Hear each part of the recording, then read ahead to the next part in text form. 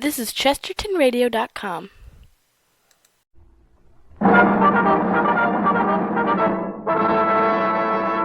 From Hollywood, California, the Lux Radio Theater presents Clark Gable and Claudette Colbert in It Happened One Night with Walter Connolly and Roscoe Carnes.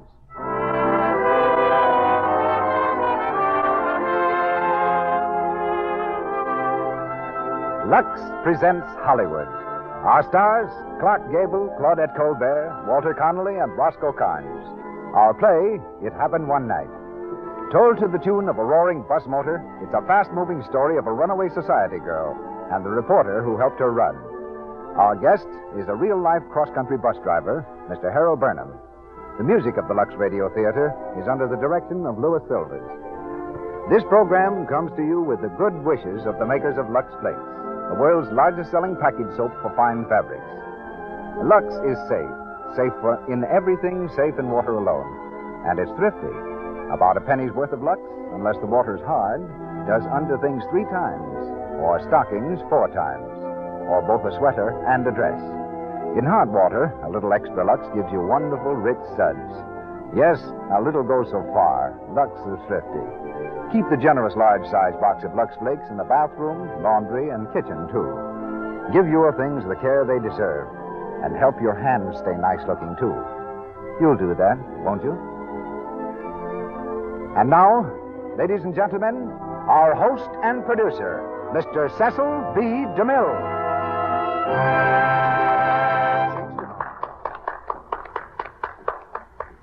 Greetings from Hollywood, ladies and gentlemen.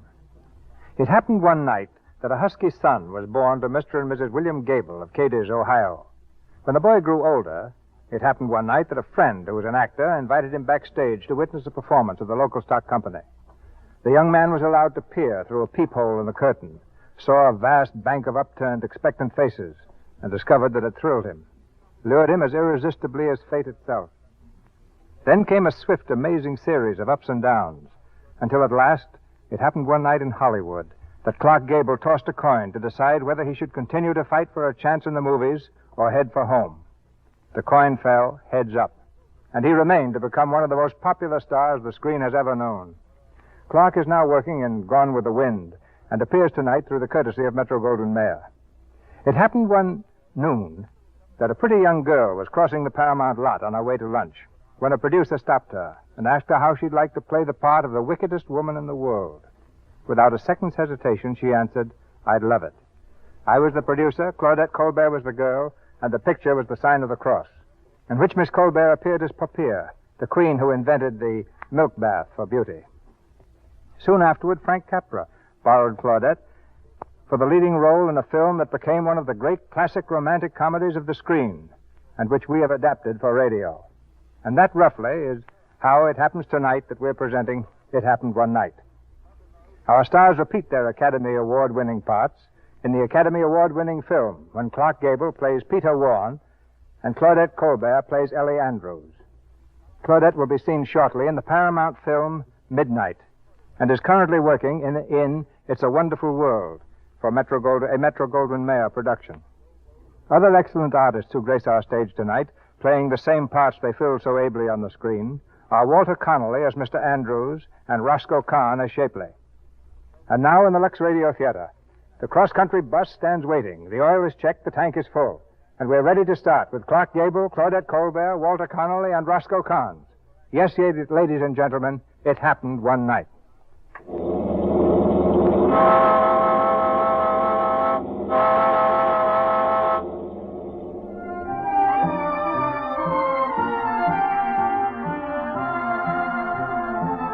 A bus terminal in Miami, Florida. Passengers are milling about the ticket office, crowding around the newsstand, fighting for places at the lunch counter.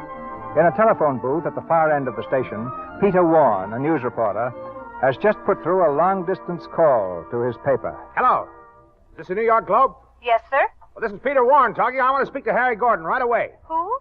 Gordon, the managing editor. Oh, one moment, please. Fire me, huh? I'll show him the big baboon. Hello? Hello, Gordon. Yeah? This is Peter Warren. Well, what of it? Say, what's all this about my being fired? You got my wire, didn't you? Sure, but... Well, it goes. You're through. What for? You know what for. Go on home and sleep it off. What? Hey, listen here, monkey face. I'm the best news hound your filthy scandal sheet ever had. Don't make me laugh. What were you doing last night? None of your... I sent you my copy. Sure.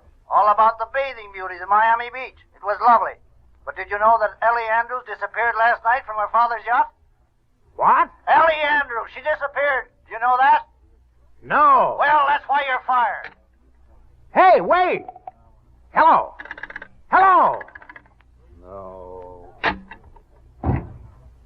It's waiting for Palm Beach, Savannah, Jacksonville, Philadelphia, and New York. Hey-o, get your newspapers. Read all about it. Funky Harris runs away. Hey-o, read all about it. Hey, boy. Yes, sir. Want a paper? What's the headline? Oh, that's about a society girl. Her name's Ellie Andrews. She just run away from her old man's yacht. Ellie Andrews, the banker's daughter, huh? Yeah. Want a paper, mister? Hey, what'd you run away for? Oh, I don't know. She wants to marry some aviator guy, and her old man don't want her to, see? So she runs away. And then the old man... Hey, look, why don't you buy a paper? You can read the whole thing for 3 cents. Who, me? I never read newspapers. Well, for crying out... Here's a dime. Buy yourself an automobile. Okay, thanks, mister. Hey, wait a minute. Where do I get the bus to New York? Right outside the terminal. Thanks. Hey, get your paper here. Read all about it. Hey, driver, does this bus go to New York? There's a sign on the front. Can't you read? Sorry, but I never got past the 4th grade. Where do I sit? That don't worry me any. Okay. If you'll be good enough to move this pile of newspapers, I'll take the seat here. Move 'em yourself. Fine. Hey, wait a minute. What do you think you're doing? Huh? The papers. What's the idea of throwing them out? Oh, the papers. You know, it's a long story, my friend. I never did like the idea of sitting on newspapers. I did it once, and all the headlines came off of my white trousers. You... No, on the level. It actually happened. Nobody bought a newspaper that day. They just followed me around, read the news off the seat of my pants. Ah, fresh guy, huh? What you need's a good sock on the nose. Now, listen, partner. You may not like my nose, but I do. I always wear it out in the open, where if anybody wants to take a sock at it, they can do it. Oh, yeah? Now, that's a brilliant answer. Why didn't I think of it? Our conversation could have been over long ago. Oh, yeah? If you keep that up, we're not going to get anywhere. Oh, yeah? You got me. Pardon me, I want to get by. Yeah, come on through. This is liable to last all night. Don't mind me. Thank you. Hey, wait, you can't sit there. That's my seat. I beg your pardon? Listen, I'm putting up a stiff battle for that seat, so if it's just the same to you, scram. Driver, are these seats reserved? Nah, first come, first served. Thank Oh, you. wait a minute, driver. These seats accommodate 2 people, don't they? Well, maybe they do, and maybe they don't. Thanks. Move over, sister. Ow. This is a maybe they do. Well. There. Comfortable? Oh, very. That's good. There's nothing like being comfortable when you have 2,000 miles to... Say, haven't I seen you someplace before? I'm afraid not. Funny, but I think I have.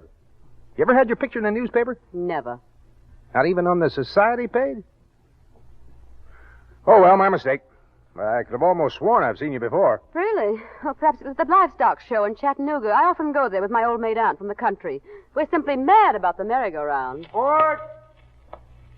Take it away.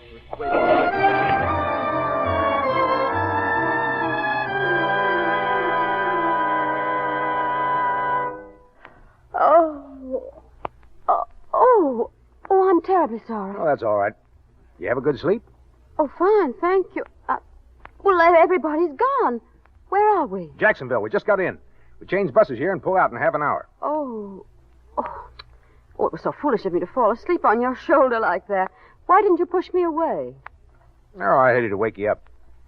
You look kind of pretty asleep. How about some breakfast? Oh, no, thank you. I never eat on a bus. You mean you've never traveled on a bus? I beg your pardon? Let it go. But you ought to eat something. You got to watch out for your health, you know. Thank you. I can take care of myself. Excuse me, please. I'm getting out. Sit down. I want to talk to you. Oh, do you? You'll never get away with it, Miss Andrews. What are you talking about? I said you'd never get away with it. Your father will stop you before you get halfway to New York. You must have me confused with someone else. Quit kidding. It's all over the front page. You know, I've always been curious to know what kind of a girl would want to marry a front-page aviator like King Wesley. Take my advice and grab the next bus back to Miami. That guy's a phony. I didn't ask for your advice. No, that's right. You didn't. Well, I guess I'll step out and send a telegram. No, wait. You're not going to notify my father, are you? What for? You could probably get some money out of him. Oh, I never thought of that. Now, listen. If you'll promise not to do it, I'll pay you. I'll pay you as much as he will. You won't gain anything by giving me away as long as I'm willing to make it worth your while. And I will. Just as soon as I get to New York, I'll pay you. Cut it. What? I said cut it. You know, I had you pegged right from the start. You're the spoiled brat of a rich father. The only way you can get anything is to buy it. Now you're in a jam, and all you think of is your money. It never fails, does it? But, Ever hear of the word humility? No, you wouldn't. I guess it never occurred to you to just say, please, mister, I'm in trouble. Will you help me? No, that'd bring you down off your high horse for a minute. Well, let me tell you something. Maybe it'll take a load off your mind. You don't have to worry about me. I'm not interested in your money or your problems. You, King Wesley, your father, you're all a lot of hooey to me. So long, Miss Andrews.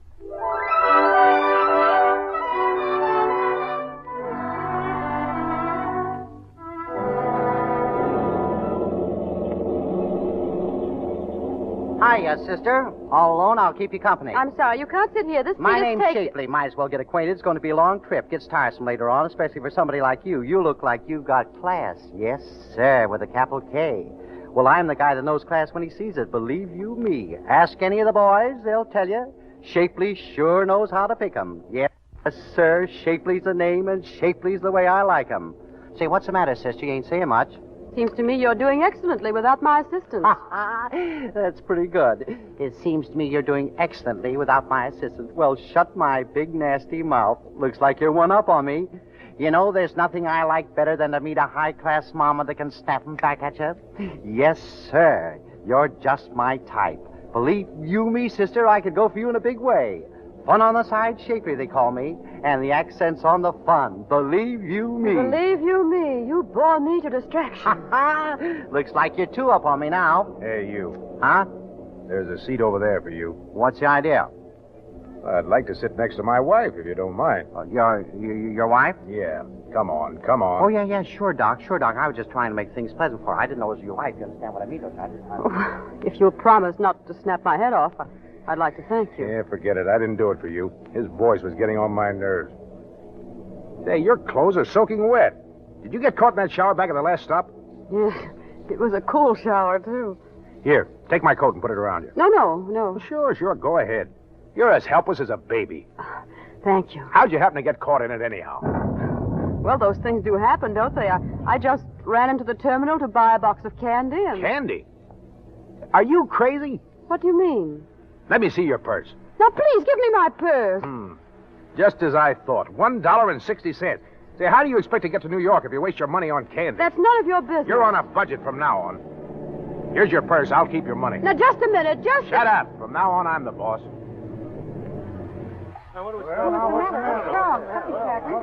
Hey, driver, what's the matter? There's a sign there that says the bridge at Dawson's been washed out. We might as well put up here for the night. But where are we? Dyke's Auto Camp. They got cabins here. No chance of getting through, huh? Not tonight. That's enough for me. Come on, Brat. Are you talking to me? Yeah, we're stopping here for the night. Let's go. Here's your cabin, Mr. Warren. This one here? Yes, sir. Come on, kid. This is it. Oh, I'm dripping. Well, good night. I hope you and your husband rest comfortably, Mrs. Warren. Oh, yes. Thank you. Well, go on in. What are you going to do? Stay out here in the rain all night? Oh, darn clever, these Armenians. Yeah, it's a gift. I just had the unpleasant sensation of hearing you referred to as my husband. Oh, yeah, I forgot to tell you about that. I registered as Mr. and Mrs. Oh, you did? You know, compared to you, my friend Shapley's an amateur. Now, just whatever gave you the idea I'd stand for this? Hey, now, wait a minute. Let's get this straightened out right now. If you're nursing any silly notion that I'm interested in you, forget it. You're just a headline to me. A headline? You're not a newspaper man, are you? Chalk one up for your side. Now, listen. You want to get to your fiancé, King Wesley, in New York, don't you? All right. I'm here to help you. What I want is your story. Exclusive. A day-to-day account all about your mad flight to happiness. I need that story. Just between you and me, I've got to have it. Isn't that just too cute? There's a brain behind that face of yours, isn't there? You've got everything nicely figured out for yourself, even including this. This? Oh, you mean the Mr. and Mrs. business. Oh, that's a matter of simple mathematics. These cabins cost $2 a night. And I'm sorry to inform you, wifey dear, that the family purse won't stand for our having separate establishments. You understand? Yes, I guess so. Smart girl. And now we come to the problem of retiring for the night. Which of these beds do you prefer? That one? Take it. Thanks. Now that the popularity contest is over, what happens next? Oh, simple. Give me the clothesline over there. Thank you. Now, we tie up one end of it here on the wall, like this. Pretty knot, don't you think? About average. The other end goes over this nail, and we tie it up on the opposite wall. So, that makes a clothesline extending from wall A to wall B, and passing exactly between beds X and Y.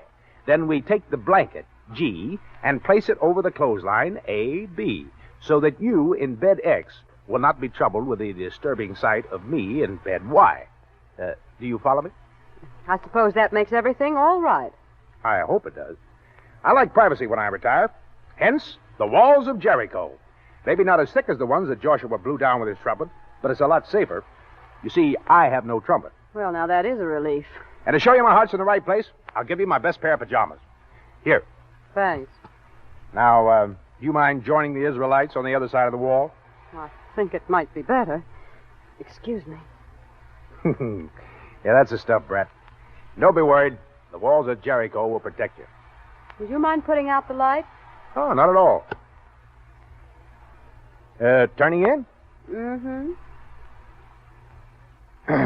Say, would you mind taking those things of yours off the walls of Jericho? Oh, I'm sorry. How's that? Better. It's nice, isn't it? Lying here and listening to the rain. By the way, what's your name? What's that? Who are you? Me? Oh, I'm the whippoorwill that cries in the night. I'm the soft morning breeze that caresses your lovely face. You've got a name, haven't you? Yeah, I got a name. Peter Warren. Peter Warren. I don't like it. Don't let it bother you. You're giving it back to me in the morning. Pleased to meet you, Mr. Warren. Pleasure's all mine, Mrs. Warren. Good night. Good night.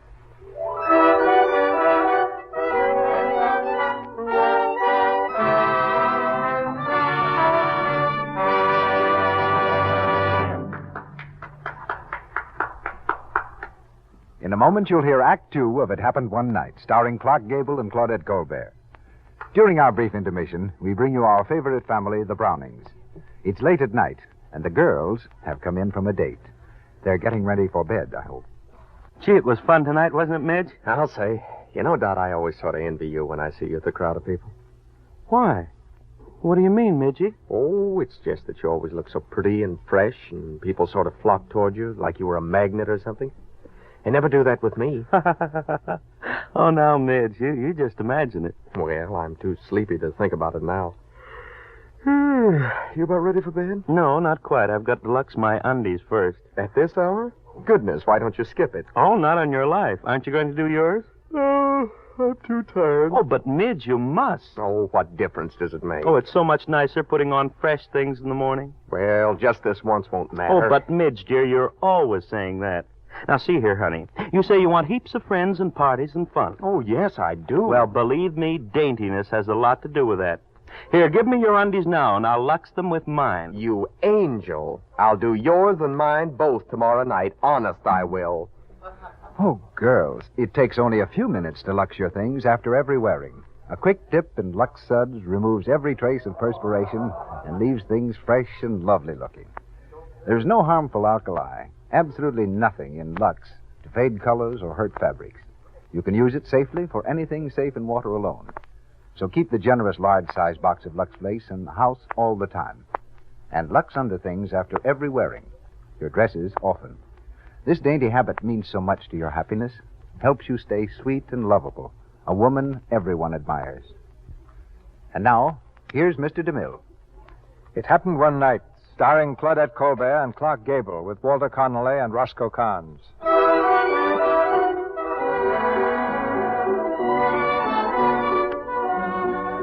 It's early the following morning. In the tourist cabin, Peter is setting the table for breakfast as Ellie returns from the showers.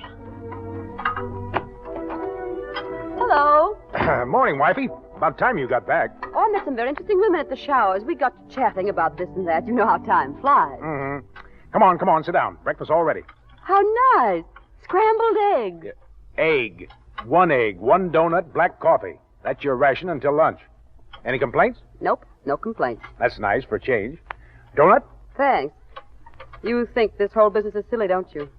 I mean running away and everything. No, it's too good a story.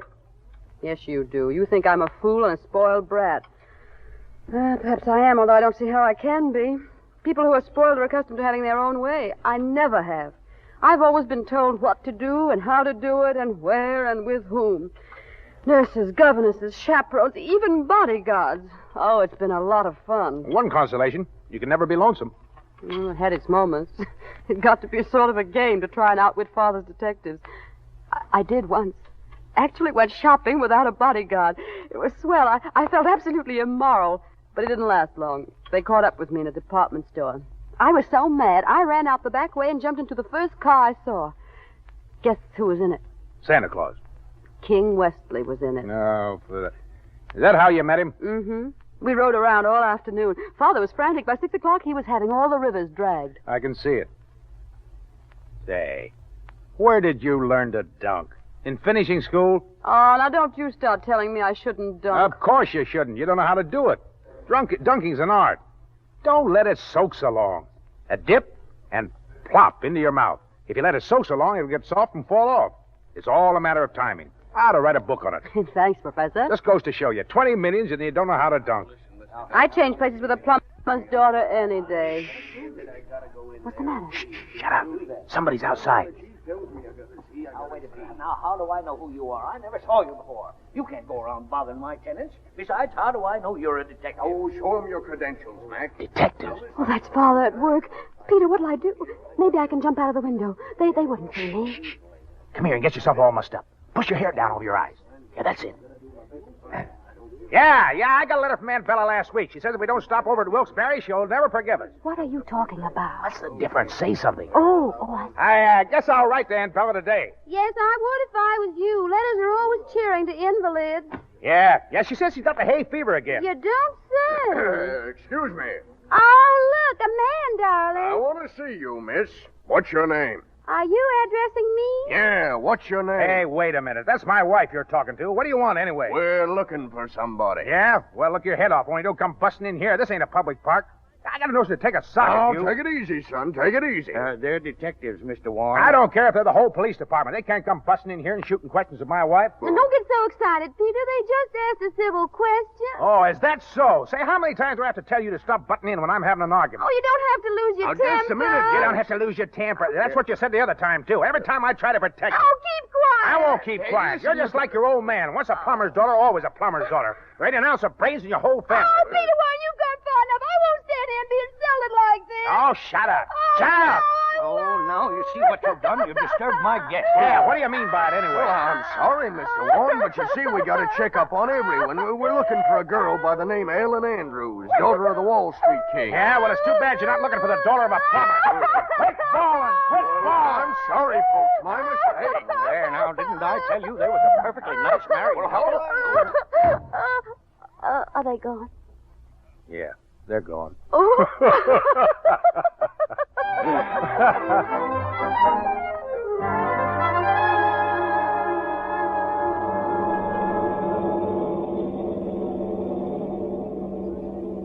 Peter. Yeah? Peter, wake up. What do you want? Can't you see I'm trying to get some sleep? Shapley's back with us. Did you know that? Sure, what about it? Look at him. He's got one of those newspapers with my picture in it. Oh, Peter, I'm afraid. What are you afraid of? Haven't you still got me with you? Hey, where did Shapley get that paper? We stopped a few miles back while you were sleeping. He must have got it there. Well, it's too late to do anything now. Oh, he's looking at me again. Do you think he recognizes me, Peter?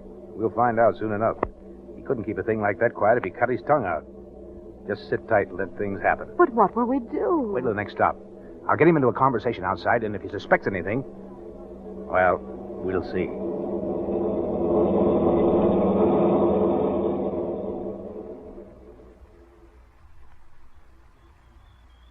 Hello, Mrs. Shapley. Hello. Nice to get out and stretch your legs, ain't it? Yeah, it sure is. Yeah, I see you got a paper there. That's right. Maybe you'd like to take a look at it. Yeah, don't mind if I do. Well, hold it here in the headlights, and you can read while you're waiting. Traveling like this, you sort of lose track of what's going on in the world. Take that story there, for instance, about Ellen Andrews. If I was to see that dame, you know what I'd do? No. What? I'd go 50-50 with you. Why? Because I don't believe in hogging it all, see? A bird that figures that way always ends up behind the 8-ball, is what I always say. What's in your mind? 5 G's or I'd crab the works. 5 G's, huh? You heard me. Yeah. You know, it's a lucky thing my running into you. You're just the man I need. You made no mistake, believe you me. You pack a gat? Huh? A gat, a rod. Got any fireworks on you? Why, no. Well, it's all right anyway. I got a couple of machine guns in my suitcase. I'll let you have one of them. May have a little trouble up north. May have to shoot it out with the cops. Huh? If you come through all right, these 5 G's are as good as in the bag. Yeah, but... Of course, I'll have to talk with the killer, see that he takes care of you. The killer? Yeah, the big boy, the boss of the outfit. You're not kidnapping her, are you? What else, stupid? Say, you don't think we're after that penny ante reward, do you? $10,000? Chicken feed. Well, pardon me, mister. I guess I don't want that dough after all. Say, listen, you're in on this thing and you're staying in, get me? You know too much. Yeah, but I won't say anything. Honest, I won't. How do I know that? Say, I got a good nurse to plug you right now. No, you can trust me, mister. I'll keep my mouth shut. My wife and my kids. What's your name? Oscar Shapley. Where do you live? Orange, New Jersey. Got a couple of kids, huh? Yes, sir. They're just babies. A little golden-haired girl. You ever hear of Bugs Dooley? Bugs Dooley? He was a nice guy, just like you. But he made a mistake one day, got a little too talkative. You know what happened to his kids? Oh. Well, I can't tell you. But when Bugs heard about it, he blew his brains out. Oh, gee, that was terrible. Yeah. Now beat it. Yeah, thanks, mister, thanks. Can I go back now? To the bus? Say, what do you think I am? Crazy? You're walking, see? Yes, sir. Come on, scram. Sure. Anything you say, mister. You ain't going to shoot me in the back, are you? If you don't beat it... I'll go. All right, come on, get going. All right, folks, all aboard. Hey, wait a minute, driver. Come on, get in. Never mind, we're getting off here, me and the young lady. What's that? Come on, Brad. What's the matter? Come on, don't ask so many questions. Here, give me your hand. Got your suitcase? Yeah, thanks.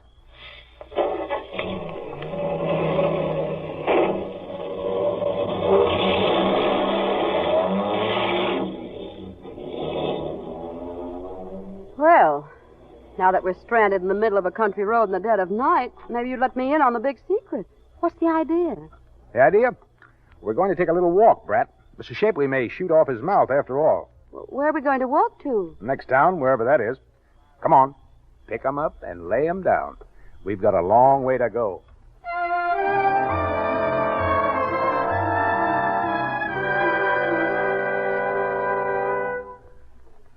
How long does this cross-country hike keep up? My feet are killing me. Stop here if you want. Here? Where are we? Virginia? Oh, I know, but where? I can't say for sure right now, but from the looks of that hayrick, I guess we're on somebody's farm. Where's the farmhouse? What difference does that make? You don't mean we're going to sleep out here in the open, do you? Well, I don't know about you, but I'm going to give a fairly good imitation of it. Peter. What? I'm awfully hungry. Oh, that's just your imagination. No, it isn't. I'm hungry and scared. You can't be hungry and scared both at the same time. Well, I am. If you're scared, it scares the hunger out of you. Not if you're more hungry than scared. Yeah, all right. You win. Now, let's forget about it. I can't. I'm hungry. Holy smokes. Why did I ever get mixed up with you? If I had any sense, I'd be in New York by this time. What about your big story? Taking a dame back to her fiancé. I turned out to be a prize sucker, all right. Here, your bed's all ready. Come on. You mean I'm supposed to sleep on that hay? That's the idea. Oh, it's all crackly. Oh, shut up and go to sleep. I'm sick and tired of listening to a lot of complaints. You know, you're becoming awfully disagreeable lately. You just snap my head off every time I open my mouth. If being with me is so distasteful to you, you can leave. You can leave any time you see fit. Nobody's holding you here. I can get along. I can get along very nicely without you. Peter, are you listening? I said I can get along very Oh, Peter? Peter? Where are you? Oh, Peter! What's the matter? Hey, what are you yelling about? Oh, Peter, I was so worried. What got into you? I was only gone a minute. I went to try to find you something to eat. I know, but... Well, here. Here's a watermelon. I swiped it in the next field. Oh, I don't want it now. Well, I thought you said you were hungry. I was, but But what? but I was so scared it scared the hunger right out of me. Holy jumping catfish. You'd drive a guy crazy. I guess... Shut up. I was only going to say, I guess you're right. You're darn tootin' I'm right. Now go to sleep and forget about everything. Yes, Peter. Peter, What? what are you thinking about? By a strange coincidence, I was thinking of you. Really? Yeah. I was wondering what makes dames like you so dizzy.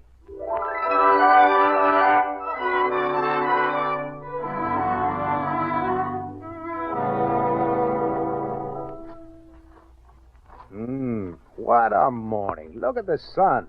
Look at those fields. Yes, look at my shoes. This dirt road is certainly hard on leather. By the way, what did you say we were supposed to be doing? Hitchhiking. Oh, you've given me a very good example of the hiking. Where does the hitching come in? A little early yet. No cars out. If it's all the same to you, I'm going to sit right down here and wait until they come. Suit yourself. I intend to. Peter, suppose nobody stops for us. Oh, they'll stop all right. It's all a matter of knowing how to hail them. You're an expert, I suppose. I'm going to write a book about it. Call it The Hitchhiker's Hail. There's no end to your accomplishments, is there? Oh, you think it's simple, huh? No. Well, it is. It's all in the old thumb, see? Now, here, some people do it like this. Kind of a half wave and half point with a thumb, drooping across the palm. It's all wrong. Too indefinite. Never get any place. Oh, the poor thing. Yeah, but this old thumb never fails. Now, take number one, for instance. Elbow close to the side, thumb rigid, and parallel to the right shoulder. Then a short, jerky movement, just the hand and wrist, like this. Shows you independence. You don't care whether they stop or not. You got money in your pocket, see? Clever. Yeah, but number two, that's a little wider movement from the elbow. The thumb describing a graceful arc from shoulder to waistline. A smile goes with it, like this. See? That means you got a brand new story about... Uh-huh. You figured that all out by yourself, huh? Ah, that's nothing. Number three, that's a pit. Yeah, that's the pitiful one, you know, when you're broke and hungry and everything looks black. Is that so? Yeah, shoulders saggy, mouth down, chin drooping. It's a long, sweeping movement of the whole arm, like this. You gotta follow through, though. Oh, amazing. Yeah, but it's no good if you haven't got a long face to go with it. Oh, Peter, here comes the car. Yeah, okay, now watch me. I'm gonna use number one. Keep your eye on that thumb, baby, and watch what happens.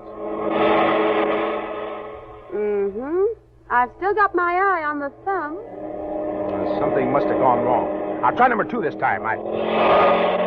Hey, you! Maybe he doesn't appreciate genius. Let's try this, baby. Maybe number two won't work in us out. Going up, mister? I'll try number three the next time. When you get to 100, wake me up, will you? I don't think I'll write that book after all. Oh, think of all the fun you had. Do you mind if I try the next one? You? Oh, don't make me laugh. Oh, you're such a smart aleck. Nobody knows anything but you. I'll stop this car, and I won't use my thumb. What are you going to do? It's a system all my own.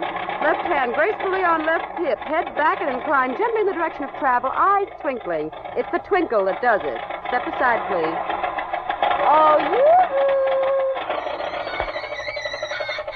Hello, sister. You going my way? Yes, thank you very much. Well, hop right in. My name is Baker. Oh, it's so sweet of you, Mr. Baker. Would you mind if this gentleman rode with us, too? Oh, him? Yeah, me. Well, I don't like his looks any too much, sister. Oh, that's all right. He's my uncle. He can't help looking like that. He used to be a newspaper man. Oh, well, all right. Get in the back. Thanks.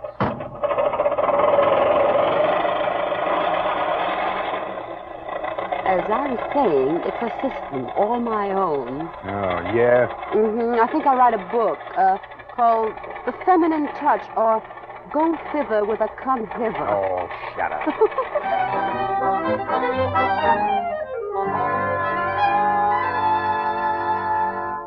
So you want a cabin for a week, huh? Yeah, that's right. For you and your wife? That's right. That'll be $875. Sold. Which one? Take number 4 and pay in advance. Now, listen, mister, I don't want to talk business right now. We're tired. I'll settle up with you in the morning. Well, all right. Night. Good night. Come on, Brett. What'll you tell him in the morning? I'll think of that then. Oh, I'm glad I can lie down for a change. Yeah, me too. Well, we're on our last lap. Tomorrow morning, if all goes well, you'll be in the arms of your fiancé, the dope. Mm-hmm. You'll have a great story, won't you? Yeah, swell. Thanks. Well, you certainly outsmarted your father. And I guess you ought to be happy. Am I going to see you in New York? Nope. Why not? I don't make it a policy to run around with married women. There's no harm in your coming to see us. Not interested. Won't I ever see you again? What do you want to see me for? I've served my purpose. I brought you back to King Wesley, didn't I? That's what you wanted, wasn't it? Peter, have you ever been in love? Me? Yes. Have you ever thought about it at all? It seems to me you could make some girl wonderfully happy. Sure. I've thought about it. Yeah, who hasn't? If I could ever meet the right sort of girl. Yeah, but where are you going to find her? Somebody that's real. Somebody that's alive. They don't come that way anymore. You know, I saw an island in the Pacific once. Never been able to forget it. That's where I'd like to take her. She'd have to be the sort of a girl who'd jump in the surf with me and love it as much as I did. You know, nights when you and the moon and the water all become one. And you feel you're part of something big and marvelous. Those are the only places to live. Where the stars are so close over your head that you feel you can reach up and stir them around. Sure, I've been thinking of it. Boy, if I could only find the girl who was hungry for those things. Take me with you, Peter. Oh, please take me to your island. I want to do all those things you talked about. You? You're crazy. No, I'm not. I love you, Peter. Nothing else matters. We can run away. Everything will take care of itself. Please, I cannot let you out of my life now. I couldn't live without you. Ellie, you'd better go over there. Go to sleep. Oh, I'm sorry. Hey, wait a minute. Good night, Mr. Warren. Ellie, did you really mean that? About the island? Would you really go? Certainly not. You think I'm crazy? Yeah, I guess I did. Just for a minute.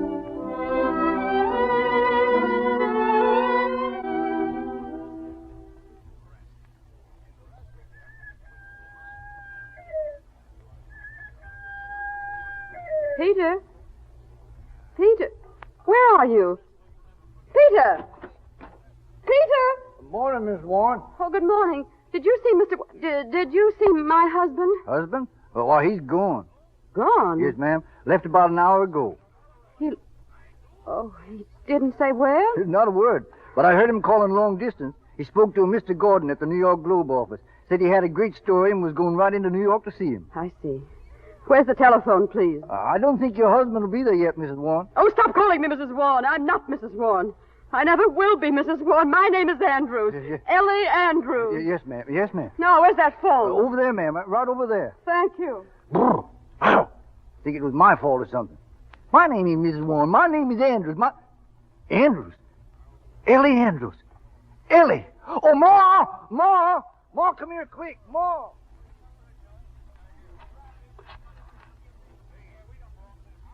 I want to call New York, please. Yes, person to person. Mr. King Wesley. Wesley. W-E-S-T-L-E-Y.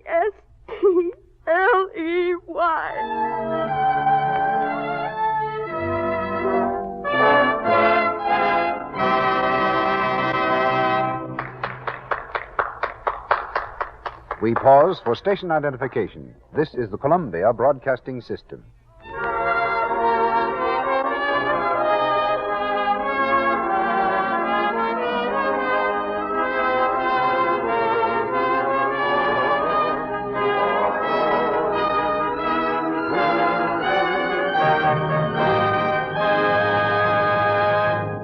The curtain falls on Act Two of It Happened One Night, starring Claudette Colbert and Clark Gable with Walter Connolly and Roscoe Carnes. Mr. DeMille introduces our guest for the evening in a moment. But first, a word about our product. You want to cut down on stocking runs, don't you? Then Lux your stockings after every wearing. With these Gentle Flakes, there's no cake soap rubbing, no harmful alkali to damage the delicate silk threads. Lux saves elasticity and cuts down on runs, helps your stockings wear longer and fit better. And remember this, one large-size box of Lux Flakes, unless the water's hard, will do your stockings for nearly 3 months. And in hard water, a little extra Lux makes wonderful rich suds. Yes, a little goes so far. Lux is thrifty. And now, here's Mr. DeMille with our bus-driving guest. For a cross-section of America, take a cross-country bus. On board, you'll find people whose personalities and purposes are as varied as their destinations. And the man who observes them best is the man behind the wheel, the bus driver. Since a cross-country bus carries so much of the action of tonight's play, we're bringing you a typical pilot of these streamlined stagecoaches. He's Harold Burnham of the Pacific Greyhound Lines. After driving buses for 13 years and over 1.5 million miles without an accident, he's learned that he's required to do more than just get 'em there on time.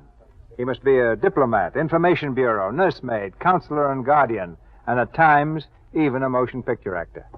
Yes, they used one of our buses in the picture It Happened One Night, and they happened to pick me to drive in a few of the scenes. But I guess I'd sooner be a bus driver than an actor. You meet so many interesting people. As interesting and romantic as the Ellie Andrews and Peter Warren of our play? I should say so. There's something about a bus that encourages romance. It even affects the hack hands themselves. Hack hands? Well, that's our name for a driver. I'm one of the very few hack hands who didn't first meet his wife as a passenger. There's a romantic angle about my favorite passengers. 5 years ago, on my regular run to Fresno from Los Angeles, a young couple met on my bus, and just a year later, they were back again. This time as husband and wife. They've been coming back every year on May the 15th to take the trip over again. Sentimental, but nice. I feel sort of responsible. So from a hack hand's point of view, Mr. Burnham, what constitutes an ideal bus trip? A solid load with plenty of chinners. By chinners, I mean talkers. That is, we like a bus full of people who like to talk. That makes the trip go quicker, and the passengers enjoy themselves more. Well, while you're in a translating mood, will you explain what those headlight signals are that you often exchange on the highways with other buses and trucks? Well, we want to warn a bus or truck coming the other way that they're about to run into a bad piece of road. We flash them 3 times with a spotlight. If there's a cop ahead who doesn't like us, we give 2 flashes.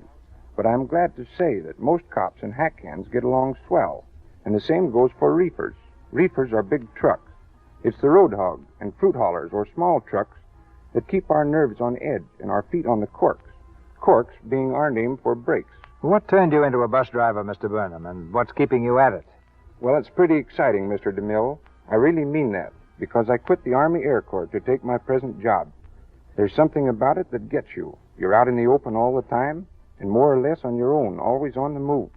And I guess I like people, little kids traveling alone, strangers who need help, and even the lady who once came aboard with the stork and had a fine baby boy right on the bus. Yes, sir, you've got to be prepared for any emergency. But I guess I better put the corks on myself and let the people hear some more from 2 swell people, Mr. Gable and Miss Colbert. Thanks a lot.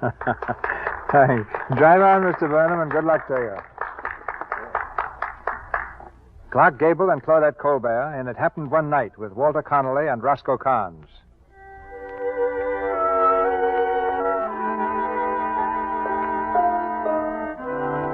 The thread of an accidental meeting, which bound the lives of Ellie and Peter, has become a tangled knot. Ellie is convinced that Peter walked out on her and has given him no chance to explain. It's a week later, the morning of Ellie's marriage to King Westley. The bride-to-be sits alone in her room, staring mournfully at her reflection in the glass. Her father knocks at the door. Ellie. Ellie. Yes, Dad. May I come in? Come in. Hello, Dad. I knocked several times. I'm sorry. I must have been daydreaming. Yes. Well, everything's set for the wedding. Great stunt King is going to pull, creating quite a furor. Stunt? Yes, landing on the lawn in an autogyro. Oh, yes, I heard. Yes. Personally, I think it's silly, too. You look lovely, child. Are you pleased with the gown? Ellie. Hmm? Oh, the gown. Yes, it's nice, isn't it? What's the matter, child? What's wrong? Nothing. You haven't changed your mind about King Wesley, have you? Nope. Because if you have, it isn't too late. You know how I feel about him. If you gave me such a scare when I couldn't find you, you know the old pump isn't what it used to be. I'm sorry, Father. I wouldn't hurt you for the world. What's the matter, child? Aren't you happy? Oh, Dad. I thought so. I knew there was something on your mind. Oh, there now. What's the matter? You haven't fallen in love with someone else, have you? Have you? I haven't seen you cry since you were a baby. This must be serious. Where did you meet him? On the road. Now, don't tell me you've fallen in love with the bus driver. No. Who is he? I don't know very much about him. Except that I love him. Well, if it's as serious as all that, we'll move heaven and earth to... No, it's no use. He despises me. Oh, come now. Yes, he does. He despises everything about me. He thinks I'm spoiled and selfish and pampered and thoroughly insincere. Ridiculous. He doesn't think much of you either. Oh? No? No. He blames you for everything that's wrong with me.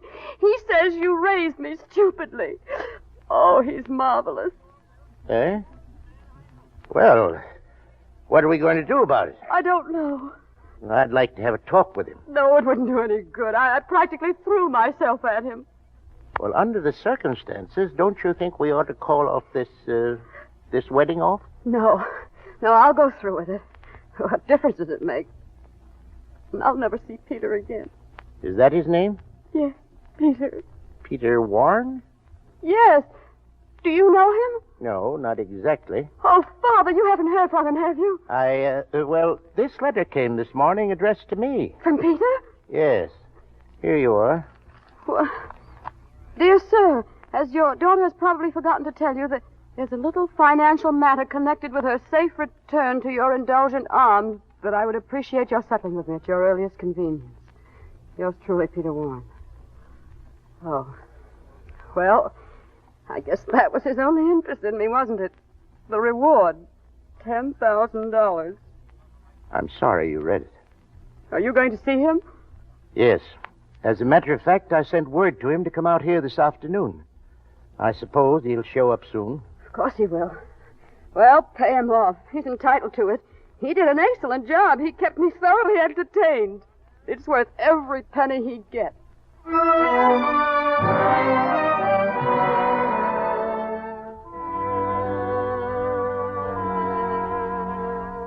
Sit down, Mr. Warren. Thanks. I was surprised to get your note. My daughter hadn't told me anything about you, about your helping her. That's typical of your daughter. Takes all those things for granted. I've discussed the matter with her since hearing from you, and she thinks you're entitled to anything you can get. Oh, she does, huh? Now, isn't that sweet of her? Well, I've got it all itemized. May I see the statement, please? Thank you. Cash outlay, $8.60, top coat, $15, suitcase, $7.50, hat, $4, 3 shirts, $4.50, total, $39.60. All the above items had to be hocked to provide food and shelter. And I sold some shorts and socks, too, but I'm throwing them in. Yes, I know, but... Say, what's the matter? Isn't it cheap enough?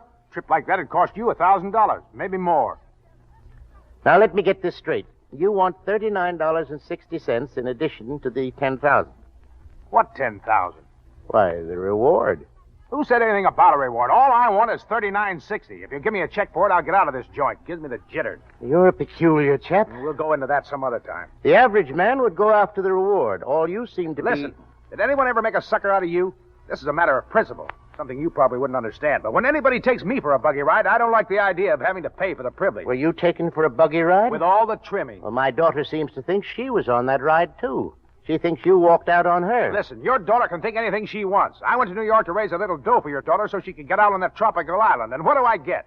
What tropical island? Oh, none of your... When I come back to get her, she skipped. That's great, that is. Now, wait a minute. What about my dough? Do I get it or don't I? Certainly. Thank you.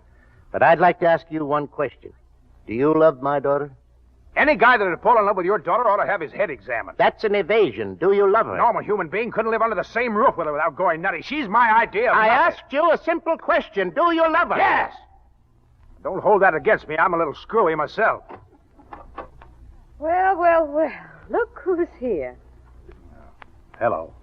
I was hoping I wouldn't have to bump into you. Really? I hope you got your money. You bet I did. Congratulations. Thanks. Same to you. Ellie, dear. Stay around and watch the fun. King's going to drop down out of the skies any minute now on his favorite gyro. You'll enjoy it immensely. I would, but I've got a weak stomach. Goodbye, Miss Andrews. Pleasant fellow, isn't he? Ellie, dear, you shouldn't have talked to him like you did. He's a really fine boy. We had quite a conversation. I'm not interested. Now, see here, Ellie. I tell you, I'm not interested. I don't want to hear another word about him. What on earth is that? King, I guess. Landing on the lawn in his gyro. He seems to be creating quite a lot of excitement among the guests. Well, Ellie? Come on, Dad. Let's go down and get it over with.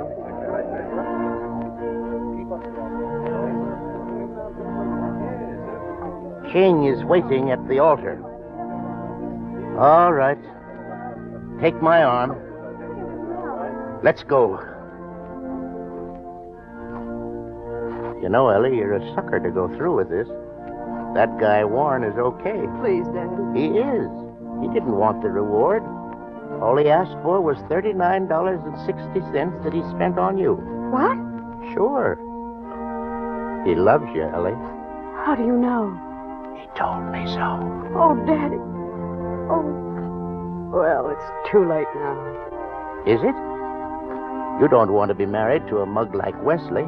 I can buy him off for a pot of gold. And you can make an old man happy.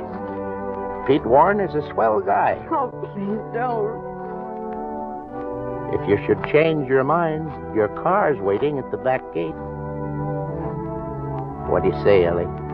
You still got a few seconds. Oh, Dad. Is it Pete? Or is it this dumb cluck of an aviator?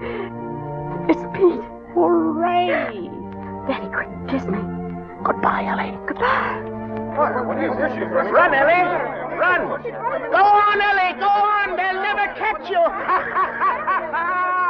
Go on! Go on!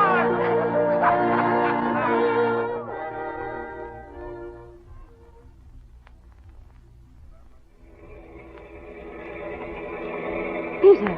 Mm-hmm. What did you do with the marriage certificate? I can't find it anyplace. Don't worry, Brad. It's safe and sound in my inside pocket. Oh, I was getting scared again. You afraid I was going to back out? It's too late now, Mr. Warren. Oh, Peter, I'm so happy. Where are we going for our honeymoon? I got the place all picked out. A tourist cabin near Philadelphia.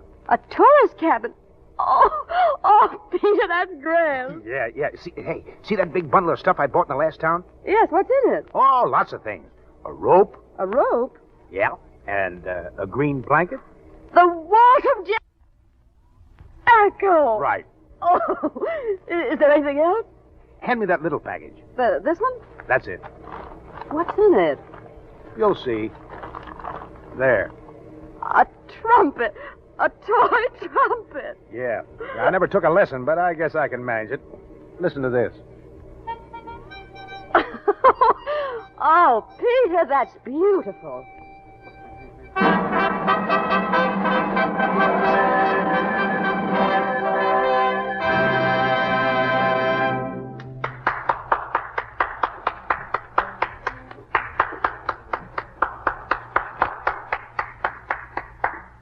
The curtain falls on Act 3 of It Happened One Night, starring Claudette Colbert and Clark Gable. In a moment, you'll hear from our stars personally. But first, let's indulge in a little fancy. Suppose your hands could talk. What would they say? Well, let's imagine Jane's hands are talking to each other while she's playing cards with her friends at the bridge table.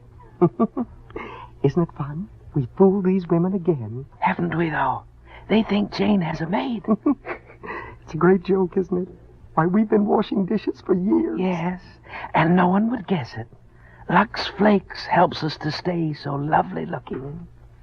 Yes, I'm sure that's the way your hands would talk if you use Lux for your dishes. Lux Flakes are kind to your hands. There's no harmful alkali to dry out the natural oils in your skin. No, indeed. Lux helps your hands stay soft and young-looking, the kind of hands every woman wants. Just try Lux Flakes for your dishes. You'll like them. They're fast, they're gentle, and they're thrifty. Yes, unless the water is hard, the large-sized box of Lux will do dishes about 60 times. In hard water, a little more Lux gives you wonderful, rich suds. Yes, a little goes so far. Lux is thrifty. Buy the generous large-sized box, won't you?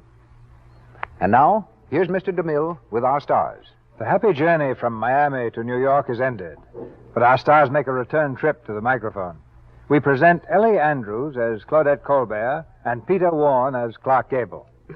As Claudette Andrews or Ellie Colbert or whoever I'm supposed to be, I'd like to say that it's been great to do another play in the Lux Radio Theater. As Pete Gable, I'd like to say that I can't imagine a better place to take a busman's holiday. Well, assuming my most difficult characterization, that of Cecil B. DeMille, I'd like to compliment you both on a great performance. Thank you, C.B.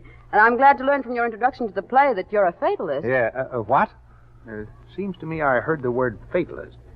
You know, C.B., one of those people who think that, one of those people who think that everything happens for the best, if it doesn't happen for the worst. But I never said I belonged to such a cult.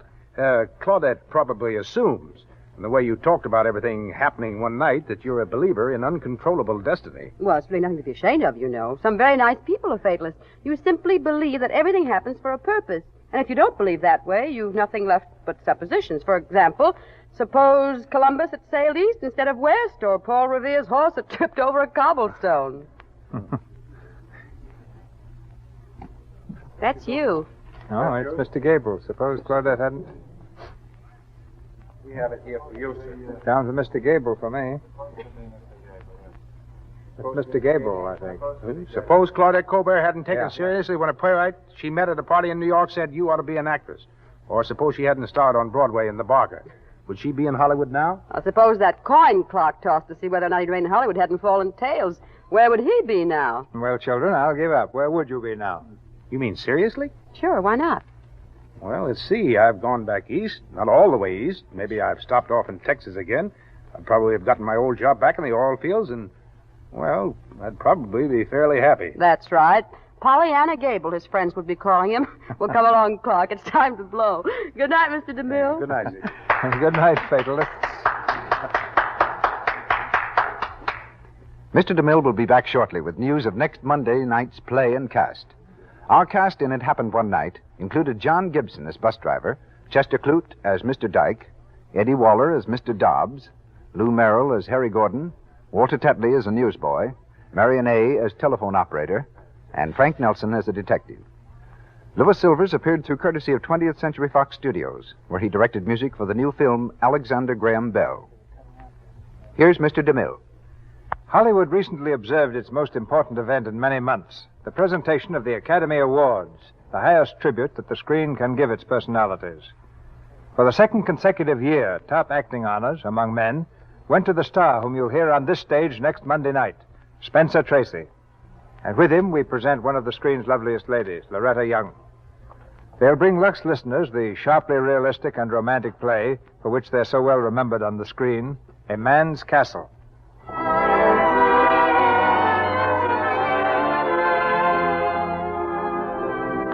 Our sponsors, the makers of Lux Toilet Soap, join me in inviting you to be with us again next Monday night when the Lux Radio Theater presents Spencer Tracy and Loretta Young in A Man's Castle. And, ladies and gentlemen, before I say good night, I want you to make a...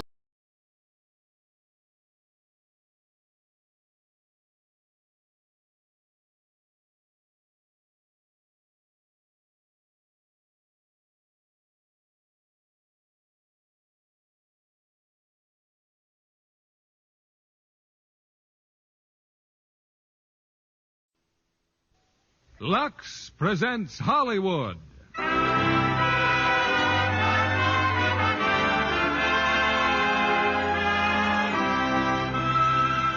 Lever Brothers Company, the makers of Lux Toilet Soap, bring you the Lux Radio Theater, starring Cary Grant and Irene Dunn in Mr. Blandings Builds His Dream House. Ladies and gentlemen, your producer, Mr. William Keighley.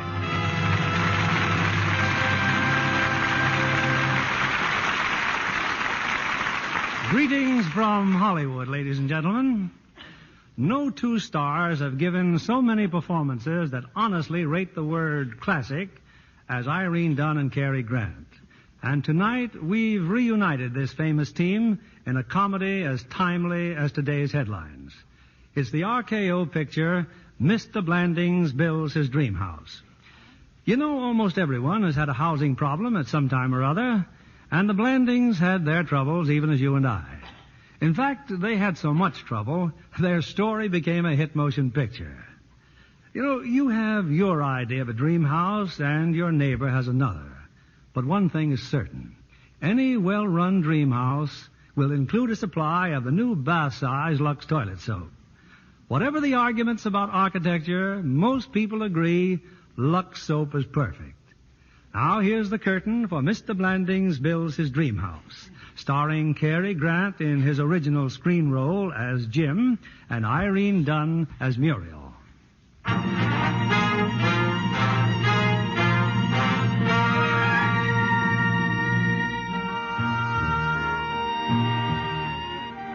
Like millions of other New Yorkers, Jim and Muriel Blandings and their two young daughters are cliff dwellers. Home to them is an apartment. Oh, adequate, but somewhat crowded. Not that Jim isn't doing well. He's a college graduate, makes $15,000 a year in the advertising business. Anyway, on this crisp September morning, Jim Blandings has just staggered out of bed and commenced a typical 7 o'clock ritual. You're looking for something, dear? Oh, you're awake. I'm looking for my socks. Why don't you look in your sock drawer? That's where I found my underwear. Why don't you try your underwear drawer? I am in my underwear drawer now. Oddly enough, it's full of underwear. All yours. Well, socks just don't get up and walk away by themselves, dear. Muriel, now look. I thought we had it clearly understood that the 4 bottom drawers were yours and these 2 top drawers were mine. The closet. Huh? That's where they are. We put them in the closet. Put what in the closet? Your socks. Gussie and I decided that from now on we'll keep them in a basket on the shelf. Oh, for heaven's sake. Basket in the closet. Well, where is the basket? Right there on the shelf, dear. Under my hat boxes and the overnight bag. Oh, yeah. Jim, dear, I do wish you'd try to make a little more effort. Well, I'll try, dear. Now, look at that. Muriel, maybe if you put the basket on top of the hat boxes instead of underneath the hat boxes. Jim, just go out and tell Gussie to give you a nice cup of coffee. I'll try and get the girls out of the bathroom. Oh, thank you, Muriel. I'm sorry. I'll feel better after a cup of coffee. Oh, excuse me, Jim, my face cream. It's in the medicine cabinet. I'll be through shaving in a minute. It's all right. I can reach it. Ouch! Oh, did you cut yourself? I cut myself every morning. I kind of look forward to it. Well, let's see now. There's Betsy's vitamins. Oh, take your time, dear. I can spare the blood. Why don't you get an electric razor? You can't get used to them. That's silly. Bill Cole's been using an electric razor for years. He hasn't got my beard.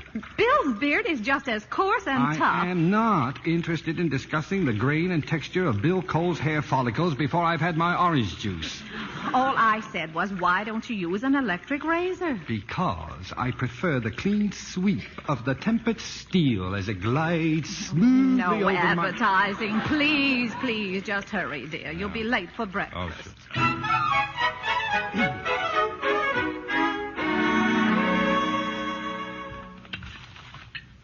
All right, girls.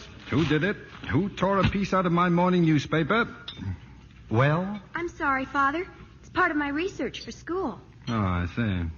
Another of Miss Stellwagon's so-called progressive projects. Now, Jim, there just isn't any point in sending your children to an expensive school if you're going to undermine the teacher's authority in your own dining room. I am not undermining anything. I'm in the advertising business, and keeping abreast of the times is important to me. Bicker. You drink your milk. Every time your father and I have a lively discussion, dear, it doesn't necessarily mean we're bickering. Miss Stellwagen says that advertising is crass commercialism in its lowest form. Oh, she does she? Well, perhaps your Miss Stellwagen is right. Perhaps I should quit this crass commercialism, which at this very moment is paying for your fancy tuition, those extra French lessons, that progressive summer camp, to say nothing of the very braces on your back teeth.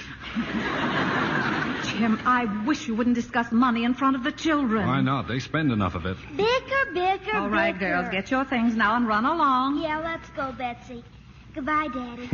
Well, give my regards to Miss Stellwagen. Anyway, you're still the nicest father I've ever had. I'll get it, Gussie. Hiya, kids. Bill, we haven't seen you in ages. Sorry, Billy, we gotta run. Wrong. Well, good morning. Oh, what are you doing here? Oh, just thought I'd stop by and return these sketches, Muriel. Coffee? Yeah, thanks. Now, personally, I think Funkhauser's $2,000 or $3,000 out of line. Of course, you could save that amount by not tearing out the living room wall. What wall? What are you talking about? Who's Funkhauser? Oh, Bunny Funkhauser, dear. Who? Well, you know that clever young interior decorator we met at the Collins cocktail party. You mean that young man with the open-toed sandals? What about him? You know how long we've always said we must do something about fixing up this apartment. Well, Bunny has some simply darling ideas. What kind of ideas? Well, I didn't want to bother you until I knew whether we could afford it or not, so How much? What's the point in asking how much, dear, until you know what you're going to get? I've seen Bunny Funkhauser. I know what I'm going to get. Well, I think he's got some fairly interesting sketches here. Just look at this drawing, Jim. Here's how Bunny sees our living room. Isn't it charming? What's that thing there? A shoe shine stand? No. It's a cobbler's bench, dear. Oh. You see, the whole room's colonial. Break front, hook rug, student's lamp, pie cooler, and over here, a Martha Washington desk. Where do I keep my powdered wig? Well, I think it's perfect. It's us. Bunny says we're very American, very grassroots, very blueberry pie. Oh, well, don't look at me, Jim. Bunny said it. How much is all this going to cost? Well, $7,000. $7,000? Well, that includes tearing off the wall, but I quite agree with Bill. You do? Well, you're some lawyer, Bill. A defenseless woman without the slightest conception of the value of a dollar asks for advice, and the next minute you've got her tearing out walls. $7,000. I wouldn't put 7 cents into this broken-down rat trap. How can you talk that way, Jim? This is our home. Why, Joan was practically born in this apartment. That does not make it a national shrine. Oh, now, wait a minute. I thought I was doing you a favor. And you were, Bill.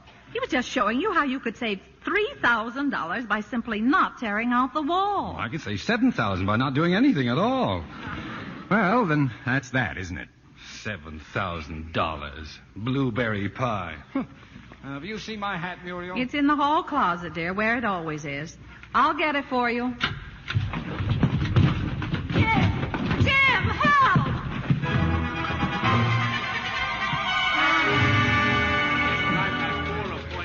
Oh, good morning, Mr. Blanding. Oh, hello, Mary. Well, I guess the boss will want to see the layouts on Wham Ham. They're here on your desk, Mr. Blanding. Oh, thanks. Let's see. When you've got the whim, say wham. Oh, my. For a grand slam in ham, try wham. Oh, Mary, I didn't really write that, did I? A man's got to make a living, Mr. Blanding. Well, maybe Miss Stellwagen's right. Oh, nothing. It's just a private joke between me and whoever's going to be my analyst. Mary, tell me, would you spend $7,000 to tear out somebody else's walls? Would I what? Well, especially when for a few thousand more you could fix up a nice old place someplace. You know, somewhere like Connecticut, maybe. Yeah. And have the kind of dream house you've always wanted. Well, frankly, I never Mary, had... get me the phone numbers of a few of those suburban real estate men. Oh, and call Mrs. Blandings. Tell her to keep this weekend open for a nice drive out to the Connecticut countryside.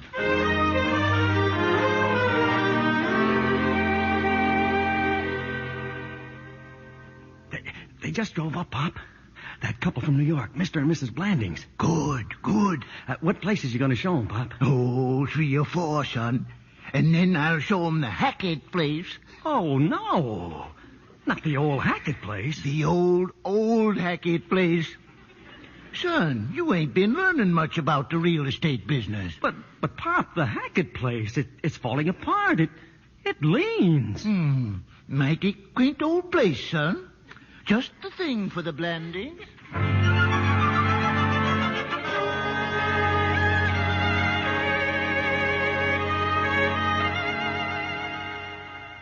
And we bought it, Bill. It's ours. Well, some steal, huh? Steal is an understatement. Swindle might be a little more appropriate. Huh? You've been taken to the cleaners, my friend, and you don't even know your pants are off. Oh, darling, I told you. I said we ought to consult Bill before we buy it. Well, what's so wrong with this deal? $10,000 for 50 acres? And only $1,500 for the house. That's $200 an acre. $100 an acre is standard top gouge price to city slickers. When the natives sell it to each other, it's around 40 or less. 40? Jim! The man's entitled to a fair profit. Not 284%. Now, we're going to write this fella Hackett and tell him he can... We'll do no such thing. You just don't understand business. You mean extortion? Jim, dear, now, maybe Bill's right. Now, just a minute. Let me explain something to both of you. For 15 years, I've been cooped up in this 4-room cracker box. Just getting shaved here entitles a man to the Purple Heart. Well, that still doesn't make this Hackett place a good buy. Now, look, Bill. Muriel and I have found what I'm not ashamed to call our dream house. Why, it's like a fine painting. You buy with your heart, not with your head. You don't ask how much was the paint, how much was the canvas. You look at it and you say, it's beautiful. I want it. And if it costs a few more pennies, you pay it and gladly because you love it. And you don't measure the things you love in dollars and cents. Well, anyway, that's the way I feel about it. Well, it's your money, I suppose. No. And when I sign those papers on Saturday, I can look the world in the face and say it's mine. My house. My home. My acres. Our house, darling. Our home. Our acres.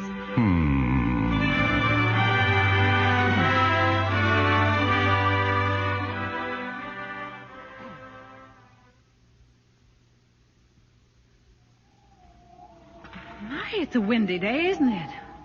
Well, this is it, Bill. The dream house on Nightmare Alley. And no remarks. The house just needs someone to love it, that's all. It's a good thing there are two of you, one to love the house and one to hold it up. Jim, look. There's something blowing off the roof. Oh, yeah. Oh, it looks like shingles. Well, what did your engineer say when he checked that roof? Our engineer? Who needs engineers? This isn't a train, you know. Say, that house is moving. I just saw it move.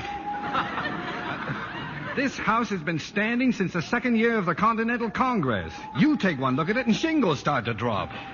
Now, look, do me one favor, will you? I've got a client. He's a crackerjack structural engineer, Joe Apollonio. Oh, yeah. Now, Well, I'll be right back, Muriel. Just want to measure that fireplace again. Not that it's any of my business, Muriel, but how are you and Jim paying for this place? Well, we're cashing in our government bonds, and Mr. Hackett's taking a $6,000 mortgage. Well, it could be worse. And as long as you and Jim love it so much... Help! Jim! Muriel! What's the matter? Where are you? I fell through the floor. Bill, I think you'd better get in touch with Mr. Apollonio. Muriel!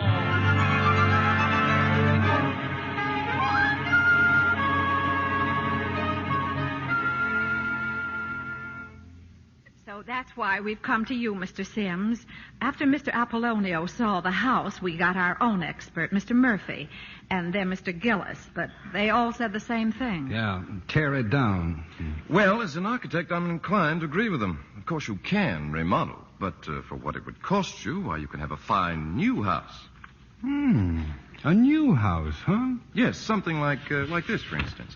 Now, in this sketch No, here... no. I don't think we're at all ready to commit ourselves. Oh, no. But if we were to consider building, I can tell you there's one thing we'd have to have, Mr. Sims. Plenty of closets. Well, yes, if I might make a suggestion... And bathrooms. Each bedroom must have at least one bathroom. You see, Mr. Sims, our problem is...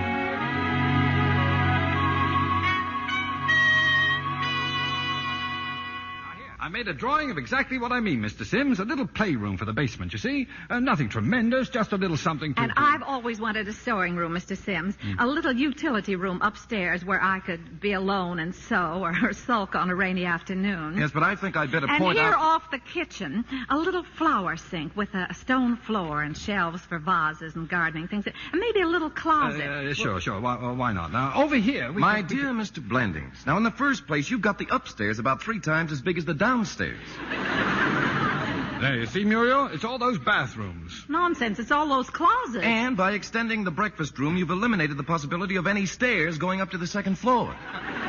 What, no stairs? Oh. Now, is it absolutely necessary for each of your daughters to have her own room with 2 closets and a private bath? Yes. You see, our daughters are approaching womanhood. Well, I didn't realize they were approaching it quite so fast. Now, what about that silly flower sink and that sewing room? That I could go. beg your pardon. What we need is a major savings. Now, a simple bathroom, Mrs. Blandings, costs about $1,300. Now, if you could do with just one less... No, I refuse to endanger the health of my children in a house with less than 4 bathrooms. For $1,300, they can live in a house with only 3 bathrooms and rough it. Look, suppose I go ahead with some preliminary plans, and then we can get together in about a week's time. Yes, you do that, Mr. Sims. But just don't forget, we've got to hold it down under $10,000. That, I can tell you right now, is impossible. Oh, well, I guess we're not going to quibble about a few pennies one way or another. Oh, by the way, Mr. Blandings, have you anything in mind as to how you'd like the old place taken down? Yeah. Why don't we just go out there and blow on it?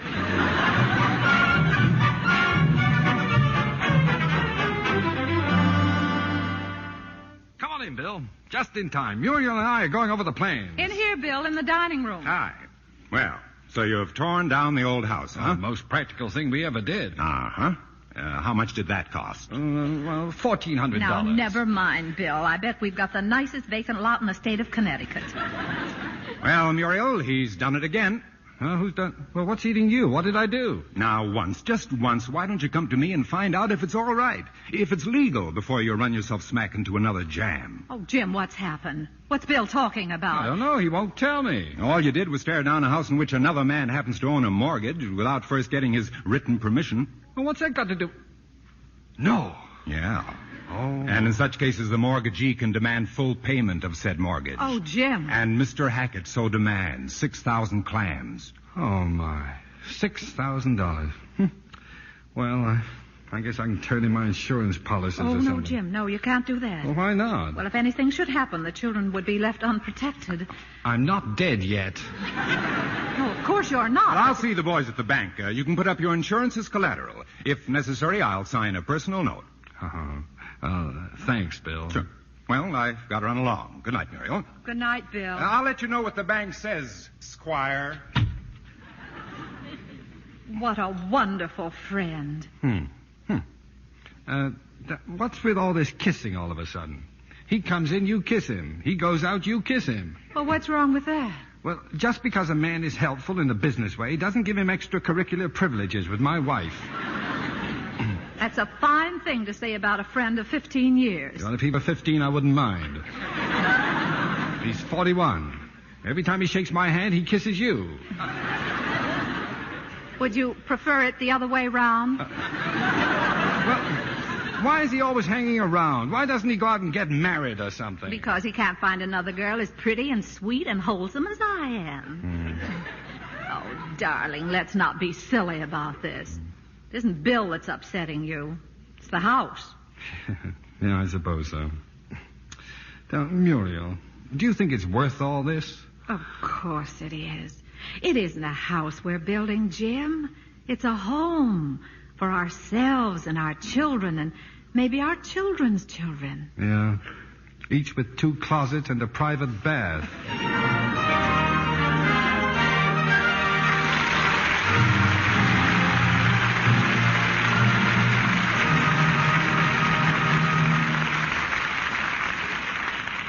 In a moment, we'll bring you Act 2 of Mr. Blandings Builds His Dream House. Here's our Hollywood reporter, Libby Collins. Libby, I see Darrell F. Zanuck has made another outstanding picture for 20th Century Fox. You mean Pinky, of course, Mr. Keeley. Uh-huh. I don't know when I've seen anything that touched me so deeply. It's an honest portrayal of an American problem. The story of a light-skinned Negro girl who gives up personal happiness in order to aid her own people. Certainly a compelling drama. Jean Crane, as Pinky, has a difficult assignment, and she handles it with great skill. You know, the whole cast seems so exactly right. Ethel Barrymore is superb as the southern lady of the manor. And William Lundigan plays the northern doctor with the authority the part demands. I'm glad to see Jean Crane step into a really mature role and do it proud. A remarkable young star, isn't she? And what fresh, delicate beauty she has. You might call her the Lux Lovely type, Libby. Oh, now, John. But you're right, because Jean is certainly devoted to her Lux Soap beauty care. And my, she's pleased with that big new bath cake. It's so luxurious, she says. That's just the word for it, Libby. A generous satin smooth cake with a flower-like fragrance. No wonder screen stars tell us that now their Lux Soap beauty bath is more delightful than ever. That big, longer-lasting bath cake makes a fine item to put on a family shopping list. And you can be sure the man of the house will like it, too. I just know he will. Men go for a bath soap they don't have to coax into a lather. Even in hard water, you get lots of rich, creamy lather with Lux toilet soap. It's perfect for shower or tub. So why not let the whole family enjoy this luxury bath cake? The new bath-size Lux toilet soap. Now, our producer, Mr. William Keeley. Act 2 of Mr. Blandings Builds His Dream House, starring Irene Dunn as Muriel and Cary Grant as Jim.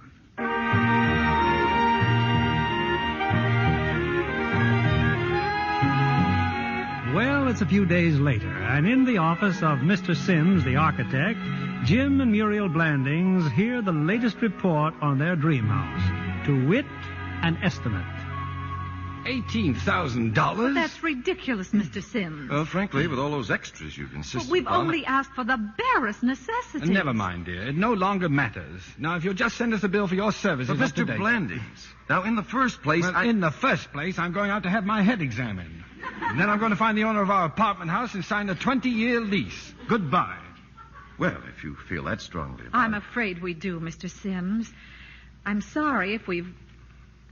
Jim, look. that. Yeah. Yes, I took the liberty of making a sort of a finished sketch of the house in watercolor. It even has our name on it. Residence of Mr. and Mrs. James Blandings, Shrunk Mills, Connecticut. Ah, it's beautiful. Mm-hmm. Residence of Mr. and Mrs. James. Mr. Sims, do you really think you could keep it to $18,000? Well, now, well. Let's pull up some chairs, shall we?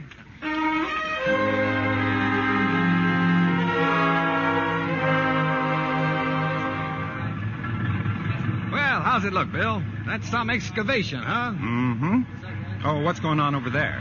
Oh, that's Mr. Tizander. He's digging our well. Been here since Monday at $4.50 a foot. Yeah, I think I better have a little talk with Mr. Tizander. Good morning. Yep. How's it coming? Oh, it's coming. How far down are you? Oh, about 150 feet. Well, isn't that pretty deep? Yeah. Well, haven't you hit anything at all yet? Hit some limestone yesterday.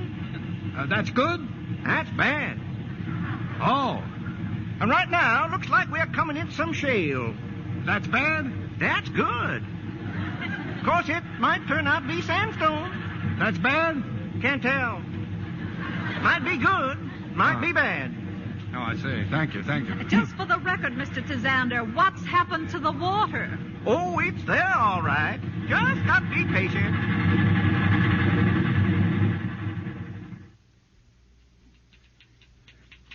And the art department promises the layouts no later than Monday, Mr. Blanding. Okay, Mary, please type up that copy. Right. No, I'm sorry, Bill, but I've got to work once in a while, you know. Yeah, well, oddly enough, that's why I'm here. You see, I happen to be closeted with your boss about a little legal work, and he just happened to mention that you haven't come up with one good slogan for Wham Ham. Well, what's he worrying about? The deadline's months away.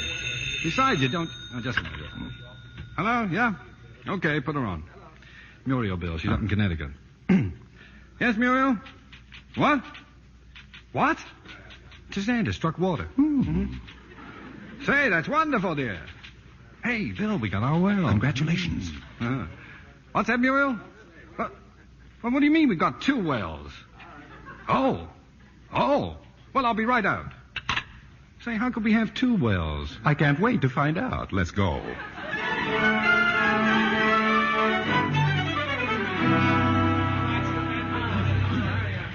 And so it all happened when Mr. Zucker was excavating, huh? That's what Mr. Wretch says. That's right, folks.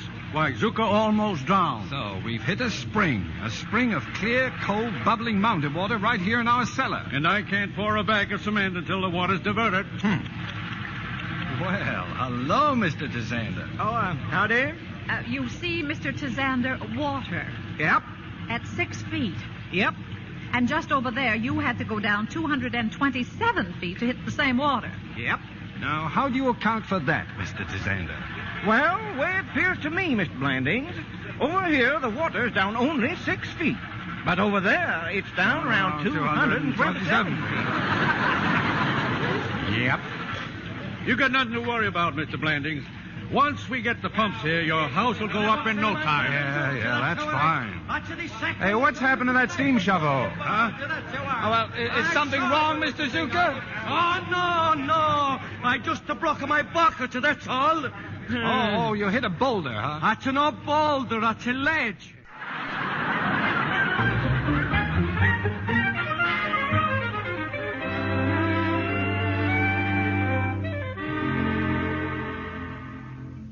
You know something, Mother? I'll never forget this moment. My family about to cross the threshold of our first real home. I'm sure glad we got kicked out of that apartment. Hey, I don't hear any workmen. Oh, it's Saturday afternoon. Only the painters are working. Well, aren't we going in? Well, no, don't be in such a hurry. You know, dear, Betsy's right. It is a big moment. And I'm going to carry you across the threshold. Oh, Jim, how sweet. Watch that sacroiliac, Pop. It's been 15 years since you've tried anything like that. Oh, that's all you know about it. No, not in here. Jim, Huh? You better put me down. Can't you read us something? The sign says wet paint. I haven't touched anything. Your feet are touching something, ain't they? The floor. Oh. I just got through varnishing the floor. Well, put some planks down or something. How do you expect us to live here if you don't... Okay, Mac, okay. Take it easy. The Republicans ain't in yet, you know. Well, wait till I see Sims about this. Hey, Daddy, come and see what we just found. The windows. We don't have any windows. Well, we'll see Sims about that, too. What time did he say he'd be here, Well, I think maybe he's here now, darling. He and Mr. Wretch, I think they're out in the back. Just the man I want to see, Mr. Blandings. Got a few bills here. I'd like... What about our windows, Mr. Wretch? Well, I think I can answer that, Mr. Blandings. There's been a little slip-up. Oh, the windows were delivered, all right. Only they weren't the right windows. Those windows belong to a Mr. Landings in Fishkill. I just phoned him. You mean he's got our windows? Well, no, Mrs. Blandings. It seems Mr. Landings has some windows that belong to a Mr. Blandsworth in Peekskill. Well, where are our windows? Well, as near as we can find out, they've either been sent to a Mr. Banning in Stamford or to a Mr. Ginsburg in Waterbury. Well, how did Ginsburg get into this? Well, what are we supposed to do, gentlemen? Spend the rest of our lives in a house without windows? Just a matter of a few days, Mrs. Blandings. Now, about that rub-dub water soft NR. The what? Rub-dub water soft NR. Well, now, how would I know about that? Oh, because you got one, Mrs. Blandings. Furnished and installed for $285. Well, I didn't order it. I'm afraid I did, Mrs. Blandings. You see, to save your water pipes. The plumber assured me that the water in your well is the most corrosive in his entire experience in the trade. Another first. Well, send me the bill. You've got it. I left it on the kitchen sink. Well, all right then. Oh, Padelford's coming this afternoon. Who authorized a Padelford? Now, first I get a rub-dub and now a Padelford. He's the painting contractor. Mr. Padelford, I wanted to see him. Oh, well, okay. Well, just get him over here. Padelford.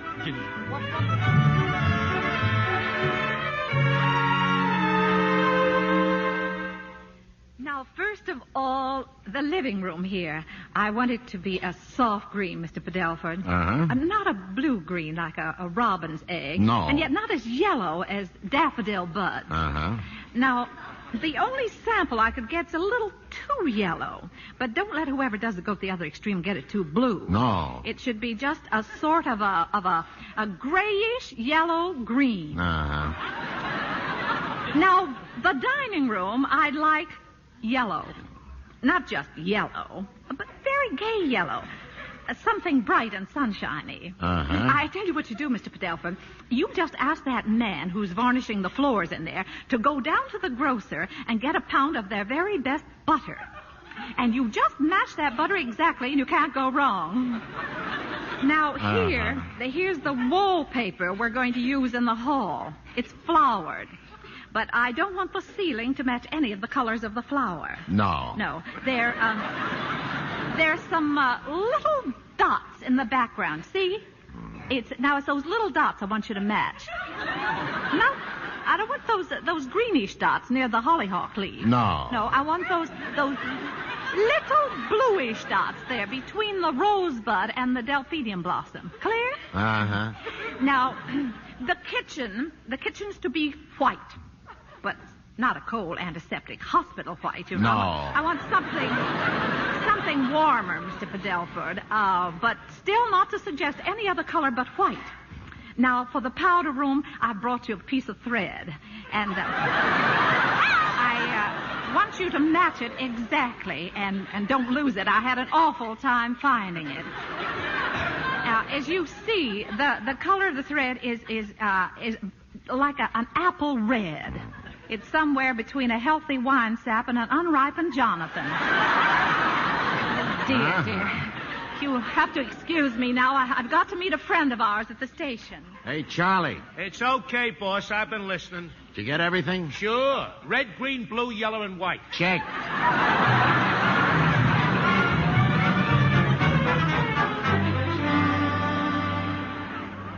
Where's Mother, Daddy? I can't find her. Huh? Oh, she drove Bill Cole down to the station. She'll be back soon. Oh. Well, go unpack another barrel. Help Gussie or something. I just finished a barrel. And look what I found, Daddy. Uncle Bill's fraternity pin and Mother's diary while she was in college. It's slightly torn. Oh, now that's none of your business. Now, just put that diary down and unpack something else. I'd say Mother and Uncle Bill were somewhat of an item. People do not read other people's diaries. It's not a very nice thing to do. Oh. Dear Diary. Tonight, Bill and I drove out to Stover's Point. As we sat there in the moonlight, he started... Holy smoke!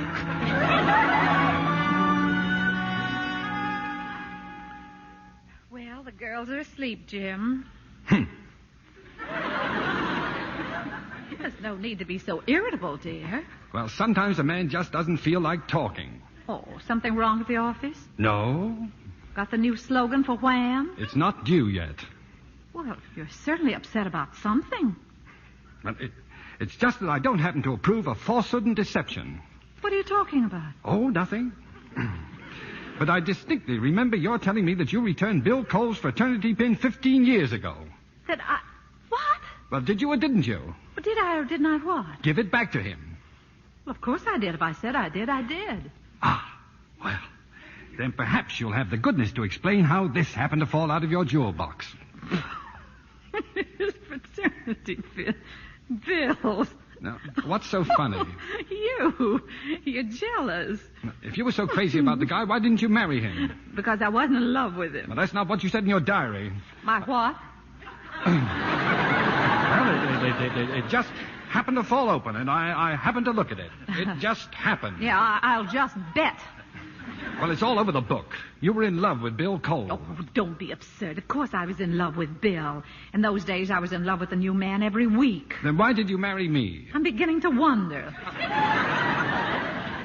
It is those big cow eyes of yours. That ridiculous hole in your chin. Maybe I knew you were going to bring me out to this $38,000 icebox with no windows. Or maybe I just happened to fall in love with you, but for heaven's sake, don't ask me. Why?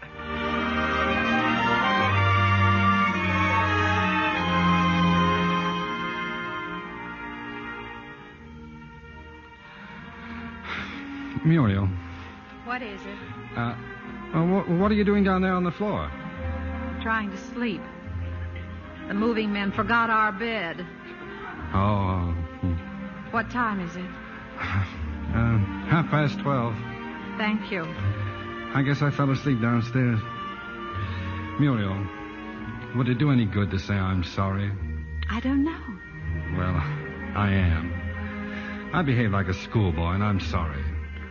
Jim. Oh, Jim. If you hadn't kissed me tonight, I guess I just would have died. Why do I love you so much? Darling, it's awfully late.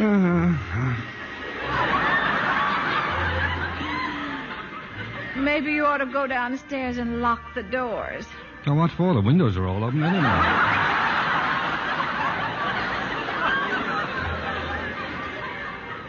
Got to get up at 5 o'clock, you know. 5 o'clock? But why? I forgot to tell you, dear. The railroad just put in a new schedule. Oh. Well, that means I'll be at the office before 8. Yes, but if you get there earlier, maybe you can leave earlier. To get home earlier, to go to bed earlier, to get up earlier. So. Jim. Yes, dear? Good night, dear. Good night.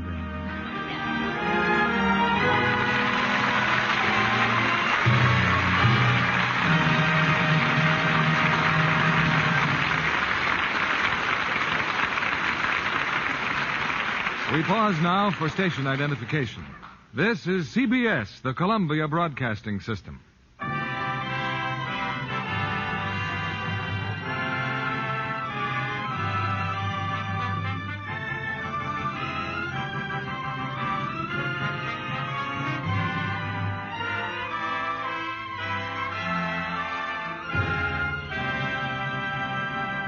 In a few moments, we'll return with the third act of Mr. Blanding's Builds His Dream House. We always like to tell a success story, and tonight's heroine is Miss Marilyn Mercer, formerly a messenger girl at RKO, and now a full-fledged starlet at the same studio. How did it all happen, Marilyn? Well, I was answering telephones in the commissary when my big chance came for a screen test, Mr. Keeley, and that was just the beginning. Whenever I watch a picture being filmed, I realize how much I have to learn. You had a chance to see some fine acting in RKO's new production, I Married a Communist. Yes, indeed. There's a tense drama for you, particularly Robert Ryan in the role of a former communist who discovers that he can't escape from the party. He makes you feel the terror of their relentless pursuit, as only a fine actor can. Yes, and Lorraine Day brings warmth and understanding to the part of the bewildered wife in I Married a Communist. A most appealing actress. Isn't she, though? She's a favorite with everyone, and so lovely to look at. As you might expect, Mr. Kennedy, she's a Lux girl and a very enthusiastic one. Another famous star who finds that Lux soap care really works, eh? Well, now that Lux toilet soap comes in the convenient bath size, she thinks it's more wonderful than ever. And so do I, Mr. Kennedy. The lather's so rich and creamy, and I love the nice perfume it leaves on my skin. That Lux soap perfume is an exclusive blend of many costly ingredients. It's like a bouquet of flowers, you know. A light, delicate fragrance that appeals to fastidious women. For a quick beauty pickup, I count on my Lux soap bath. It's so refreshing. Thank you, Miss Marilyn Mercer. And now, a suggestion for our listeners everywhere. Try this fine new product of Lever Brothers Company. The new bath-size Lux toilet soap. Remember, it's the fragrant white cake 9 out of 10 screen stars recommend for top-to-toe loveliness. Here's our producer, Mr. Keeley. The curtain rises on the third act of Mr. Blanding's Builds His Dream House, starring Cary Grant as Jim and Irene Dunn as Muriel.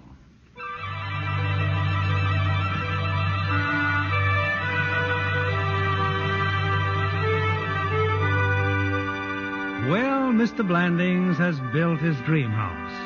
And as the bills and the extras stare him in the face, so does the deadline for a new slogan for Wham Ham. It's now 9 o'clock on a very wet night. Jim's at the office, up to his elbows in slogans. Is there anything I can type up for you, Mr. Blanding? I can't think of a thing, Mary, except probably my resignation. Well, it sure is raining, isn't it? Yeah. That's funny, Mary, how you look forward to little things. Rain, for instance. For a month now, I've been looking forward to the first rainy night in my new house. Big blazing fire. Muriel pouring coffee. Me in my new smoking jacket with my pipe and slippers reading a good book. Ah, well. Poor Mrs. Blandings. Must get pretty lonesome out there. At night, I mean. And a rainstorm. She's probably worried to death about me. Oh, well. Give me some more paper, Mary. Wham.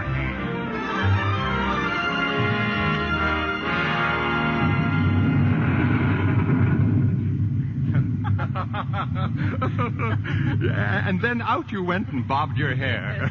Let's see now. That must have been about a month before you married him.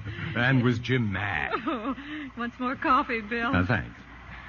Well, I picked a fine night to come calling, didn't I? Rainstorm, Jim in New York. Yes, he's probably worried to death about me. I wonder if my coat's dry by now.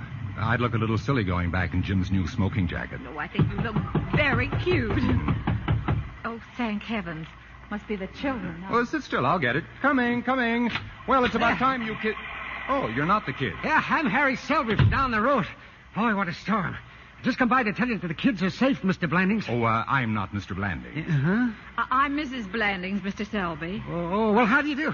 Mrs. Williams just called my wife to say your telephone's out of order. Oh, no. And they just roped off the bridge at Shrunk Mills. But my children. Oh, don't you worry about them, Mrs. Blandings. They're spending the night with the Williams.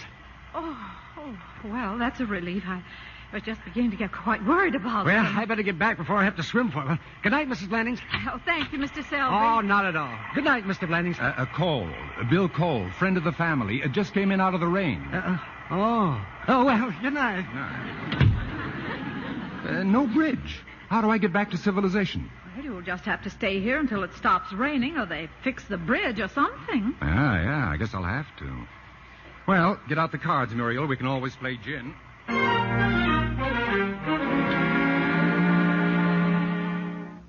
how about this one, Mary?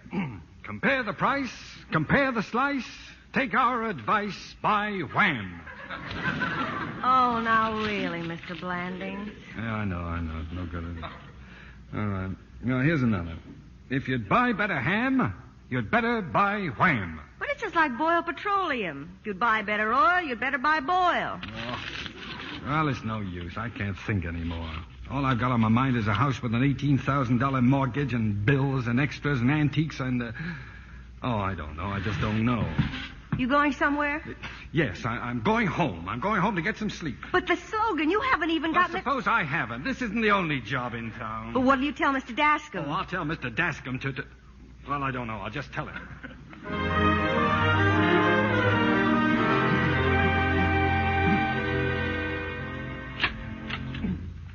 Mr. Sims, well, good morning. Come in. I know it's a little early to be calling Mrs. Blandings. I just thought I might catch her husband before he left for the office. Oh, I'm sorry, but Jim isn't here. But come on in anyway. We're going to have breakfast in a little while. Oh, I've already had my... Oh, well, there's Mr. Blandings now getting out of that taxi. Oh, he must be exhausted. He worked all night in the office. You don't say. Jim? Good morning, dear. How'd it go, darling? Oh, fine. Oh, hello, Sim. Mr. Blandings? Everything all right? Yeah, everything's fine. Well, Sims, what are you doing out here with a morning dew? Well, some extra bills have come in from Wretch, and I don't quite understand them. Really? What are they? Oh, a few of the things are all right, I guess. Now, here's an item. Mortising $5 at $1.98. Oh, well, let's not quibble about it. A man's entitled to mortise a few butts now and then, I think. Oh, and this one here, extra hardware, $9.18. Petty larceny, but let him get away with it. Now, here's one that, frankly, I don't understand at all. Changes in the closet, $1,247. Well, we probably talked... 1,200 and what? $47. Oh, that's the end. What closet? What changes? Well, that's just it. It isn't a closet at all. It's Mrs. Blandings' little flower sink. You didn't authorize any changes, did you, Mrs. Blanding? Well, they certainly weren't changes. Muriel, what have you done? I haven't done anything. All I did was, oh, my goodness, nothing at all. What have you done? Well, all I did was, one day I saw 4 pieces of flagstone left over from the porch that were just going to be thrown away. Nobody wanted them, and I asked Mr. Wretch if he wouldn't just put them down on the floor of the flower room and poke a little cement in between the cracks and give me a nice stone floor where it might get wet from flowers and things, and that's absolutely all I did.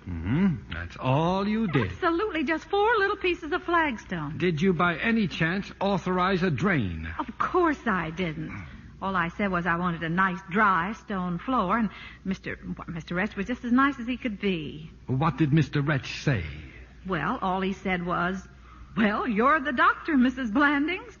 And that was all anybody said to anybody about anything. Oh, well. I think I can tell you just about what happened. You see, those planks run under the entire width of the pantry, so that Wretch had to knock out the bottom of the pantry wall to get at them. Then he had to chop off the top of the joists under the flour sink to make room for the cradle. But all I said was... And then with the added load on the weakened joists, I'll bet he had to put a lally column down there for support. Oh, I'll bet. But it was just 4 little pieces of flagstone, and I only asked him... Now, the soil pipe runs under there on wall brackets, so that Wretch had to get the plumber back. Oh, good morning, Mr. Cole. Morning. Good morning, Muriel, dear. Morning, Jim. And, hello, of course, Bill. there are hot and cold water When pipes did you with get joists here? Right under... Well, as a matter of fact, last night I stayed over. Oh, you stayed over. He stayed over. The bridge was roped off. He had to stay. I slept like a rock, too. Now, just a minute Morning, here. Just... everybody. Wow, what a night. I've never seen so much rain in all my natural life. You mean you weren't here last night, Gussie? No, dear. Gussie spent the night in Lansdale. I passed the girls over by the Williams house, Miss Blanding. They ought to be home any minute now. Thank you, Gussie. Now, you better start breakfast. Yes, ma'am, right away. All right. Now, where were we? Why, with the electrician ripping out 60 feet of armored cable. Right, Mr. Sims? What? Oh, yes. Muriel, you mean the children weren't here last night either? How could they be, dear? The bridge was closed. I just came across it. It was closed last night. It's open now. Well, if you'll all excuse me, I think I'll glance through the morning paper. Well, I guess that's about the size of it, Mr. Blandings, except that Wretch also had to repair the pantry wall, and he couldn't possibly have broken through the wall without... all right, Sims, all right. We'll take care of it. I'll admit it's a little steep. I'll try to get Wretch to knock off $100. If I can't get that, I'll get 75. Well, 50 maybe. Anyway, I'm almost sure we can get 25. Well, good day. Good day. Darling, you're upset. Got a lot of things on your mind. Muriel, there's only one thing I've got on my mind. This house, and how soon we can get rid of it. No, that's not what you're thinking. Maybe not. Maybe I was thinking I was once a happy man. I didn't have a closet. I didn't even have 3 bathrooms. But I did have my sanity, a few $1,000s in the bank, 2 children who loved me, and a wife I could trust. Oh, that's a fine thing to say. I also had a job at the Dascombe Advertising Agency, something I don't happen to have at the moment. Jim! That's right. I'm going to resign. We're starting all over again, from scratch. And without this house. You love this house. I hate this house. From its mortise butts to its rubbed-up water softener. You know you don't mean that. Every word of it. Anybody who builds a house today is crazy. The minute you start, they put you on the list, the all-American sucker list. You start out to build a home and you wind up the poorhouse. And if it can happen to me, what about the fellows who aren't making $15,000 a year? What about the kids who just got married and want... Now somebody's looking in the window. It's Mr. Tazander. All right, Mr. Tazander, what do you want? Well, at least we can open the door. Hello, Mr. Tazander. Morning. Well? Mr. Blandings, there's a matter of $12.36. No. $12.36. Yep. Well, why be a piker, Mr. Tazander? Here, take everything I've got. I'll empty my pockets for you. Take it all. Spread it out amongst your pals. Maybe Wretch would like a little something. Maybe Zucker could use my new smoking jacket. It's open house, Mr. Tazander. Help yourself. Now, Mr. Blandings, hold on. It's $12.36. You don't owe me. I owe you. What was that? Yep. Seems that I overcharged you almost 3 feet. Here it is, Miss Blandings. I think it's all there. Thank you very much, Mr. Tazander. Well, I guess I'd best be going. My, you sure got a pretty place here. I'll take good care of it. Oh, and I'll tell Mr. Zucker about that smoking jacket. Darling, what did you mean? We really going to have to sell the house? Oh, I don't know, Muriel. I just don't know anything anymore. In case anyone's interested, I'm leaving for town. Oh, Jim, if you want to count the silverware, I'll wait. Be patient with me, Bill. Maybe one of these days I'll grow up. Hey, what's happened to him? $12.36. Now, do you mind if I say something? You know, ever since this thing started, I've been firmly convinced that you were getting fleeced, bilked, rooked, flim-flammed, and generally taken to the cleaners. I know. Maybe it has cost you a lot more than you thought it would. But when I look around at what you two have got here, well, I don't know. Maybe there are some things you should buy with your heart and not with your head. Maybe those are the things that really count. Well, see you around.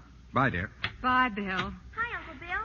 You should have seen the flood last night. The bridge was roped off, Uncle Bill. We had to stay with the neighbors. Yeah, I heard all about it. I'll bet you had a wonderful time. Well, good morning, children. Good morning, Morning. Marty. Daddy. But why aren't you at the office? Well, I'm on kind of a vacation, Joan. You mean you got fired? Well, not exactly. Now, come on, we'll discuss this later. Right now, we're going to have breakfast. Am I starving? What are we having, Gussie? Orange juice, scrambled eggs, and you know what? Ham, Gussie? Not ham, wham. If you ain't eating wham, you ain't eating ham. Now, you kids go and wash your hands. Muriel, did you hear what she said? What are you talking about? Gussie, if you ain't eating wham, you ain't eating ham. My slogan. I've got my slogan. Jim, where are you going? To telephone Dascom and tell Gussie she just got a $10 raise.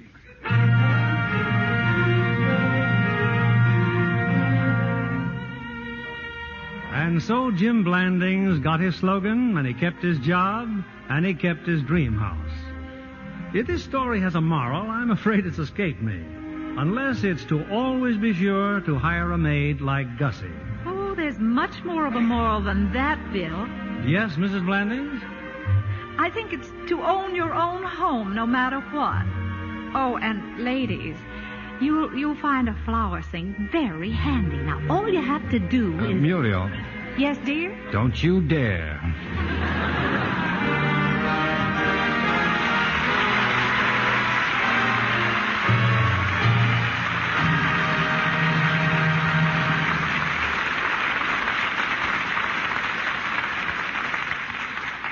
The curtain has fallen, but our stars are coming back, and here they are. Irene Dunn and Cary Grant. Thank you, Bill. It's nice to be here. And, of course, we're delighted to have a famous team like Cary Grant and Irene Dunn reunited. Irene, he means we're like corned beef and cabbage.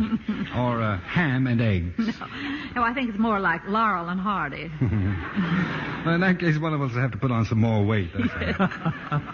You two played Mr. and Mrs. Blandings with such conviction that I suspect you've had a similar experience. Am I right, Irene? Well, we did put in a new movie projector at my house and had to knock out a wall, but it was worth all the trouble. Well, how's that?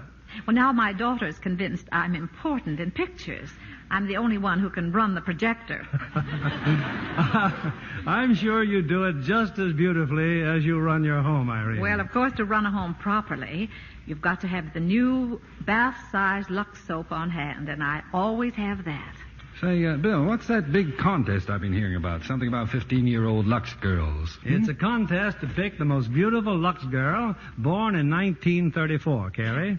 The year the Lux Radio Theater was born. Go and me. And next Monday, October 17th, the 15th anniversary of the Lux Radio Theater, the papers will have full details. That's when the 6 winners from each of the 163 local contests will be announced. With pictures, I hope. Yes, papers all over the country will carry the photographs of the 6 lucky girls in their CBS station area. Well, who picks the prettiest Lux girl? Everybody will have a chance to vote for their favorite among the 6 local winners.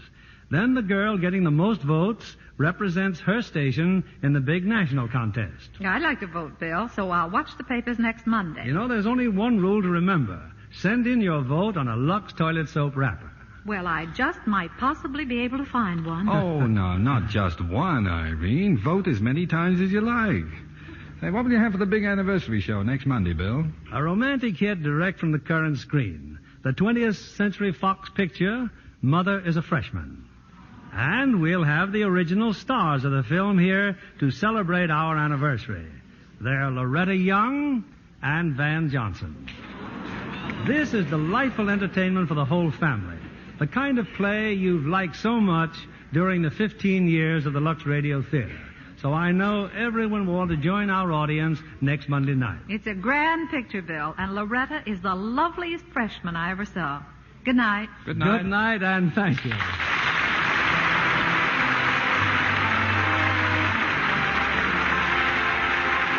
Lever Brothers Company, the makers of Lux Toilet Soap, join me in inviting you to be with us again next Monday evening when the Lux Radio Theater presents Loretta Young and Van Johnson in Mother is a Freshman. This is William Keeley saying good night to you from Hollywood.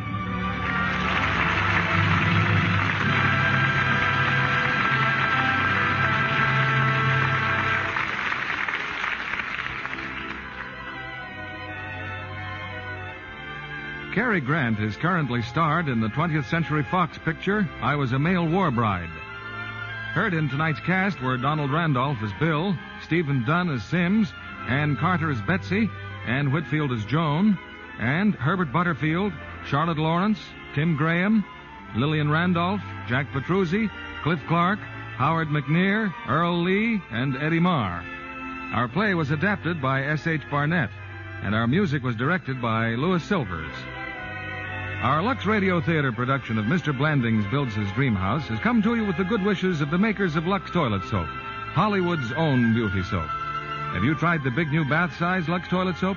It's the same fine white soap you've always used, but in a generous, larger size, specially created to make a delightful, refreshing beauty bath. This is your announcer, John Milton Kennedy, reminding you to join us again next Monday night to hear Mother is a Freshman, starring Loretta Young and Van Johnson.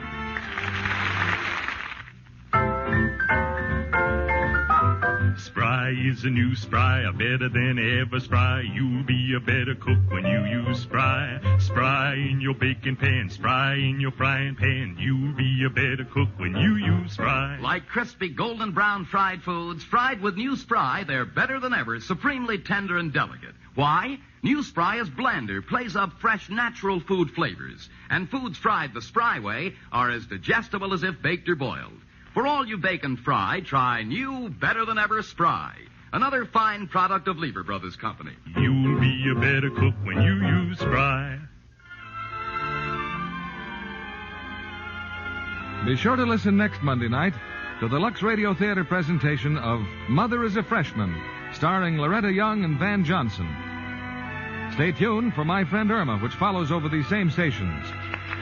This is CBS, the Columbia Broadcasting System.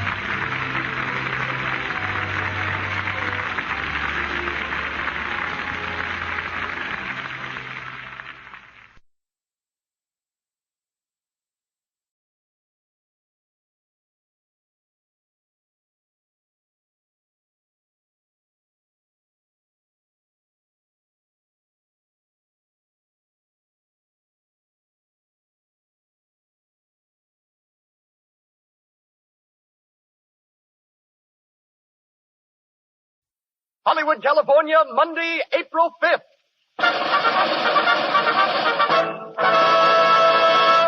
The Lux Radio Theater presents Clark Gable, Josephine Hutchinson, Adolphe Menjou, and Jack LaRue in The Farewell to Arms.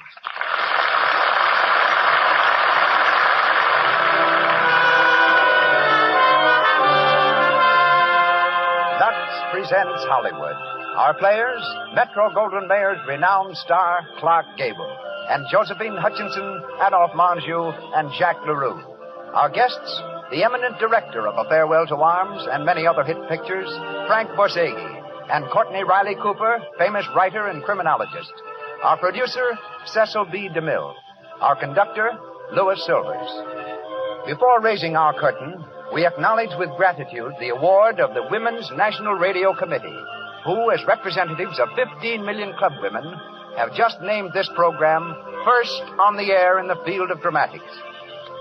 And now, from our stage on Hollywood Boulevard, the makers of Lux Toilet Soap greet you and extend a cordial welcome to the Lux Radio Theater.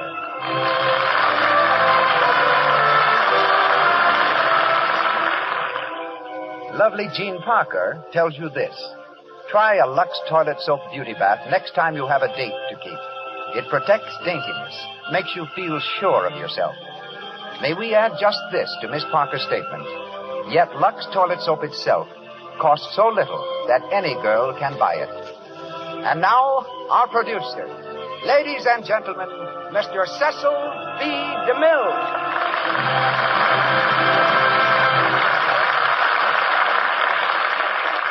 Greetings from Hollywood, ladies and gentlemen. 20 years ago tonight in Washington, a group of weary statesmen left the council chambers of the nation knowing that when they returned, they must seal a declaration no longer avoidable. On the following day, April 6, 1917, word went round the world that the United States had entered the war. There were those who had not waited. Among them, 19-year-old Ernest Hemingway, who had joined the Italian army. He emerged at the struggle's end with 4 possessions. On his chest, 2 medals for valor. In his shoulder, a silver plate replacing what steel had carried away. In his mind, a story that cried out to be written. Basing the tale largely on what his war-weary eyes had seen, he labeled it A Farewell to Arms. The world accepted it as one of the most graphic, true, and tender accounts of the conflict. Lawrence Stallings adapted it for the stage, and it came to still greater glory on the screen. For many months we've aspired to bring A Farewell to Arms to the audience of the Lux Radio Theater, but patiently waited until we could announce the stars whom we present tonight. Clark Gable as Lieutenant Henry, Josephine Hutchinson as Catherine Barclay, Adolphe Menjou as Rinaldi, the same role he played in the picture, and Jack LaRue as Father Romano, the part he created for both play and screen. In his story, I don't think it was Mr. Hemingway's intent, nor is it ours, to point a finger at how the war began, nor how it ended. After 20 years, we've forgotten a lot. Perhaps it's just as well. But tonight at least, let us remember brave men and lost lovers, as we dedicate this tale to those ordinary human beings caught in war's relentless circumstances.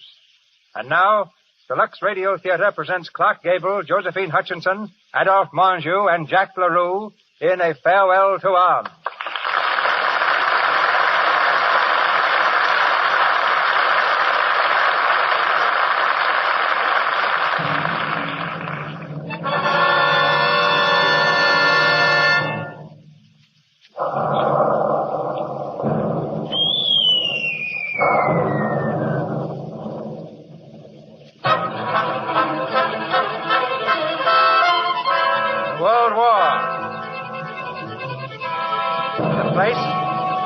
Military road in northern Italy. Not far from the battlefront, a pitted road twisting down toward a plain. 3 ambulances freighted with wounded growl unsteadily forward. Frederick Henry, in the uniform of an Italian lieutenant, his steel helmet half down over his face, dozes beside Bonelli, the driver of the last ambulance. Accidente, you hungry guns. You still ground. Get off my lap. You're drunk. Tenente Frederico, wake up. Buy me a dark one. I don't want blondes. I like brunettes. Please, Tenente Frederico, wake up. What's that? Oh, Bonelli. Are we at the hospital yet? No, Tenente, but you were sleeping and you talked. Oh, did I? Well, what did I say? What did you... You Americanos find pleasure no matter where you are.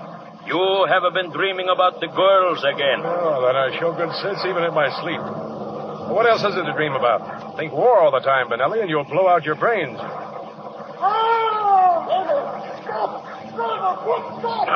Those men in the back, why do they not keep quiet? Find out what he wants. What is the matter with you back of that? I'm getting you to the hospital as fast as I can. I can't stop, not to here. The brakes won't hold. Poor devil, he's dying. He's well off, but he doesn't know it. See, Tenente. Don't hang on to those brakes. Throw your engine wide open. In the crash, it won't make matters much worse. What, Tenente? Drive faster. We can get down there in no time. Then you can help a man meet death.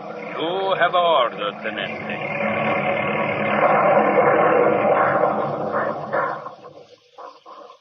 Well, what'd you stop for? We have run off the road, Tenente. Get back there and see if you can help that fellow. Si, Tenente. Hey, you. You over there with the fence. Si. Which way's Gorizia? Back 1 mile. Return to the left. What's the matter with you? Sick? Si. Where's your regiment? Up there where you come from. Into the line again. In what way are you sick? I hurt my leg, Tenente. Oh, yeah? Destroyed. They're paying me to walk. Yes, if you're walking toward the trenches. But if you were walking away from them, you could walk all right, couldn't you? Please, Tenente. Be merciful. Take me back to the hospital. I can't go up there again. Oh, Mother Mary, I can't. I don't blame you. It's tough luck, soldier, but there's nothing I can do for you. I won't go. No, I won't. Not if they shoot me. Keep away from the tenente. Oh, no, he's all right. He's crazy. The tenente can shoot him if he wants to. But I don't want to. I know how he feels. Tenente, oh, please help me. Well, there's only one way I can help you. Benelli, the man who was dying, how is he? Dead. He's lucky. All right, soldier, turn around. Turn head up. Oh, see, Tenente. Now. Tenente, you club him on the skull with your revolver. Look, he's bleeding. Sure, we can take him back this way. Get rid of your dead man, put this one in his place. Tenente, that is why you hit it. War's a rotten business, Benelli. Come on, put him in the back.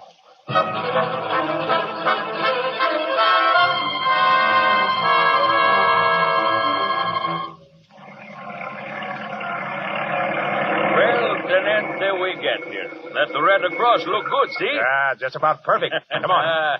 There will be pretty nurses here, Tenente. Brunettes? Ah, they are always brunettes. Yeah, I'll believe that when I see them. Hey, orderly. Yes, Lieutenant? We have wounded out there. But we are English, Lieutenant. I'll inform the Italian unit. It's in the other wing. Thanks. Hey, Benelli. Look at that girl going down the hall. See her? But she's not brunette. Oh, she's darn pretty, though. What the devil is she crying about? I go see about the man, Tenente. Yeah, okay. Oh, nurse. Nurse. Hey, tell me something, will you? What's the matter with that girl going down the hall crying? Well, if you must know, they're sending her back home. Home? Well, people don't generally cry when they're sent home, do they? I Would you might, cry? if I were in her place. She was married just a few days ago, and they found out about it, and they've discharged her. Oh, that's different. All war is different, isn't it? Things happen that never could happen except in war. Right. She's worked like a slave, day after day, giving every ounce of her strength. She won't go to hell for finding a few minutes of happiness. Why couldn't they let her stay for a while? Regulations. Precisely. She married him, so she has to leave him now. Go back to England and leave him here to die by himself. Without comfort, without... Nurse? Back to your post, please. Yes, Miss Smith. Wait a minute. Who are you? That doesn't matter much when a girl's heart is breaking. Does it? It matters to me. First of all, you're brunette. What's more important, though, you're real. Nurse! I'm coming. I'll see you again. Will you? Nurse? What is it, Miss Smith? Hey, baby! Rinaldi! You old sawbo. I am very happy to see you. Finally you turn up, eh? Hey, listen, Rinaldi. Who is that nurse just turning into that ward? You still recognize a beauty. Who is she? Miss Catherine Barclay. I like her myself. Did you bring me some good cases, baby? She's a regular. Were you under fire? I have worried about you. Barclay. That sounds English. 7 operations today, baby, and one of them was beautiful. I took the heart out. A nurse, but still human. The heart lay in my hand. It was lovely. Soon, Rinaldi will be the best surgeon in all the corps, then in all the army. Someday in all of Italy. What's that? The best surgeon in all Italy. Well, why not in all the world? Why not? You haven't changed, have you? Nothing changes in these days except the front line trenches. You will like it here, baby. I've started to like it already. Miss Catherine Barclay. She's gorgeous. The English nurses are always gorgeous, but she is more beautiful than any of them. I am in love with her. Oh, does she know it? Not yet. Have you any money? What? Oh, a little. Well, it will be enough. Lend me 50 lire. What for? Well, I must make on Miss Barclay the impression of a man of sufficient wealth. Now, wait a minute. But I must convince her that the great Rinaldi, who will one day become the greatest surgeon in the world, is even greater than he really is. You are my good friend and financial protector. Rinaldi, you're crazy. Well, but you lend me the lire. Oh, Lord, what else can I do? The last detail is perfect. Now we can eat and drink, and then I have an idea. Tonight at the mess. I won't be at the mess. But you will when I tell you. A special occasion. Song, wine, a beautiful girl. I will see that you... Hey, it's an air raid. They bomb us.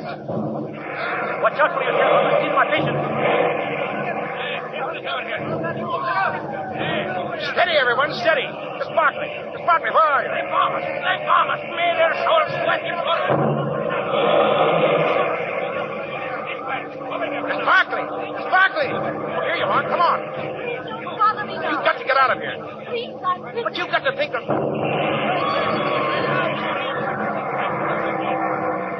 Miss Barclay, where are you? Where are you?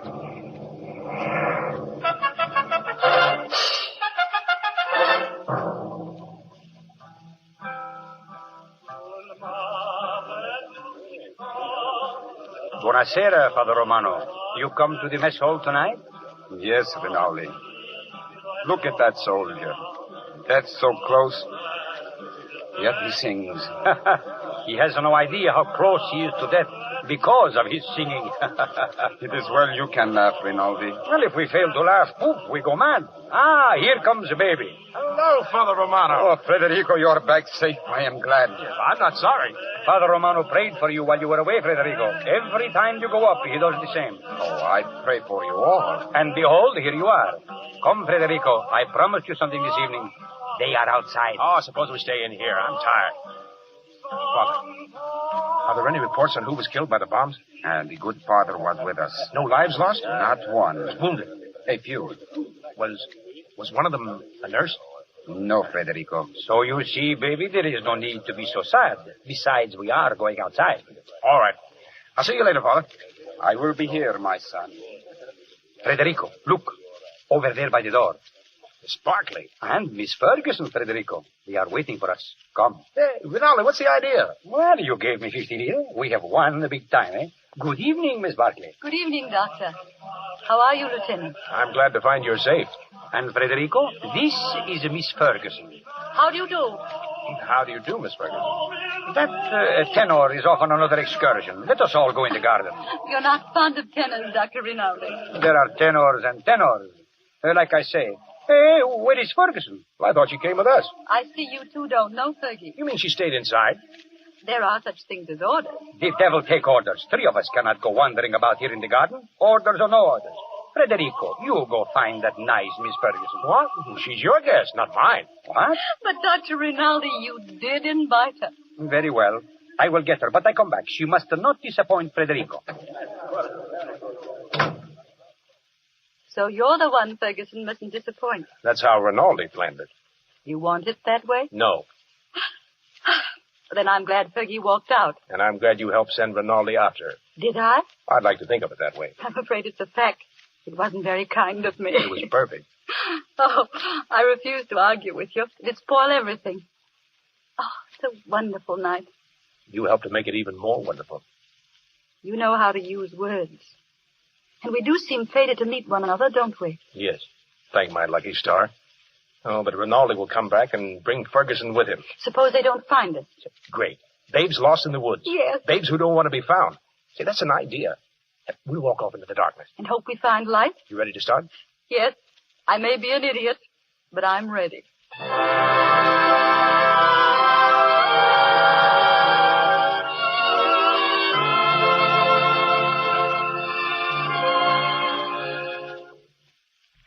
Late. Don't you think we ought to get back now? Why? No one will find us here. You seem to have found this place without difficulty. Well, I was guided. I've never been here before, honestly. I want to believe you. I want to believe all the things you've been saying to me. I meant every word. Somehow, I'm not sure I know exactly what it is, but you're not like the others. What do you mean? Well, just having you near me. People who don't know war would call it foolish, I suppose. But war does make a difference. It makes things happen faster. You do understand. There isn't time to delay when lives hang in the balance. No time for delay. That's it. You're an American, aren't you? Yes. What are you doing in the Italian army? Oh, it's not really the army. It's only the ambulance corps. But why did you do it? I don't know. Why did you? I think to forget. But it hasn't worked out as I hoped it might. I don't seem to forget. Can you tell me what? I've never told anyone. What is it you haven't been able to forget? The man I was to marry. Oh, well, where is he now? Dead. I'm sorry. He was killed in the Somme. We grew up together. And why didn't you marry? I didn't know then what war was like. If I had it to do over again, You would have married him. Yes. When I joined up, I remember I had the silly idea that he might come to the hospital where I was. With a saber cut, I suppose, and a bandage on his head. Something picturesque. This is the picturesque front, not France. He didn't have a saber cut. They blew him to pieces.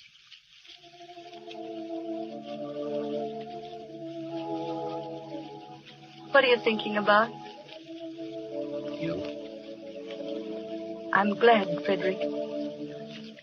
No one could be close to you like this without feeling the wonder of it. It doesn't seem as if war was within 100 years of us. It isn't. There doesn't seem to be any yesterday. No tomorrow. Nothing but just this one moment. And that's all that counts. Catherine. Please, don't. But I'd like to. No, please. But I want to kiss you. Thanks. I didn't mean to slap you like that. I'm sorry. I just couldn't stand the nurse's evening off aspect of it. Did I hurt you? I think you rather helped me. I'm ashamed of myself. But you are beautiful. And I'm mad about you. Tomorrow morning I go up to the front. If a shell got me and you never saw me again. No. Don't say it. Why not? Because I love you, too. Then? I love you, Frederick.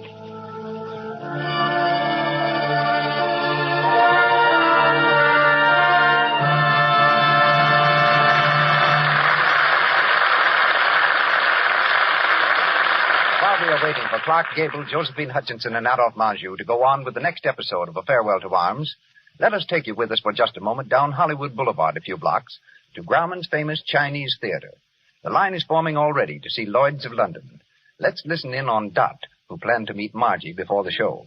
Gee, Marty, you must have been here ages to be so near the beginning of the line. Guess who I saw way back near the end? I don't know. Who?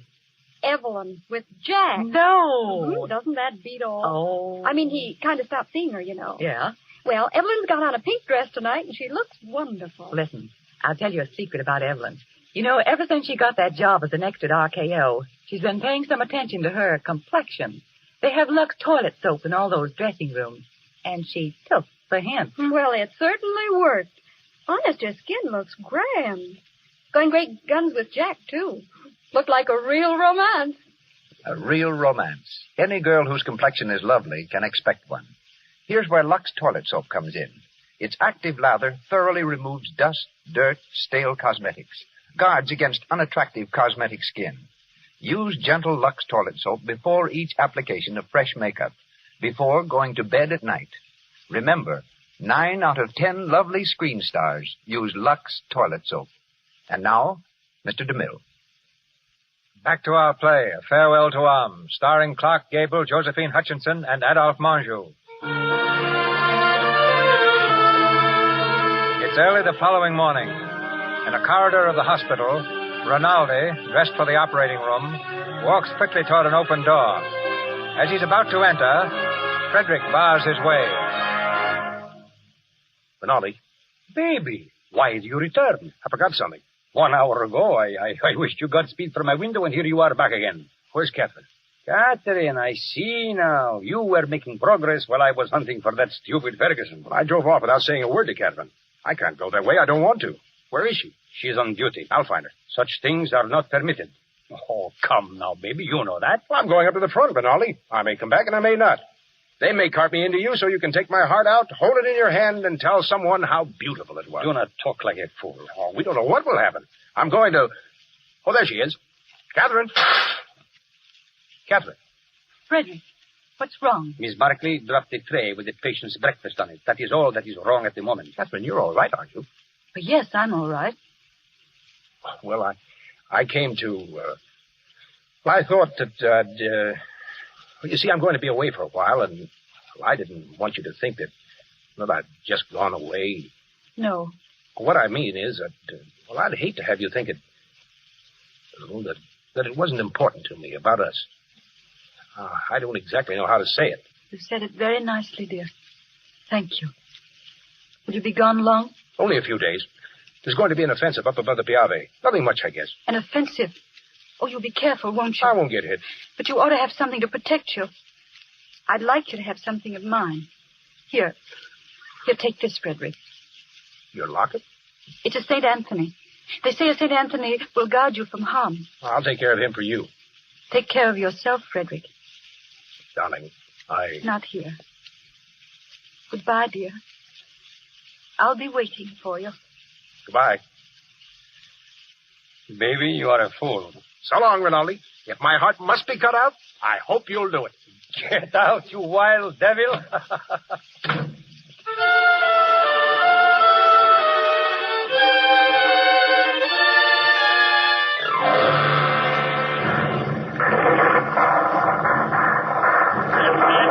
Frederico. Stop worrying, Benelli. But they lay down the barrage. It isn't going to harm us any. I have St. Anthony with me. Her St. Anthony, Benelli. I won't get hit. Please come into the dugout. You are driving me crazy. Please, for her sake. All right. Go in yourself first. This is getting a little nasty. Here, I dropped the tent flap. It close out some of the sound. There. Hey, we better eat something. There won't be much time once the attack starts. Try this spaghetti, Tenente. Thanks. It does not taste so bad when you wash it down with some of the wine, eh? Drop that flap and come in, Piano. Ah, something to eat, eh? Have they started to move up yet? Si, Tenente. Who's attacking? Bersaglieri. Oh, what does it matter? Whoever goes, they never come back again. Have some wine. If no one would attack, the war would be over. But someone always attacks. It starts now. Hey, that was a big one. 420. Oh, you are a fool, Bonelli. And you never get anything right. It was 305. Sounded like a Skoda to me. Skoda? That's what I... Hey, they're finding the range. That one was close. I think we had better leave. And when we leave? Go where? There's nothing can harm us. St. Anthony.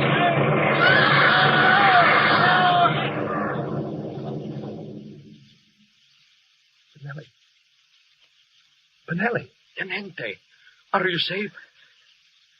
Benelli, they got me. Well, it's a joke to go this way.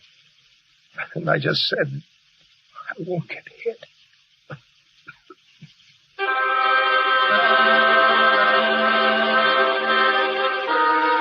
Lieutenant Frederick Henry, lacerations of the scalp and possible fracture of the skull, multiple superficial wounds of the left and right thigh, left and right knee and right foot, profound wounds of right foot and knee, incurred in line of duty.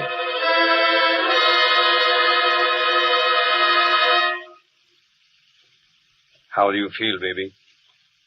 Who's that? You do not know me? Look. Oh, Rinaldi. What are you doing here? The major let me come. No one shall hurt you, baby. No butcher is going to touch my war, brother. Only Rinaldi can take you and not hurt you. You must forgive me for talking so much, baby. I am very unhappy to see you wounded. Did you take my heart out yet? Not yet. Maybe soon. Nurse, you fix those instruments? Yes, sir. How did it happen, baby? I will see that you are decorated for bravery. Perhaps we can get you the bronze medal. Did you carry someone on your back? If you did, I will get you the silver one. Oh, no, I didn't carry anyone. I couldn't move. But there was something heroic. Tell me what you did. Was blown up eating spaghetti. Well, it does not matter. I will get you the silver one anyway. Nurse, the ether. Shall I administer it? Yes. Now. Wait, Rinaldi. Where is Catherine? Don't worry, baby. I will fix you so you will be as good as new. You will see. Every day I learn to do things smoother, quicker. Catherine. I want Catherine. Breathe deeply. You will soon be asleep. No, I tell you, Rinaldi, I want Catherine. I won't be able to get well unless I have her. I tell you. Do not try to sit up. Where do you think you will go from here? To the Italian hospital where they have male nurses with beards? Oh, no. I am your friend. Rinaldi, tell me where Catherine is. She has been transferred to Milano. Oh, then nothing matters to me. But it must matter, baby. You are going to get well. I have arranged it. You too go to Milano. Are you telling me the truth? Yes. Turn on your ether. I will be left here all alone with the war. Breathe deep, baby. No one to lend me money. And you there in Milano. Catherine. More ether. I'll be seeing you, Johnny. All right. We are ready. The scalpel.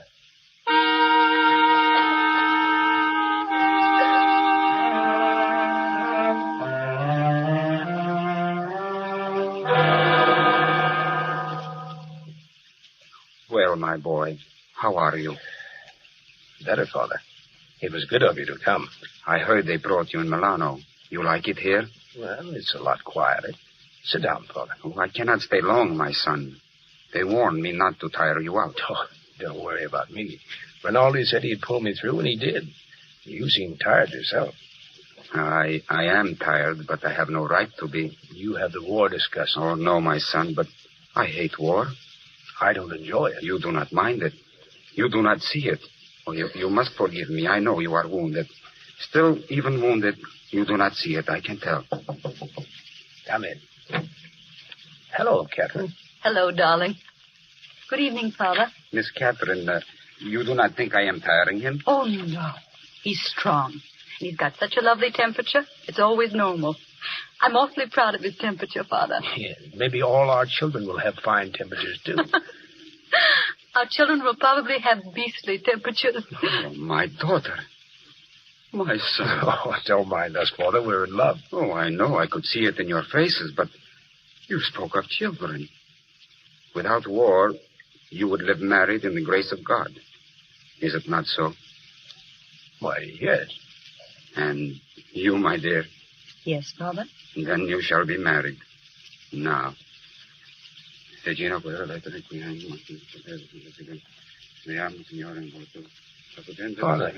Frederick. Listen. Father, are you... Is that the marriage service? Of course you understand that Army regulations prevent us from marrying. They'd send Catherine home. Oh, but why shouldn't she go home? She'd be far better off. Shh. Poor cat. Our marriage, Frederick. It's a crazy marriage, darling. It's real. And at least I'm in white. No orange blossoms? I can smell them. No organ music? I can hear it plainly. And do you, Federico, take Catherine for your lawfully wedded wife? I do, Father. And do you, Catherine, take Federico for your lawfully wedded husband? I do. Then I pronounce you man and wife. And from my heart I can say, bless you in his name. Thank you, Father. In times such as these, man-made rules are not as important as the laws of the Father. Let me look at you, Catherine. I'm happy, Father. I see that in your eyes. Goodbye. I will come again next time I am in Milano. Give my regards to everyone, Father. I will. Goodbye, Father. God have mercy on you. Catherine. Married. You and I. Married. You love me? I adore you. I love you. So nothing else matters. There's nothing in the world can keep us apart now. Who the devil can that be? It can't be the Father. Get behind the door. But if anyone found me... No one's going to find you. Come in. Well, Ferguson, welcome. You don't need to try any of your blandishments on me. Has Catherine been here? I wish she would come here. She's a fool when she's near you. Now, an absolute Fergie. featherbrain. The more she has to do with you, the less good will come of it. Fergie. And let me tell you one thing more. War or no war, let Catherine alone. If you don't, you'll have me to answer to. Now, I hope you sleep well with that on your mind. Poor Fergie. Oh, she'll live through it all right. You know, it's a lot of fun teasing her. Her nose does such weird tricks. Oh, good night, dear. Good night. No. But I've got to go back to quarters. Oh, just a little while, please. Come on, sit close to me. Frederick. Yes? How many other girls have you loved? None. How many? Really? None. You're lying to me. Of course. It's all right. You just keep right on lying. That's what I want you to do. Were they very pretty? No one in the whole world but you is pretty. But what were they like? I don't know anything about it. And I don't care anything about it. You're just mine. That's true. Mine. Darling. And you never belonged to anyone else. But I don't care if you have. I'm not afraid of them. But don't tell me about them. Ever.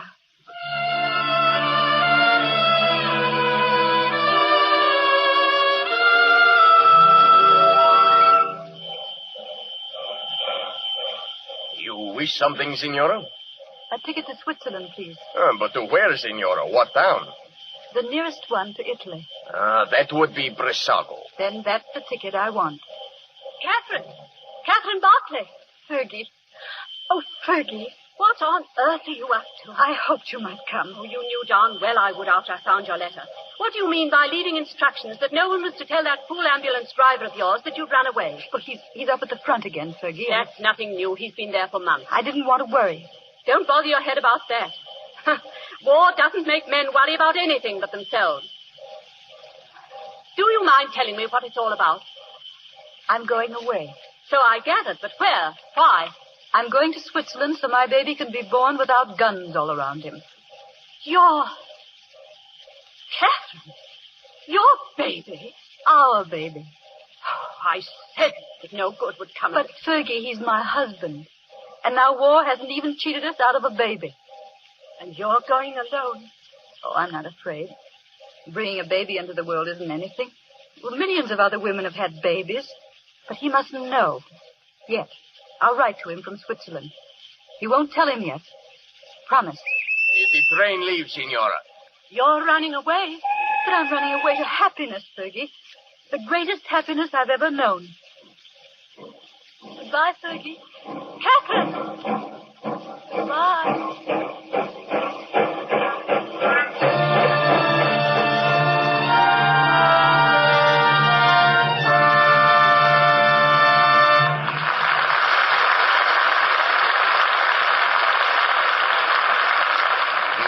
For station identification. This is the Columbia Broadcasting System. This is KNX, Los Angeles, the voice of Hollywood.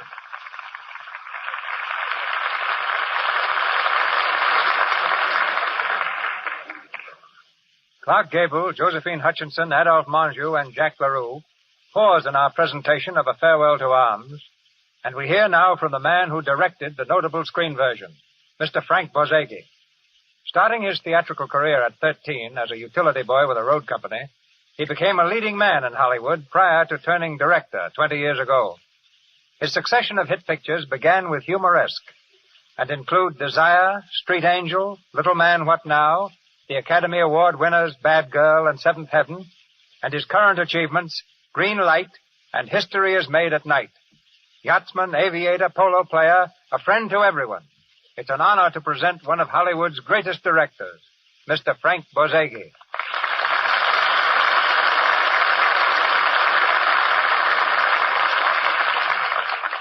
All of which finds me very grateful, C.B., and very embarrassed. Apparently you've never seen me sail a boat, fly a plane, or fall from a pony. But it does my heart good to be here listening to such a faithful and genuine production of a story that made my pet picture. Well, thank you, Frank. Our problem tonight, as every week, is to convey by sound alone what you and I do on the screen with a camera. And since we're talking shop, you and your pictures have a unique quality of sending an audience out of a theater crying with emotion, while sometimes the rest of us send them out crying for their money back. You do something to our innards that we can't quite equal. Just what is it? Now I'm on the spot. Well, let's put it this way. Some of us sell our stories by appealing to the sense of humor. Some by magnificent spectacles, meaning you, Mr. DeMille. Others by sheer beauty and through clever psychological twists. I believe in trying to reach the heart. I think tenderness, simplicity, and little human touches are essential in making an audience live and believe what you have to tell them. That's what I strive for. Whether I succeed or not is another matter. Like monuments, your pictures prove you do. Tell us, Frank, did Mr. Hemingway work with you on A Farewell to Arms? No, but we were fortunate enough to obtain a technical advisor, a Lieutenant Charles B. Griffin, who knew him in Italy during the war. Lieutenant Griffin showed me a letter Hemingway had sent him shortly after he was wounded. The letter had been scrawled out from a stretcher and said, "Have 9 pieces of shrapnel in me. Not dangerous. Don't notify family. Everything molto bene." But with such stars you have here waiting tonight, it's time for me to get back to the audience. You've got a great show, C.B., and a great product in Lux Toilet Soap. It's been a pleasure to be associated with both. Thank you. Thank you, Frank. Thank you, and farewell.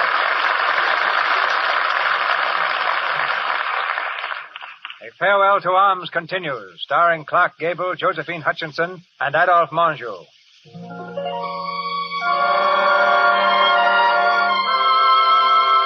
Months have crawled by since Catherine entrained for Switzerland. Months during which she's written daily letters to Frederick, but has received no answer. We find the American in his quarters near the front. In the garish light of a kerosene lamp, he sits at a crude table, writing. Rinaldi paces back and forth impatiently. Hurry, baby, hurry. It is time to go. Go where? What I told you before, the Villa Rosa.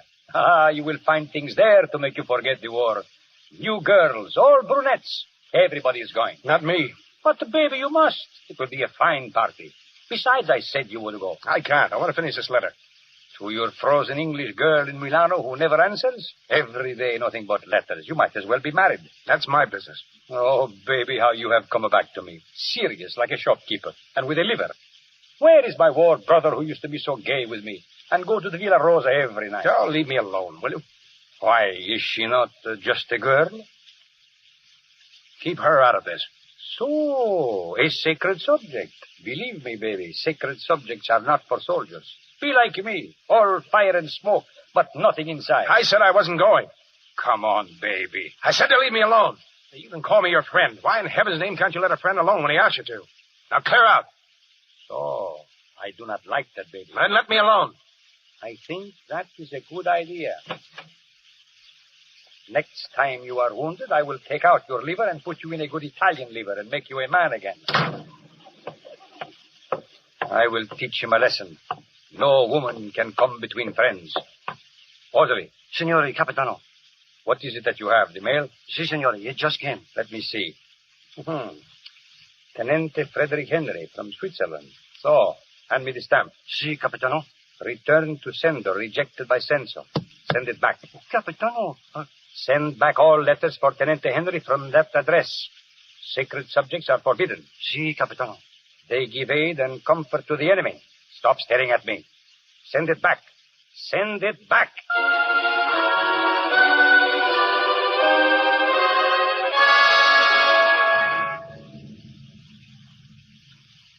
Sit down, Father. It's nice to see you again. Thank you, my boy. Oh, but you have changed so. You are not my Federico. Is there anything wrong? No word, Father.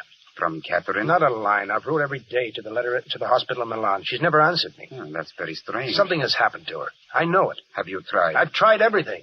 I can't get any information at all. I've got to find her myself.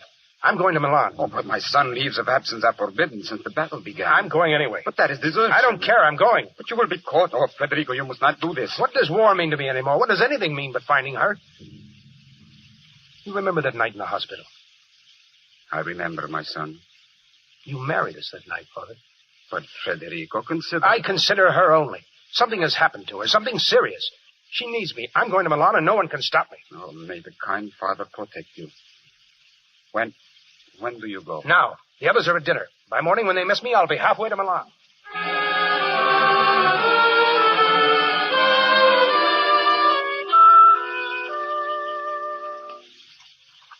And so, beloved, before very long, I will have wonderful news for you. God protect you and keep you. I do wish you would write. Come in. Oh, is there any mail, Rudolph? Fresh soup. Good, warm soup. My wife made it for you. That does smell good. There is no better soup maker in Switzerland, though I myself say so. Just put it here on the table. And bread. She made that, too. The soup. It is right? It's delicious. There's more where it comes from. How long since you eat? Oh, I haven't been hungry. Because your stomach says so, or your purse. You have lost 20 pounds since you came to us. Well, I lose weight in winter. You do not lie well. Some things go badly, no? It isn't always easy. The heart can be so lonely. Yes. It is the way, Signora. My wife was the same way, singing with the happiness of a bird one moment. That's it. Black as a pit the next moment. Yes, and pits can be so black. But I won't have to wait very much longer. A day, 2 days, perhaps 3. Then happiness. Yes. All the wonder of life for my very own. I'm a little bit frightened sometimes when I think of it. Please, you eat the soup. All alone, waiting for someone to come to me, wondering what he'll be like, A little afraid that... the trouble is you do not know. You should be strong, and you are not as strong as a newborn baby. You who are to bring one into the world. Oh, pardon. It is your business, not mine. Thanks. An old fool can be a very great old fool when his tongue is not watched. Look, here are your letters. Letters? You brought me letters? Yes. But why didn't you tell me? See, a great package of them. They were tied in a bundle. Oh, let me have them, quick. Now there's light in your eyes. At last his letters reach here. I told you they would come. Oh. Signora, what is wrong? These are my letters. What? All mine. Returned to sender, rejected by censor. My letters. Nothing but mine. He hasn't received one. We will send them again. Suppose he sent them back. No, he could not do that. Well, Ferguson said war made men think of nothing but themselves. You're making things up out of your mind because it is tired. War has a way of playing evil jokes, Senora. It is like a jealous person who takes from us... Takes. That's what it's done. Taken. That's why he hasn't written. That's why my letters come back. There's no one to receive them. There's no one to write to me. He's gone. Gone. He's dead. Senora. Oh, Martha, come up here. Senora has fallen.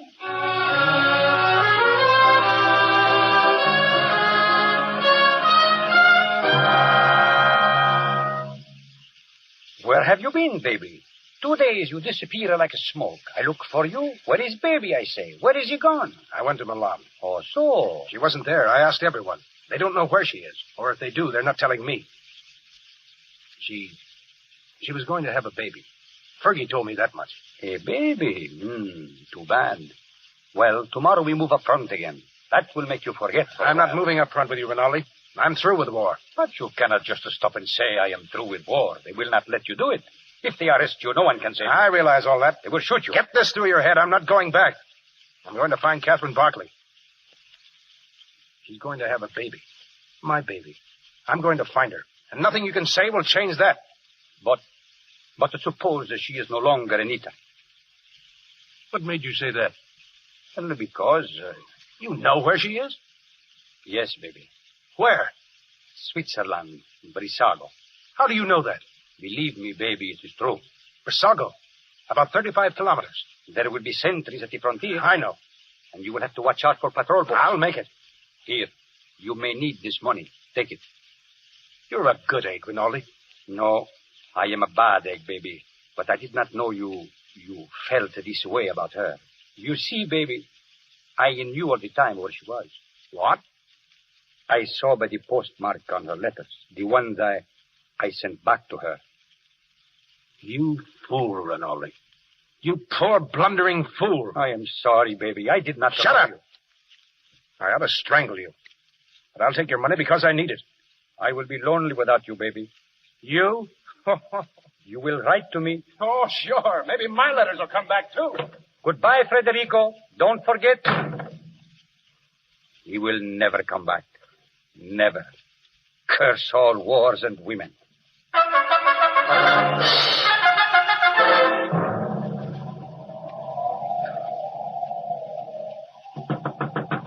Who is it?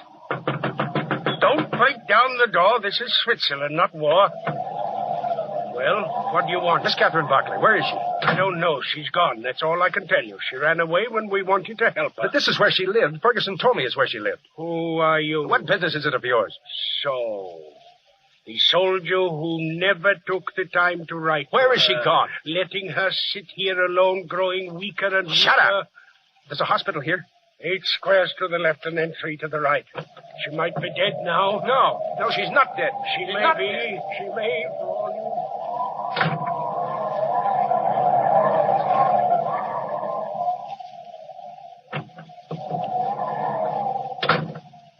Well, what do you want? Miss Barkley. Do you realize you're dripping water all over the floor? What difference does that make? Is Catherine Barkley here? Yes, she is. Why? I'm her husband. You don't have to look at me like that. I came here as quickly as I could after I found out where she was. How is she? Dr. Peters will tell you. He's in with her now. I'll wait until he comes out. But she is all right, isn't she? We don't know. Yet. But people don't die in childbirth nowadays. Some do. She won't die. She's just having a bad time. After it's all over, she'll say it wasn't bad at all. Well, that's what we all hope for. But what reason is there for her to die? It's just a child that has to be born and makes trouble and is born, and then you look after it and get to love it. Nurse. Oh, Doctor, this is the husband. Is there any danger, Doctor? she's very weak. Weak? Yes. The baby? A boy. But he was dead. Oh. But she'll be all right. It's not in my hands any longer. Don't let her die. Oh, God, please don't let her die. I'll do anything for her if you don't let her die. You took the boy. That was all right. Oh, please, God, don't let her die. You wish to go in? Please. All right. Through this door. Now be just as quiet as you can.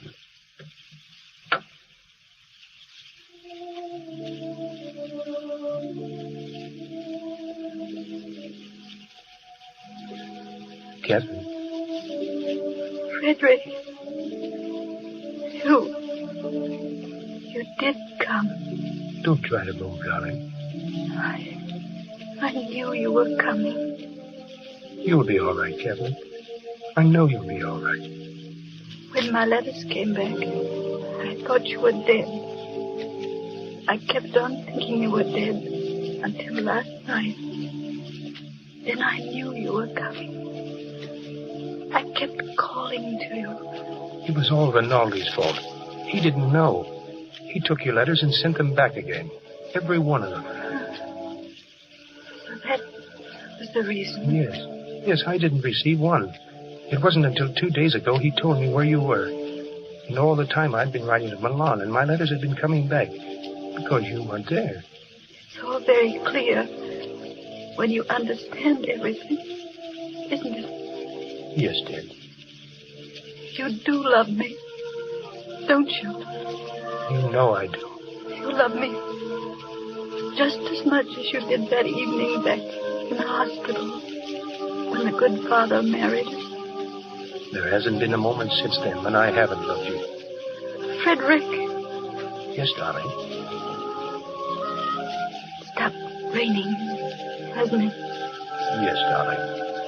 I hoped it would. Please open the window. But don't stay away from me very long. I want to share every minute there is with you. It's nice with the window open and the outside coming in. Yes. I liked it so much. Living, I mean. Oh, this is just a mean trick. It comes just at the time when I hoped we would... Darling. Catherine, what's the matter? Look at me. Catherine. Don't be afraid, darling. And don't ever forget. Don't ever forget. Catherine. Oh, my darling. You can't leave me this way. You can't. Catherine.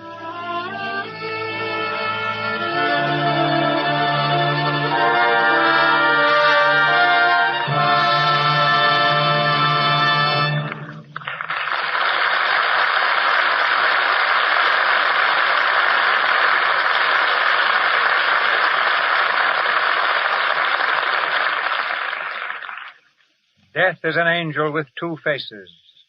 To us he turns a face of terror, blighting all things fair. The other burns with glory of the stars, and love is there. We have concluded a farewell to arms. But we have not said farewell to Clark Gable, Josephine Hutchinson, and Adolphe Manjou. They will return to us in a moment. 19 years ago, the World War ended. But today in this country, we're engaged in another war. The war on crime. an underworld army of over 3.5 million thugs rolls up an annual crime cost of $15 billion. One of the leaders in the fight against the enemy within our gates is now our guest. Head G-Man Hoover calls him one of the greatest authorities on crime. He's also a writer of distinction and worked with me on The Plainsman. Ladies and gentlemen, Mr. Courtney Riley Cooper.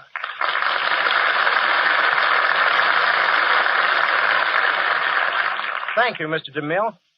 And here's an interesting angle to those figures you just mentioned. They mean a tax of $120 a year for every man, woman, and child in the United States. But that isn't the worst of it. I'm just trying to cheer you up, you know. Government figures show that unless a person dies young, 3/4 of our entire population, directly or indirectly, will be victims of major crimes, like burglary, or holdups, or manslaughter, arson, or murder. You're quite a sunbeam, aren't you? Can't something be done to clean up this terrible mess? Well, the most hopeful thing about the crime wave is its magnitude. Because at last people are beginning to awaken to what it really means, and its terrible cost in money, in lives, in property. And when the American people wake up to a situation, they usually do something about it. Knowing the rackets as you do, Mr. Cooper, you must be a tough person to victimize. You mean I'm public victim number 1. I was robbed 3 times in the last year. One more question. Who was America's most dangerous criminal? John Dillinger? Not at all. It was a woman, Kate Barker. She reared 4 sons to be murderers, bank robbers, kidnappers, and herself died with a machine gun in her hand. Perhaps you remember the battle at Lake Weir, Florida, about a year or so ago. Ma Barker and her son Fred fought off 15 G-men and died with their boots on. But in doing so, they helped the war against crime, for it is things like this that arouse decent, law-abiding citizens to a true realization of what's going on. Thank you, Mr. DeMille, and goodbye. Thank you, Mr. Cooper. I'm sure we're all with you. At this point, our stars return to speak for themselves. Ladies and gentlemen, Clark Gable, Josephine Hutchinson, and Adolphe Manjou.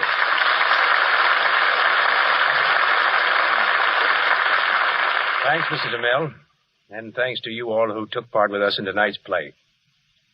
There's just a word or two I'd like to say about Adolphe Manjou. The story of A Farewell to Arms is nothing new to him.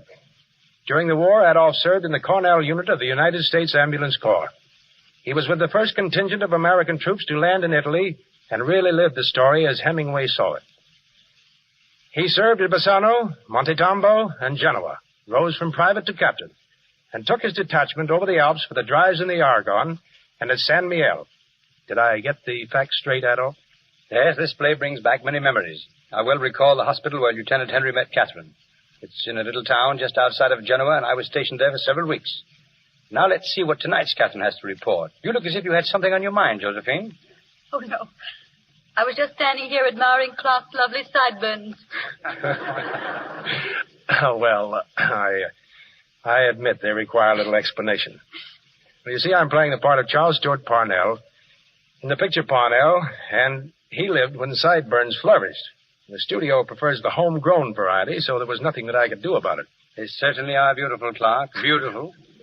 By the way, they tell me you're a handy man with a rope. Yes, I understand they're calling you Buck Gable.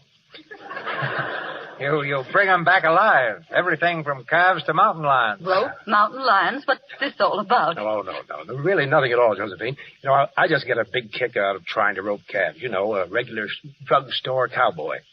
Most of the time, the calves win. And that business about getting a mountain lion is technically correct, but it was only a 60-pound youngster. I gave him to a trainer, and you may see him in the movies one of these days. Well, if he's going to be a regular picture star, you'd better acquaint him right now with Lux toilet soap.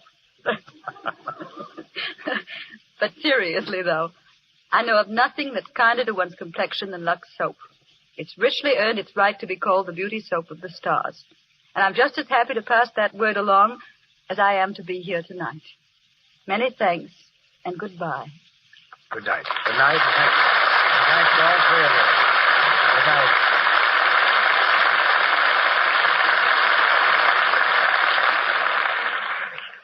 Thank you, Clark Gable, Josephine Hutchinson, and Adolphe Manjou. This is your announcer, ladies and gentlemen, Melville Ruick. Another banner evening in the Lux Radio Theater awaits you next Monday night, and Mr. DeMille tells us of it shortly. Our cast tonight included Doris Lloyd as Nurse Ferguson, Lionel Belmore as Rudolph, Martin Provenson as Dr. Peters, Lou Merrill as Bonelli, Justina Wayne as head nurse, Norman Ainsley as Piani, Frank Nelson as a railway clerk, Cornelia Osgood as the Italian nurse, and Ruth Easton as the Swiss nurse.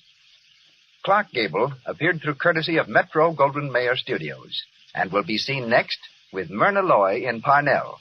Mr. Borzage, Walter Wanger Productions. Mr. DeMille, Paramount. And Louis Silvers, 20th Century Fox, where he's in charge of music for Wake Up and Live. As announced last week, today, April 5th, marks the beginning of a very important week to all housewives, National Retail Grocers Week. Be sure to go personally to your grocers during this week. You will be well repaid. Splendid values will be featured generally over a wide list of products you use regularly. Incidentally, you will find in the great majority of stores from coast to coast special values on Lux Flakes and Lux Toilet Soap. And now, back to Mr. DeMille.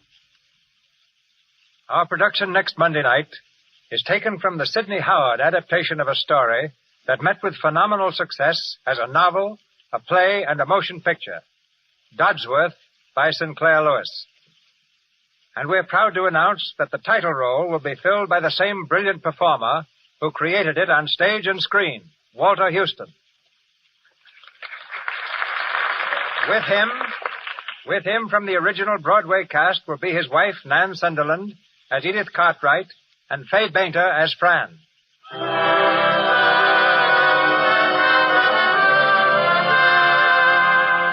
Our sponsors, the makers of Lux Toilet Soap, join me in inviting you to be with us again next Monday night when the Lux Radio Theater presents Walter Huston, Nan Sunderland, and Fay Bainter in Dodsworth. This is Cecil B. DeMille saying good night to you from Hollywood. This is the Columbia Broadcasting System.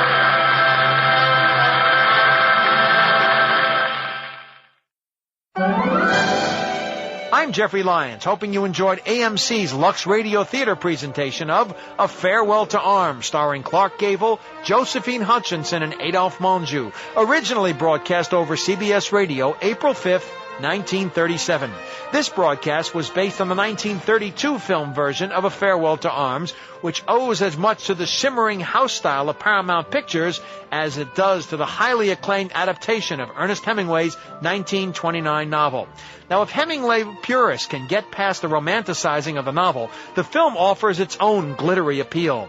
On the Italian front in World War I, an American ambulance driver, played by Gary Cooper, falls hard for a nurse, played by Helen Hayes. Cooper was, in real life, a close friend of Hemingway, and later played the hero of Hemingway's For Whom the Bell Tolls.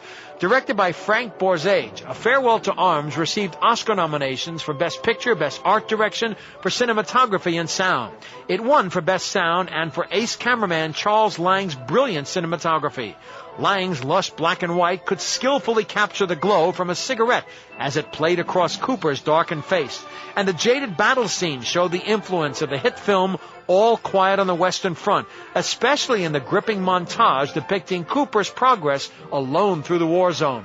A quality remake followed in 1957, starring Rock Hudson and Jennifer Jones, directed by Charles Vidor and produced by David O. Selznick.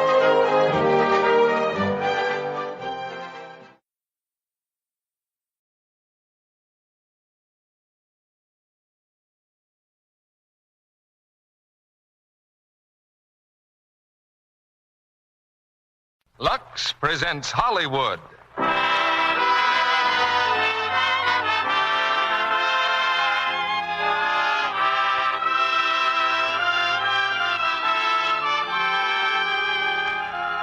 The Lux Radio Theater brings you Cary Grant, Jean Arthur, and Ronald Coleman in The Talk of the Town.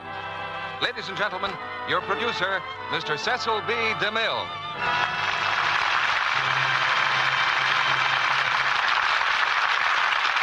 Greetings from Hollywood, ladies and gentlemen. Good things come in small packages, but better things often come in big ones. And 3 stars like Cary Grant Jean Arthur, and Ronald Coleman make a colossal bundle of entertainment. And that's what we've got tonight in a play called The Talk of the Town. It was over at Columbia Pictures that they had the idea of co-starring these fine players and the right story to do it with. And with the same formula, we can't go wrong in the Lux Radio Theater. The story is unique, as you might expect, with an interplay of comedy, drama, and romance that doesn't leave room for a dull moment. Cary Grant, unjustly accused of crime, Jean Arthur, his only defender, and Ronald Coleman, knowing justice in books but not in people, make a triangle that should be the talk of any town. Suppose a Broadway producer were to put the names of Ronald Coleman, Jean Arthur, and Cary Grant in front of his theater, as Lux Flakes makes it possible for us to do all over the nation tonight. I'll make a quick guess that he'd discover his theater was sold out months in advance at $6.60 or so a ticket. The line at our box office runs from Greenland's icy mountains to Hollywood and Vine. But the tickets don't cost a cent. And every seat is the best seat in the house. The only box office return is your loyal support of our product, Lux Flakes. And once you've tried it, you'll make it a habit for its own sake. Now it's curtain time for The Talk of the Town and the first act, starring Jean Arthur as Nora Shelley, Cary Grant as Leopold Dilg, and Ronald Coleman as Michael Lightcap.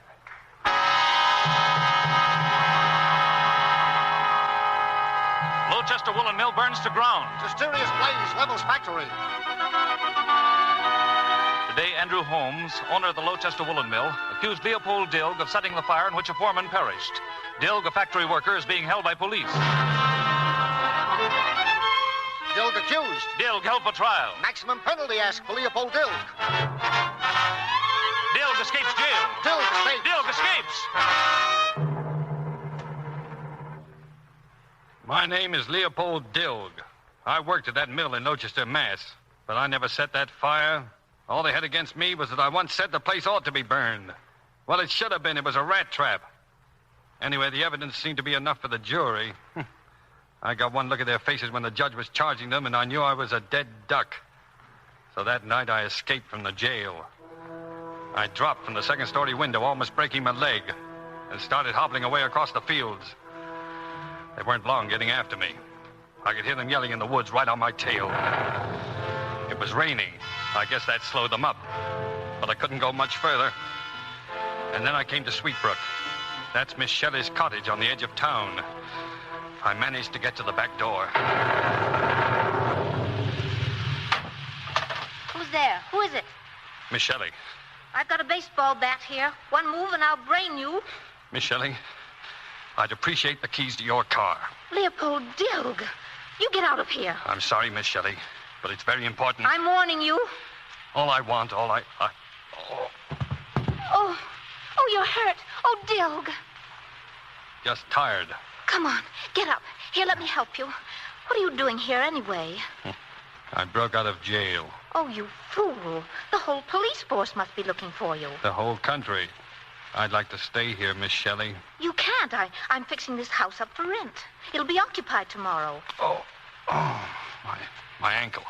Oh, my gosh. How far do you expect to get with that? And where are you going? I would appreciate any suggestions, Miss Shelley.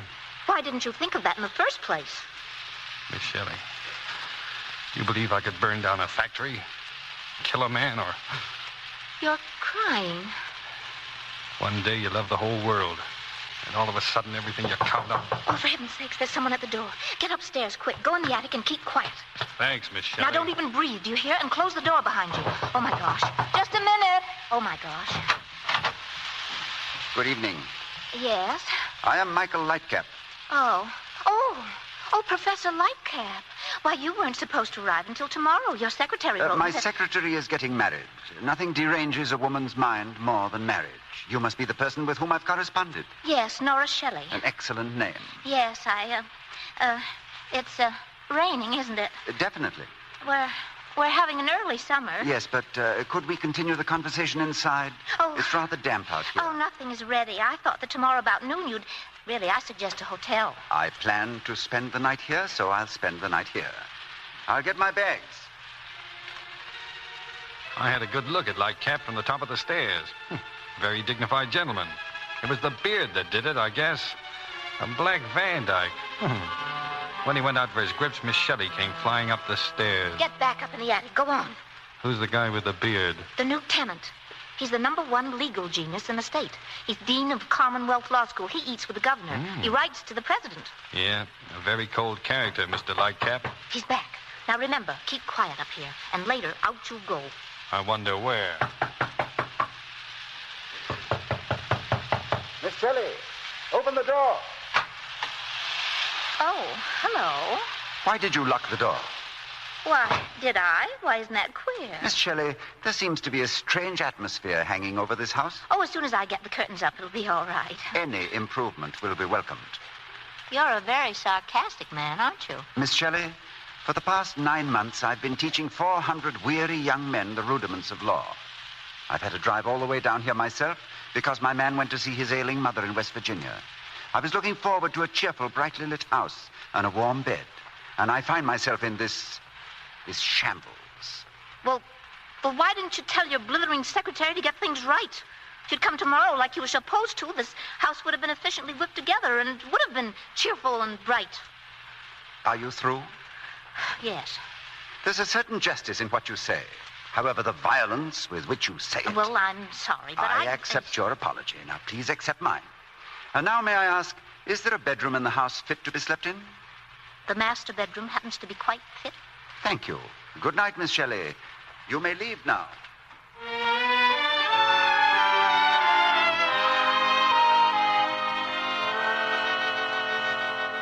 Dilg.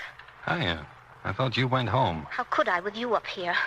You can leave now. He's asleep.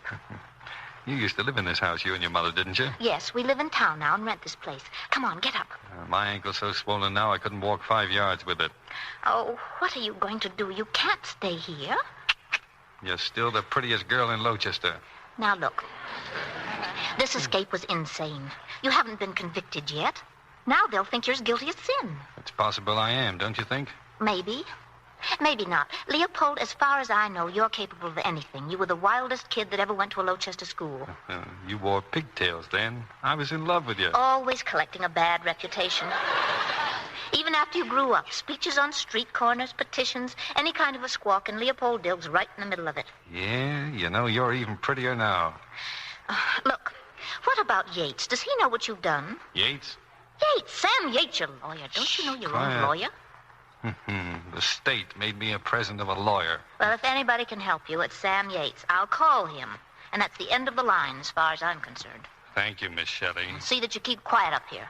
Yes, Miss Shelley.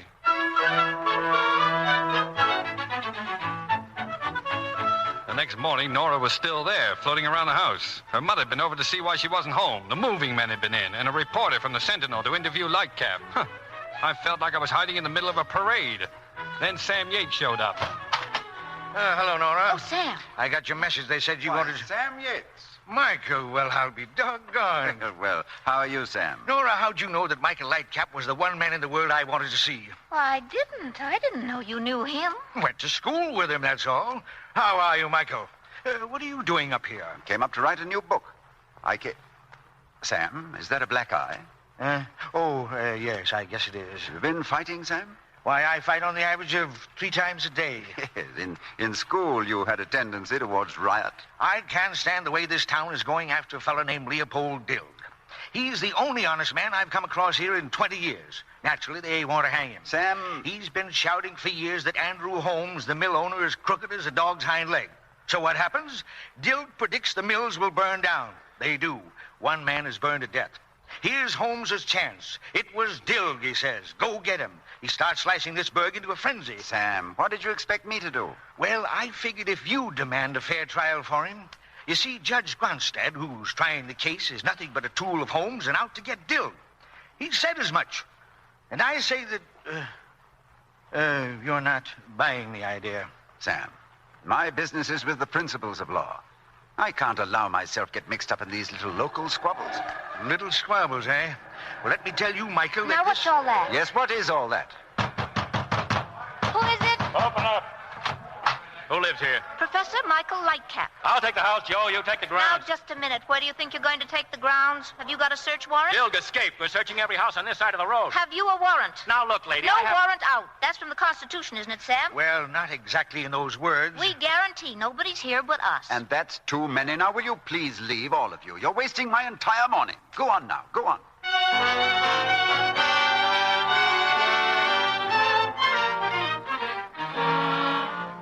They didn't search the house. When things quieted down, Sam Yates left, and Nora went out to speak to him in the car. Sam, listen. Do you know who's up in that attic right now?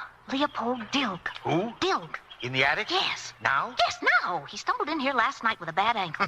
What's funny? Can't get involved in little local affairs, says Lightcap.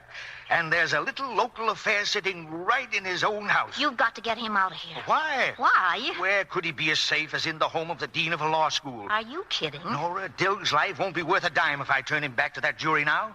Lightcap can help us, but it'll take time. That's nothing to me, one way or another. He can't stay up there. Why not? Are you insane? Who'd take care of him? Why, you. Me? Listen, I can't hang around here even if I wanted to. Lightcap's ordered me out 50 times since last night. Oh, you're doing all right so far. Sam. But so long, Nora. But Sam. I'll keep in touch with you. Oh, Sam.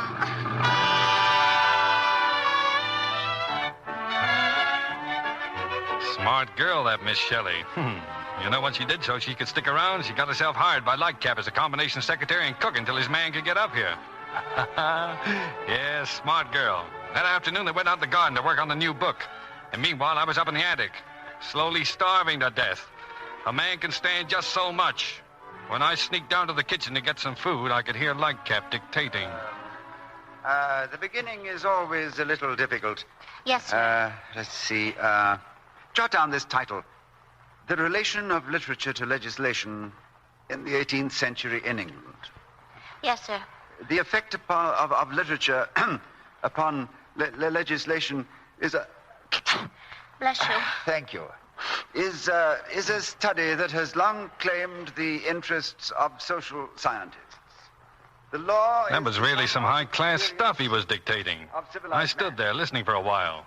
And then he made a statement that sounded a little silly to me about the law being at all times reasonable. The law must be built firmly on principles which are above small emotions, greed, and the loose thinking of everyday life. Impossible. Oh.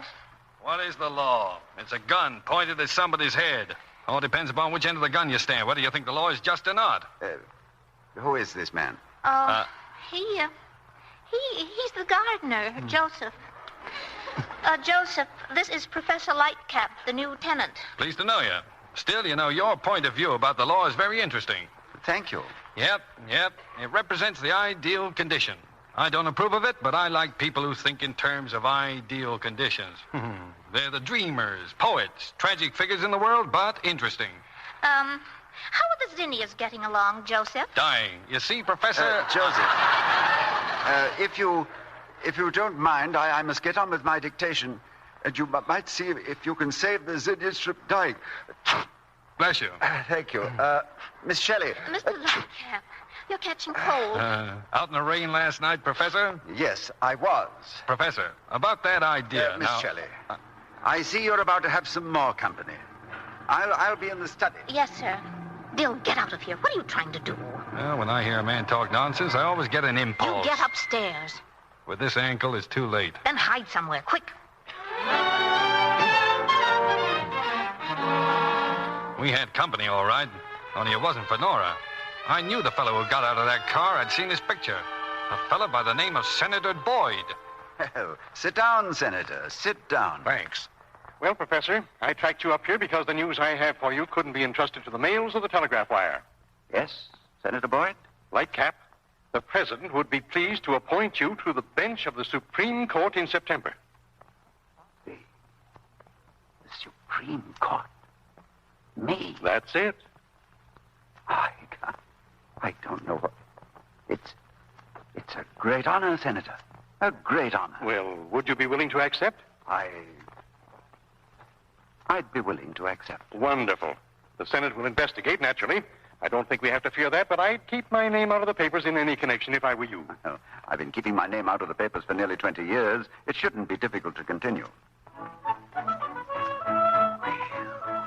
Supreme Court. That's something. When the senator left, the professor walked around the house in a kind of a happy daze. You could tell what it meant to him.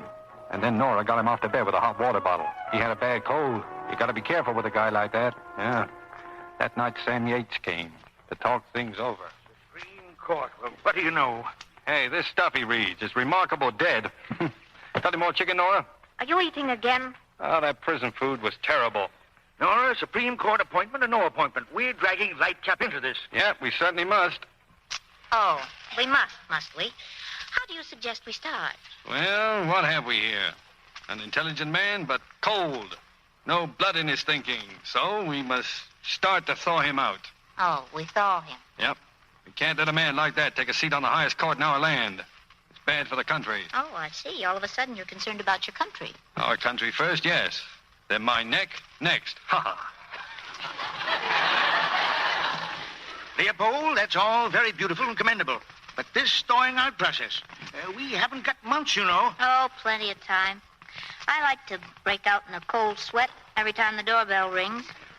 How do you propose we thaw him, Leopold? With a blowtorch? Well, we have to give that some thought. But we have a good start, Miss Shelley. What start have we got? You, Miss Shelley. The prettiest woman in Lochester.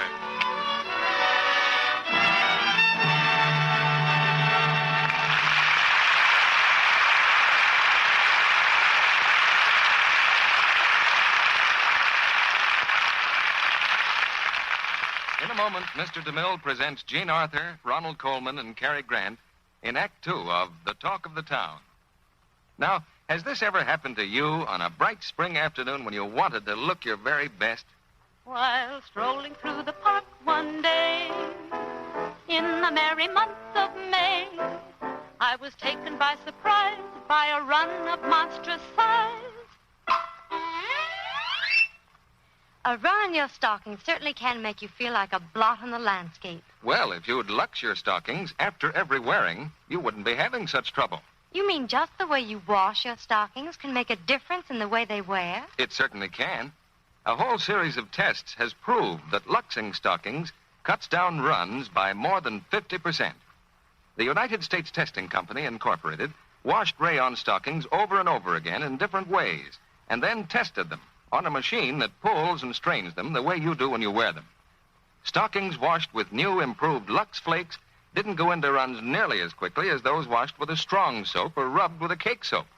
Luxing actually cut runs in half. My, that sounds good to me. Well, here are some new words to that song of yours. If you'll do what they say, you can give those stocking runs their runaround. I'll lux my stockings every day, every month including May. If you want to save your hose, take a tip from one who knows. Luxing helps to keep those stocking runs away. Now, Mr. DeMille returns to the microphone. Act Two of The Talk of the Town, starring Cary Grant as Leopold Dilg, Jean Arthur as Nora, and Ronald Coleman as Michael Lightcap.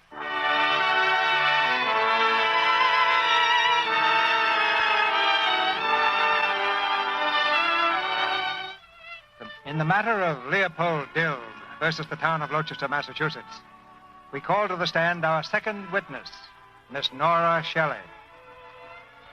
Professor Lightcap wasn't very sick, and the next morning we figured it was all right if he got up for breakfast. His cold was much better. But we hid the morning paper because Leopold's picture was right smack on the front page.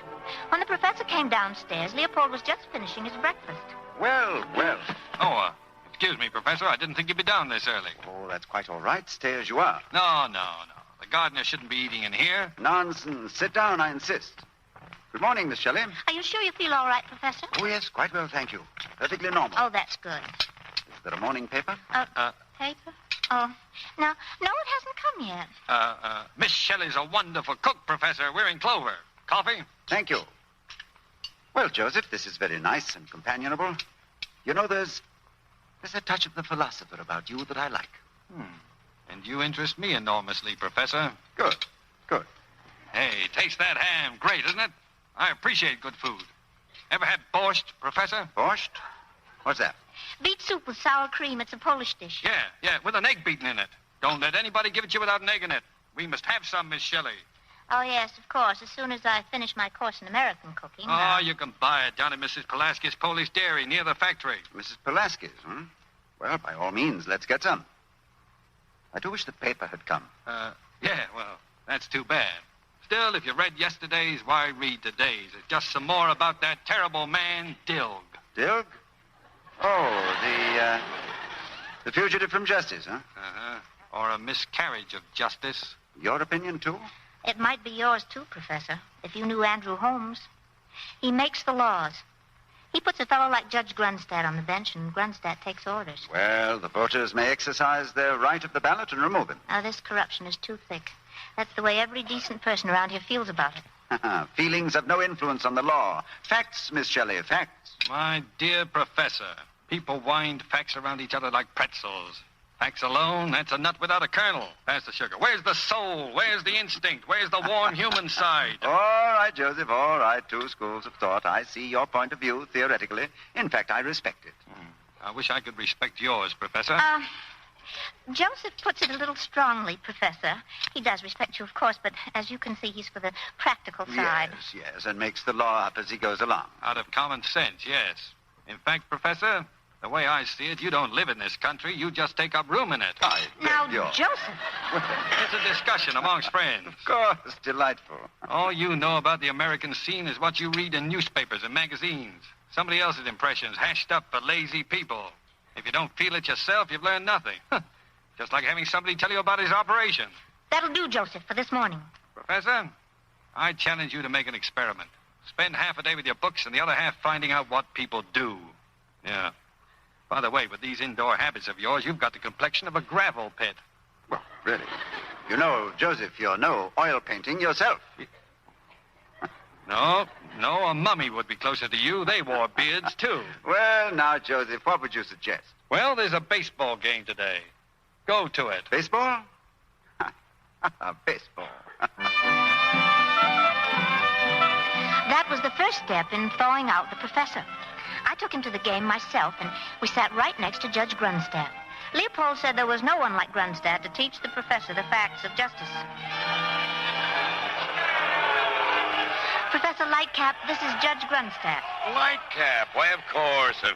How do you do, sir? How do you do? Well, this is a great honor. Thank you. Did you say judge? Mm-hmm. Grunstadt. Doubt whether you've heard of me, but your work.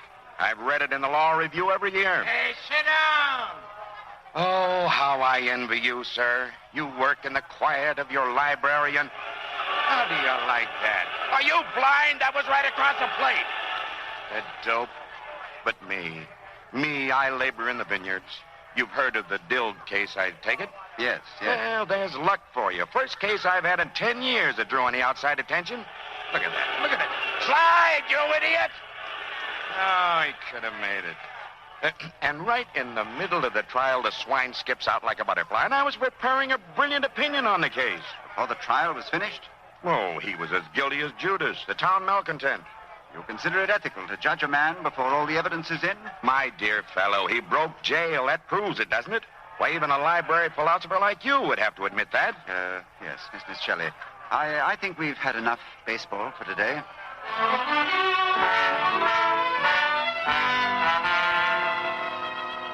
That evening, Leopold and Professor Lightcap played chess, but the professor's mind wasn't on the game.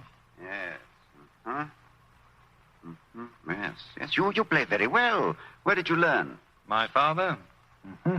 He was the kind of man who resented work. It interfered with chess and argument. Yes. See? Yes, you're a man of many parts, Joseph. I look forward to a very pleasant summer. Thank you, Professor. Your king is still in check. Yes. Let's see now. Miss Shelley, did you actually hear what that fool Grunstadt said? Yes, wasn't it remarkable? Joseph, what do you think? Judge Grunstadt was sitting in the box right next to us. No. Well, I hear he's a very charming man. He's an idiot. Writing an opinion of a case before hearing all the evidence. Preposterous fake. Mm-hmm. That's serious. Your rules don't allow that. Naturally not. Well, what do you do about it? Why, there's just nothing to do. I can't intrude on the business of the Superior Court of the county. So you just turn your face, huh? Now, Joseph, you don't understand. Mm-hmm. I understand this much. You laugh at my kind of law and wink at the other. What kind do you practice? I refuse to be dragged into any further discussion of the philosophy of law. All right, then let's not. Oh, Joseph, I'm sorry. It wasn't that I have no respect for your intelligence, which I may say I find extremely lively. That you're taking a vacation from law. Exactly. I was a little sharp, though, I'm afraid. Don't mention it. Now, let's see. My king's in check, huh? Yes. As a matter of fact, Joseph, I may add that I'm very grateful for your presence in this house. And you're a big treat to me, Professor. Thank you, Joseph. Thank you. He was a wonderful man, the professor. He was, well, in so many ways, he was like a little boy. I was very fond of him. The next day, we went for a walk through town. A couple of high school kids passed us and giggled. You know, it was the beard.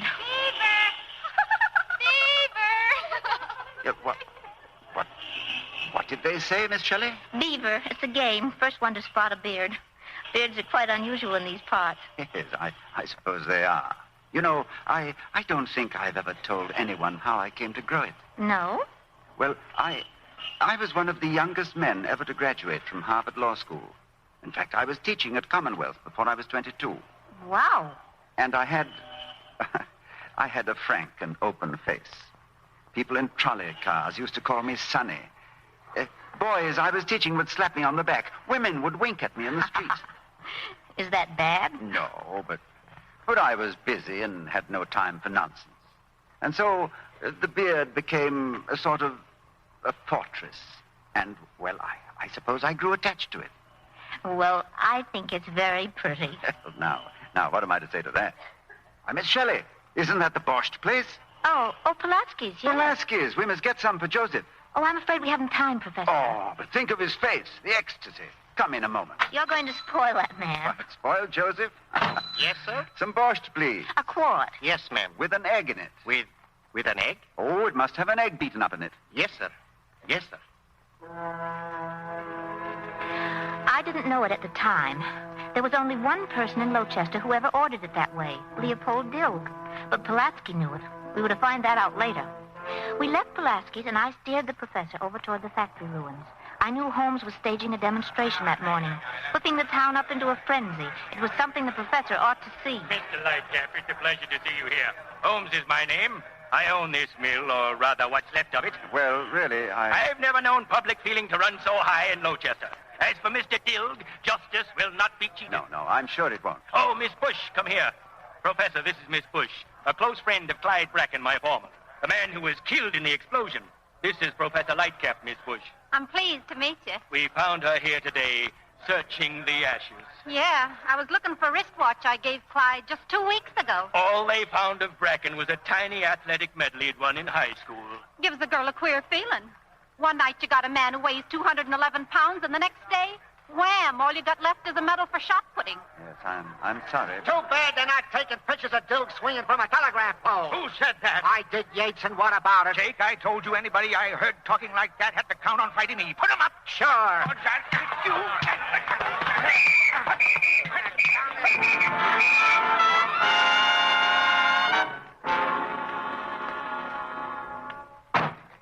I won't have it, Miss Shelley. You deliberately dragged me into this.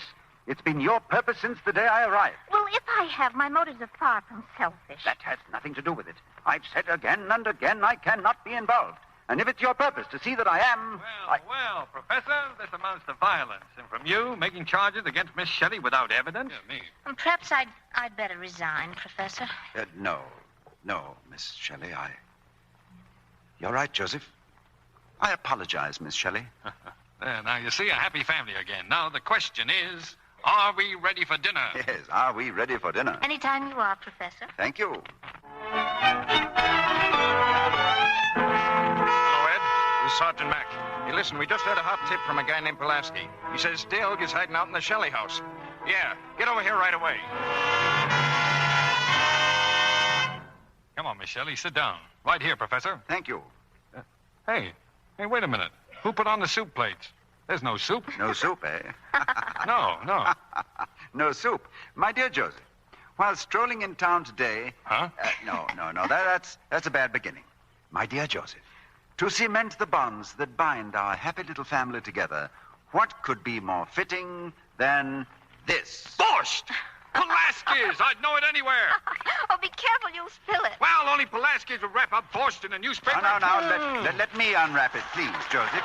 Your eagerness, you're this is the stuff I've been waiting for. Come on, Professor, shake it up. All right, here we are. Now, if you'll just get rid of this newspaper, Miss Shelley, What's the matter, Professor? Is something wrong? There seems to be a picture in the paper, Joseph. A man named Leopold Dilg. Professor. He bears a remarkable resemblance to you, Joseph. Professor, what are you going to do? Call the police and tell them to come and pick him up. No, you won't do that. Wait, Professor. I'm sorry I spoiled your party. Of course, there's no use discussing the merits of my case right now. I'm afraid not, Joseph. Leopold. I have a simple duty to perform, and I must do that before anything else. Well, here we have the two schools of thought, Professor. This time in action. That telephone to you means law and order. And to me, well, I've got to stop you using that telephone. By violence, if necessary. Yes, I see. That's bad. I've a very warm feeling for you, Joseph. But I must use that telephone. Well, if you do, Professor, and I'm as fond of you as a brother, I'll be compelled to knock you down. No, please. I should regret that, too. I've never been fonder of a man in my life, but... Hello, operator? Give me the police station. Hello, is this the police? Sorry, I want Professor. No! Oh, Leopold. Nora, I'm sorry. What else could I do? Oh, help me get him up. You've hurt him. He's... Leopold, I couldn't help it. I didn't want to hit him. Get out of here, quick. It's the police. Get out the back way. Look, Go on. Get out, you fool. Open up. Bring it down. The back way. Hurry. Yeah. Oh, Mr. Lightcap. Get around the other side, man. Shoot the kid. Yet, this way. Where is he? Come on, where is he? Oh, help me with Professor Lightcap. He's hurt. Where's Dilg? I don't know. Ed, try the upstairs. Nora, did Leopold get away? Oh, Sam, help me. What's the matter with him? Look, Sam, is he all right? Sure, he's fine. Come on, Professor, come on. Aye. He's coming around, all right. Up you go, Professor. Professor Lightcap. You knew it was Dilg, Miss Shelley. All those lies, attentions, just for Dilg. You and Sam Yates. You planned it all, didn't you? Take it easy, Michael. You're a silly, dangerous girl. You've had me feeding and lodging a notorious fugitive from justice. You've endangered a lifetime's career for a stupid gesture. Our association is at an end, Nora. That's a tip-off, Professor. You had to get good and sore before you got around to calling me by my first name. Oh, Miss Shelley. Nora, when you're angry. That will be all, Miss Shelley. That will not be all, Mr. Lightcap. Dilg is innocent, and I'd rather be hated by 40 frozen legal giants like you than turn him over to those bloodthirsty idiots of Lochester. You were right to grow a beard. You were an old man all your life. You put on the proper costume just as soon as you were able. Don't ever shave it off, Mr. Twilight. Somebody might think you were alive, and that would be misrepresentation. Come on, Sam, let's get out of here.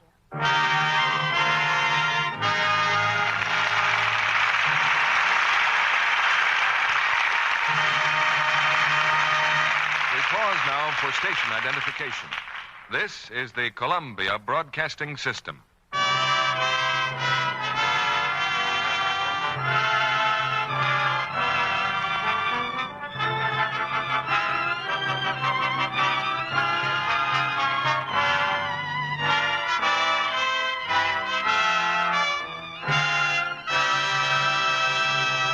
After a brief intermission, Mr. DeMille presents Ronald Coleman, Cary Grant, and Jean Arthur in the third act of The Talk of the Town.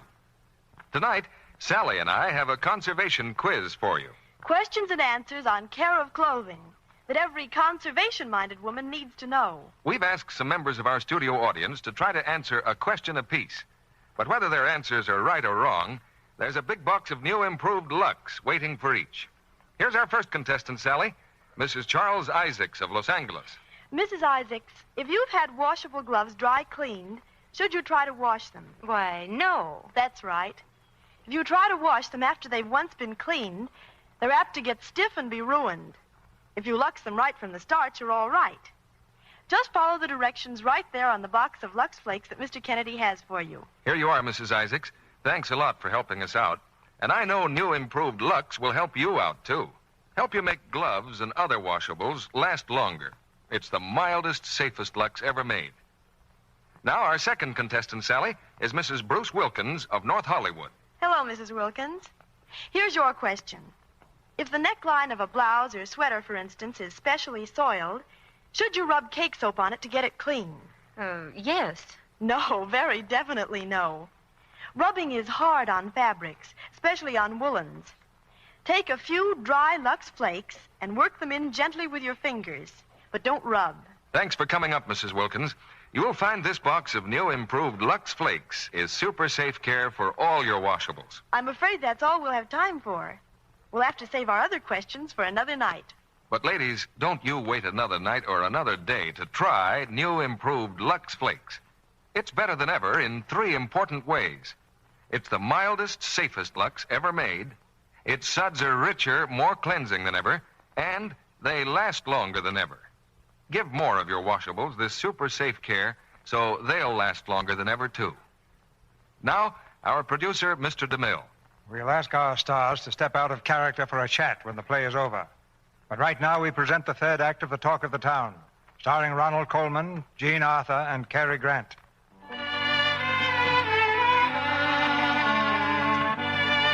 From the personal journal of Professor Lightcap comes the following narrative. The private diary of a modest and retiring student of the law. Since I trust no eyes but mine will ever read these words, I may confess that Miss Nora Shelley had made a distinct and lasting impression upon me. And when she left Sweetbrook that night, I felt very much alone. But she had shown me what I was, a frozen legal giant, she had said, with a beard. So when my man Tilney arrived, I took the first step toward correcting that impression. Tilney found me that night in front of my mirror, razor in hand. Mr. Lightcap, sir, what you doing, sir? I am about to shave, Tilney. Oh, no, sir, you can't do that, sir. Sorry, Tilney, there's work to do. The beard is in my way. Yes, I know, but for 15 years, sir. 15 years, Beaver.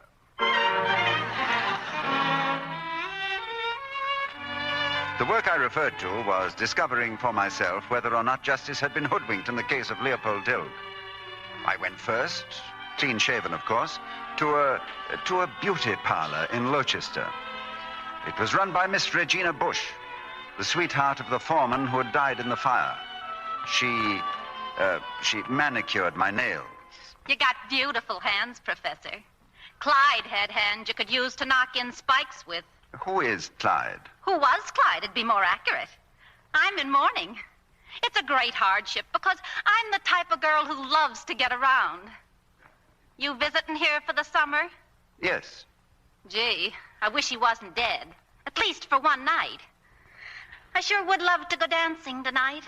Miss Bush, I wonder if I might have the pleasure of taking you dancing tonight. The pleasure? Well, say now, you're real cute. Listen, you blow your horn at 7 tonight, right outside, Sonny. Thank you. Sonny.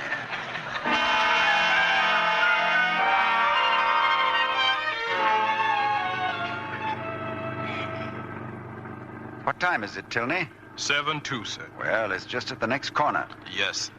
Tilney. Yes, sir? If you wanted to get some information out of a woman, how would you go about it? Well, Mr. Lightcap, sir, I've lived a cloistered life like you.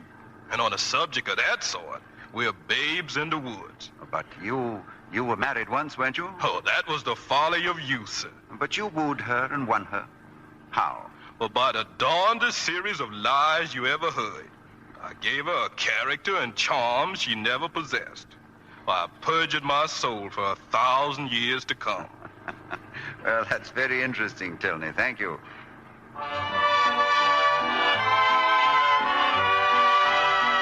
Should we sit down, Miss Bush? Yeah, come to think of it, I'm getting hungry.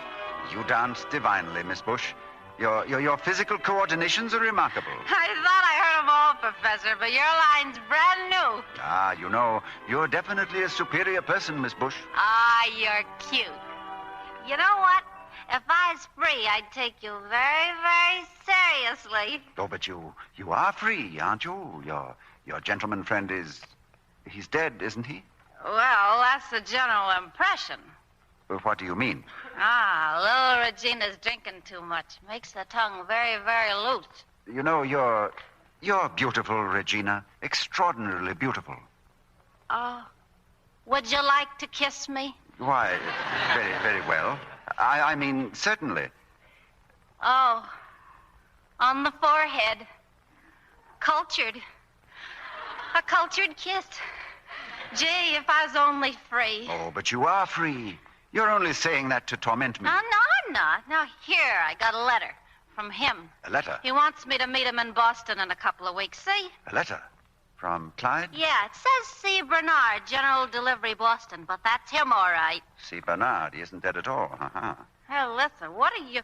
Hey, give me that letter back. No, but Miss Bush, now, Regina, darling... Don't Regina darling me. There's something fishy about you, mister. Help! Throw this guy out! Get him out of here!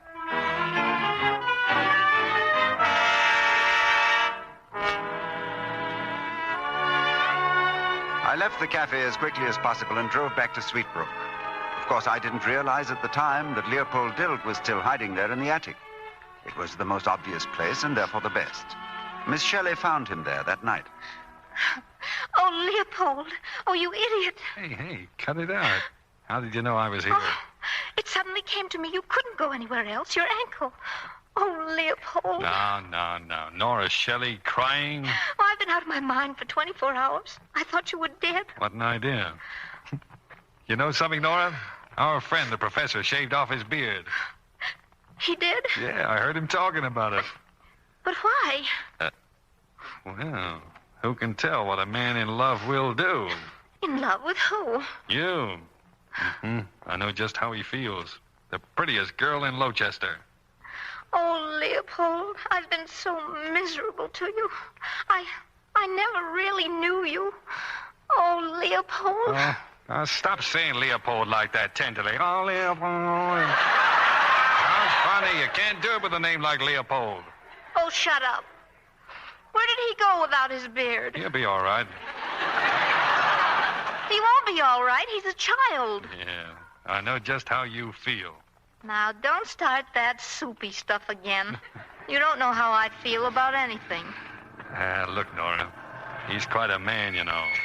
An important man. Be quiet. There's a car.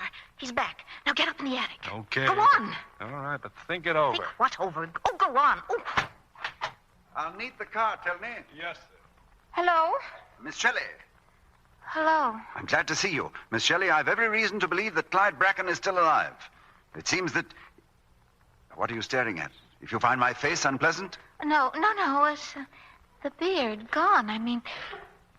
Did you say Bracken? Bracken, yes, alive. Well, I guess at last you know the truth about Mr. Dilg. I don't know anything until I can prove it. A stickler to the last. I bet if you knew where he was now... I'd turn him in, yes. You just took that beard off your face. Inside, you're as whiskered as the Smith brothers.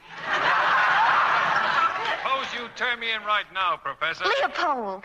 What do you say, Professor? Leopold, get back up there. What's the matter with you? Leopold, I'm leaving immediately for Boston to find Mr. Clyde Bracken. How about dropping you off at the police station? Do you hear? Bracken's alive. Very interesting. Well, let's go, Professor. Will somebody please listen to me? Bracken's alive. Why should Dill go to jail? It's the principle. The law says that's where I should be. Thank you, Leopold. Listen, if they get him in jail, they'll make Patty DeForger out of him. Doesn't that mean anything to you? Well, that's a bridge we can cross when we come to it. Right. Who knows who's right? Why does Dilg have to make all the concessions, Professor? Isn't there one concession in your bones? Concessions? I shaved off a beard I was fond of. I danced with a blonde beauty parlor owner. I kissed her in public. Concessions. Ha! All right. Turn him over. Give him to the mob. Go ahead. Mob? What mob? Do you think they'll let him stay in jail while you're looking for Bracken? They'll drag him out by the hair. Don't be silly. Quiet. Come on, Professor. Now, wait. Miss Shelley has been right in the past, and perhaps you'd both better come to Boston with me. Well, that's a very noble gesture, Professor, but my place tonight is in jail. I'm sorry to disagree with you. Come along, Leopold. That's taking the law in your own hands, Professor. Oh, shut up. Leopold, sometimes the letter of the law might be wrong. No, I'm afraid I can't agree with you, my dear friend. Well, I'll have to be firm, Leopold. Oh! Now, Miss Shelley, if you'll help me to get him into the car, please. Oh, Professor, you're wonderful. You're really wonderful. Thank you, Nora. Oh, Leopold. Poor Leopold. Did he hit you? Where did he hit you? Oh, poor Leopold. We found Bracken, alias C. Bernard, in Boston. It was a brief and heated discussion. He didn't wish to return with us to Rochester, but we prevailed upon him. By force, I'm afraid. Oh!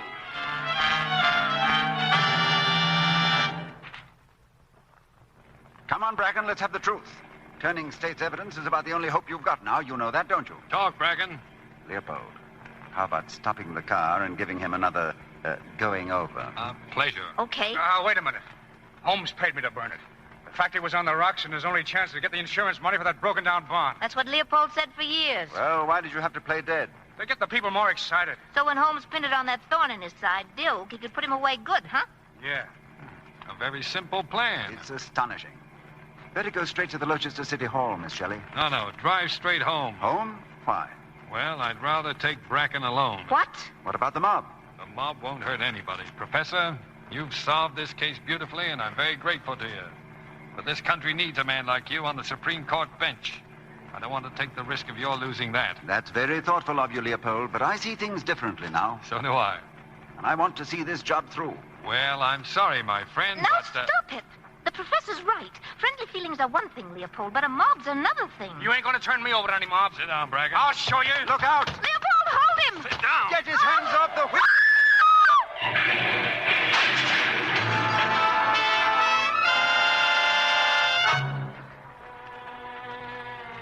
Our work had gone for nothing.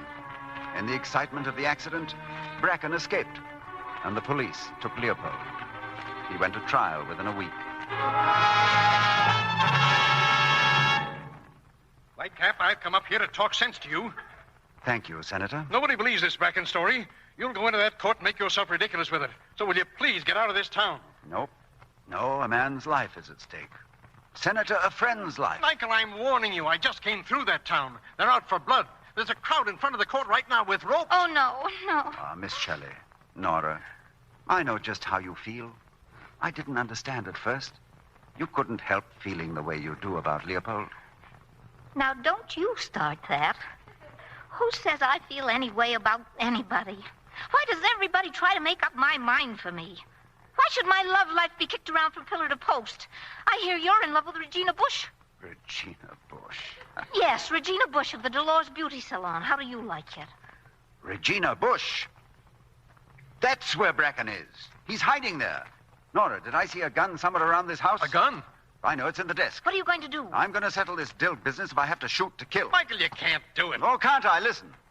My great-great-great-grandfather fought off 2 dozen Indians for a whole week in 1756, and I'm a direct descendant. Now, you tell that to the Senate, and if it isn't good enough for the Supreme Court bench, it's just too bad.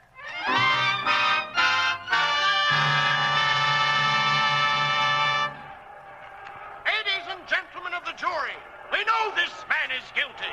Outside of this court right now, you can hear the voice of the people. Listen to it, the voice of justice. The state and the people of Rochester will tolerate only one verdict from this jury, and that verdict should be quick. Guilty! Keep that crowd out of here. Cash, Your Honor! Give us Dilg! We want Leopold Dilg! Come on, give him to us! Come on, go on! Who did that? Who fired that gun? I did. Judge Grandstadt, this gentleman with me is Mr. Clyde Bracken. Bracken? Clyde Bracken, alive. He's the man the law is looking for, not Leopold Dilg. His only crime was that he had courage and spoke his mind. And you people of Rochester, what are you doing in a court of law with weapons and ropes? This is your law. This is your law and your finest possession. It makes you free men in a free country. Why have you come here to destroy it? If you know what's good for you, take those weapons home and burn them. And then think. Think of this country and the law that makes it what it is. And think of a world today crying for this very law. Then maybe you'll understand why you ought to guard it. Violence against it is one mistake. Another mistake is for any man to look upon the law as just a set of principles, something he recites and then leans back and takes it for granted that justice is automatically being done. Both kinds of men are equally wrong. The law has to be engraved on our hearts and practiced every minute to the letter and spirit. It can't even exist unless we're willing to go down into the dust and blood and noise of battle every day of our lives to preserve it. For our neighbor as well as ourselves.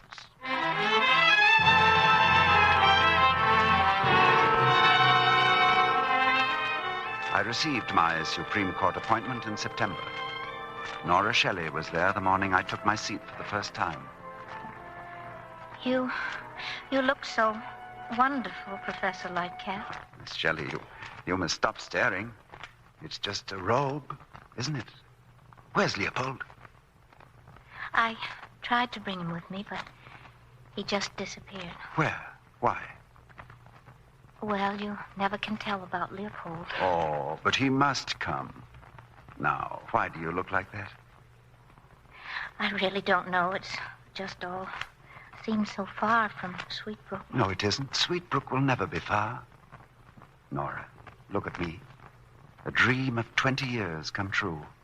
More happiness than any man deserves. But now there's something else, Nora. My friends. I want to see them as happy as I am. Nothing less will do.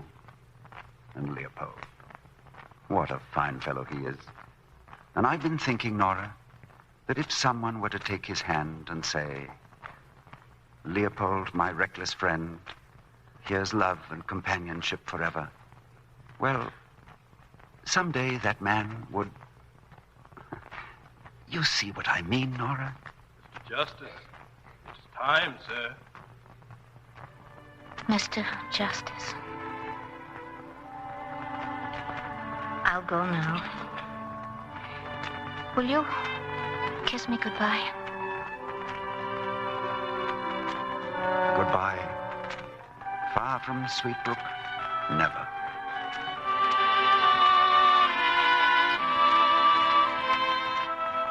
Leopold had come after all. I saw him from my seat on the bench. He smiled at me and left. And Nora followed him. Leopold, wait. Huh? Oh. Where are you going? Well, that's all I wanted to see. The professor. The rest is about law. Very boring. Hey, he looks fine up there, doesn't he? Yes. Well, our country's in good hands. The woman's touch. Indispensable. You better go back in. But where are you going? Home, Rochester, why? Then what? You're going to like Washington. Wonderful town. And he's a wonderful man, too. Well, Nora, see you sometime. Leopold. I'm in a hurry. You better go back in. He's probably looking around for you now. Leopold, I'm getting pretty tired of having people trying to make up my mind for me. Now, stop it. Do as I tell you. Leopold. You take a stubborn woman, they're a curse. My mother always warned me against stubborn women.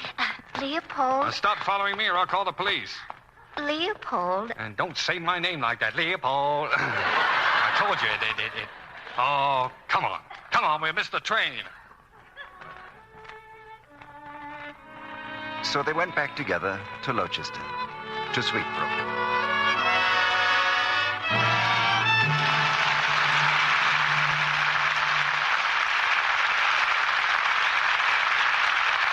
Our stars will return for a curtain call in just a moment.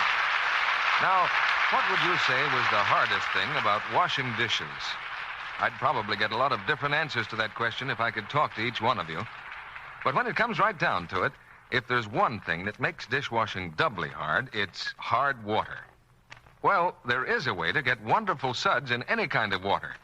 Just use new improved Lux Flakes. By actual test, this amazing new Lux gives you more suds, ounce for ounce, than any of 10 other well-known soaps. And they're rich, long-lasting suds that make that daily job of dishwashing easier and pleasant for you. Just sprinkle new improved Lux Flakes into your dishpan, turn on the water, and watch those flakes bubble into thick, hard-working suds fast. You see, Lux is all pure soap. That's why it gives you richer suds. And, of course, it's kinder to your hands. Doesn't leave them red, rough, coarse-looking. Your dealer has new improved Lux Flakes now in the same familiar package. Better get an extra box tomorrow. Keep it handy in the kitchen for dishes to give you rich, cleansing suds even in hard water. Now, here's Mr. DeMille with our stars. Tonight's performance deserves to be the talk of the town, also of the city and the county. And the credit goes to Jean Arthur, Cary Grant, and Ronald Coleman. Thank you, C.B. Keeping Cary Grant out of jail was a very pleasant assignment. But difficult. Cary's a stubborn criminal. C.B., I appeal to you. Do I look like a criminal? Well, no. I wish you'd be a little more confident. That's a tribute to your acting, Cary. Don't you think so, Mr. Justice Coleman? Now, Jean, don't be formal. Call me Judge. You were all so perfect in your parts tonight that I almost suspect you've had experience in the same jobs. Ever study law, Ronnie? I'm afraid not, C.B. Were you ever a combination secretary and cook, Jean? No. Well, it's up to you to save my theory, Cary. That's the politest way I've ever been asked whether I've been in jail. Thanks. Mr. DeMille is a very polite man. He told me once that he had a perfect part for me, that I was the only one who was right for it. I hope you took it. What was the part? Calamity Jane. I'd like to suffer a box office calamity like that picture more often, Jean. Ronnie was telling me he's joined a very interesting crusade. Yeah, I understand he's out for blood this time. Well, Cary, it's just this. I'm out to remind those of British birth in the United States that the American Red Cross needs more blood plasma. And this week is set aside for donations of British blood for American forces. We can show our gratitude for America's tremendous generosity to Britain in her days of trial by going now to the nearest blood center and offering British blood to save American lives. As an old campaigner for the blood donor service, I know how much it's needed, Ronnie. Good luck. Now, I know the audience is anxious to hear about next week's play, Mr. DeMille. Well, next week, Jean, our play will be the motion picture surprise of the year. The RKO dramatic success, Hitler's Children. And our stars will be Bonita Granville, Otto Kruger, Kent Smith, and Walter Reed. This is not a war play. It's a drama of youth, behind the scenes in Germany. A story of courage and love, which the Nazis could not destroy. And it's an inside glimpse of the Nazis' secret weapon. Well, I look forward to hearing it, C.B. Good night. Good night. Good night. Good night. Sounds like you convinced the jury.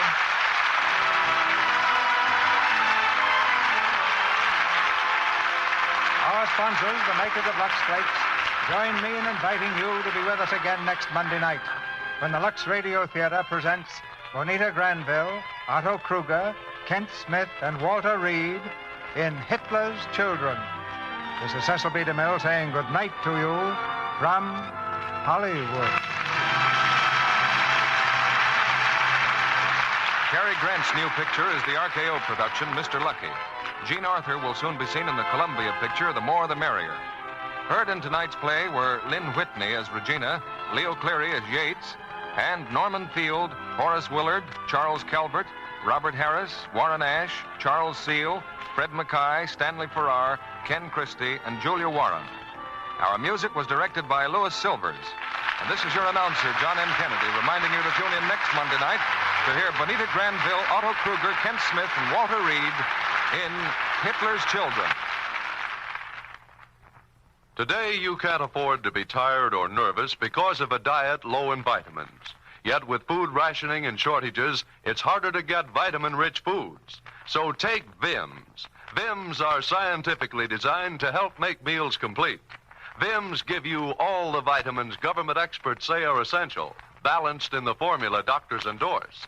And Vims supply all the minerals commonly lacking. Get Vims at your druggist. VI for vitamins, double MS for minerals.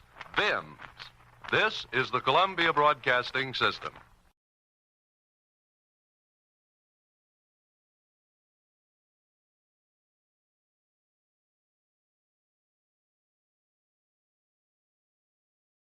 Lux presents Hollywood.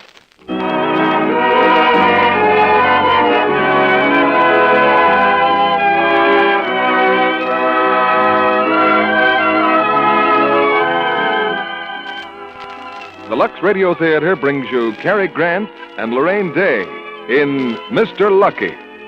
Ladies and gentlemen, your producer, Mr. Cecil B. DeMille.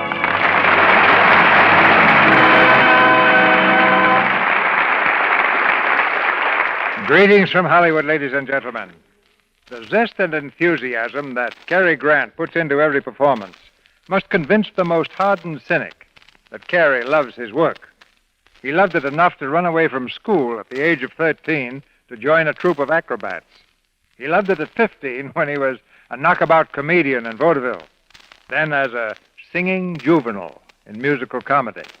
And knowing Cary, I think he loved it, too, in one fantastic interlude when he tramped the boardwalk at Coney Island on stilts, advertising a roller coaster. My guess is that he tried to give just as good a performance then as in these latter days, when everybody looks forward to a new Cary Grant picture as an occasion for celebration. The latest case in point is the RKO hit Mr. Lucky. And starring with Cary and Mr. Lucky tonight is Lorraine Day, one of the screen's really brilliant young actresses. In fact, after seeing her work in Mr. Lucky, I picked her for the leading feminine role in The Story of Dr. Wassel with Gary Cooper. Tonight's play has many surprise twists. It's not all adventure, nor all comedy, nor all romance, but a magic combination of all three. On the screen, Mr. Lucky made a killing, as he himself would put it. Or, in plainer English, the picture hit the jackpot, cleaned up, drew the moolah at the box office.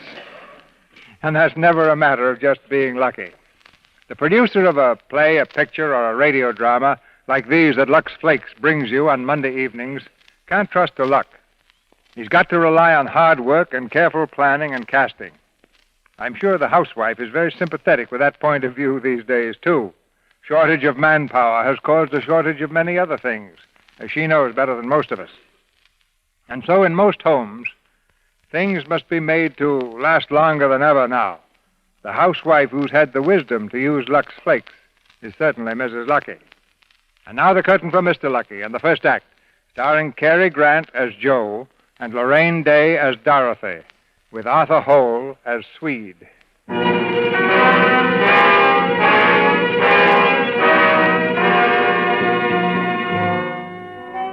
The night fog hangs low over the New York's waterfront. At the end of a long pier, a girl paces slowly back and forth, stopping at intervals to gaze out toward the sea. From the shadows of a dark building, a watchman peers at her suspiciously. Then, with a sudden movement, he begins to walk quickly toward the girl. Hey, you there! Take it easy, brother.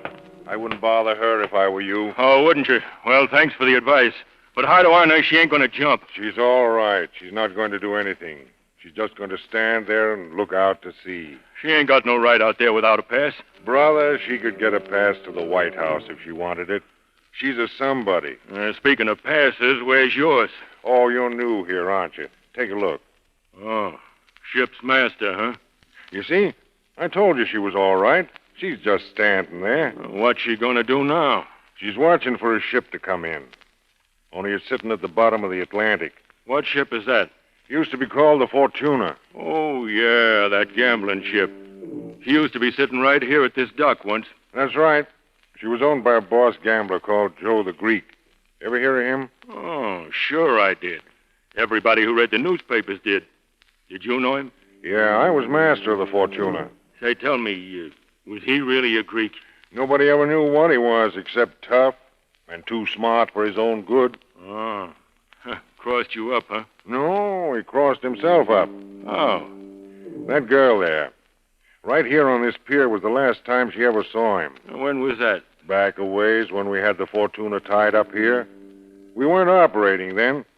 We were broke and full of trouble. One day, that was in October 1941. You see, we'd been driven off the West Coast by the law and put in here to raise a bankroll so we could operate in Havana. Joe was kind of up against it. A little Greek sailor we had aboard, a guy named Baskopoulos, was pretty sick. Joe came waltzing up the gangplank with his face full of fine and dandy and his heart full of ice water. Hi, Swede. How's Baskopoulos? Looks like he's going to join Barnum and Bailey, Joe. Yeah, what'd the doc say? Well, according to the doc, he's already gone. Uh-huh. Said he wouldn't last over an hour, 2 hours ago. All gone inside. Say, how'd it go uptown today? Swell, thanks, sweet. I got the plaster taken off the boat. We can sail any time. Good. You know those mugs of yours are getting kind of restless. Yeah? Well, let me know when Biscopoulos goes. I'll be in the gambling room. Right. Hey, fellas, here's Joe. Hi, Joe. Hello, boys. Well, anything happened today, Joe? Plenty, boys. I got it. Yeah, you mean the boat's released? Cost me $10,000, but it was worth it. Look at that. Signed by His Honor, the Superior Court Judge. It took 7 lawyers to write it up legal and Joe to do the fixing. Here's Zep. Put it in the safe. Boys, we're sending for Havana as soon as Biscopoulos kicks off. Forget it, Joe. This ship ain't going nowhere. Who says so? Your Uncle Sam. What is it, Zep? A rib? Yeah. Take a gander at these little postcards. They arrived this morning. J. Biscopoulos, G. Zep, Joe Adams. Hey, that's me. What is this thing? It's from your draft board, Joe. You've been classified. I have, huh? 1A? They can't do this to me. I'm a civilian. It's what you think. Take a look at mine. I got the same thing. They don't even give you time to cut off a leg. Oh, listen, this isn't my war. I had my war, crawling out of the gutter the hard way. I won that one. I don't recognize any other war. Ah, it's okay, Joe. Don't worry. I got it all fixed. Yeah, well, go on, Crunk. Well, we can hop a plane out of here for Mexico City in 2 hours. What? Yeah. From there, we can catch a plane for Rio. You can wait South America till this soldier business blows over. Sure. Take it easy, Crunk. Look, you think I'm going to give up the boat on account of this card? None of you other guys got one, huh? Just you and me and Biscopoulos. Yeah, well, where's Biscopoulos' card? What did he get? 4F. What's that? Means they don't want him. He's physically unfit. The lucky stiff. Yeah, he's physically unfit, all right. He's just about dead.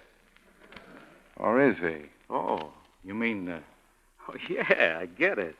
All right, boys, get lost. Joe and me want to talk. J. Biscopoulos, 4F, huh?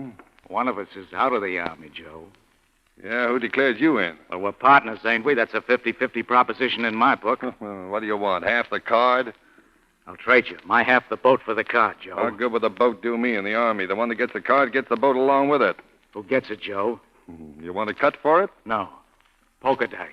All right, you got a deal. I'll get the dice. Oh, wait a minute. Can't you wait and make the thing legal?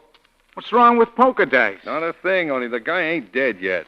I never took anything off a pal in my life. After he joins the circus, well, that's different.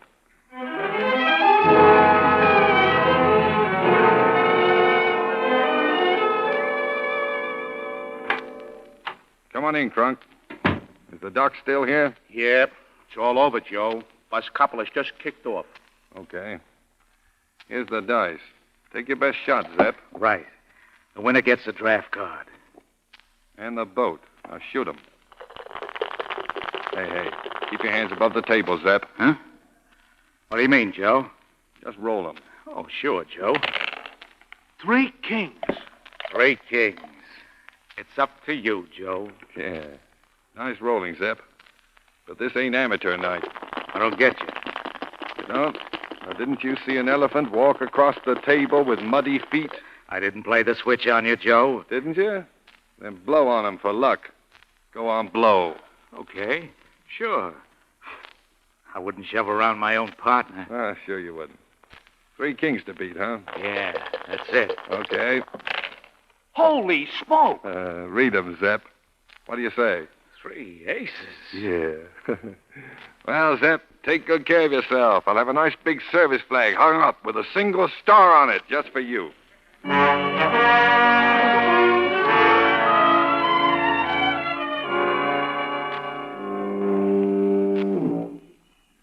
Well, that's the way Joe Adams got to be Joe Biscopoulos.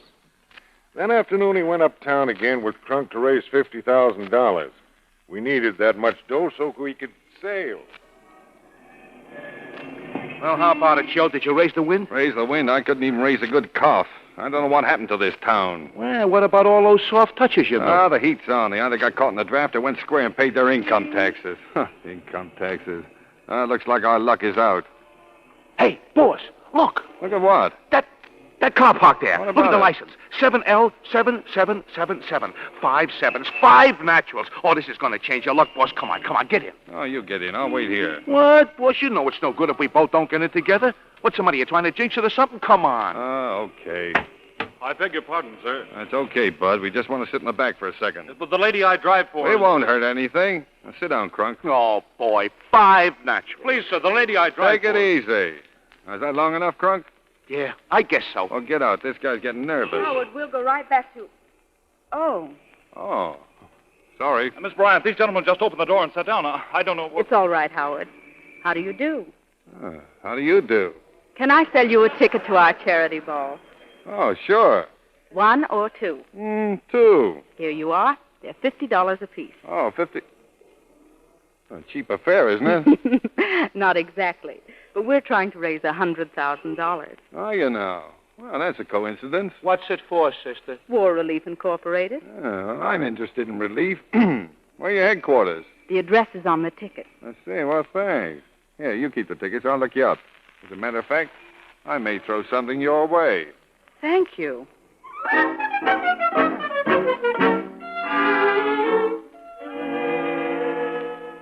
I beg your pardon, but did you say you wanted to contribute $70 to our war relief, or was it $700? Neither. I said 70,000. Oh, yes, I thought... Well, do sit down. Do, Mr. I don't believe I got your name. Joe. How are you? Joe? Oh, Joseph. Mr. Joseph. Well, you couldn't have come at a more timely moment.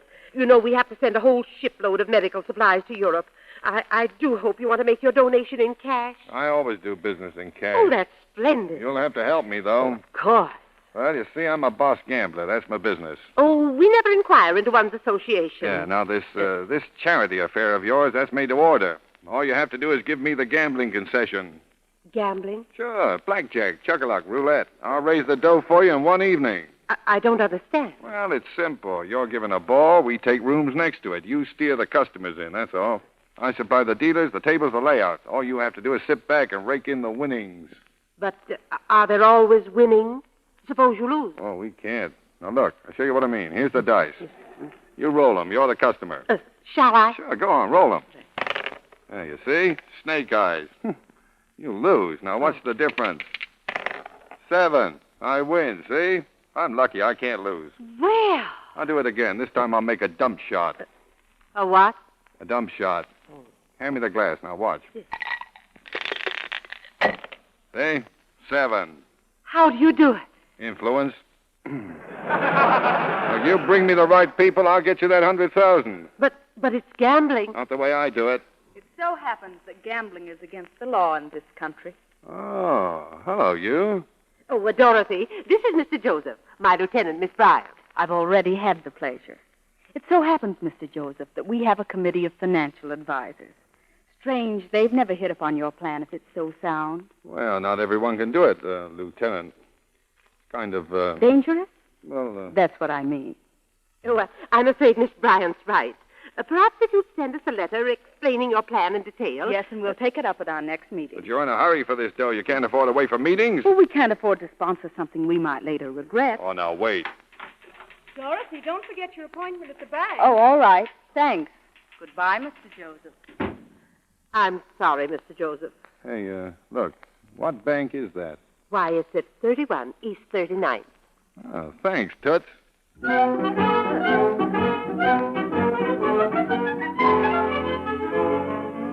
Listen, boss, this ain't no bank. This is a blood bank. Well, what's the difference? Where's the girl? But they take away your blood here. You want to lose your blood? Quiet. Next, please. Good afternoon. Hello, Miss Bryant. This is your 3rd visit, isn't it? Yes. We'll have your silver button waiting for you as soon as you're through. Thank you. Sit right over there, please. Well, hello. Hello. Well, this is quite a surprise. Not particularly. It so happens I rather expected it. And if you think your persistence is going to have any effect on me, you're mistaken. Well, I can't see how you people can pass up $100,000 for the cause. For whose cause? If you're so interested in serving the cause, why don't you join the Army? Oh, me? Oh, well, I'm 4F. You look 1A to me. Well, you don't look so bad yourself. I mean, Well, this is my arteries. Well, should you be giving blood? Oh, well, my blood's 1A. It's just my arteries are 4F. See, look, says so there on my cards, yeah? J. Bescopoulos. I thought you said your name was Joseph. Well, if a fellow went around calling himself Bescopoulos, think what other people would call him. Next. Look, miss, why didn't you let me finish what I was trying to tell that lady at the war charities? Huh? It so happens I don't trust your motives. Oh, fine. Here I am giving my life's blood, and she don't trust my motives. The person who gets your life's blood will probably develop a sudden passion for the dump shot. Yeah? And a poor soldier who gets your blood, they can use him for an ice cube. Next, Miss Bryant. Ready? Goodbye, Mr. Bescopoulos. And the answer is still no.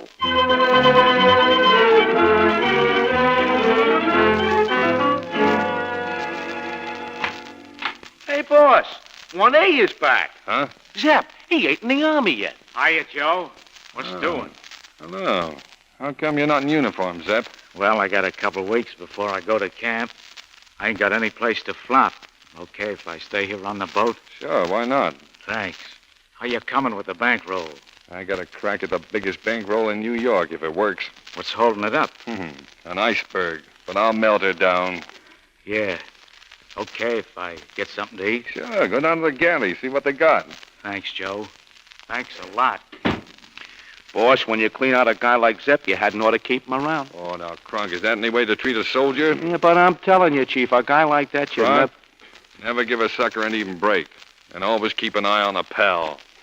Remember that. Mm-hmm. Hey, where can I get a car? I got to put on the dock for a few days. Well, I know a fellow in town's got a sedan. Yeah, well, get it. Meet me on the dock in a half hour. Okay.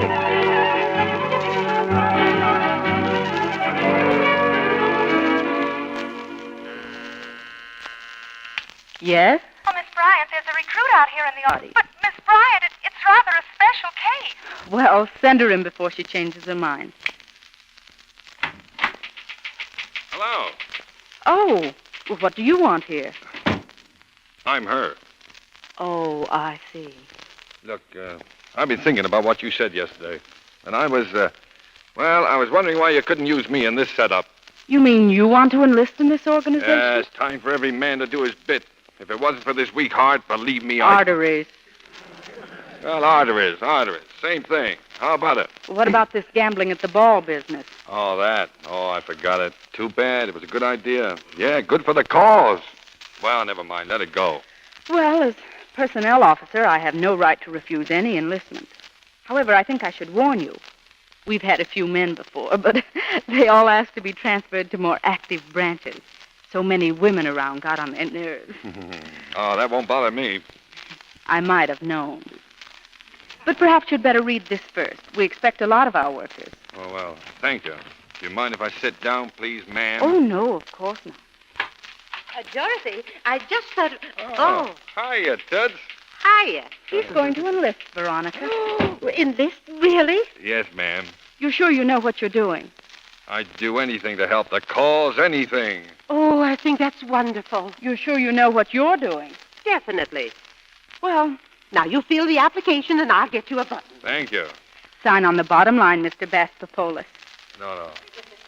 Bescopoulos. I didn't think you'd forget me. I don't intend to. You mean sign here? That's right. Okay. Here's your button. Now you're one of us, Mr. Bescopoulos. Oh, Greek? American, naturalized. Oh, yes. Well, Dorothy will take care of you and come and tell me how you're getting on. Oh, yes. I think it's perfectly wonderful. Well, everything's fixed. I'm in. Stand up. Huh? Take your hat off my desk. What? Put out that cigarette. Recruits are not allowed to smoke during office hours. And before you leave, put a fresh bottle of water on that cooler, please. Oh, yeah, sure. How would you like to begin with a propaganda project? Yes, sir. Or madam. Now tell me, do you know how to knit? Knit? I asked if you knew how to knit. Knit? In England, men who are incapacitated knit without hesitation. Knit? Why, the best knitter I ever saw was Wing Commander Barnstable. He picked it up while he was in a plaster cast. I don't knit. That's exactly the attitude we're trying to combat. Now, look here, I don't mind... We want a group of obviously masculine men to take up knitting. Do it perfectly casually in public places. Do you think I'm strong enough? I'm quite serious. Oh. Half the women who were knitting for us last year are now learning to drive ambulances and run buses. But look, You don't seem to have caught the idea of the organization you've just joined, Mr. Biscopoulos. We're people who won't be able to get into the actual fighting. We resent that fact. So we take our resentment out in doing our best to help when and how we can. Well, no, I'm not backing out. I can't knit because I don't know how. That settles it. Report to Mrs. Van Every. She's our best instructor. Oh, now, wait a minute. Or do I tear up this application? Okay. Okay. I knit. Good. You may report to Mrs. Van Every. Thank you, madam. I knit. Go ahead. Look, just one more thing. Yes? When do I get to trim a hat?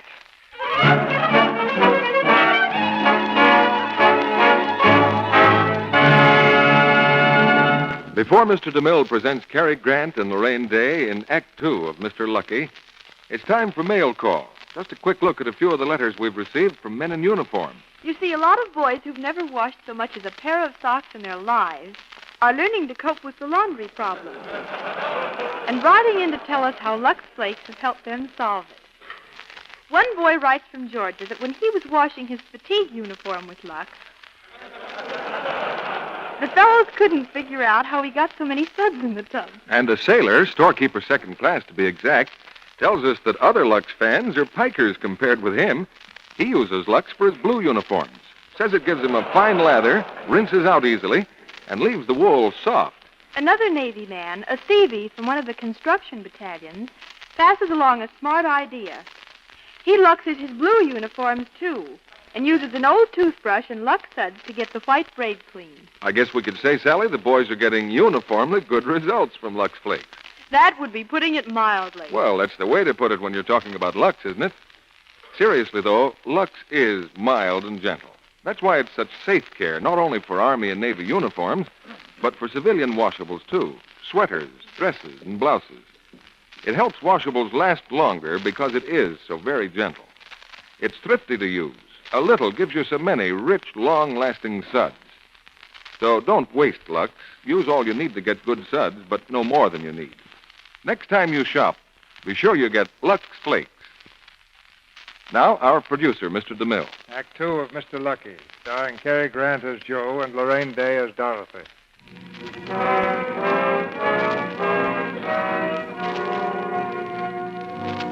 Yeah, this Joe was a funny guy.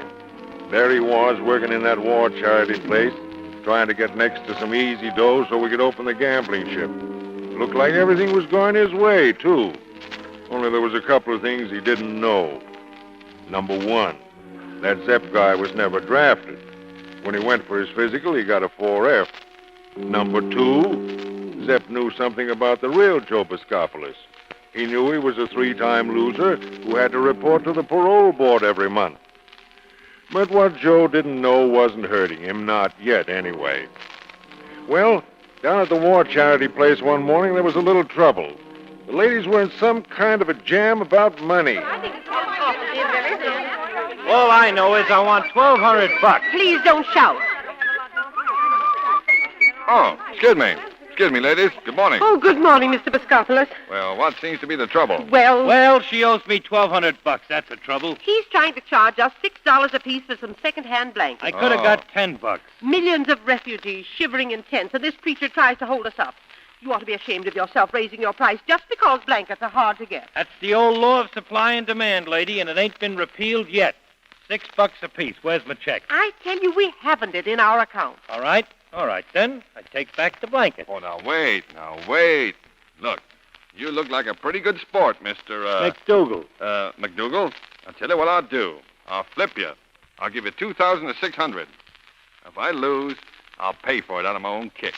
I wouldn't want to have those shivering refugees on my conscience. Now, what do you say, Mr. McDougal? 2,000 or 600? Yeah. You're on. Okay, now, I'll toss the coin and you... Ed. Oh, wait a minute. I am sorry. I couldn't do it with this coin. You see, it's got tails on each side. I got it from a gambler. I wouldn't want to jip you. See, you'd have lost. Oh, well, thanks. Now, what do you say we do that old behind-the-back routine, you know? Behind the back? Yeah, you guess what hand it's in. Oh, yeah, sure. Go on. Yeah. Now, are you all ready? I'm ready. All right, which hand? The left. The left. Well, let's see.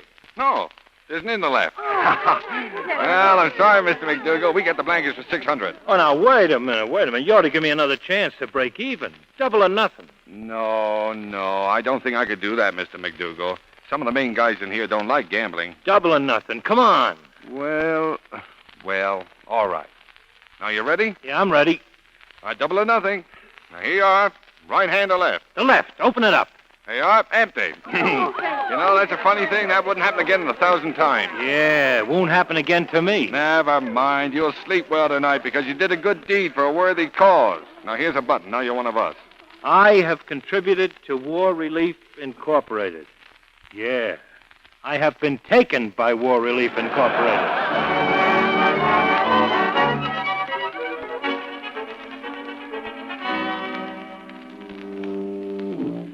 Yeah, Joe beat him fair and square. That coin Joe used, though, had a little pin in it. And when he put his hands behind him, he stuck it on the back of his coat. So it was never in either hand. Fair and square, according to Joe. But it saved the charity $1,200. And then there was a time he went down to the docks with Miss Bryant. There was more trouble about loading some trucks. I've been trying to think of some way to thank you for getting us the blankets. Well, the percentage was in our favor. The other guy was doing the guessing. You know, ever since you first came in, I've been trying to figure out why. Oh, now, look. What's a guy supposed to do? Put his heart on a plate before you'll trust him?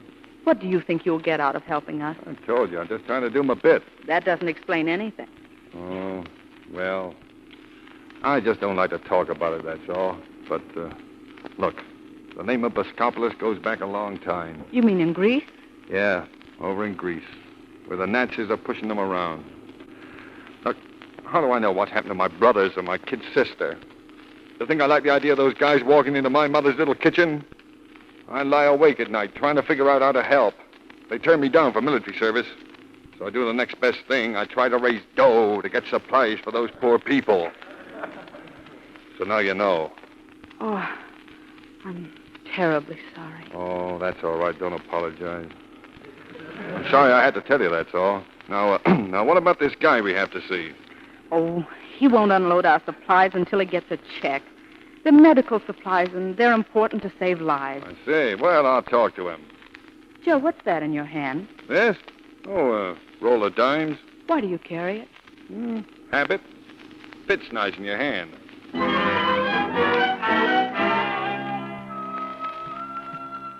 Joe talked to the guy all right.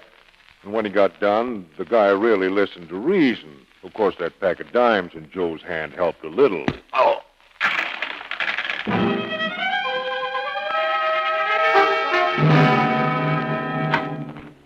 Start unloading the truck, boys. Joe, your face is cut and your coat's all ripped. Come on, let's get back to the charity. What happened in there? Oh, you misunderstood that guy. Nice fella, family man. What happened to your dime? Oh, I tipped the guy. Did you have to tip him very hard? What, me fight? Go on, I'm a peace-loving citizen. Joe, he might have killed you. Don't be silly, it's just a scratch. Say, do you mind if we stop at the tailor so I can get him to sew this fiddle? The what? The fiddle and flute, the suit. Oh, what kind of double talk is that? Oh, it's a language I picked up in Australia, like shoes, ones and twos. Sounds like poetry. Well, that's the idea, jingles. Like you're a girl, twist and twirl. Well, what are you? Me, I'm a bloke. There's a heap of coke. Well, this twist and twirl is going to take care of the heap of coke's, scratch. Cabbage patch. We'll stop at my house. It's on the way. Oh. Anybody home? No. Fine.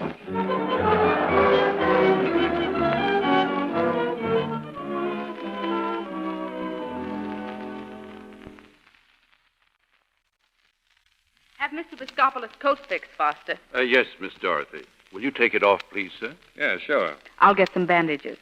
What were you saying before, Joe? Oh, yeah.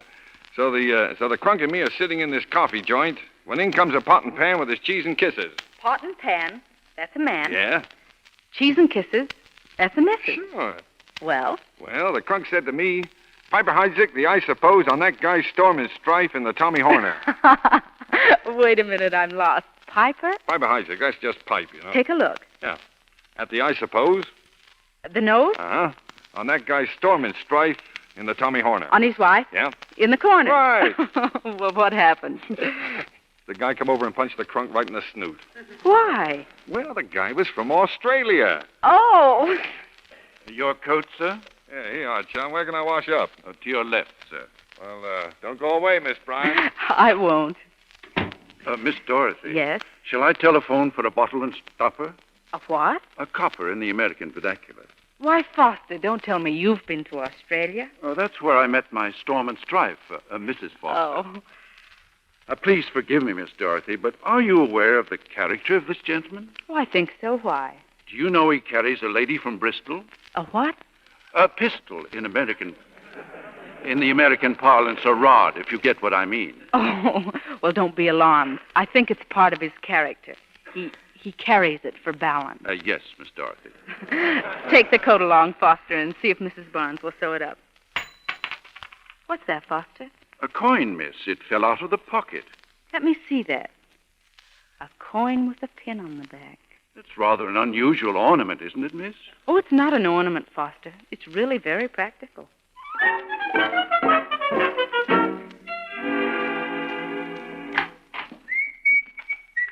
How you coming with the fiddle? Here you are. Thanks. By the way, Foster was quite alarmed. He thought I should send for a bottle and stopper. Yeah? What for? The lady from Bristol. Oh, that. Well, I wouldn't feel dressed without one. Have you ever killed anyone? No, I'm too good a shot. Hey, look. Don't get me wrong. I'm a gambler, not a gangster. Tell me some more. More what? Some more jingle talk. Oh, that. Okay. Now, look. If we were going together, you'd be my Briny Marlin, my darling, see? Then I'd be the guy who'd give you that simple diamond, for your long and finger. The guy who'll give me this simple Simon was my mother. Oh, yeah? More. Well, Barnet Fair's your hair. Dots and dies, eyes. The eye, suppose, nose. North and south, mouth. That's where you get the honey and bliss. Kiss. Joe! That's enough, Joe. Come on, take off your mask. You're with friends. Don't be silly. Come on, Briny Marlin, don't play games. Let me go. I'm not playing games. Oh, don't give me those baby blues. You think I brought you here because... Well, didn't you? Now, have you changed your mind? All right. Suppose we settle it with that game you played with McDougal. Oh, you mean the coin stuff? Behind the back.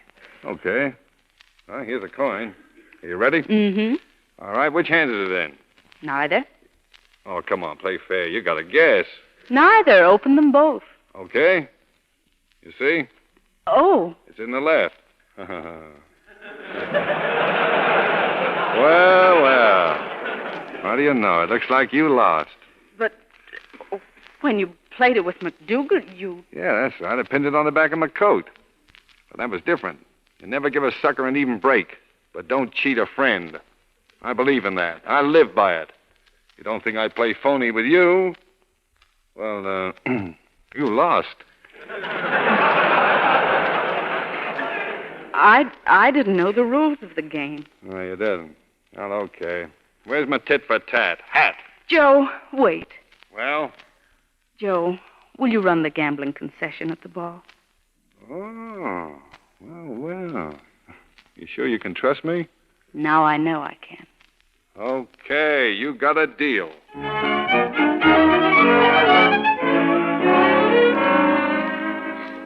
Hello, Grandfather. Foster said you wanted to see me. Yes, sit down, Dorothy. Wait till I powder my eye, suppose, and comb my barnet fair. Where on earth did you pick up such gibberish? From Foster. It's wonderful slang, Grandfather. You should talk to him. I have been talking to Foster. Oh? What do you mean, Dot, by bringing a gangster into this house? Oh, now don't tell me you're worrying about me, Grandfather. I'd give you odds against any 8 gangsters in the city, but I don't want them coming to my house. What can you see in a fellow like that? Joe is the first man I've ever met I'm afraid of. It's exciting. Joe. See here, Dot, this fellow hasn't been making advances to you, has he? Of course. He kissed me. What? Right on the north and south. Oh, I pretended to be angry, but the truth is I like him. Now, see here, I will not have this kind of thing. Now, Grandfather, don't worry. I'm quite safe. Get rid of him, child. Get rid of him at once. Well, I suppose I should. Yes, I think he'd be too hard to tame. Good night, Grandfather. Dot, what's his name? The heap of coke? Oh, you'll never believe me.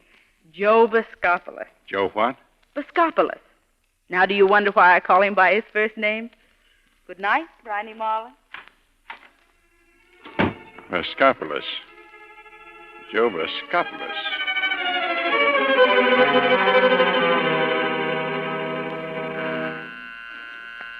Yes? Miss Bryant, there are 3 men here to see you. What about? Well, I think they're detectives, Miss Bryant. Oh, well, send them in. Miss Bryant, Come in. where can we find Joe Boscopoulos? He isn't here. Where's his desk? Out there. Thanks. Wait. I'm so glad you came. My grandfather sent for you, didn't he? I always thought there was something wrong with Mr. Boscopoulos. We want to have a little talk with him. Anything serious? When a guy's been convicted 3 times, carrying a gun is plenty serious. Oh, Oh, excuse me. Didn't know anyone was here. it's all right. Who's that? Oh, he's the man from the water company. It's about time you showed up, Inspector. Huh? Yeah, why?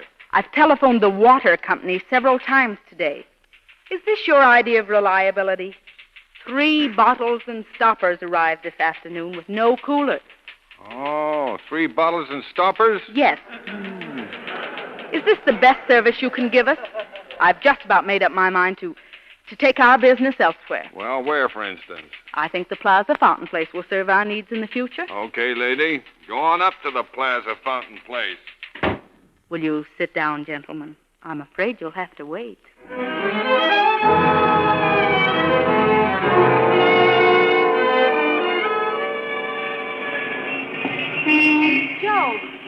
Joe! Hi, clever girl. I figured you meant you'd meet me at the fountain. Oh, Joe, I was scared. Why should the cops be trying to pick me up? Grandfather, you will carry a lady from Bristol. Oh, they picked me up for packing a rod. I can get sprung in a couple of hours. Come on, my car's over here. Get in. What for? The crunk's in my own car waiting around the corner. Well, I've already told him to go home. Now, don't ask questions. Get in. Okay.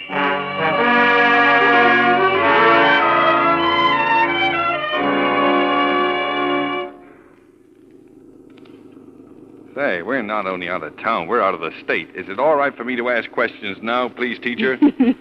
I have to talk to Grandfather. What? Well, he's back in New York. Oh, I have to talk to him on the phone. We've passed thousands of good phones. No, this call must come from the right locality. Grandfather's no fool. Well, how far is the right locality? Pretty far. Relax, Joe.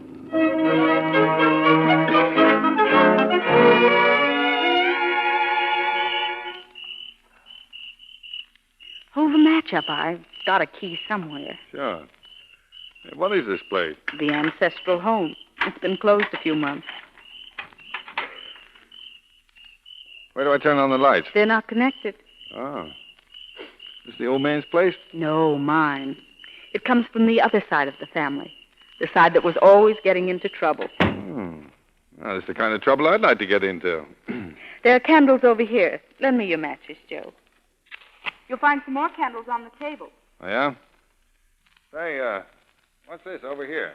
Just a little sitting room. Little? Oh, it's all right. This is where I used to entertain my beaux. Uh-huh. After tea, we'd sit by the fire and hold hands.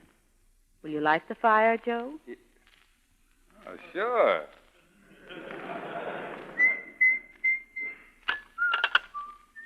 Hello, operator? Oh, it's all right. This is Miss Bryant. Oh, I'm fine, thank you. I want to talk to my grandfather in New York. Yes, that's the number. Will you ring? Thank you. Hey, you know, for a family that was always getting into trouble, they did all right. Well, it was just that they never seemed to behave the way people expected them to. They're the family portraits. Look at them, the crazy darlings. Maybe it will give you some idea of why I don't mix in. What did that one do? Well, he was a great admirer of the ladies. Uh-huh. This one was the hunter and maker of 19th century love. Where'd he get his dough? From the first one. The next one wrote poetry, privately printed at his own expense. Yeah, where'd he get his dough? From the second one. He wasted his entire life trying to spend the family fortune. It finally killed him. Yeah, but where's the guy that made all the dough in the first place? Over here. My great-great-grandfather. From log cabin to riches. Ah, well, that's the guy. Hello. Oh. Well, will you call me when you get a line through? It's important. What are you going to use for an argument when you get him? Oh, I'm not going to say much. He's going to do most of the talking. He's going to tell me about your 3 convictions, and I'm going to tell him I don't care. Huh? What 3 convictions? Oh, don't pretend, Joe. It's all right. Oh, wait a minute. What are you talking about? I know all about it. The policeman told me today. Go on. I never took a rap in my life. Please, Joe, be honest. Well, all right. I haven't always been on the level, but I kept my ears clean as far as John Law was concerned. Hello. Grandfather? Now, don't get excited. I'm in Maryland. Maryland. That's right. Grandfather, you sent those policemen to the office today, didn't you? Yes, I know you did. Well, listen. You know the laws of Maryland, don't you? Well, unless you give me your word of honor the police will be called off, I'm going to marry him. Marry him! Oh, I can't I? Well, call my bluff. Go ahead. I'll give you 10 seconds to make up your mind. What? Give me your word, then. Oh, thank you, darling. Good night. Well, didn't I tell you to leave it up to me? Yeah. You're great. Well, it worked. Why wouldn't it work? You had a swell club to smack him with, me. Joe. You think the worst thing that could happen to you is to marry me? But people like you, folks like me, are animals. We're so bad. And you're so very good. And what do you expect, credit for it? How could you be anything else but what you had to start out with? You ought to be horsewhipped if you didn't turn out right. What are you so high and mighty about? What did you ever do? Joe. There's the guy up there. He made all your dough for you, and he was born in a log cabin. You know where I grew up? In a one-room shack with a dirt floor. You talk about this side of your family and that side of your family. As far as I know, we only had one side, and it was awful poor. Lots of times there wasn't what for to eat. That's why I ran away when I was 9. I got tired of being hungry and seeing my old lady go hungry until she died. Please, Joe. Oh, I'm not complaining. Okay with me. I just got a load of what it gives with your kind of people. My kind? I just know that your kind can look through me like I was a pane of dirty glass. Oh, Joe, it's not me. It's people like Grandfather. I thought you knew how I felt. Sure, I know. Anything for the cause. I'm not kidding myself, sister. I know how I stand with you after you cash in on me. You're wrong, Joe. You're all wrong. All right, come on. We can quarrel all the way back to New York. Wait a second. Did you mean that about me being wrong? Should have slapped your face. Why didn't you? Because you'd have slapped mine back. I don't know what to make of a dame like you. Neither do I. Yes, I do, too. I suppose I've known for weeks that I'm in love with you. Hey. Oh, Joe. Joe, look at me. Won't you say something? Don't you like it? Well, I don't know. I don't know whether I like it or not.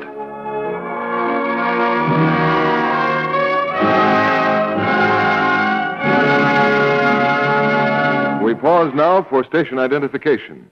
This is the Columbia Broadcasting System.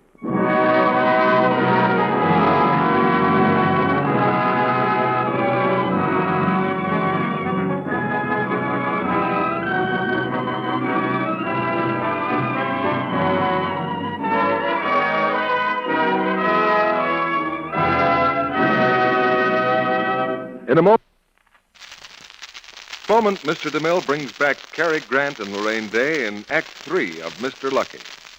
But now, let's look in at the house around the corner, where young Mrs. Adams is washing dishes and laying down the law at the same time.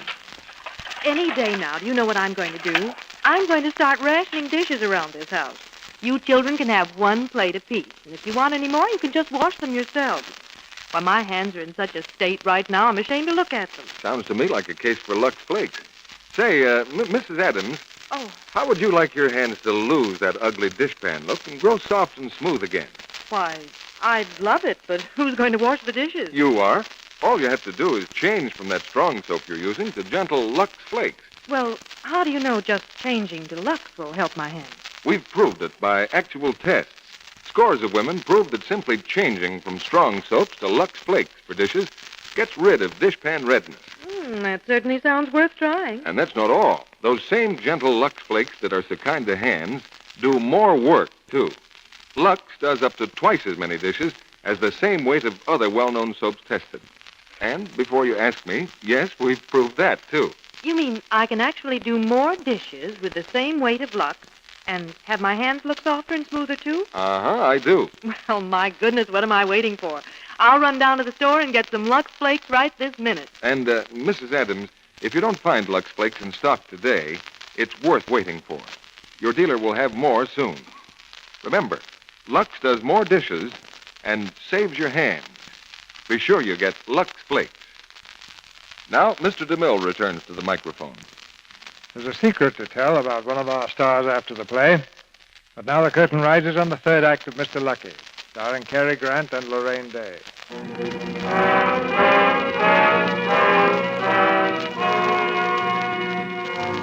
Something funny happened to Joe after that. I guess was falling for that girl the way he did. And then a letter came for Joe Boskopoulos, the real one who died. It was in Greek, and Joe took it down to the Greek church and asked a priest to read it to him. You wish to see me, my son? Yes, Father. I got a letter. It's written in Greek and kind of in a hurry, but I'll pay you if you read it for me. You can drop your offering in the fur box as you go out. I'm here to help those who need it. The letter's from your mother. Huh? Oh. It says, Joseph, my beloved son, God grant this letter reaches you. Always you have broken my heart by the wicked things you have done. Yet surely when you hear of the terrible thing that has happened to those who love you, I believe that God will open your eyes and cleanse your heart.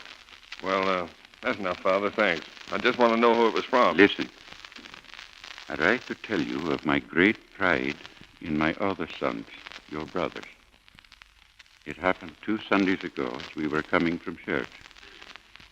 There was a roaring in the sky, and suddenly great parachutes began to drift down toward the meadow below the village. There were only 5 guns in our village, but there were pitchforks and scythes and men of great strength. Your brother Petros and your brother Euladio led the other men into the meadow. There were patches of white lilies, but before the hour was done, it was as though the field were covered with red lilies. No one of our men lived, but 100 Germans died, and Greek honor lived for an added hour. They possess our village, of course. I earn food by making their beds and washing their dishes at the inn. Yet I am sustained by my God and my great pride, thy mother, Maria. Well, thanks. Thanks, Father. May God comfort you, my son.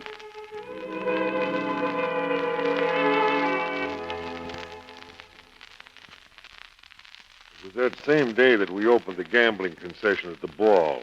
It was a big night, and the dough was rolling in. Joe showed up about 11 o'clock. Gee, boss, you sure picked a soft touch. Yeah? I guess we ought to leave something for charity, huh? Maybe a couple of grand. Even so, our grab ought to be over 200,000. Hey, what's the matter, boss? Crunk, did you ever sit on a park bench for 2 hours and look at yourself? Our grab is nothing. But I thought you said we was taking a whole take. No, just keeping enough to pay off the boys. The rest goes to war relief. Yeah, but Joe... You don't mind if I double-cross myself, do you? Yeah, but look, Joe, You look.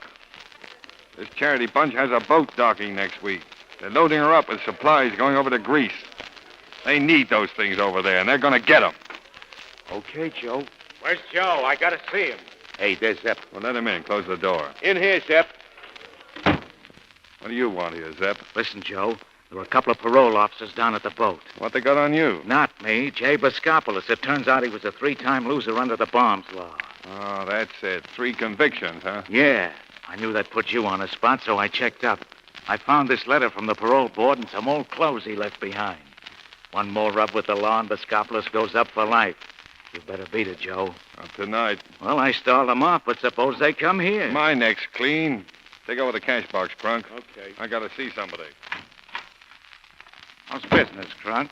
Okay. Gotta clean up, huh? What's the charities cut? Beat it, Zep. You ain't got any business in here. Oh, I don't know. Maybe I better stick around. Joe! Where have you been, Briny Marlin? I've been waiting for you all night. What happened to you? Oh, I woke up. Oh, something's happened to me, too. Yeah, what? I was struck by lightning. Hey, nobody's dancing. Does it matter? Come on, dance with me, Joe. Look, you remember this. You were right, and I was wrong. For me, you're right. Always. You'll get everything you want. You'll get enough to fill 2 ships, maybe 3. There's something else I want. No, you stay away from guys like me. You'll only get hurt. I'm clearing out tonight. Clearing out? Where, Joe? Well, what's the difference? Joe, take me with you, please. Dorothy? This is Captain Costello of the police department. There's your man, Captain. Grandfather, you broke your word. Nothing of the kind. Captain Costello is here to stop this gambling. Grandfather, you can't. Yes, he can. All right, but close up. I'll tell the boys. But, Joe... You're far enough ahead. Send the committee upstairs. We'll count up.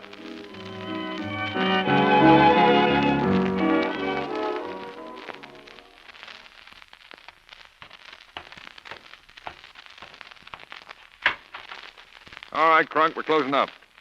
Hey, where's the Crunk? Close the door, Joe. Where is he? The boys took him inside. We're handling the money now. Yeah. Yeah, you bet. Wait a minute. What is this? The law's downstairs. We're closing up. Who did you think you were fooling, Joe? We knew that dame had the ring through your nose. I'm declaring myself back in the old partnership. Any arguments? All that parole board needs to know is Boscopoulos operated this game, and those one-way doors clanged shut for good. Go on, I can prove I'm not Boscopoulos. Okay, then you're Joe Adams, a draft dodger. That's good for 10 years in Leavenworth. You better be a good boy, Joe. All right, I know when I'm licked. Here comes the dames to check up. Now let him in. Don't open that door. I'll wait. Sit tight, Joe. I got a rod looking you right in the middle. Take it easy. What about the dough? We're taking it down the back way. Oh, all of it, huh? Every nickel. Here it is, Zep. Yeah. Put it down, Zep. Hands off, Joe. Put it down, Zep. Get away or I'll... Put it down, Zep. Wait, you... Oh. Hey. We gotta get out of here. Open up. Open the door. You've got the light. Come on there. Where's the back door? Somebody get a light.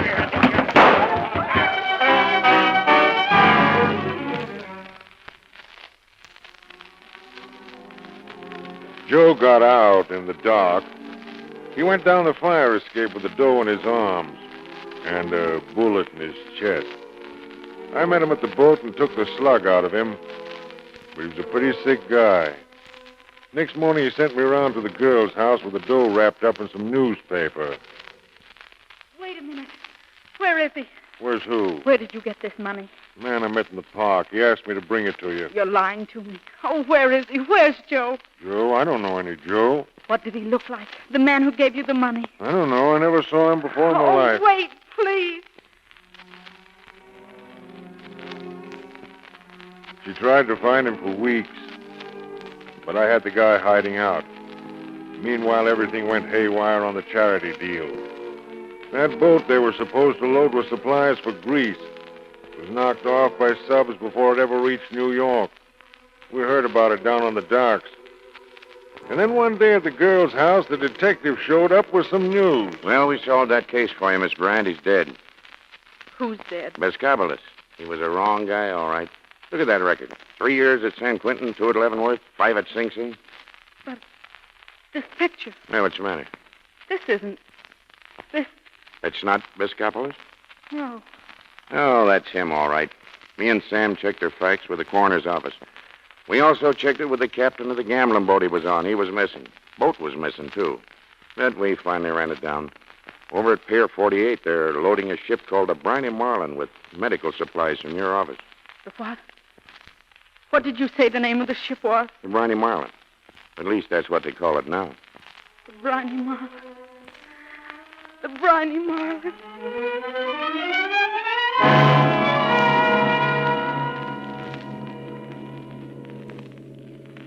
The boat was just pulling out when she got there.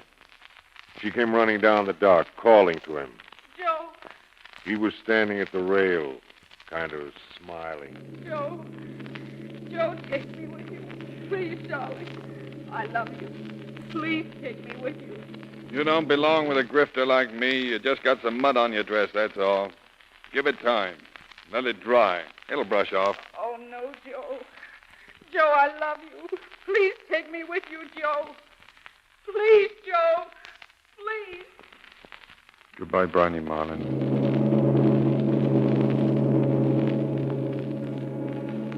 Well, that's it. She never saw him again. That's why she's standing down there now at the end of the dock. She comes here every night. Well, what happened to the Greek? We delivered the stuff. Then he joined the merchant marine, and coming back, the Briny Marlow drew a dead heat with a German torpedo. Funny a guy like him winding up that way, huh? You can't kill a fella like Joe. That's him now. Hey, Joe. Hiya, Swede. Where you been? Waiting for you, that's all. Come on, Joe. The dinghy's at the end of the pier. Let's get back to ship. Change my mind. We're not going back to ship tonight. Oh, listen, Joe. Come on. It's our last night ashore. I got a cab waiting outside. We're going uptown. Okay, but you got to go down and tie up that dinghy anyway. Why should I? Because I'm telling you to. It's an order. Okay.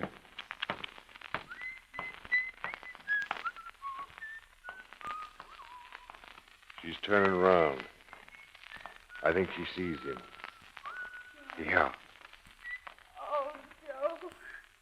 Hey. Oh, Joe, I've been waiting so long for you. It's okay. That's the real finish. We can go now. Briny Marlin. Oh, Briny Marlin.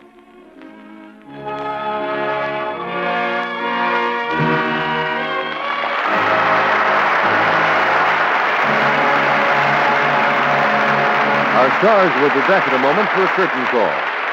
Meantime, here's a true story about how highly one girl valued her nylon stockings.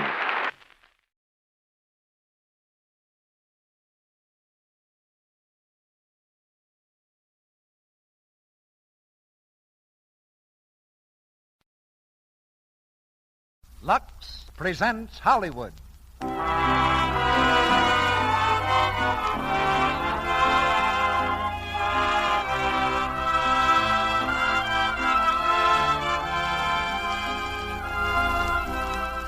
The Lux Radio Theater brings you Myrna Loy and Cary Grant in I Love You Again with Frank McHugh. Ladies and gentlemen, your producer, Mr. Cecil B. DeMille.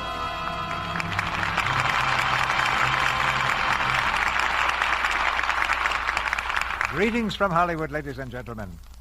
Somewhere in the voluminous files of the Lux Radio Theater, there's a hastily scrawled memo that says, Team Myrna Loy and Cary Grant next week. I think that note was written 4 or 5 years ago. And our chance came last week when we discovered that through some happy studio miracle, Myrna was doing nothing but coaxing her flower garden to even greater glory, and the already tanned Mr. Grant was just lying on the beach tanning. A phone call to Metro-Goldwyn-Mayer, and we had a comedy which made golden music at the box office. I Love You Again, from the story by Octopus Roy Cohn. Just imagine yourself walking into your own house with no recollection of what you'd been doing for the last 9 years. That's the situation Cary Grant faces in the role of Larry Wilson. And to complicate things a bit more, Myrna Loy, as Mrs. Wilson, is extremely doubtful of his whole behavior.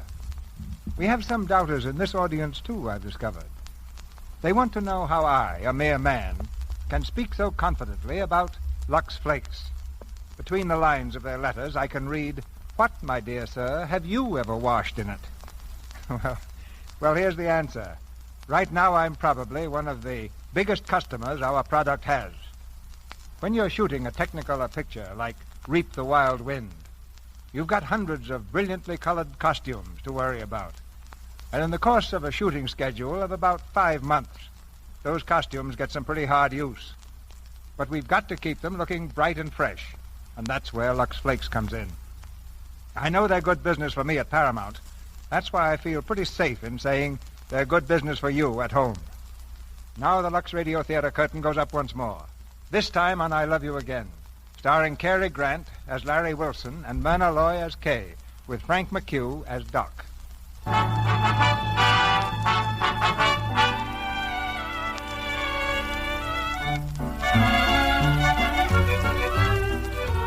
You'll meet at least one on every ocean liner. He's usually found in the ship's lounge, drinking lemonade with the boys and talking about himself. He wears black suits and stiff collars, belongs to every club in his hometown, and never forgets his rubbers. He's a first-class bore. In our case, the bore is a certain Mr. Lawrence Wilson of Habbersville, PA. At the bar of an ocean liner approaching New York Harbor, he's been boring 3 tired gentlemen for almost an hour. As yet, there's no sign of a let-up. Oh, yes, sir, gentlemen. That watch was given to me by the Habbersville Chamber of Commerce. Pretty fine watch, isn't it? Terrific. Well, L.J. Hawksper himself made the presentation. L.J. is one of the biggest men in our town. Now, I can remember every word he said. He said, "It is my pleasure and privilege to present this token of our esteem to one of our first and foremost citizens, Lawrence Wilson, for his unfading energy as chairman, he said, that's what he said, of the Habbersville Morals and Clean Government Committee." Oh, fine.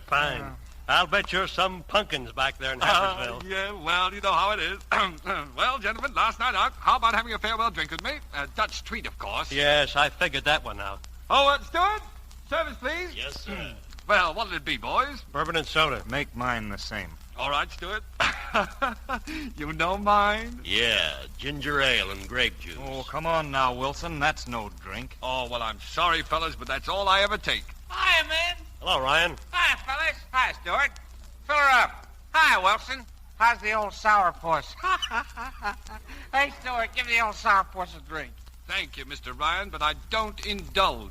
I don't indulge, eh? You're too good to drink with me, eh? I'm sorry. Good night, gentlemen. Come back here, you. Now, take it easy, Ryan. Mr. Wilson doesn't drink. I know, grape juice Wilson, but tonight he does. Listen, Wilson, you've snooted me long enough on this boat. Take off that stuffed shirt. Come on, knock me down. Mr. Ryan, you're inebriated. Oh, so I'm inebriated, huh? I'll show you if I'm inebriated. I'll walk a straight line with anybody on this boat. With anybody on any boat. I'll even go out there on the deck and walk along the rail. Oh, now, here, Ryan. Don't go out on deck. Inebriated, huh? Oh, now, come back, Ryan. Come inside. Let me go. I'll show you. Oh, Ryan, you'll fall overboard. Let me go. Now get away from that rail. Listen, Ryan, old man. There, how's that? Right up on the rail. Oh, now, come down. You're too intoxicated to realize your peril. What's this one, Wilson? Tightrope walking. I can balance myself like it. Hey. Hey. Oh, now be careful. Hold me. I'm slipping. Hey, let me go. Help. Oh, no, let go. Hey. Oh, look out. We're both falling. Oh, let go. Let go. Let go. Oh, help! Man overboard! Man overboard! Full speed astern and the lifeboat. Lower away there. Lower away. I saw it. I saw the whole thing. Mr. Ryan fell off the rail and Mr. Wilson jumped in to save him. Wilson, the grape juice man. He's a hero. Well, are the passengers all right, Doctor? I think they will be, Captain, but Mr. Wilson is still unconscious. Unconscious? Oh, he'll come around all right in the morning, Captain. He had a rather nasty blow on the temple. How did that happen? I'm not certain, but I believe when your men lowered the boat, one of your sailors hit him on the head with the oar.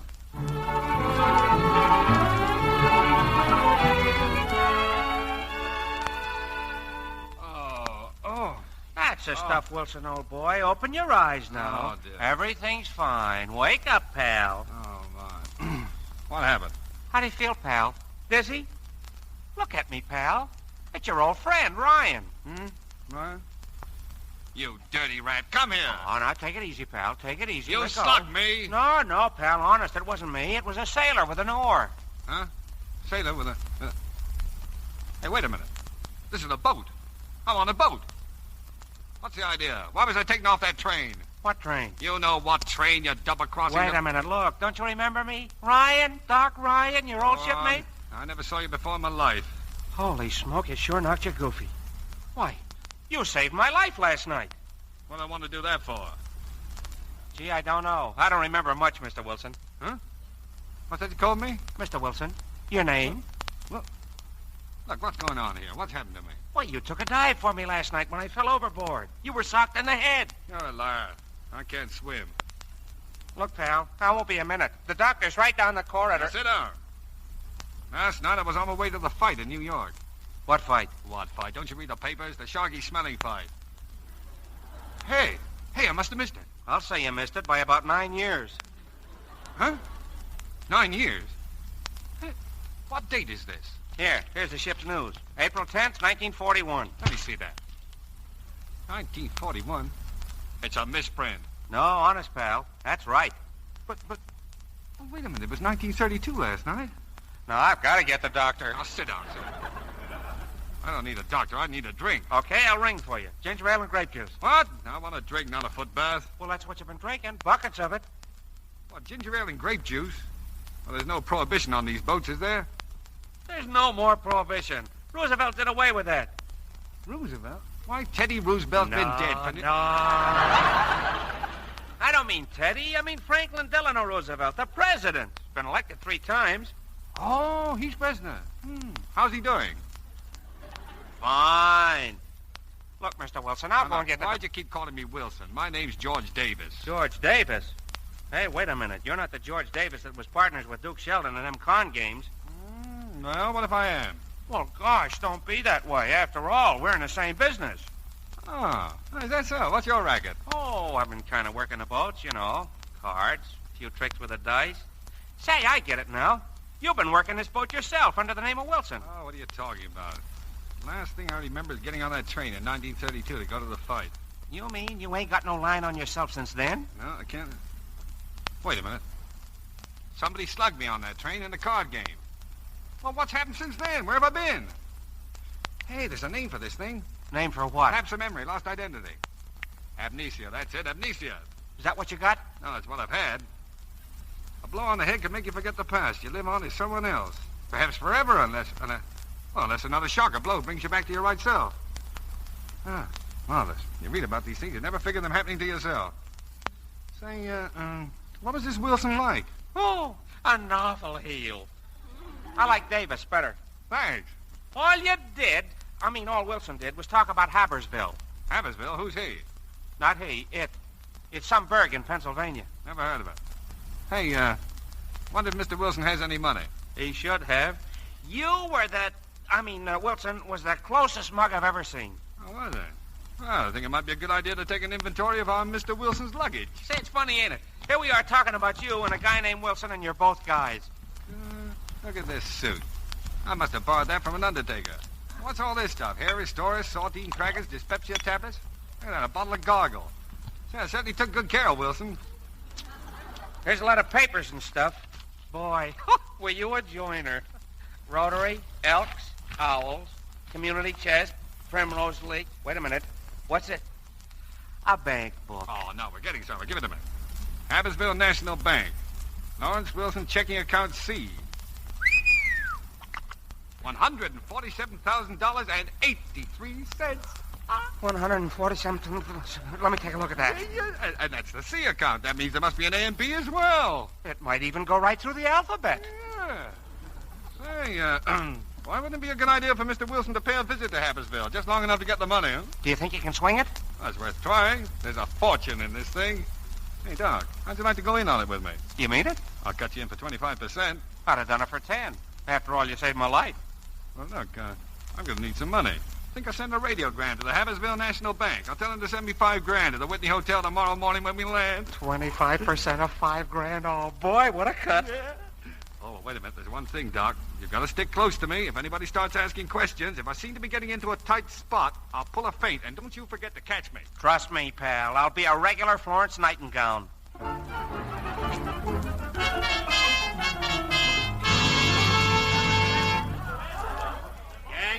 Come on, Doc. Snap it up. We go right to the hotel, see if the Habersville Bank has sent that... Well. What's the matter? Oh, boy, get a load of that girl over there. There's a dish for you, huh? Wonder who she's waving to. Come on. Keep your mind on your work. Larry! Oh, Larry! Huh? Larry? Hey, that's you. Oh, Larry, are you all right? Huh? Who, me? Well, sure. I'm fine. How are you? Well, Larry, the papers all said you were injured. Oh, well, nothing serious. You know how papers are. Well, it certainly is good to see you. Yes, I know you're surprised. Surprise isn't the word. Larry, Oh, excuse me. This is Doc Ryan. Doc, this is, Yes, sir. Good old Doc Ryan. How are you, Dr. Ryan? well, never better, miss, thanks to Larry. You know, Larry, Habbersville is pretty proud of that rescue. Oh, Habbersville, eh? Well. Good old Habbersville. Did you just leave there? When I read you were hurt, I didn't know how seriously. Naturally, I had to come. Oh, well, naturally. Well, it certainly is good to see you. Yes, so you said. I know? Well, it's worth repeating. Larry, you seem so strange. Who, me? Oh, no, that's just because you haven't seen me for a while. Before you know it, we'll be right back where we were. Larry, what in heaven's name is the matter with you? Nothing, why? I'm just surprised to see you here. Well, what's so surprising about that? Habbersville would think it very proper for a wife to meet her husband. Oh, I don't know about... Huh? Wife? Did she... Oh! Larry, what is it? What's the matter? Oh, nothing at all. I'm fine. I'm just, I'm wonderful. Oh, no, you're not. You're sicker than you think. You need a lot of rest and quiet. Oh, nonsense. I never felt better in my life. I'll take you to your hotel. Huh? Oh, sure. Oh, now listen, Larry. Now, go away, Doc. Go away. Can't a man speak to his own wife?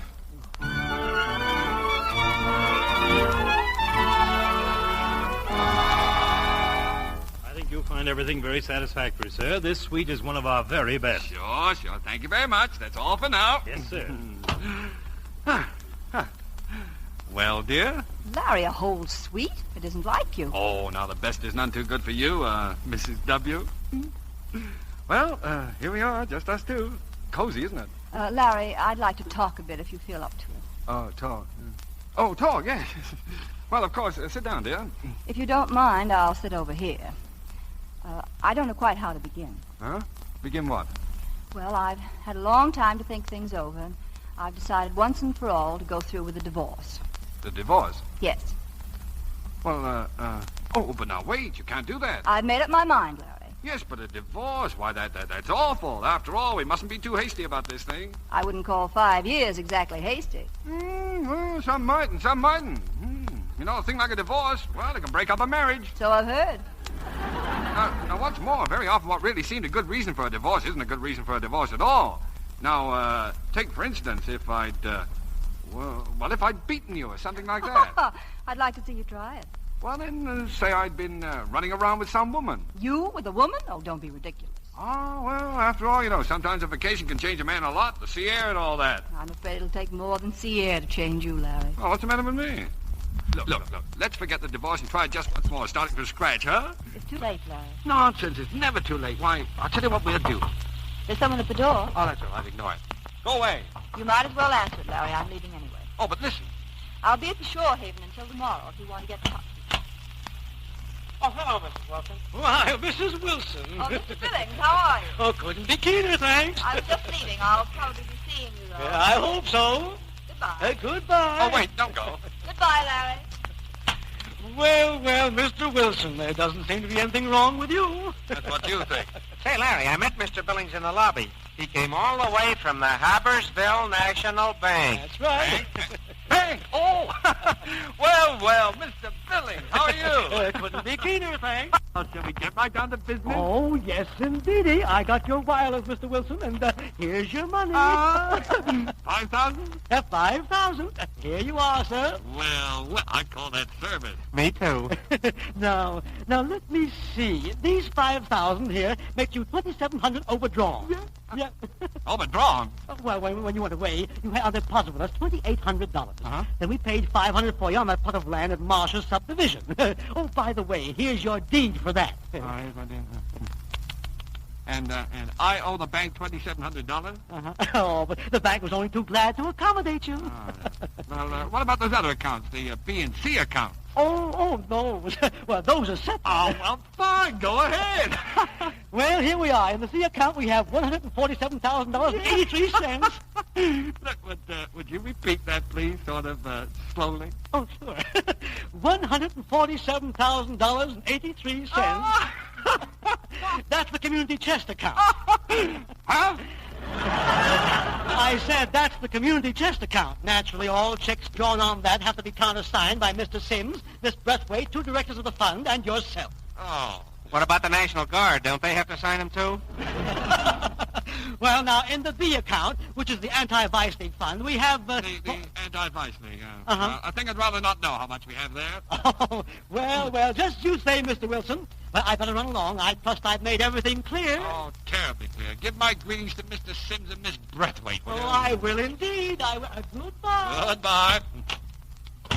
Oh, my. The more I learn about Larry Wilson, the more I like termites. Raising all that good dough for the Anti-Vice League.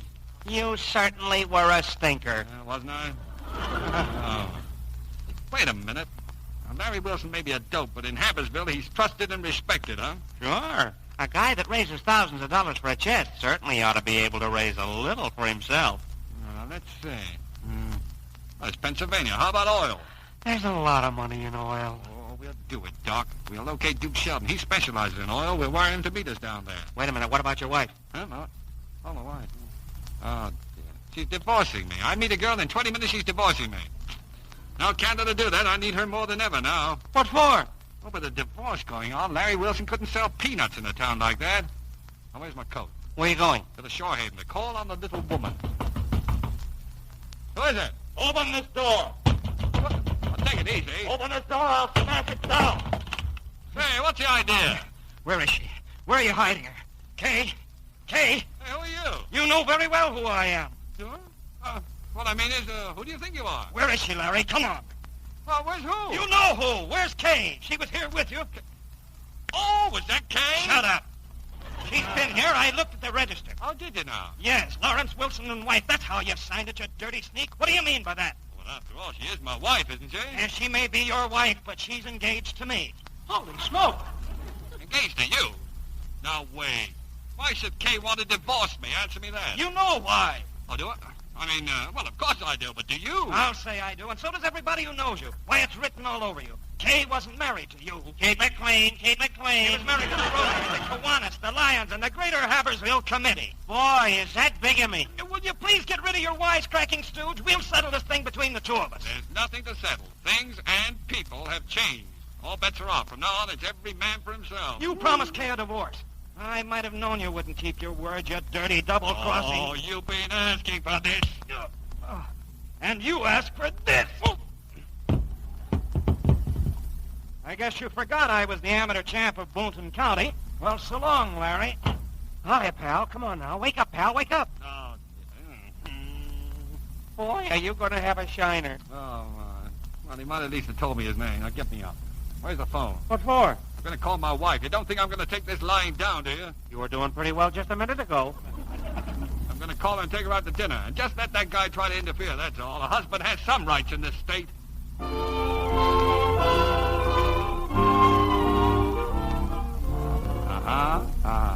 Champagne. Good old bubbly.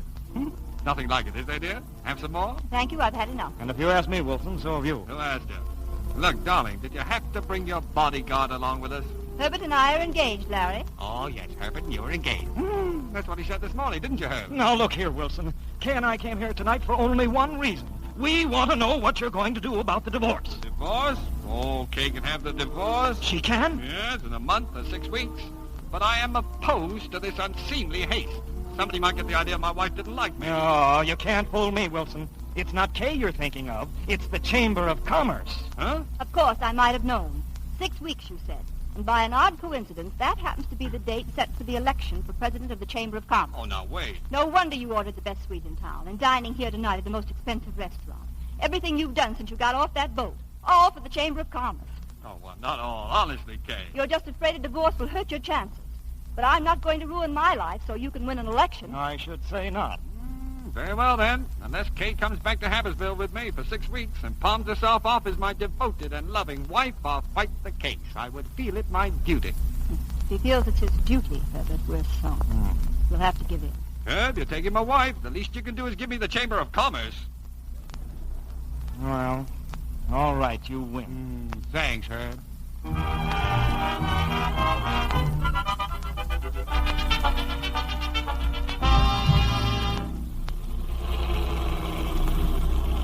I believe this is your hotel, Wilson? That's right. Thanks very much, Herb. Well, good night, Kay, dear. Good night, Larry. Kay, do you think, that is, if Herbert doesn't mind, if I kissed you goodbye? Now, listen. It's all right, Herbert. It doesn't mean anything. Oh, that's right. Not a thing. I just lean this way a little, dear. Oh, go on. Lift your hat a little. Well, that's the girl. All right, Wilson. That's enough. I said that's enough. Now, look here, Wilson. Say, what do you think this is? Now, cut it off. Let her go. For heaven's sakes. Doesn't mean a thing. Well, farewell, Kay, and don't look back. It'll be easier. So long, Herb.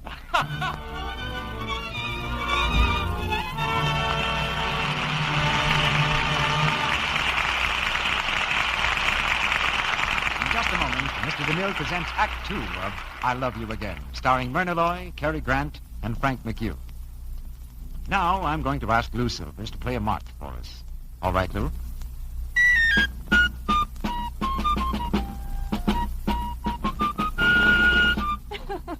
A march? You wouldn't get very far if you traveled at that rate of speed. Well, now listen to this. Now that's more like it. Yes, it's 3 times as fast. And that illustrates one important fact about new Quick Lux. It's 3 times as fast. In water as cool as your hand, new Quick Lux gives you suds 3 times as fast as any of 10 other leading soaps. Not just twice as fast, 3 times as fast. That's one reason so many women prefer Lux Flakes, Mr. Ruick. Yes, indeed, Sally. And there are other reasons. And of course, we know we can count on Lux for purity. That's right, Sally. You see, some soaps contain harmful alkali which weakens fabrics and fades colors. But new Quick Lux hasn't a bit of harmful alkali. It's safe for anything safe in plain water. And the little goes so far, it's thrifty, too. No wonder twice as many women use Lux Flakes for stockings, underthings, sweaters, and nice dresses. Twice as many as use any other flakes, chips, or beads.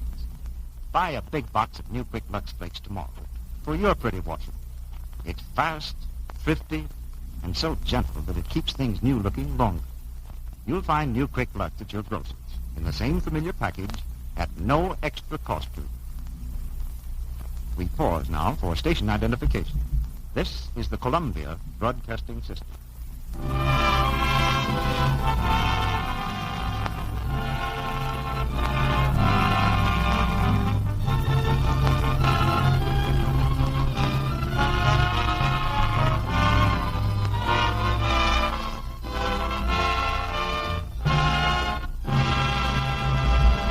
Act 2 of I Love You Again, starring Myrna Loy as Kay and Cary Grant as Larry, with Frank McHugh as Doc.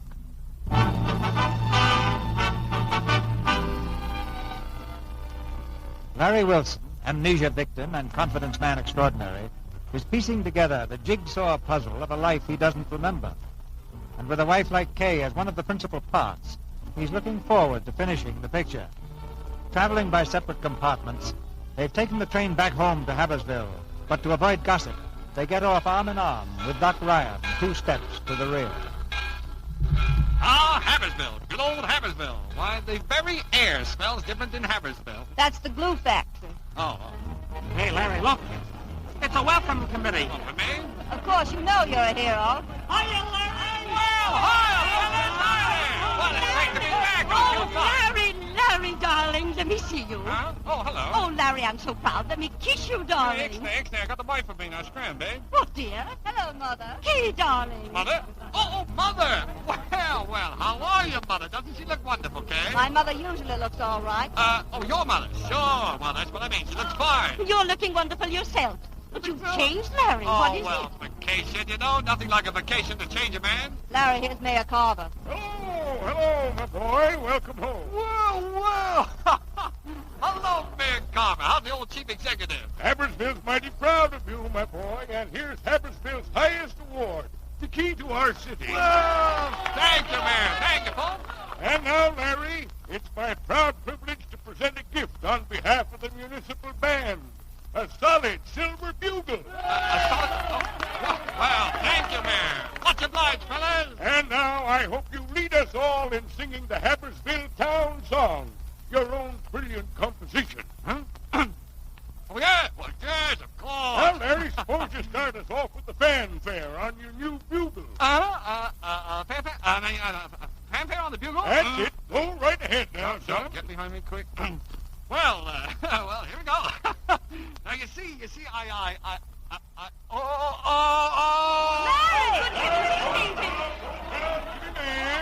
Ryan. Larry, my poor boy. Stand back, everybody, please. He just couldn't stand all this happiness. Get an ambulance.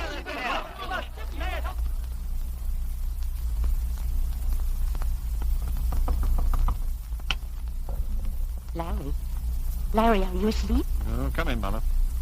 What time is it? It's after 10. Feel better? Oh, I feel fine. Where's Kay? In her room. Now, Larry, about Kay. I know the whole story, and it's ridiculous. Yeah, well, I hope you brought her to her senses, Mother. Not yet, but I will. Good old Mother. When? The idea. You in this room, her over there across the hall for a whole year. I don't know how you could do such a thing. Oh, well, neither do I. But we're going to change all that. I've come to stay for a while. I'm taking the porch room, which should have been a nursery long ago. Oh, Mother. Don't argue. Well, who's arguing? But you can't win Kay back with a stuffed squirrel. Huh? A stuffed what? Those animals you're always stuffing. You've got to stop it, Larry. I've been stuffed. Mother, believe me, I'll never stuff another animal as long as I live. And now you better try to get some sleep. All right. Good night, Monty. Good night.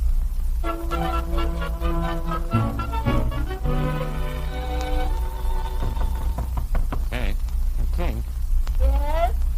It's me, Larry. What do you want? Well, I'm hungry. Well, look at the icebox.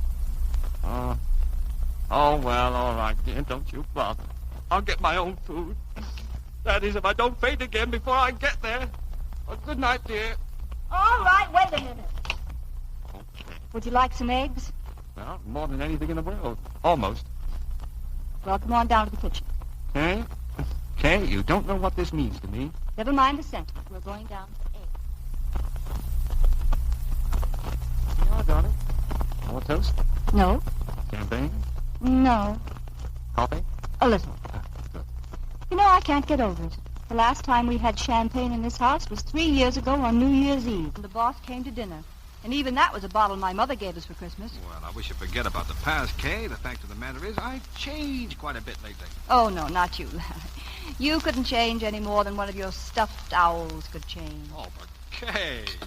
No, I feel awfully good. Awfully good. You do?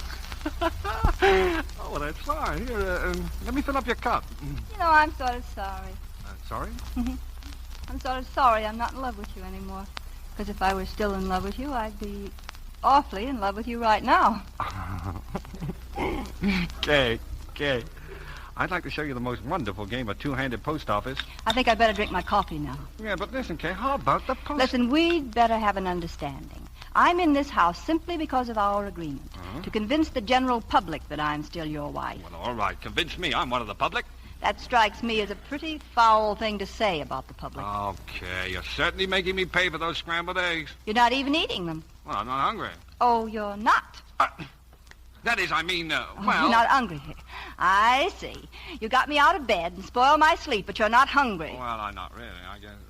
You don't want to eat your nice scrambled eggs? No, dear. Then how would you like to wear them over your ears? Kay! Good night. Hello, Mrs. Wilson. How's my patient? Insufferable. Hi, Larry. How'd you make out with her? Just dandy. Hey, what have you got in your head?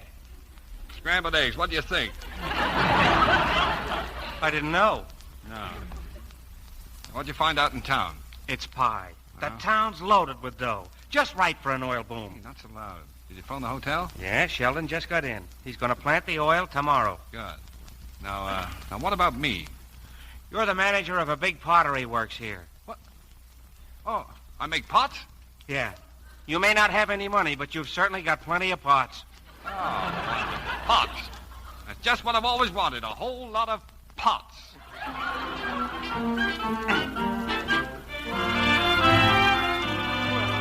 Larry, it was fine. That whole thing, yes, indeed. Welcome back, Mr. Wilson. The office hasn't been the same without you. Oh, thank you, boys. Thank you very much. Right now, we've all got our little jobs to attend to. That's right, boys. On the job now. Oh, say, Mr. Wilson, Yes? I've got some great news. 70 hours from kill to shipping. Oh, fine. Now, shall we bear down on the jigger wheel or on the pug mill? On the bugger wheel. By all means. Okay. Mr. Wilson, your wife is here. My wife? Oh, my wife, yes. Well, send her in. Outside, everybody. To your jobs, please. Well, hello, Kay. Hello, Larry. What would you like to hit me with this morning? I can recommend the inkwell. The inkwell, right there. I'm not going to apologize. You were terribly aggravating. Oh, well, then I'll apologize. I should have ducked. Larry, it's the 15th. Well, certainly it's the 15th. By all means, the 15th. That means tomorrow is the 16th. Oh, dear. What? Something wrong? It's just continually amazing to me the things you can think of to keep from writing a check. A check? Oh, yeah, the 15th, yes. I guess we've established that, all right. Well, now, just slip my mind, Kay. All the excitement of getting home, you know, and, well, now, let me see now. That would be how much? You know perfectly well how much, and don't try to tell me that slipped your mind. Well, no, certainly not. Now, well, what about $200? What? Well, just for the time being, of course. If you run short, just call on me. Well, don't wake me up. Let me dream. Well, goodbye. I'm going shopping. Oh, no. We're going shopping. You need a man's advice. No, thanks. The last time I went shopping with you, I ended up in a cut-price Mother Hubbard. Yes, and today you may end up in a creation by Charmaine. Come on. Just a minute. Where did you learn about Charmaine? I read about it on the boat. I see. Do you know how much a Charmaine creation might cost? About 100, 200. What's the difference? Larry, do you mind if I just faint quietly?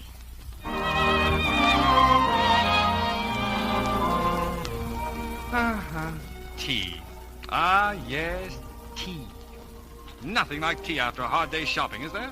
Just look at the rain out there.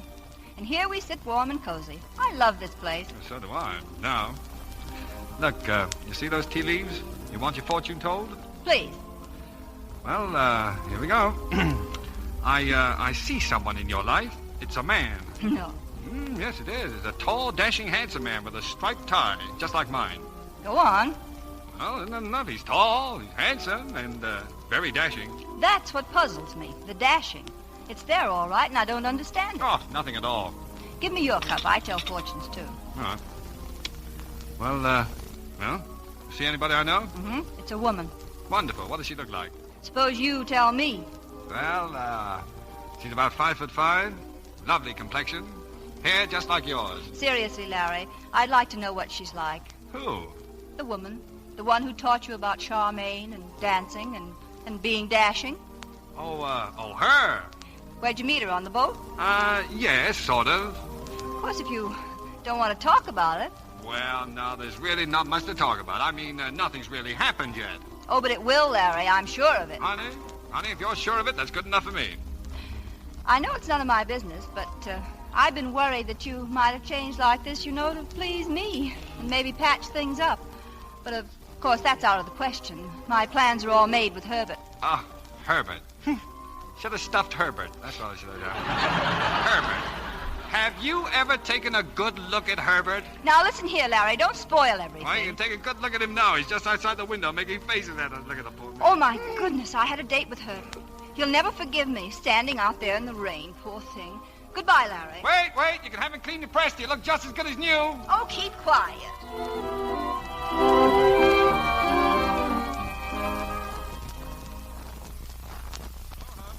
Evening, Mother dear. Larry, listen. Herbert's been here all evening. He just left. I don't like it. Well, neither do I, Mother, but what can I do? You can go and speak to Kay about it. Yeah. Where is she? In her room. And if you have to, kick in the door. Oh, Mother, you pioneer woman. See you later.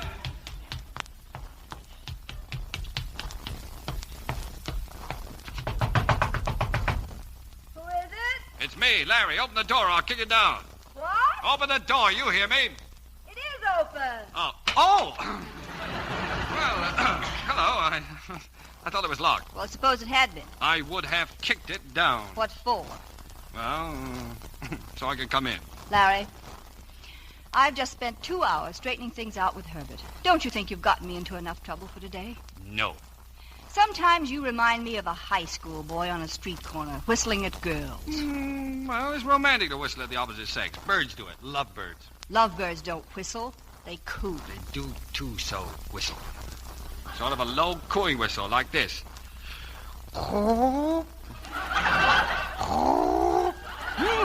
Gets you, doesn't it? Not particularly. Oh, that gets me. I once knew of a case where a female lovebird locked a male lovebird out of her nest. He stood outside and cooed for hours. Oh, it's pitiful. Poor fella. Finally lost his temper and kicked the door of the cage down. And what do you think the female lovebird did then? Gave him a sharp peck at the base of the skull. Not at all. She put her soft little wing around him inside. And laid him an egg.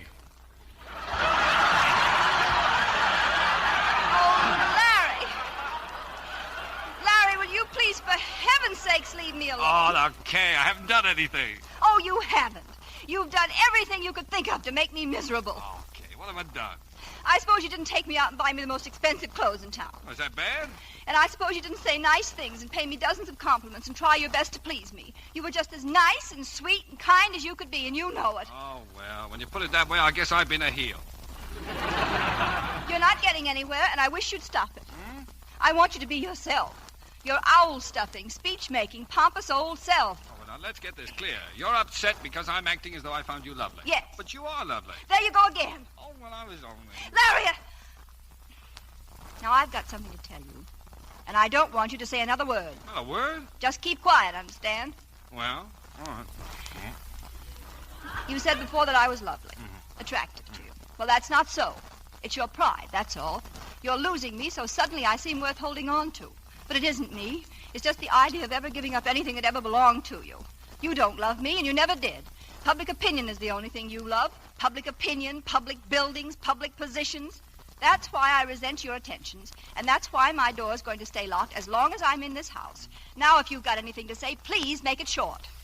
Oh. Oh, you get out of here. Oh, now, gosh, Kay, there's nothing to cry about. I was only... Oh, please go away, please. All right, Kay. I'm sorry.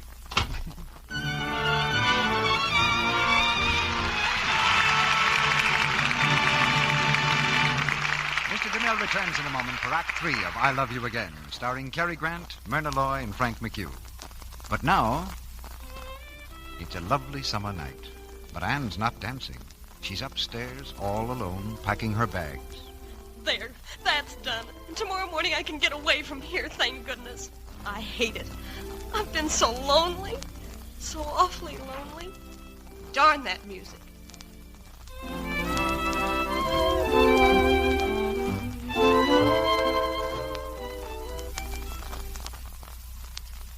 Poor Anne. Of course she's unhappy.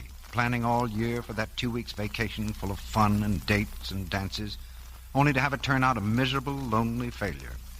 Libby, what would you say to girls like Anne? Well, there's one thing I'd like to say to Anne and to all the thousands of girls who are planning weekends and vacations now. It's just this. If you're looking forward to good times, new friends, perhaps romance, then be sure that everything you wear is fresh and sweet and dainty. For neglect of daintiness is one of the surest reasons for finding yourself left out of things. Not invited, not one of the crowd. People won't tell you what's the matter. They just leave you alone. It's cruel, but it's true. The only thing to do is never, never take chances.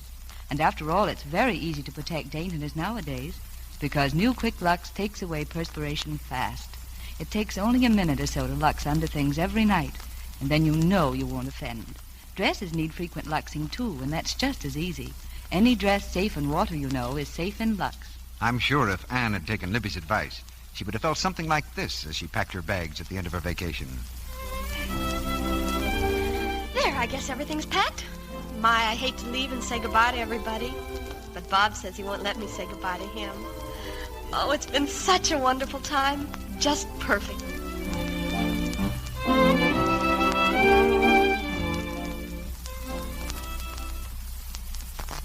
Now, our producer, Mr. DeMille. The curtain rises on the third act of I Love You Again.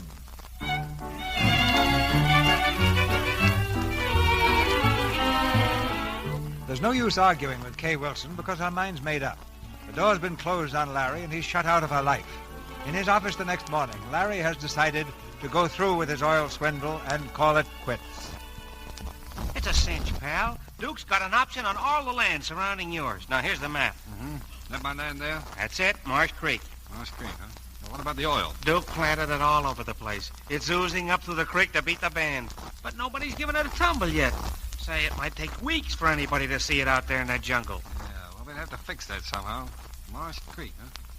Have to get the yokels down there. Did you get a line on any of them? Did I? Take a look at this. All the big income tax brackets. Mm-hmm. Land at Hawkesbury. Look at that. An income of $210,000. Edward Littlejohn, $131,000. If we could only get a couple of these old boys to go swimming in that creek. Yeah, swimming in oil up to their necks. How are we going to do it? Oh, Mr. Wilson. Yes, Miss. Is it all right for Corporal Bellinson now? What do you mean, is it all right? It's Thursday, you know. Oh, that's right, so it is. Who is Corporal Bellinson? Oh, who is Corporal Bellinson? You tell him, Miss. Why, he has a Ranger medallion, 2 silver stars, and a community stripe. Eh? You don't say. You may come in, Corporal. Good morning, sir. Corporal Bellinson reporting to Scout Leader Wilson. Scout Leader? Who's a scout? Why, good morning, Corporal. Mr. Wilson, the troop is very proud of you, sir. That rescue at sea. Well, thank you. It's 2 o'clock, Mr. Wilson. The troop's outside already. Where are they going? Well, that's up to Mr. Wilson. Oh, he can't go this morning. Well, it's Hawkesbury's test today, sir. It is out of the question. Wait. Did you say Hawkesbury? Oh, yes, sir. What, you mean, Leonard Hawkesbury's little boy? Sure, Junior. He's been waiting for you to get back to take the test for first-class ranger. And so is Little John. Little John, well, of course, yes. Oh, well, I've worked out a special test for today, a sort of test by water. You remember, Doc, we were just talking about the water test? Of course, very interesting. That's splendid, sir. But first, how about shooting the buck? All right, I'll fade it. Dr. Ryan. I'm ashamed of you, Corporal. Gambling at your age. What? This morning, Corporal, we have a new test. Brand new. Really, sir? Yes, indeed. The swimming test. Tell the men we're leaving in 10 minutes for Marsh Creek.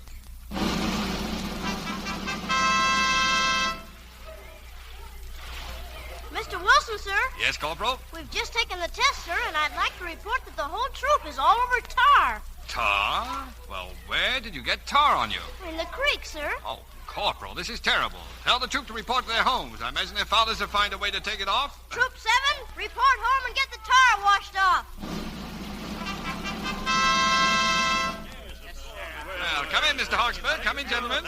Sit right down. How are you, Larry? Fine.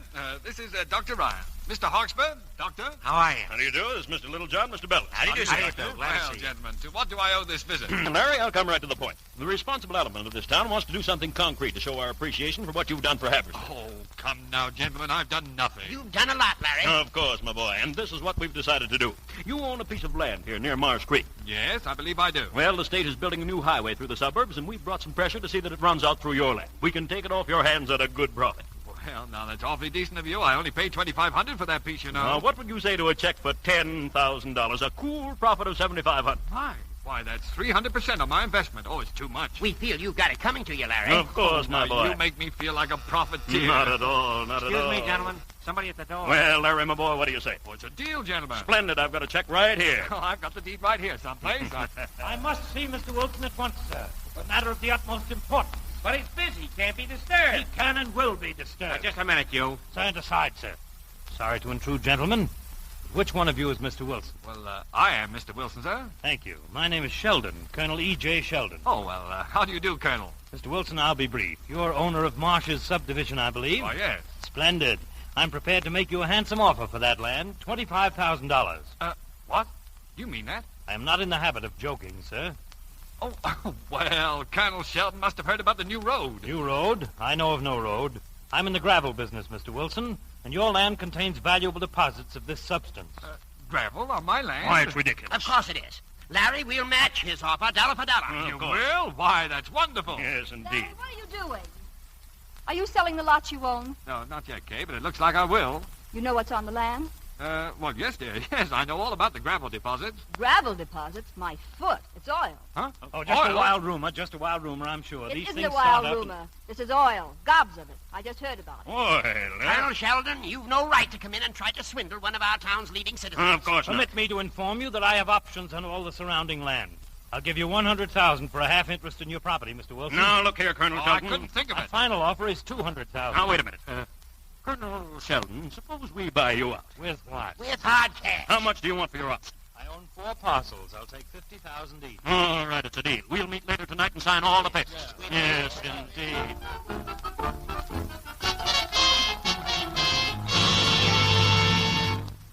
That was great work, pal. A clean profit of 200,000 smackers. What happened to Kay? Kay? Oh, I saw her go out a minute ago with a letter in her hand. Say, that reminds me. How did she know about the oil? That's what I want to find out. Okay, wait a second. Hello, Larry. If your arm is going my way, I'll give it a lift. Thanks.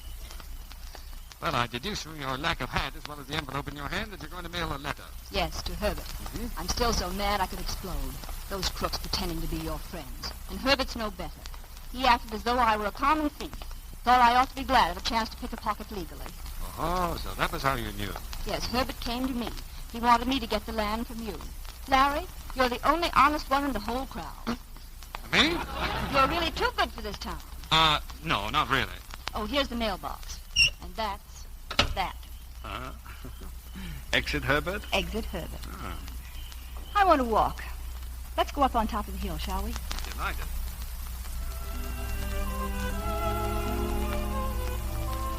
Isn't it a lovely view from here? Yeah. Yes, certainly worth the climb. Larry, don't tell me you've forgotten this place. Huh? Oh, forgotten. Oh, no. How could I forget it? It was right about here. No. I would have said it was a little more to the left. I think you're right. Remember what you said? Vaguely. You said, Kay, darling, marriage is the soundest investment 2 people can make. Ooh. Did I say... Oh. Kay, whatever made you marry me? Well, I felt that underneath that watch chain with all its large pins and trophies, there was another person, an exciting person, the sort of man I dreamt about marrying. Yes, he wasn't really there, though, was he? Oh, yes. But I didn't find him for a long time. I'm sorry I didn't find him sooner. Oh, now, don't apologize for what you thought about me. You were right. You're still right. I was terribly wrong. But I was afraid of falling in love with you again. Well, if you were afraid then, you should be twice as afraid now.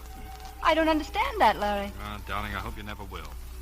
Well, I'd better be getting back. Come on, let's go. Wait a minute. You make me sick, Larry. Huh? If there's anything that turns my stomach, it's a man who acts noble. Noble? You know darn well you love me. You're just being noble and giving me up because something's wrong. I don't know what it is, but I'm going to find out. Oh, now, Kay, wait. Ever since you got off that boat, you've been chasing me like an amorous goat. You've been trying your darndest to make me fall in love with you. And now you have.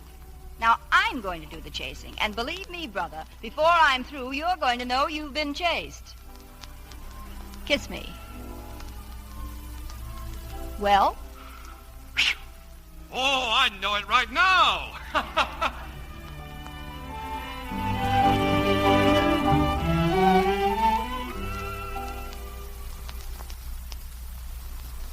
Come on, pal. You gotta get over to Duke's room. All those big shots are gonna be there. Larry, what's the matter with you? Doc, how'd you like to work in my pottery mill? What's the angle? Making pots. What do you think? A chance to eat regularly and sleep regularly. Maybe have a little home of your own with a porch and a garden. Gee, sounds wonderful.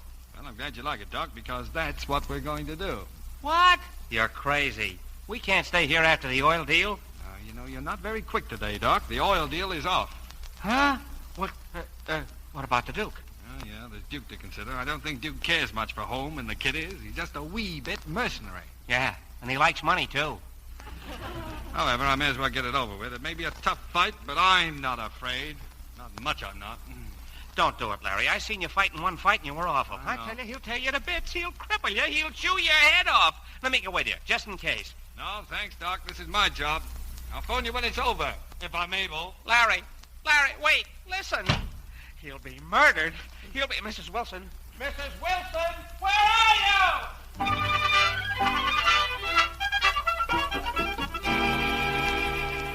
What do you mean the deal's off? What kind of a double cross have you and Ryan cooked up? Well, I'm through with rackets, Duke, that's all. You're not through with this one. Look, friend, this has been a hard winter. I haven't made a killing in months. If this is a rib, stop it, because it's not funny. It's not a rib, Duke, and it's not a double cross. I'm staying here in Hammersville with my wife. Save your breath, pal. This moonlight and roses hooey don't fool me. You and that dame are up to something. You're wrong. She doesn't know a thing about it. Hello, darling. What? Why? Kay!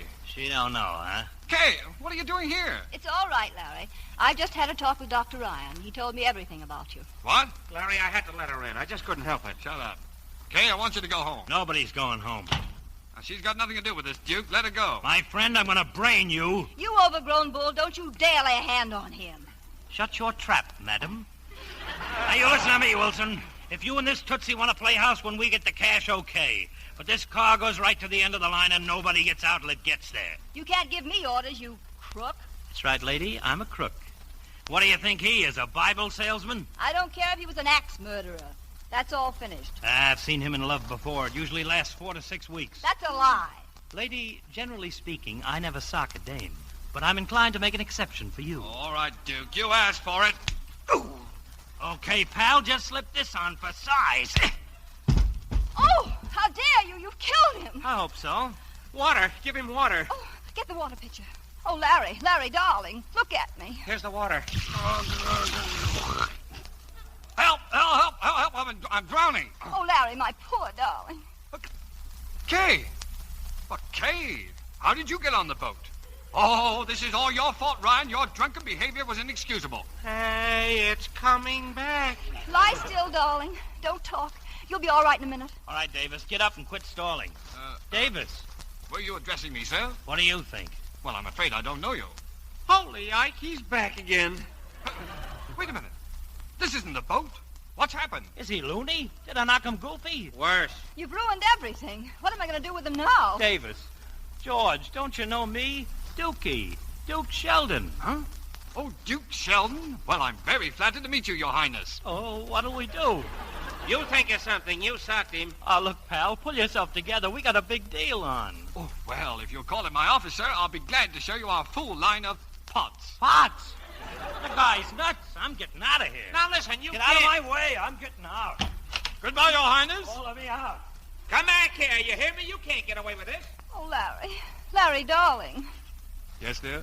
You've forgotten everything, haven't you? Of course not. I mean, when he hit you, you're Lawrence Wilson again.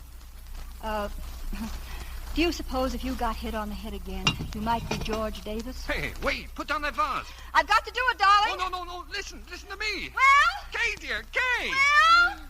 Well? Darling.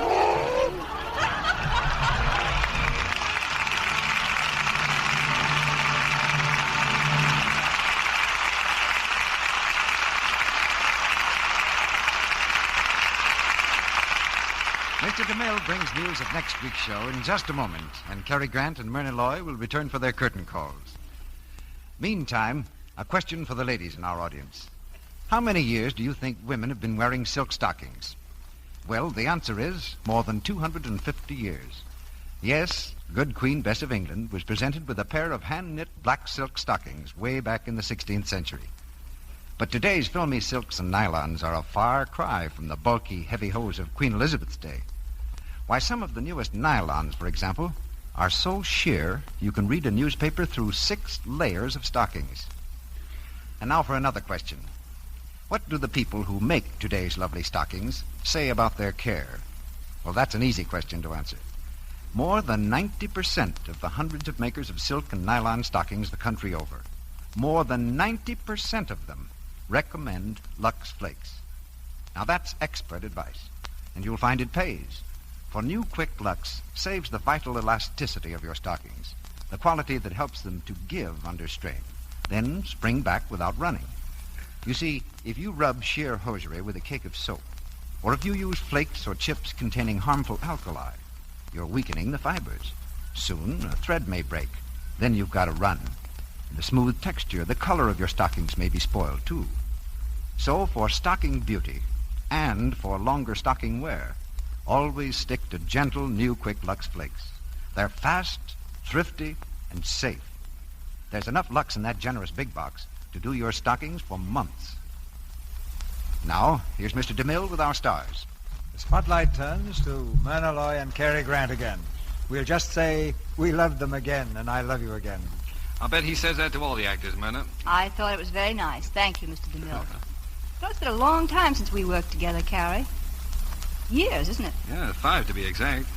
Let's see, that makes our next date on Monday, 1946, doesn't it? It'll be a Monday, all right.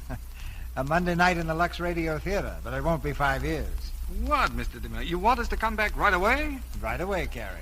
You like the performance that much? That much and more. Oh, well, now, why don't you save yourself a lot of bookkeeping, CB, and pay us both for both jobs right now, huh? Maybe I'd better call you in 1946, Cary. What's your play here next week, Mr. DeMille? Next week, Myrna, we've scheduled one of the most exciting combinations of mystery and glamour that the screen has ever produced. The play is Algiers, and the stars are Charles Boyer and Hedy Lamarr. You'll hear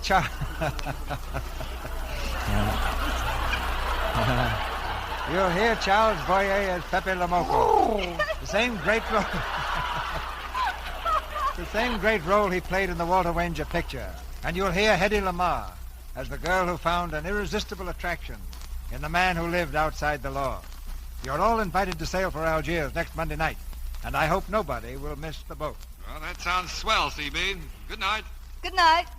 Good night. Good night. An A+ for both of you.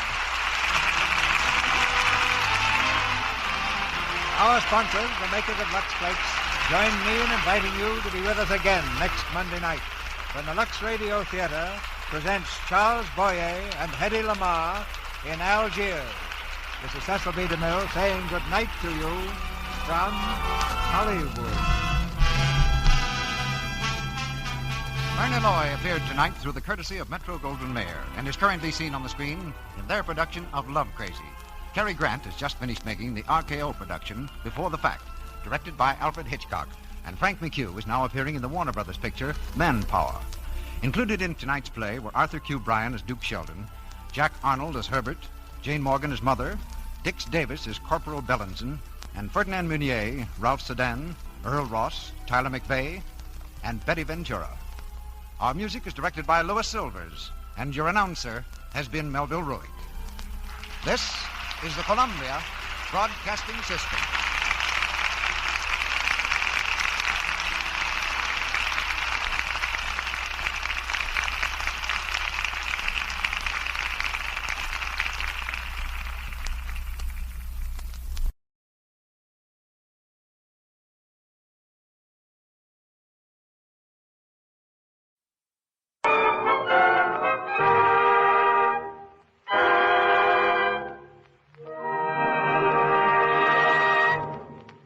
Ladies and gentlemen, we have grand news for you tonight.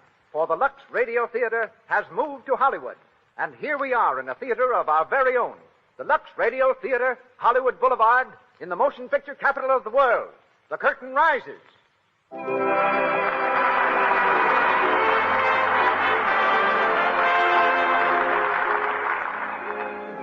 Lux presents Hollywood. Tonight, the makers of Lux Toilet Soap bring you Marlene Dietrich, Clark Gable, Cecil B. DeMille, Jesse Lasky, and other great personalities.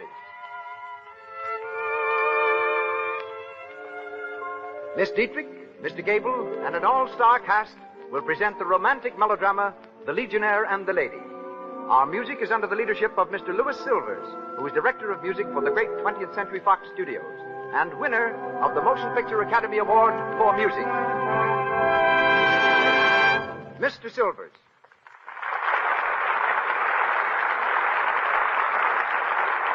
And more good news. We give you, as our Hollywood producer, a man who will not only bring you the greatest plays and players, but the very spirit of Hollywood itself. That outstanding figure of the motion picture world, Mr. Cecil B. DeMille.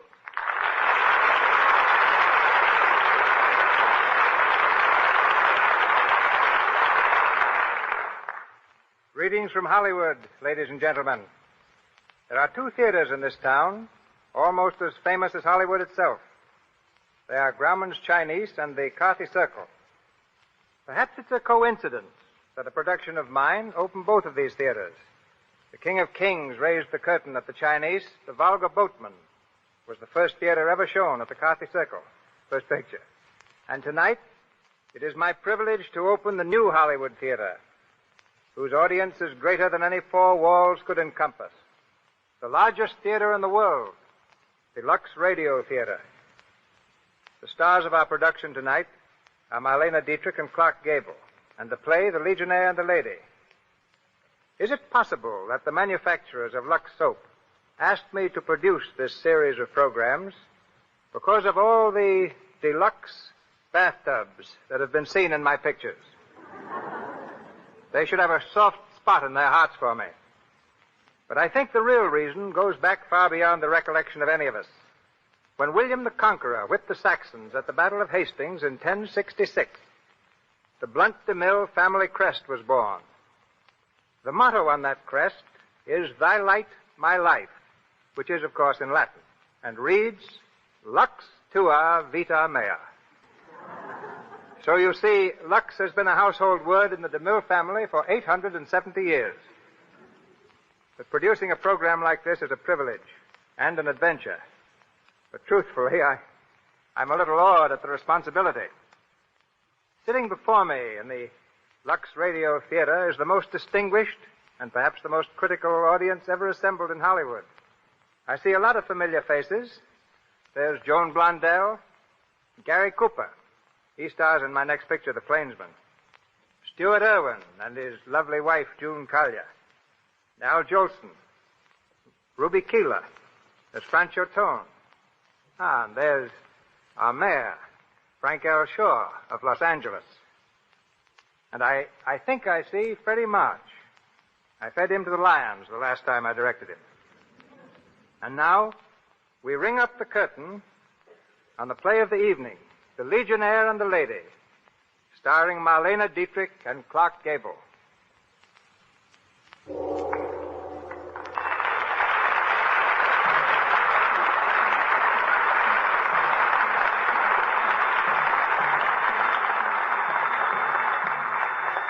Algiers,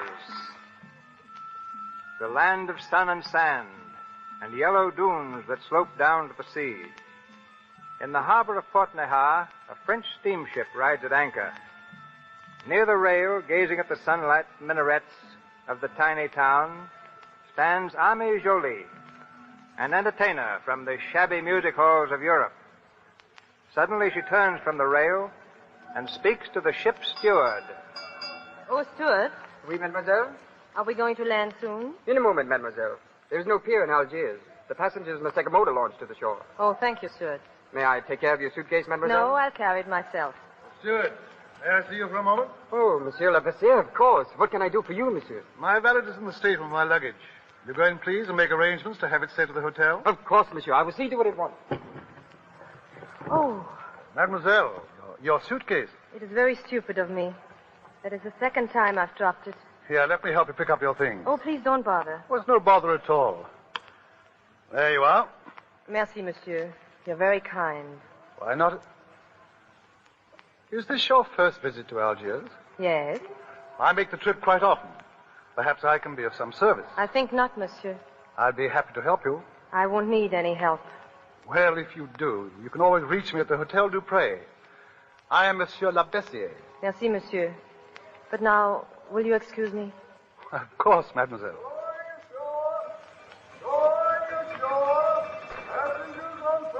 Monsieur Lapassiere, I have... Oh, Stuart, come here. Si. That woman who was standing here, do you know who she is? Why, I know, monsieur. A vaudeville actress, probably. A vaudeville actress? Well, just how do you know that? We carry them every trip, monsieur. They come to sing and dance in the cafes here. We call them suicide passengers. One-way tickets. They never return. Well, what launch is she booked for? I believe the third, monsieur. And you? Naturally, the third.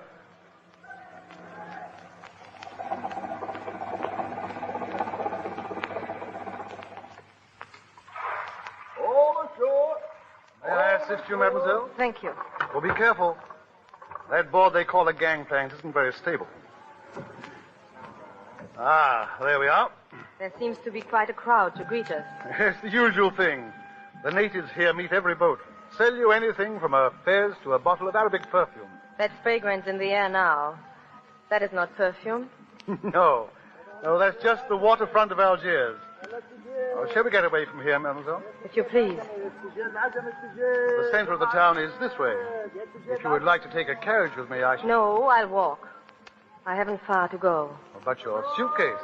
It is very light, monsieur. No trouble at all. Perhaps I'd better walk with you. The streets aren't very safe down here near the waterfront. I'll be quite safe, monsieur. And look, there are soldiers to protect me.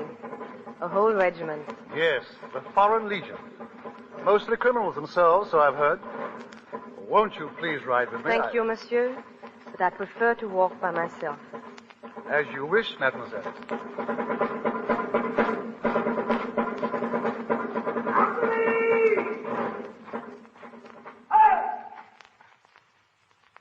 Now listen here, fatheads. We're back home again. And just because you did a little fighting, I know what you're thinking. You're thinking, well, here comes us, the Foreign Legion. Each man a hero. The whole town's ours, and we're going to rip it wide open. Well, forget it. This time you're going to behave like gentlemen, even if it kills you. Yeah, I'm talking to you, Legionnaire Brown. Legionnaire Tom Brown. Yes, sir. Step forward here. Yes, sir. Well, did you hear what I just said? Yes, sir. What? You You weren't listening, were you? No, sir. Why not? Yes, sir. I mean... Shut up. Yes, sir. I want to warn you, Brown. We're not back in the States now. This is Algiers, the Foreign Legion. If you go starting up any trouble among the girls here the way you did the last time, you're going to find yourself in the jug. You get that? Now go on, get back there in line. Yes, sir. And remember what I said, you guys. Take it easy and act like gentlemen. Company dismissed.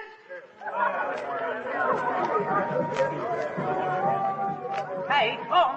Tom. Oh, hello, Blimey. I say, what's eating the sergeant? Blimey, if I didn't think he was going to bite your head off. Oh, he doesn't worry me. He got away from driving a hack. Say, where are you going tonight? I don't know. After what the sergeant said about behaving like gentlemen, I don't know where to go. Ah, forget it. I know a little Spanish girl in this burg who can cook a steak to a turn. What do you say? Suits me, if we can find a steak. In this here blasted heat, steak gets cooked right on the cow. Come on, I'll find one. Say, I know this joint from top to bottom. When I was here in... Hey, Blimey. Wait a minute. Blimey, will you look at that? Eh? What, where? That girl, carrying the suitcase. Oh, blimey, she sure is a looker. Yeah, she sure is. I wonder what she's doing in this town. Oh, dance hall girl, I suppose. Yeah. Well, maybe I better find out. Yeah, right. I thought we was going for a meal someplace. Yeah, a little later, Blimey. This is pretty important. Wait, listen, Tom. So long, Blimey. All right, go ahead and desert me, lady killer. Hello, is this her? Hello, soldier. You going my way? It depends. Which way are you going? Any way you are. Here, let me carry your suitcase for you. Don't bother. I'll carry it myself. Oh, kind of independent, huh? You mind if I walk along with you? If you want. Well, that's friendly enough. How about stopping off for a drink? I know a little place. I'm sorry, monsieur. I have no time now. Oh, I get it. Okay, sister. If there isn't anything I can do for you. There is. You can tell me where's the Café Marrakech. The Café Marrakech? Oh, sure. It's just across the street. Come on, I'll show you. Thank you, monsieur. You work there? I'm a singer. If you are doing nothing tonight, you might come and hear me. Yeah. Okay. I'll remember that. Well, there you are. It's that door there. Anything else? Nothing. Okay. I'll see you tonight.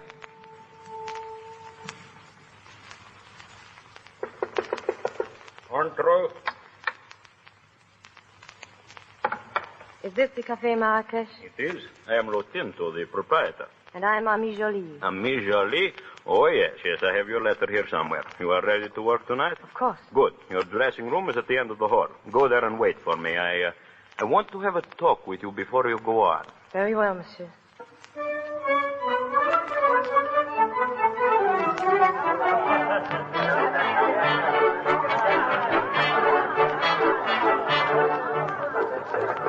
Come in. Mademoiselle, how she is back. This is a great night for you. If you make a hit, you can stay here as long as you like. You're very kind, Monsieur Latinto. And now, mademoiselle, one word of advice. Pick yourself a protector. It will give you prestige. And always choose an officer in the Legion. The private, he is nobody. Pick the officers. They have the money. You understand? Perfectly. Good. Are you ready to sing now? I will go out and make the announcement. In a moment. Good. Come as soon as you can.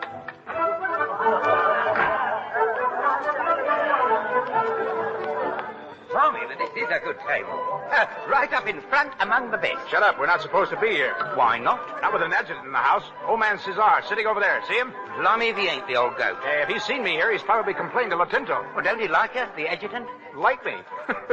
Say, he'd stick a bayonet in my back and laugh doing it. Ladies and gentlemen, the Café Marrakech is honored tonight by the presence of the distinguished painter, Monsieur La Bessière, and my old friend, Adjutant Cesar of the Foreign Legion. Tonight, we open the program with Mademoiselle Amie Jolie, a newcomer whom I hope you will receive with your usual discriminating kind. We treat her very kind. Maybe she can sit on my lap. Who's the wise guy? Gabon, come and see. Ladies and gentlemen, I take a pleasure in presenting Mademoiselle Amie Jolie.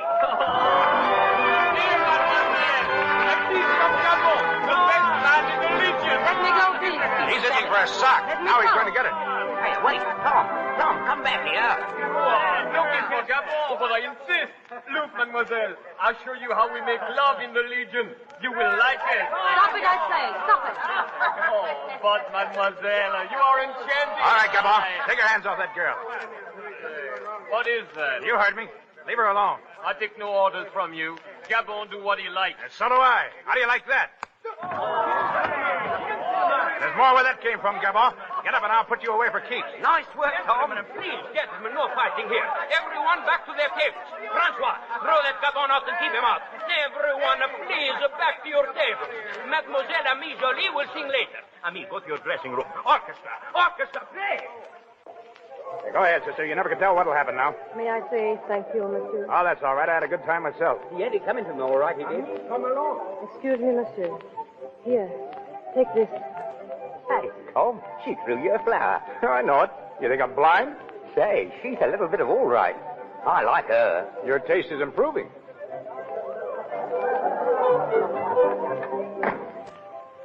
Well, Monsieur Latinto, my first appearance was not a success. That is nothing. A common occurrence here in Algiers. But I have a news.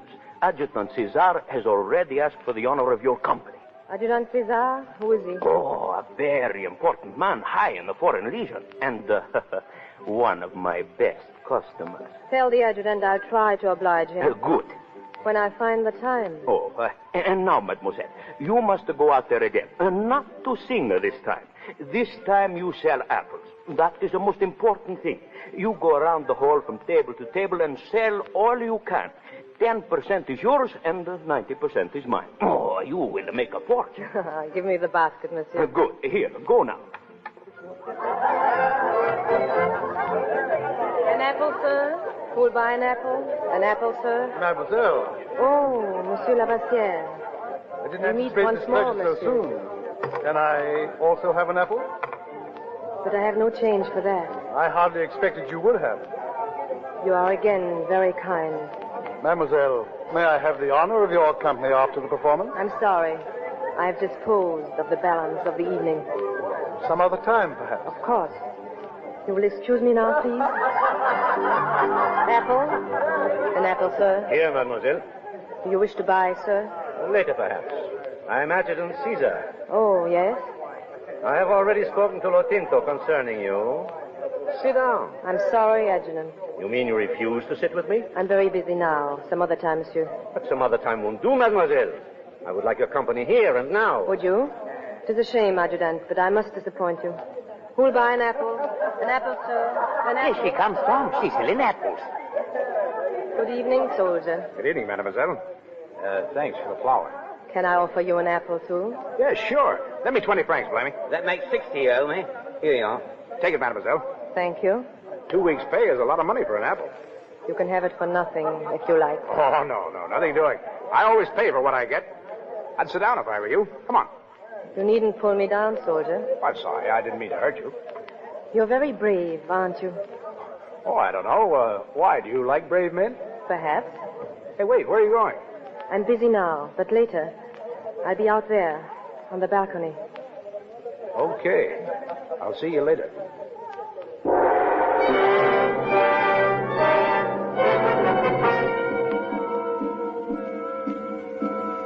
You can smell the desert tonight. Hot, isn't it? Cooler than inside. Expect to stay in Algiers very long? Who knows? They say when a singer comes here to work, she stays forever. I've seen it work out that way. I beg your pardon. Adjutant? Good evening, mademoiselle. Good evening, Adjutant César. I saw you come out this way, and I gathered that you were no longer very busy. But I am. You see, I invited this gentleman to come out here and sit with me. Oh, I see. Mademoiselle, you are new in Algiers. Perhaps you do not realize that this gentleman, as you call him, is a legionnaire, a private. I choose my company by their looks, not by their medals. Am I to take it, then, that you prefer his company to mine? Take it as you like, monsieur.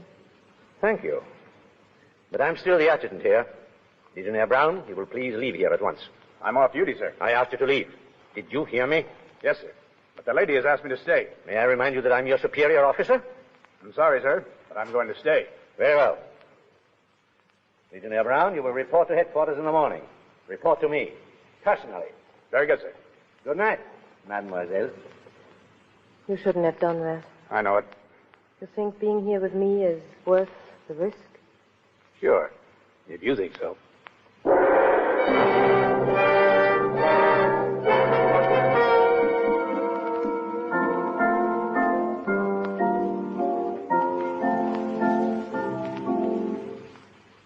Go on.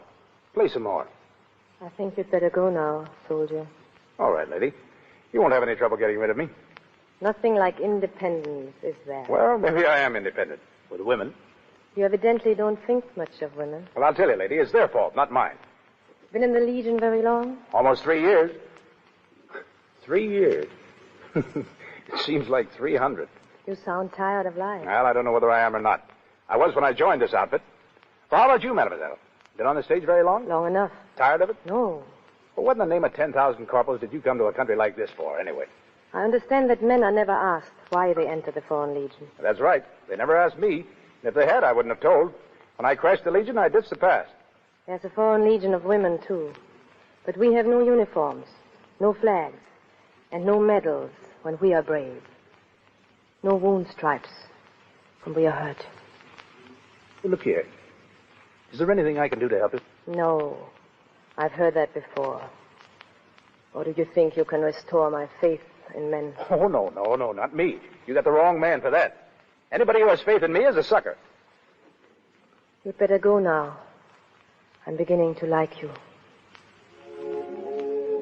You know, I've told women about everything a man can say. But I'm going to tell you something I've never told a woman before. I wish I'd met you 10 years ago. Good night. Good night, and thank you.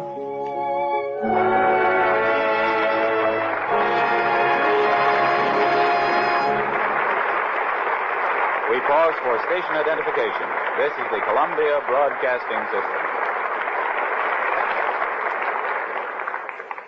Marlene Dietrich and Clark Gable in the Lux Radio Theater's presentation of The Legionnaire and the Lady continue in just a moment. Meanwhile, we'll give you a glimpse behind the scenes in Hollywood as we take you on a quick tour of the screen capital.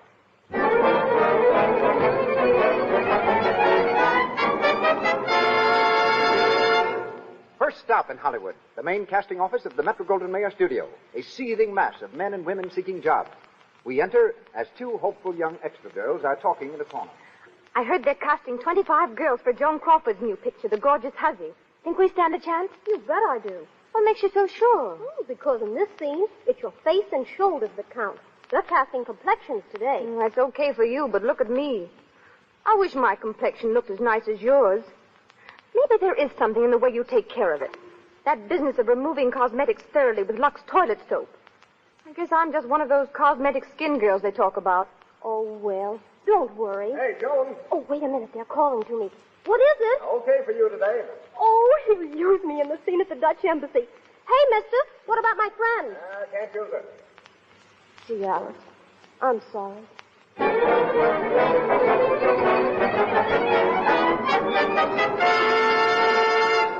And now, a table for two at the fashionable Trocadero, the supper club that is the rendezvous of the stars.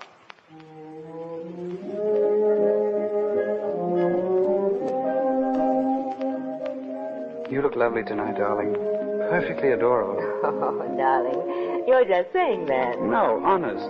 You've got everything that any of those movie stars dancing there have, and especially that knockout of a complexion. Well, darling, maybe you should thank those stars for that, because I take care of my complexion the same way they do.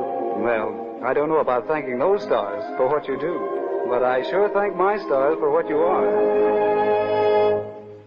Every girl needs a lovely complexion, and the movie stars here in Hollywood have shown you how to keep skin lovely. Don't allow dust and dirt, stale rouge and powder to clog the pores.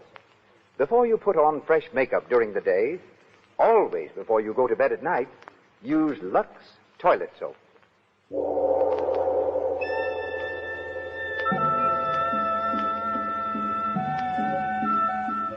Marlene Dietrich, as Amy Jolie, and Clark Gable as Legionnaire Tom Brown, continue with our play, The Legionnaire and the Lady. It has been several hours since Tom told Amy that he wished he had met her 10 years sooner.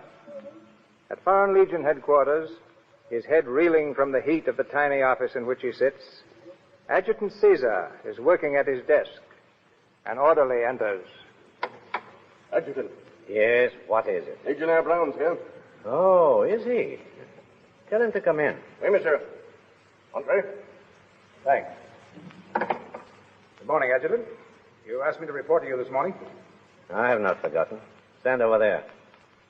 Legionnaire Brown, I think it is hardly necessary to remind you that insubordination is a serious offense. Insubordination? But I was off duty. Off duty or on duty, the word of a superior officer is law. You refuse to obey. You are therefore guilty of a breach of conduct and subject to court-martial. Report to the sergeant and place yourself under arrest. Yes, sir. Of course, there's nothing personal in this. I mean, you're not just sore about last night or anything. Oh, you forget yourself. No, I don't. You have no reason to court-martial me except that you wanted that girl to yourself. And I took her out from under your nose. Silence. Silence your foot. You don't scare me worth a nickel. Well, a year in prison might. You ought to know. What's that? A year in prison. That's short compared to what you were going to serve before you escaped. Are you quite sure you know what you're talking about? I'm talking about a little matter of homicide, murder, in Berlin. The murderer's name was César. He got 30 years, but he escaped. It's a funny thing. He looked just like you, Adjutant, without the mustache. Legionnaire Brown, you... You're a fool. Sure. If I wasn't, I wouldn't be in the Foreign Legion, sweating blood for a rat like you. Entrez. That woman's here, Adjutant. The one you sent for. Send her in. This way, mademoiselle. Good morning. Good morning. You wish to see me? If you don't mind. Hello. Oh. Are you here, too? Yeah, sure. You never can tell where you'll run into me. For the next few days, we'll know exactly where to run into you. Orderly. Yes, Adjutant? Take this man to the guardhouse. The guardhouse? What for? That's the Legion's business, mademoiselle. And mine. Take him. Hello. Sure. I'm sorry I couldn't stay, mademoiselle. Good morning, Adjutant. What are you going to do with him? That is not the question at the moment, mademoiselle.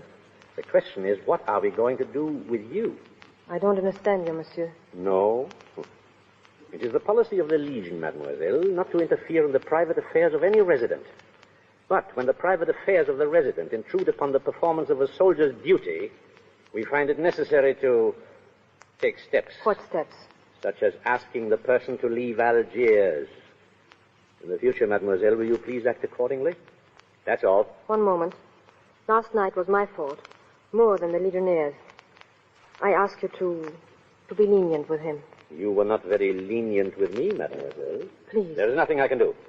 Good morning. Good morning.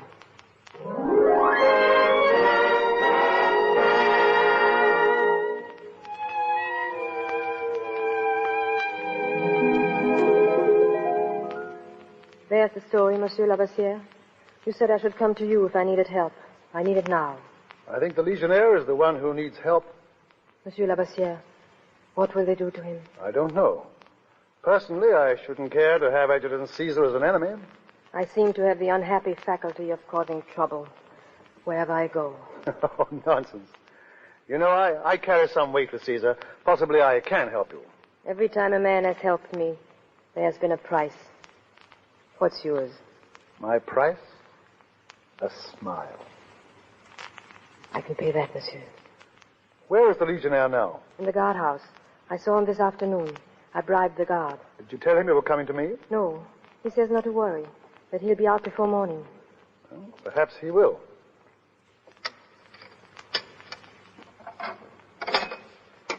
He's in the third cell, Sergeant. Legionnaire Brown. Oh, hello, Sergeant. Nice of you to call. Sit down. Make yourself comfortable. No wisecracks, Hughes. No wisecracks. There's your pass. Hey, you mean I'm getting out of this joint? Yeah, the door's wide open and you can do as you like. Until 7 o'clock in the morning. What's the idea of this? You're leaving for a mouthful patch tomorrow. Oh, no, not me. You know, I'm beginning to like this town. Tell Cesar I'm not going. Tell him yourself. He's going along this time. Who's going along? You heard what I said. Caesar's going. Oh. Yeah? Yeah. Now go on. Get out of here. Yeah, sure. So long, Sergeant. And see if you can stay out of here for once in a while. Well, I'll do my best. Tom. Hey, Tom. Hey, Blimey, come here. Yeah, I'll be waiting for you. That's the idea. Yeah? Well, don't talk now. Let's get away from here. Aye? Come on. Keep walking. Oh, what's up? You're out, ain't you? Yeah, until 7 o'clock tomorrow morning. Struth. They ain't going to give you a court-martial. Oh, no, not Mr. Cesar. He got a better idea than that. I think I'm on to it. He's going to get me out on the desert, face me in the right direction, and put a bullet in my back. Put a bullet? Oh, the eat's got you. You think so? Well, what does Caesar want to plug you for anyway? My old failing, Blimey. I talked right in his beard and told him what was what. You see, I know something about that bird, and now he knows I know it. Truth. But he's not going to use me for target practice. I'm through with the Army, Blimey, washed up. I've been looking for the right kind of woman all my life, and I think I found her. Now, listen here. If you're talking about the mademoiselle of the cafe... That's who, Blimey? Well, you're crazy. She ain't nothing but a cheap little gold. Oh, no, she isn't, Blimey. She's all right. And I'm quitting the Army and taking her out of here tonight. You don't say. You ever hear what the penalty is for desertion? There's 100 ways of dying, brother, and I'm picking my own.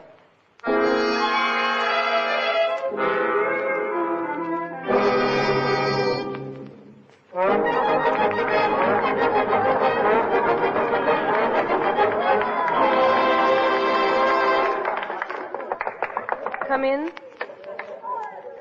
Good evening, mademoiselle. Monsieur Labassiere, come in. And how are you this evening? I'm well, thank you. The flowers you sent are wonderful. Not half so wonderful as I should wish. Any news of him? Some. He's not to be court-martialed, but they are going to transfer him. Oh, that means he will have to leave town. Of course. I see. Do you love him? I don't know. I hope not. Look, I've brought you something. Brought me something? A bracelet. May I put it on you? I can't accept this, monsieur. It's worth a fortune. Anything of less value would be unworthy of you. I'm sorry, monsieur. I cannot take it. Well, let me leave it here on the dressing table. If you've changed your mind. I won't. Has anyone ever told you that I'm a very wealthy man? I've heard so. Does it mean so little to you? In what way, monsieur? I'd like to take you away from here. Would you? Exactly what do you offer now? The conventional thing. My offer is highly respectable. Marriage. You're a strange man. You find it so strange that I should be fond of you? Must I answer you now? I'd sleep better tonight if you did. Well? I don't think I care to take advantage of your tempting offer. Then you're in love. No. I don't think I am. Supposing you'd never met a certain private in the Foreign Legion, what would your answer have been? It might have been the same. I don't know. Come in. Hello. You. Yes, I'm sorry to bust in like this, but I'm leaving for the Sahara in the morning, and I just came to say goodbye. Tomorrow. At a short notice, isn't it? I think you two will want to be alone. I understand you're leaving on a rather strenuous journey. I wish you good luck. Thanks. A bientôt, mademoiselle. A bientôt. Will you be gone long? When will I see you again? Well, maybe never. Never. Yeah. You see, something tells me I'm not coming back this time. Then you must not go. You know, that's funny, but that's just what I was thinking.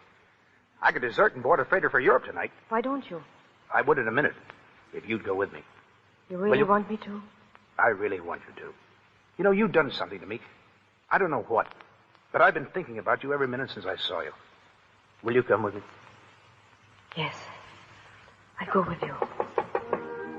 Who is it? It's I, Loquinto. It's time for you to set apples. Why are you not outside? In a moment. Wait here for me. I'll be back.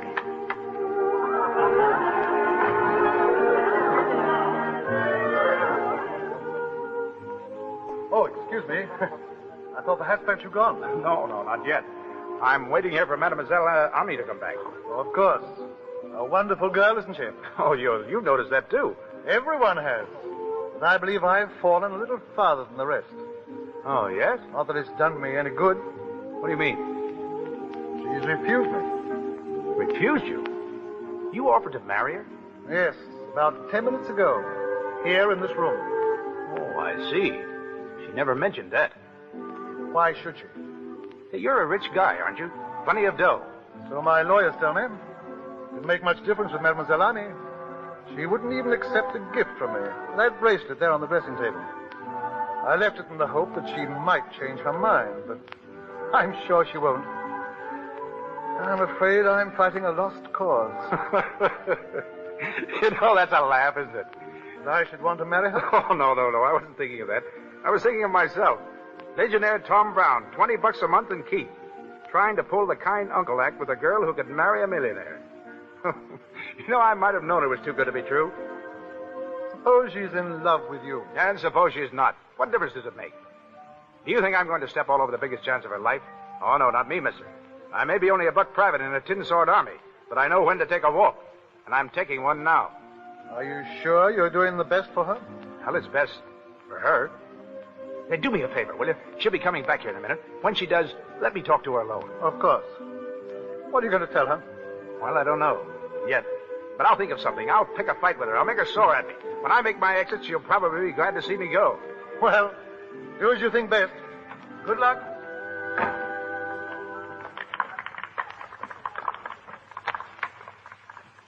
Was I long? Yes, a little. I was just leaving. Leaving? But I'm not ready yet. I wasn't thinking of you. I'm going along. Has anything happened? Yeah, lots happened. I've changed my mind, sister. Why? I'm no sucker lady. Maybe you thought I was, but I'm not. Tom, I don't know what you're talking about. Oh, yes, you do. I've been on the level with you, and I thought you were with me. But you shouldn't have left me here alone. I saw too much. What did you see? That pretty little diamond bracelet over there on the dressing table. Well? A new acquisition, isn't it?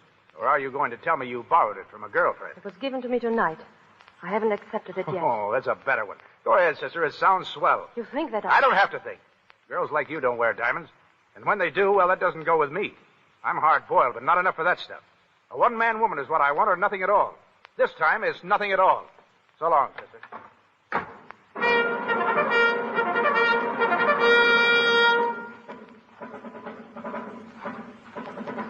There goes your soldier, mademoiselle. Yes, he didn't desert after all.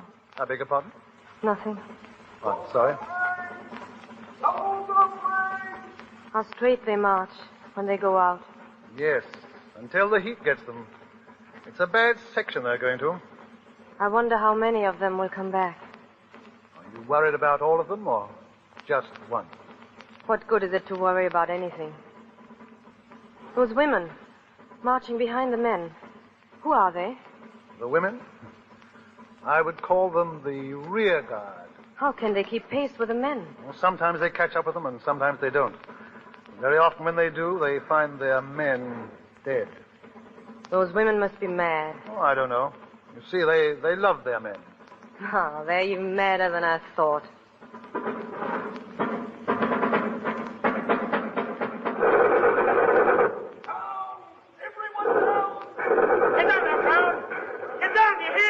All right, but I don't see what good it does. We only have to get up again. Anyhow, those walking bed sheets can't shoot straight. Oh, no? Well, you'll think different when you get a bullet in your chest. Whew. This heat's enough to mill the guy. Oh, shut up. If you don't like to swear, why don't you quit? I was going to, Simon, but you see, I've turned decent. What? I said I've turned decent. I'm in love. You? That's a riot, that is. Hello, Tom. Hey, blimey, what the devil are you doing here? Just come up with a relief. Oh, nearly had me head off that time. It's that blasted machine gun up there on the hill. Sergeant. Yes, sir. Here comes the adjutant, blimey. I'm in for something. Have you spotted that machine gun? It's up there someplace, sir. We'll send out a scout. Legionnaire Brown. I know it. Legionnaire Brown. Yes, sir. Take a man with you and spot that machine gun. If you get close enough, use your hand grenades. It must be destroyed. Yes, sir. I'll go with him, sir. Blimey, are you crazy? Quiet. You can go with him if you want. Thank you, sir. It'll be a real pleasure. Report to me when you get back. Yeah. When and if we get back. Well, I had the right hunch, didn't I? That's too bad, Brown. Yeah. Well? Hey, wait a minute, you. How about those 10 francs you owe me? Oh, shut up. Come on, blimey. Right behind you, Tom. So long, fellas. Go on, you mug. Okay, blimey. We'll crawl along this trough and slip over the ridge down there. Right. Down here, but they're making it tough for us. Hey, look. What? Over there, the adjutant. He's laying in beyond that sand dune. This is it, blimey. Here's where I get that bullet in my back. No, you don't. If he makes a move for his gun, I'll let him have it right between the eyes. Don't be a fool. There he goes. Put the gun down. Put it Let down. me down. Let me alone. Look out, gun. Somebody's got it. Holy. Hi, what is it? The adjutant. He's been hit. Good. Blimey, I hope he croaks. It'll save me the trouble. Hey, he's got it bad, blimey. I hope so. Hey, come on, let's get going. Keep low, Tom. They're blasting us hot and heavy. Hey, they must have us spotted. Get over there behind that hill, blimey. I'll go up this way. Right into their faces, you man. Oh, go ahead. I'll be right back. Come back here, Tom. Come back here. Come back here. Tom. Oh, he's been hit. Tom, where are you? Here, blimey. Over here. Oh, did you get it, Tom? Yeah. Yeah, I guess I did, blimey. Where is it, Tommy boy? Where is it? In here. It's got to be all tied up in knots. Tom. Tommy boy. It's all right, blimey. Look, you better get back. And leave you here? I don't think you can help me much. Funny, isn't it? You were glad Cesar got it. Save you the trouble. Looks like I did the same thing for him. Tommy. Tom. Lord blimey.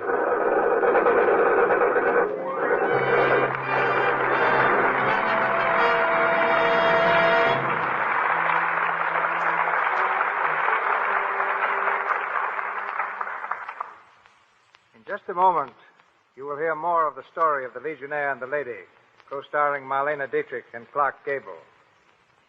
Do you know what a casting director is? If you want to get into the movies, he's the man you see, or try to see. He knows the names, faces, abilities, and salaries of thousands of players. It is a pleasure to present my friend and associate, who has been casting director at the Paramount Studio for many years, Mr. Fred Datig.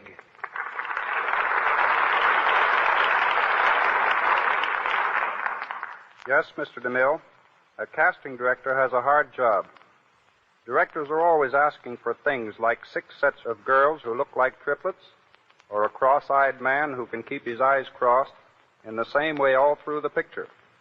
Last year, a director asked me to get 2 Tahitian girls who could sing, dance, and play musical instruments. I had to send all the way to Tahiti for them, and when they finally got here, the picture had been called off. But the girls stayed here. Later on, the same director started to make a picture in Tahiti, and we had to send those girls to Tahiti for him. But those are the unusual things. Every day I'm looking for actors and actresses who not only have talent, but who screen well, who have lovely figures, good features, and fine complexions. And, Mr. DeMille, I think it's fitting on your Lux Radio Theater to emphasize complexions. Your Lux toilet soap means a lot to both the stars and the extras. They must have good complexions. And that's why Lux toilet soap is the official soap over on the Paramount lot, and in fact in every other great studio in Hollywood.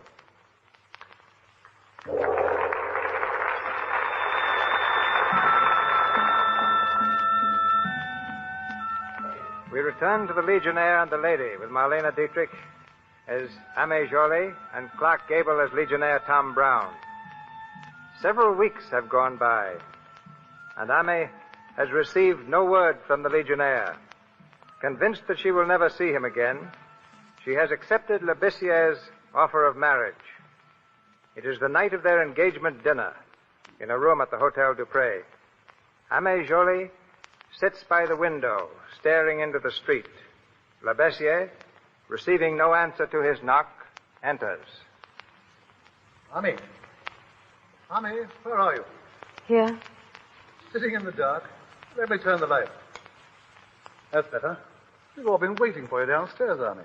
Have you? I'm sorry. I didn't know. What have you been doing, darling? Sitting here by the window, thinking. About anything in particular, Ame? No, nothing in particular. You're not at all excited. This is the night of our engagement dinner, or have you forgotten? How could I forget? Everybody's here. They're dying to meet you. I didn't think they would come. On the contrary, they're delighted to witness the unconditional surrender of the most exacting bachelor in the world. Are you happy, my dear? Of course. Shall we go down now? Oh, wait. I want to speak to you. Anything wrong? Yes, I have news of your Legionnaire. What news? His company returns tonight. That is, what's left of it. You mean? I mean that he's not returning with it. He's been wounded. He's in the hospital at the mouth of Paz. Is he badly hurt?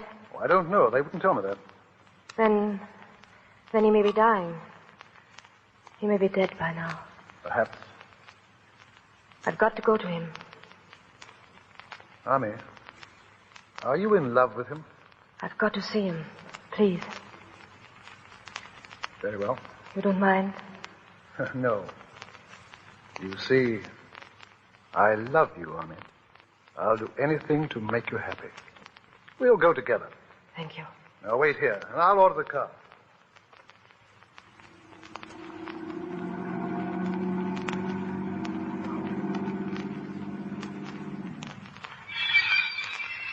There it is, I believe. The hospital? Yes. You want me to go in with you? No. It would be best if I went alone. Very well, my dear. Good morning, mademoiselle. Something I can do for you? I'm looking for Legionnaire Tom Brown. Brown. Hospital case? Yes. Let me see. I'm sorry. There's no one by that name on our books. Are you sure? Well, he might be under some other name. Have a look. Thank you. Hey, Destro Lee, I want to see about that guy that... Well. If it ain't the mademoiselle from America's Cafe. Hey, don't you remember me? I'm the top sergeant for the 5th Regiment. Say, what are you doing down here anyway? I'm looking for Legionnaire Tom Brown. Oh, Brown? Oh, you won't find him here. He isn't dead. Dead? Nah, you can't kill that bird. They thought he was a goner when they brought him in, and a couple of days later he was tearing up the bedclothes because they wouldn't give him a drink. They let him out a week ago. Is he still in town? Sure he is. He's around the corner at Christine's. But say, are you going to see him? Yes. Well, then tell him not to forget the 10 francs he owes me. Miss Christine's, what kind of a place is it? It's a cafe. Just poke your head in and look around. And when you see a gal with her arms around a guy's shoulder, 10 to 1, that guy will be Brown. Come,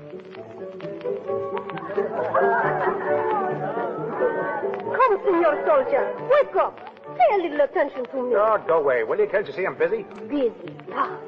Carving in the top of the table a name. A-M-Y. J-O-L-L-Y. Amy Jolie. That's the girl's name, eh? Yep. Who is she? Oh, it wouldn't do you any good if I told you. You love her very much? Yep. Poor boy. She's your sweetheart, no? Oh, shut up, will you? Go on, beat it. See, all right. You don't have to get mad at me. Hello, soldier. Mind if I sit down? No, of course not. Thank you. You gave me a surprise. What are you doing in this part of the world? I heard you were wounded. Yeah? Well, I heal fast. Never felt better in my life. Are you married yet? No. I heard you were going to marry that rich friend of yours, that Labessiere fellow. I am. Are you sure? I don't change my mind. I get it. Well, I wish you all the luck in the world, mademoiselle. Is that all you have to say? Yeah, that's all.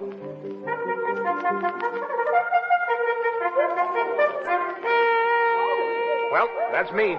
I guess we're pushing off again. Where to? I can't tell, but wherever it is, it'll be Thirsty March. I better go and get myself a drink. You're not going to say goodbye. We leave at dawn. Come and see us off, will you? Maybe. Well, do what you think is best. So long, mademoiselle. So long, soldier.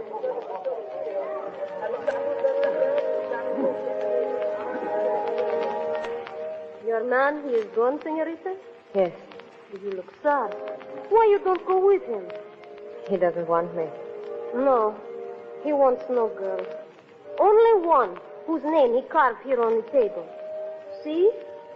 Amyjolly. Amy Jolie. Ami Jolie? He carved that? See? He thinks of her all the time. Well, did you see him? Yes, he's well again. They're moving him on to fight. Well, shall we go back? Not yet. He's leaving at dawn. I'll wait till then.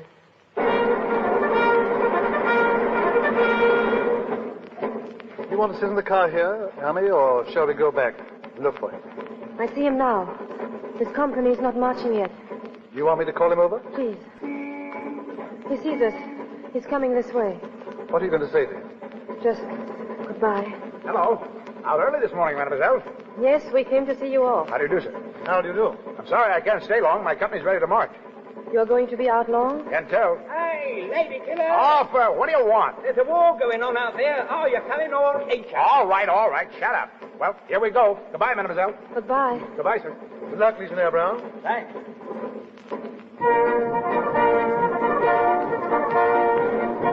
Well, there he goes. Out into the sun. You're going to miss him, aren't you? I love him. I knew you did.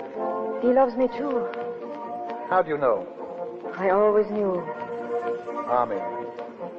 The women, the rear guard, they're beginning to follow the men. It hurts me to look at them.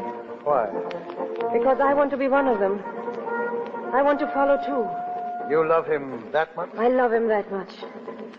They're almost out in the desert now. I'm going after him. You're mad. I won't let you go. Please, you have been so kind to me, but I can't help it. Try to forgive me. Try to understand. I've got to go to him. Army! I must go to him. Darling, I understand.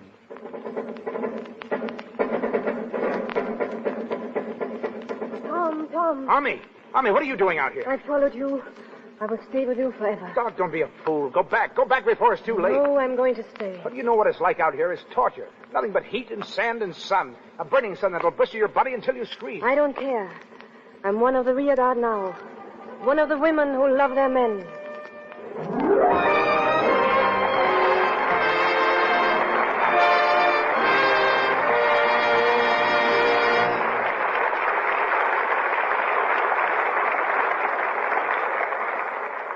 And that, ladies and gentlemen, is the story of the Legionnaire and the Lady, as played by Marlene Dietrich and Clark Gable. Before I present our two stars for a curtain call, I'm going to ask an old friend, a pioneer in the motion picture industry, to step up on the stage. We were once partners and made our first film, The Squaw Man, together. It's comfortable to have him at my side tonight as I enter the field of radio. Jesse Lasky of Pickford Lasky Productions. Well, Cecil, this great new theater on Hollywood Boulevard is quite different from the stable where we started the Squaw Man 23 years ago. In the middle of an orange grove. In those days, Jesse, there were trees on Hollywood Boulevard instead of neon signs. A lot of water has run under the bridge since then. Yeah, speaking of water, you remember Jacob Stern? You remember we rented the barn from him. Or rather, we rented only half the barn we worked in. Jacob kept his horse in the other half. And every time he washed the buggy, the water ran into our office. Yes, and we had to put our feet in the wastebasket to keep them from getting wet. Yes, I put my last dime into that picture of ours. Yes, and you put my last dime in, too. But it's always stimulating to me, Cecil, to see that in spite of the many changes in Hollywood, the men who started in the picture business with us are now at the top of the heap. You know who I'm thinking of. Adolf Zucker and Samuel Goldwyn, the men who with us founded what is now the great Paramount Company. Yes, there's one good thing, Jesse, about working on the radio. Somebody else puts up the money. And tonight, in case you haven't heard, it's the manufacturers of Lux soap. You know, it's mighty good soap. That's one thing that even I will yes you on. Now, Cecil, I want to wish you Godspeed on this series of programs. It's a pleasure to have been here tonight, and I'm glad this excellent radio show will be broadcast from Hollywood from now on.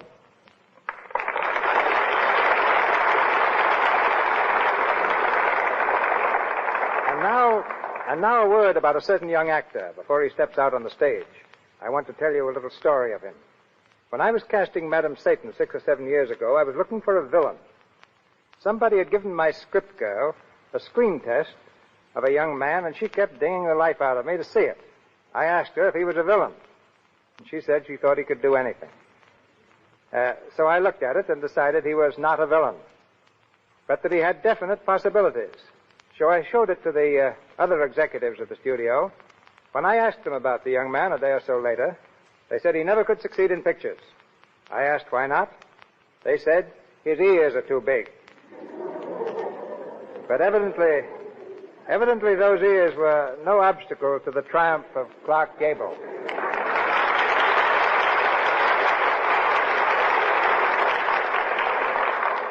As you stepped out on this stage, Clark, I could hear feminine hearts thumping from coast to coast. Well, Stevie, I'm letting that go in one ear and out the other. If your studio will loan you to my studio, Clark, I'd like to direct you in a picture. Well, I hear from everybody who has ever worked for you that it's a great experience, if you live through it. Now, my ears are burning. No, really, though. It was a great show and a lot of fun working for you. And I want to express the gratitude of Miss Dietrich and myself to our all-star supporting cast tonight.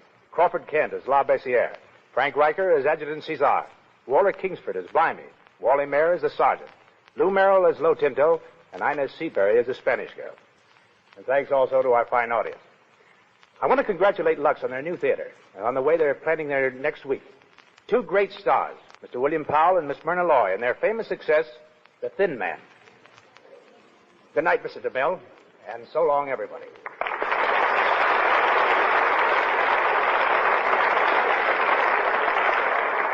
And here she comes as desirable as she was in her picture Desire, as beautiful and glamorous as only Marlene Dietrich can be.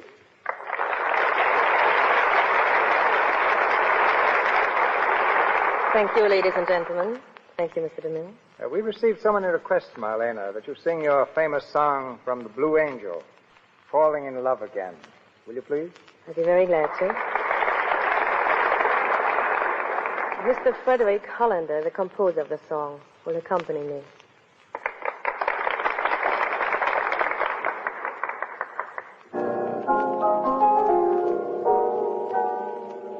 Falling in love again, never wanted to. What am I to do? I can't help it. Love's always been my game, play it how I may. I was made that way, I can't help it. Men cluster to me like moths around a flame. And if their wings burn, I know I'm not to blame. Falling in love again, never wanted to. What am I to do? I can't help it. Falling in love again, never wanted to.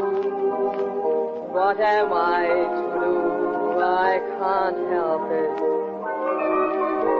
Love's always been my game, play it how I may. I was made that way, I can't help it. Men cluster to me like moths around a flame.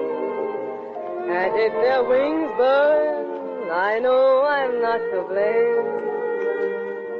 Falling in love again, never wanted to. What am I to do? I can't help it.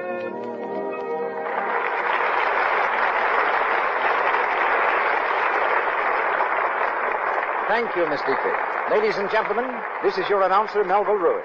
Before Mr. DeMille tells you more about our play for next week, on behalf of our sponsors, the makers of Lux Toilet Soap, I want to express appreciation and gratitude to Mr. DeMille and to the great Hollywood studios who cooperated in making this occasion such a splendid success. From Paramount, Miss Dietrich, who will next be seen on the screen in the David O. Selznick Technicolor production of The Garden of Allah, based on the famous novel by Robert Hitchens.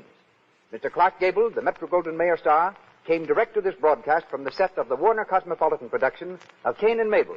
He will soon be seen with Jeanette MacDonald in MGM's production San Francisco. Mr. Louis Silvers represents the 20th Century Fox.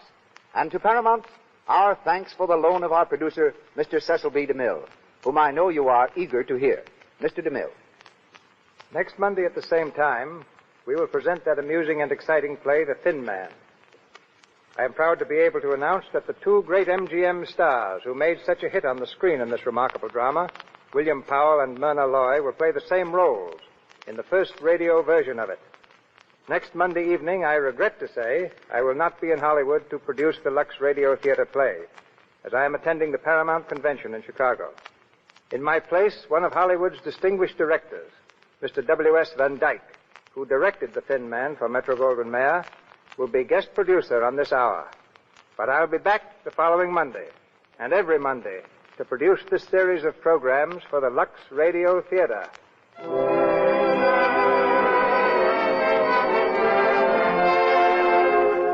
On behalf of all who contributed to this evening's performance, our cast, Mr. Louis Silvers and his orchestra, our technical staff, and our sponsors, I thank you, and invite you to be guests of the Lux Radio Theater again next Monday night, when this program will be presented from the same station. This is Cecil B. DeMille saying good night to you.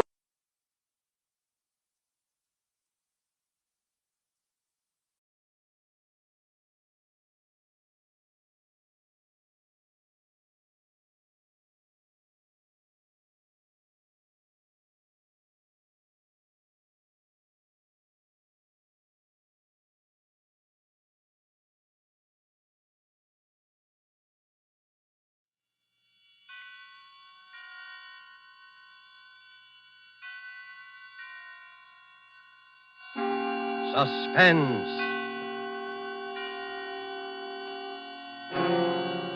Presented by Roma Wines, made in California for enjoyment throughout the world. Salud. Your health, senor. The world toasts Roma, and Roma toasts the world. The wine for your table is Roma, made in California for enjoyment throughout the world. This is the Man in Black, here for Roma Wines to introduce this weekly half hour of Suspense. Tonight in Hollywood, we are honored and happy to have with us one of the entertainment world's most distinguished gentlemen, Mr. Cary Grant. The suspense play which stars Cary Grant and which is produced and directed by William Spear is the exciting and tense bestseller by Cornell Woolrich called The Black Curtain. Suspense is compounded of mystery and suspicion and dangerous adventure. In this series, Roma brings you tales calculated to intrigue you, to stir your nerves, to offer you a precarious situation and then withhold the solution until the last possible moment. And so, with The Black Curtain and with the performance of Cary Grant, we again hope to keep you in suspense.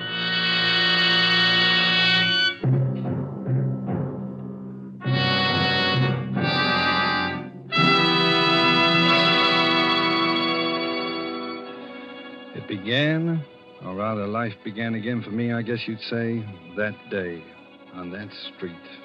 My head was pounding terribly. I could hear all the noise and the people milling around. Everything was a jumble at first. All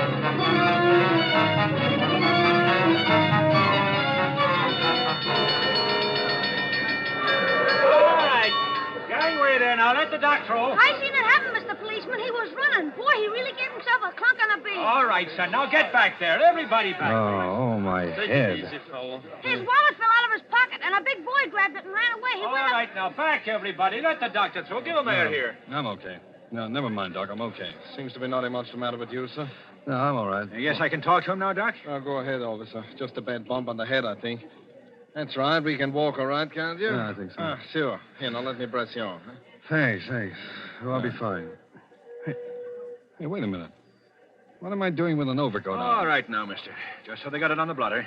What's your name? Where do you live? Townsend. Frank Townsend. 820 Rutherford Street. You want a cigarette? You're still shaky. Oh, no, thanks. I don't smoke.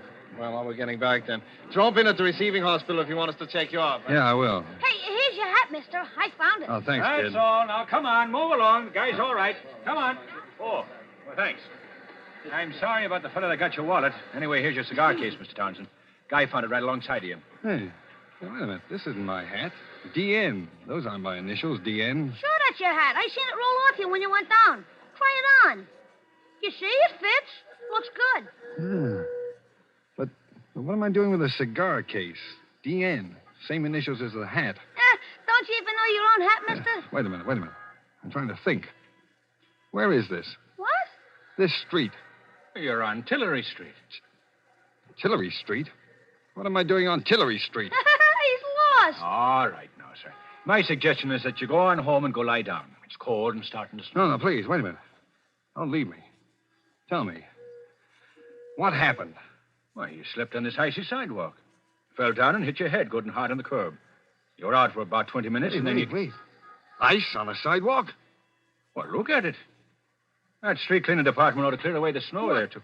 Snow and ice? Sure, why? Snow? In July? July?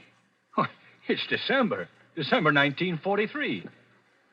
1943? You better go on home, son. Good night. 1943?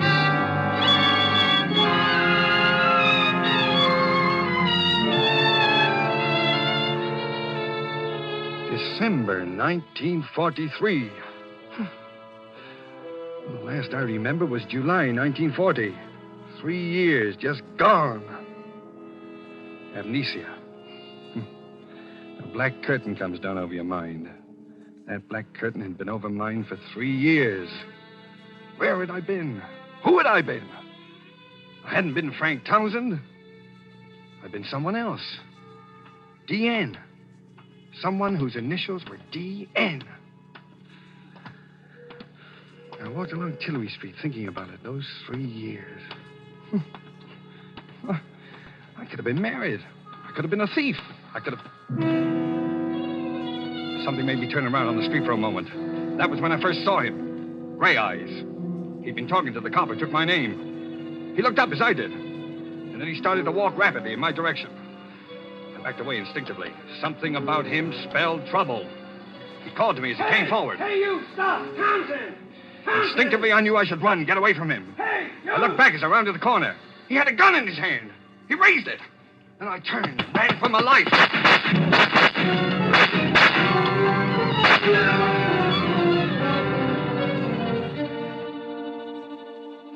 What lay behind that black curtain which separated Townsend from his past?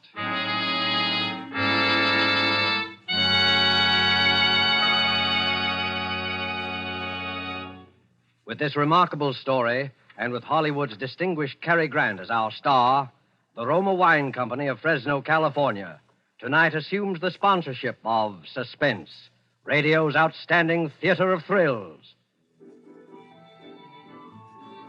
This is the dinner hour at an exclusive yacht club in Latin America, and we discreetly eavesdrop on that gentleman and his lady there at the table. This has been a lovely dinner, Ramon, and only you would have thought to have such a delicious wine as the finale.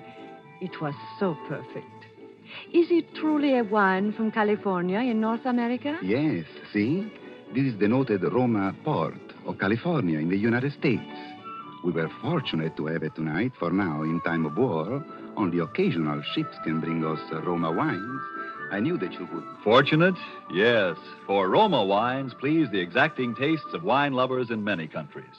And we in the United States are most fortunate of all, for we can enjoy any of those delicious wines from the famous Roma wineries located in choice wine districts throughout California at prices unbelievably small for wines of such distinguished character. Because we do not have to pay heavy shipping costs and duty, here at home in America, Roma wines cost only a few cents a glass. What's more, You'll find Roma California wines just around the corner at your favorite dealers. Right there, waiting for you now, the types of Roma wines you most enjoy. So if you haven't yet discovered the delight of Roma wine regularly with meals or when entertaining friends, make your first purchases of Roma tomorrow. R-O-M-A, Roma, America's largest selling wines. Made in California for enjoyment throughout the world. And now it is with pleasure that we bring back to our soundstage Mr. Cary Grant and The Black Curtain, a story well calculated to keep you in suspense.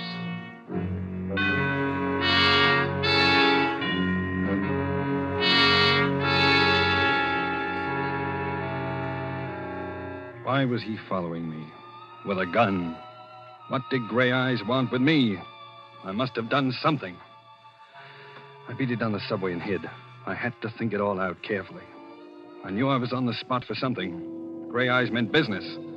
What could it be? Who had I been? During those last 3 years with that black curtain in front of them. Well, maybe I'd been a gangster, and he was one of a mob that wanted to rub me out. I didn't know. No identification, my wallet stolen. Nothing in my pockets that would help. Just DN in the hat. And DN on the cigar case. DN! My head was aching with worry. My stomach had panic in it.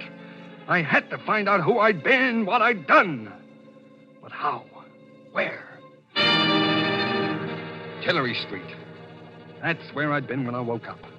Tillery Street. Well, maybe Gray Eyes would go back there, too, looking for me. But I had to take that chance.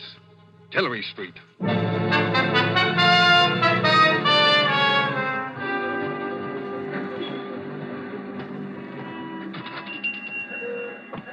Yes? Oh, good evening, Pop. Oh, hello there. Couldn't see you under that hat at first. Oh, you know me? Sure. What can I get you, son? Oh, well, you got an evening paper I could look at? Nope. Sorry, never read 'em. Too much trouble in the world these days, anyhow. Say, how you been? You haven't been around 2 or 3 weeks. Oh, well, I've been kind of busy. Look, Pop. Yeah? I made a bet with a guy that even though you see so many customers, you'd walk right up and give me my full name. Oh. Well, I'm sorry I don't know it. I don't think I ever heard your name. Oh. But I know your girl. My girl? Uh-huh. You do, huh? Yeah. Well, now, maybe I can still win my bet if you'll give me her name. Gee, I've heard you mention it. I'd know it if I heard it. What? Well, see if I can steer you a little. Now, is it Mary? No. Alice? Lillian? Margaret. Huh? No. Wait a minute. Wait. I know. Ruth. That's it, Ruth. Ruth? Yeah. Well, sure, you got it. Now. What's Ruth's last name? Gee, I don't know her. I know where she lives, though. You do? Yeah, right across the street. The Tillery Apartments. Well, it's right. But now, what apartment? What's the number of Ruth's apartment? 3C. Apartment 3C. Say, that's pretty good if I do say so. I was only there once, remember? The night I brought the sandwiches over. Yeah. Well, thanks. Will you win your bet, mister? Huh? Oh, yeah, I think I will. What's your name so I'll know it next time? Oh, I'll tell you tomorrow. I hope. So long. So long, Pop. Thank you. I'll be... What's the matter? Nothing. I just tying my shoe. I'd just been going to walk out when I saw him standing across the street, Gray Eyes again. I ducked down behind the store window and watched him. He looked over in my direction and then up and down the street. Oh, then he lit a cigarette and strolled down to the corner. The minute he disappeared, I yanked the door open, dashed out, ran across the Tillery Apartments, and went in.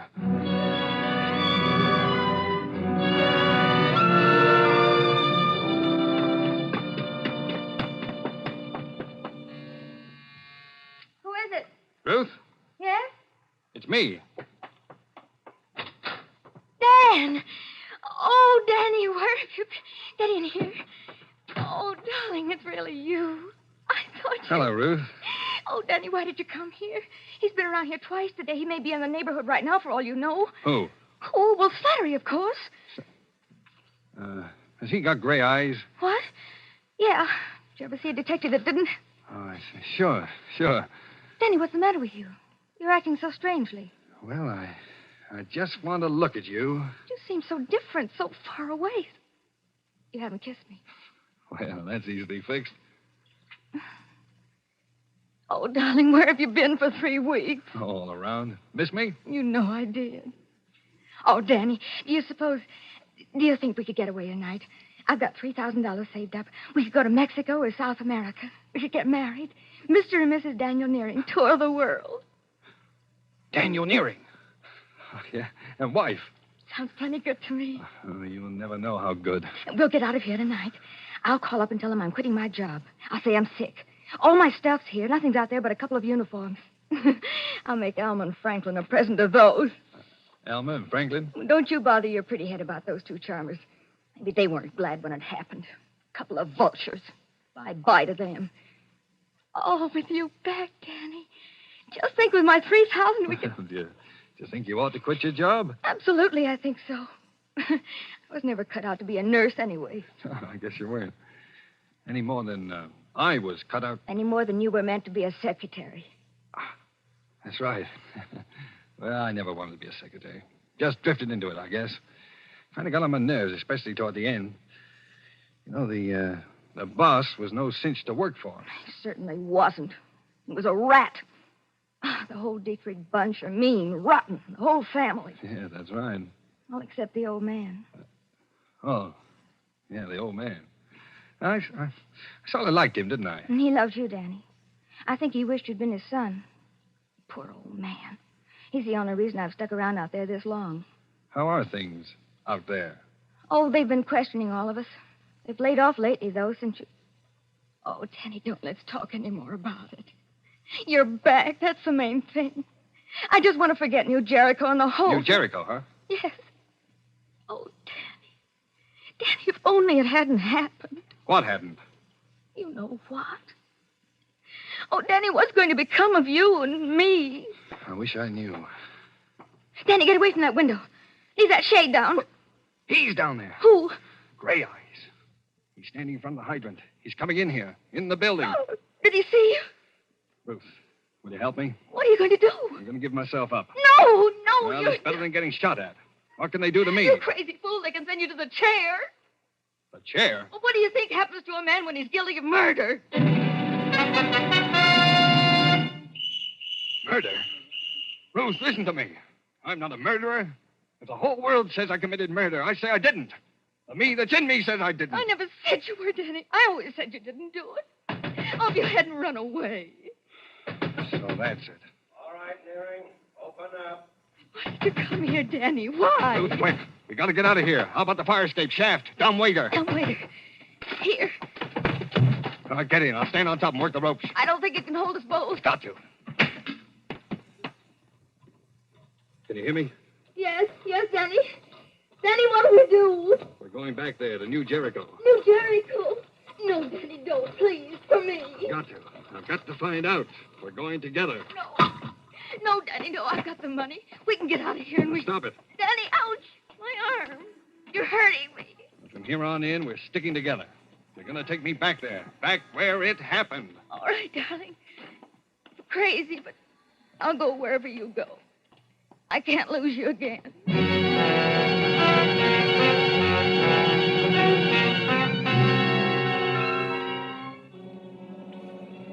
On the train, Ruth and I said very little to each other. While I hid in the telephone booth at the Pennsylvania station, she'd bought us a couple of cheap overcoats. I sat hunched up in mine, thinking. Ruth had brought along the newspaper clippings. I looked at what they said for the 20th time, trying to see if there was anything there that would help me. Dietrich Slayer's sought, it said. Secretary wanted in brutal slaying at suburban estate. Police are pressing the search for Daniel Nearing, secretary in the employ of the late John Dietrich, 58, member of a well-known local family who was shot and killed in the drawing room of his New Jericho estate on the morning of November the 7th. Nearing disappeared November the 7th, on the morning of which date he is known to have had a bitter quarrel with the deceased. This last was attested to at the inquest by Alma and Franklin Dietrich, widow and brother of the murdered man. Well, I had all the facts now. Wanted for murder. And yet everything that was in me told me that no matter who I'd been, However many memories I'd lost, that I was no killer, that I couldn't have. I had to get into that Dietrich house and stand again in the room in which it had all happened. Maybe something would come back to me. Maybe there would be...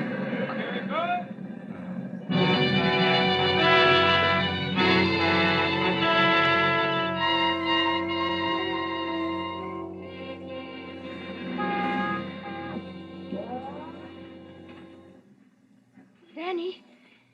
Danny. Over here, Ruth. It's dark. I couldn't see you. Elman and Franklin just left. They drove down to the village. Did they say anything about you being out here on your day off? Yeah. Elma said something, but I said I had nothing to do in town and came out to write some letters. Let's go, then. Oh, Danny, I'm scared. Please, let's not stay out You here. said you loved me. I do, Danny, I do. That's why I'm scared. They're only going to the village. They'll be back in half an hour at the most. Go on, open the door, Ruth. Hurry. I've got to see the inside. That room, the place where it happened. It's wrong, Danny. I'm telling you, you're wrong. They'll find Now, you. open the door, Ruth. Quickly. All right. Now, let's have a look at that room. Please, Danny, please don't. Don't talk about it. So this is where I'm supposed to have murdered John Dietrich, huh? Danny, please. Where was it? Show me exactly where it was, Ruth. I've got to know. It was there. Right there. He was standing by the grandfather's clock when... Oh, are you going crazy, Danny? If they get you, you'll hang. Why, the clock, huh? You still believe in me, don't you, Ruth? I believe you, Danny, but I'm scared. I love you. Ruth, wait a minute. What's that? Listen. It's only the old man. He's asleep in that room off there. Don't go in there, Danny. You'll wake him. I want to see him. No. No, don't, Danny. He can't help you. You know he's paralyzed and he can't talk. Turn on the light. I want to see him. There, you woke him. It's me, Mr. Dietrich. Ruth. This is Danny. You remember Danny, don't you? Hello, Mr. Dietrich. See how his eyes are shining. Yeah. Was he here when it happened? You know that, Danny. Why do you ask such funny questions? He's been in bed here for 5 years. That mirror. On the wall there. The clock. Look. You can see the grandfather's clock in the other room. What are you getting at, Danny? He could see it. The old man could see the murder through the mirror. Oh, if only he could talk. He can't talk. You scare me, Danny. He saw the man who killed John Dietrich. Look, look. He understands what I'm saying. He's blinking his eyes. Oh, stop torturing him, Danny. Can't you see what you're doing? But he's trying to to say something. Look. Look. His eyes are blinking. He's going to help me. Go outside and watch, Ruth. Go on. Now watch out at the entranceway. Be careful, Danny. Please, they'll be back any minute. All right, leave me alone with him. And I'll call if I hear them coming. Look now, Mr. Dietrich. Don't be afraid. I'm going to ask you a question, and you're going to answer me. Are you trying to tell me something about the murder? Now, blink your eyes. Blink twice if you are. And that's it. Once. Twice. That's good. Did you see it happen? Here, in your mirror. Blink once if the answer is no. Twice if the answer is yes. Once. Twice. You did, huh? You saw it. Now then, is the murderer in this house? Danny, they're coming. Franklin and Alma, get out of here. Hide. Run, Danny, run. Is the murderer in this house? Blink once for no, twice for yes. Yes, in this house. Danny, they're coming. Wait, I've almost got it. Now, Mr. Dietrich, was it me?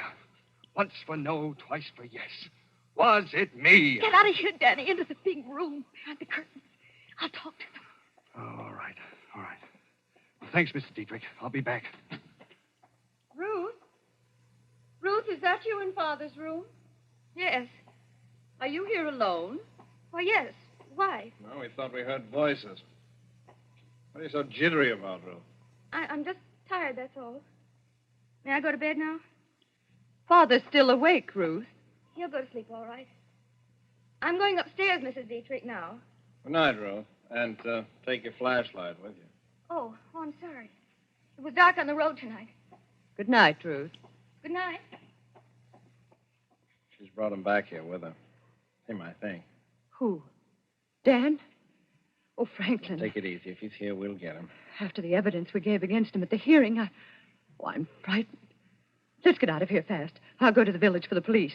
Call the police. No, I'll do it. Hello? Hello? It's too late. It's dead. The wire is cut. Come on, we'll both drive to the village. But he may be waiting for us out by the car. Oh. What? Yeah. What are you doing there, Franklin? I think I just might need my gun. Come along.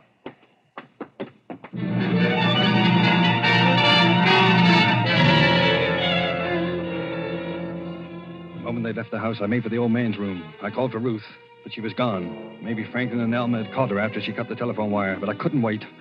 My life was hanging on minutes now. I shot the flashlight on the old man's face. Now, Mr. Dietrich, you're helping me fine. You know I'm trying to save my life, don't you? Now, the murderer. Was it me? Was it me who did it? Me, Danny Nearing. Blink once for no. Once! Once! Oh, you're sure? You're sure it wasn't me? Oh, you're smiling, Mr. Dietrich. Smiling. Now, it was somebody in this house. Then who was it? Oh, can't you make a sound? Help me, you've got to. Was it Elma? Twice for yes, once for no. Once. Not Elma. All right, then. Was it Franklin? Up with the hands, Neary. Up or you'll never go to trial. Franklin. Look, you've got to listen. You've got to. Shut up and drop that flashlight. Trying to kill the old man, too, huh? The murderer returned to the scene of his crime, huh? You know I didn't kill him. Well, you tell that to the police. Alma will have me in a couple of minutes. Where's your girlfriend, Ruth? She's not here. I don't know where she went. Never mind. They'll find her. You're a dead duck, Neary. You killed my brother and beat it. What'd you get out of it? That's always puzzled us. You killed your brother. And now you're going to kill me. Oh, you've gone nuts, too. Why should I kill my own brother, you idiot? To get his share of the estate and his wife, Alma, amongst other things. But you can't stop with killing me. Someone else knows the truth. The old man saw it in the mirror. Huh? You'll have to kill your own father, too. The old man saw it. How do you know? He told me. Oh, you're lying. He can't talk. He can't even move. He can hear. And he can blink his eyes. Come over here and look. Now, look here. I don't... Ruth! He'll be all right. I heard him. He was going to kill you. Here's the gun, Danny. Take it. Oh, Ruth, you shouldn't have. In another minute, I'm not sure it was Franklin. Oh, Dan, darling, please, let's run for it. They'll be here in a second. It's your last chance. They'll all swear you did it. Not if I can be with the old man in another half minute. Mr. Dietrich. Mr. Dietrich. It's Danny again. No, Danny, don't. Don't. What? Tell me, Mr. Dietrich. Was it Franklin? Did Franklin kill your son, John? Blink once if he did. He's afraid. Why are you afraid? Oh, it's this gun. Here, take the gun, Ruth. You take it. He's afraid. I'm not going to hurt you, Mr. Dietrich. What's the matter? Why don't you answer me? Who killed John Dietrich? It wasn't me. It wasn't Elma. It wasn't Franklin. But someone in the house. Was it? Ruth! Ruth! You! I told you. I told you not to come. Oh, I love you, Danny. I wanted you. I wouldn't have let them get you. Why? Why, Ruth? Why did you kill him? He was always after me. Wouldn't leave me alone. I hated him. Then that night he came at me, threatened me, said he'd kill me. If he couldn't have me, nobody could. He had a gun, and I got it away from him. We hit the clock. He leaned against it. I thought he'd never fall down and die. It was the day you ran away, and I was crazy. They thought it was you. They started looking. I love you, Danny. I still love you. I begged you not to come back here. Ruth! Put down that gun, Ruth. No. Stand back, Danny. Stay over there. Just want to look at you. I was hoping we could get away together. But you've been through enough, Danny. And all because of me. Now you're clear, Danny. And this is going to clear me. Darling. Oh, Ruth. Ruth!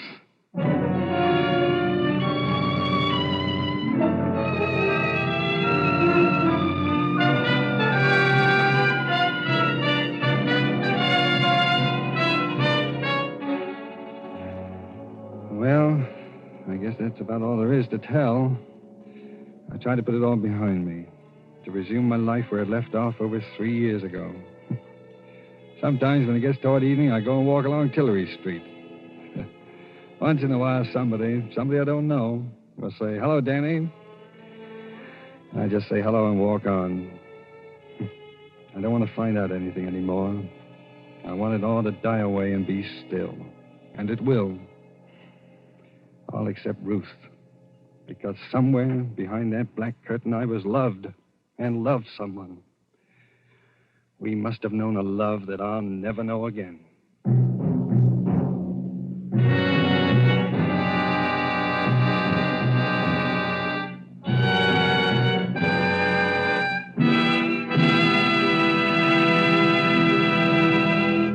And so closes The Black Curtain, starring Mr. Cary Grant. Tonight's tale of suspense. Since the beginnings of history, people have enjoyed wine. Ages ago, our ancestors found that wine made any food taste better. Wine is a simple pleasure that anyone can enjoy.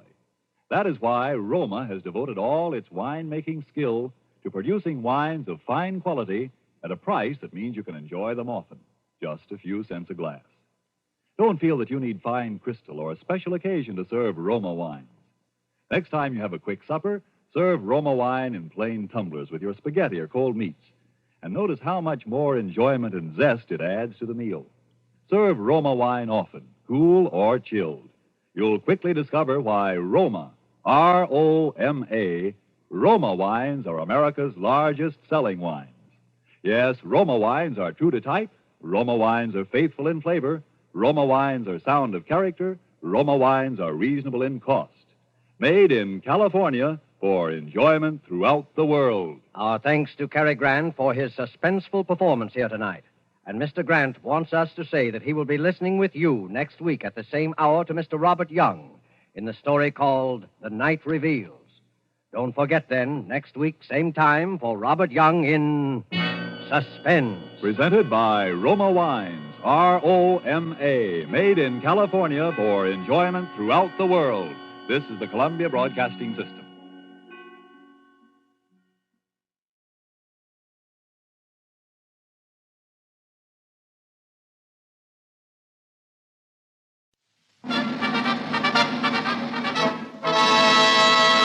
From Hollywood, California, the Lux Radio Theater presents Clark Gable in The Buccaneer with Olamp Radna, Akim Tamirov, and Gertrude Michael.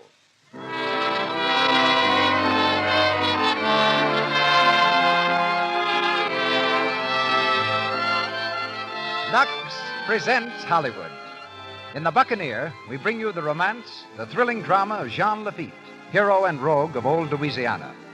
Tonight's special guest is the distinguished author and historian, Mr. Rupert Hughes. Louis Silvers conducts our music. We want you to know how much we appreciate your loyalty. Your daily use of Lux Flakes makes it possible for us to bring you this program. Did you ever think of this? You can save steps and make your work go faster if you keep Lux handy in these two places where you can use it most. In the bathroom, for stockings and other things, and in the kitchen to help guard your hands from dishpan roughness. So it's a good idea to get 2 or more boxes of Lux Flakes at a time. And here's another tip I'd like to pass on to you. You'll save money if you buy Lux in the large size package. We hear now from the producer of the Lux Radio Theater. Ladies and gentlemen, Mr. Cecil B. DeMille.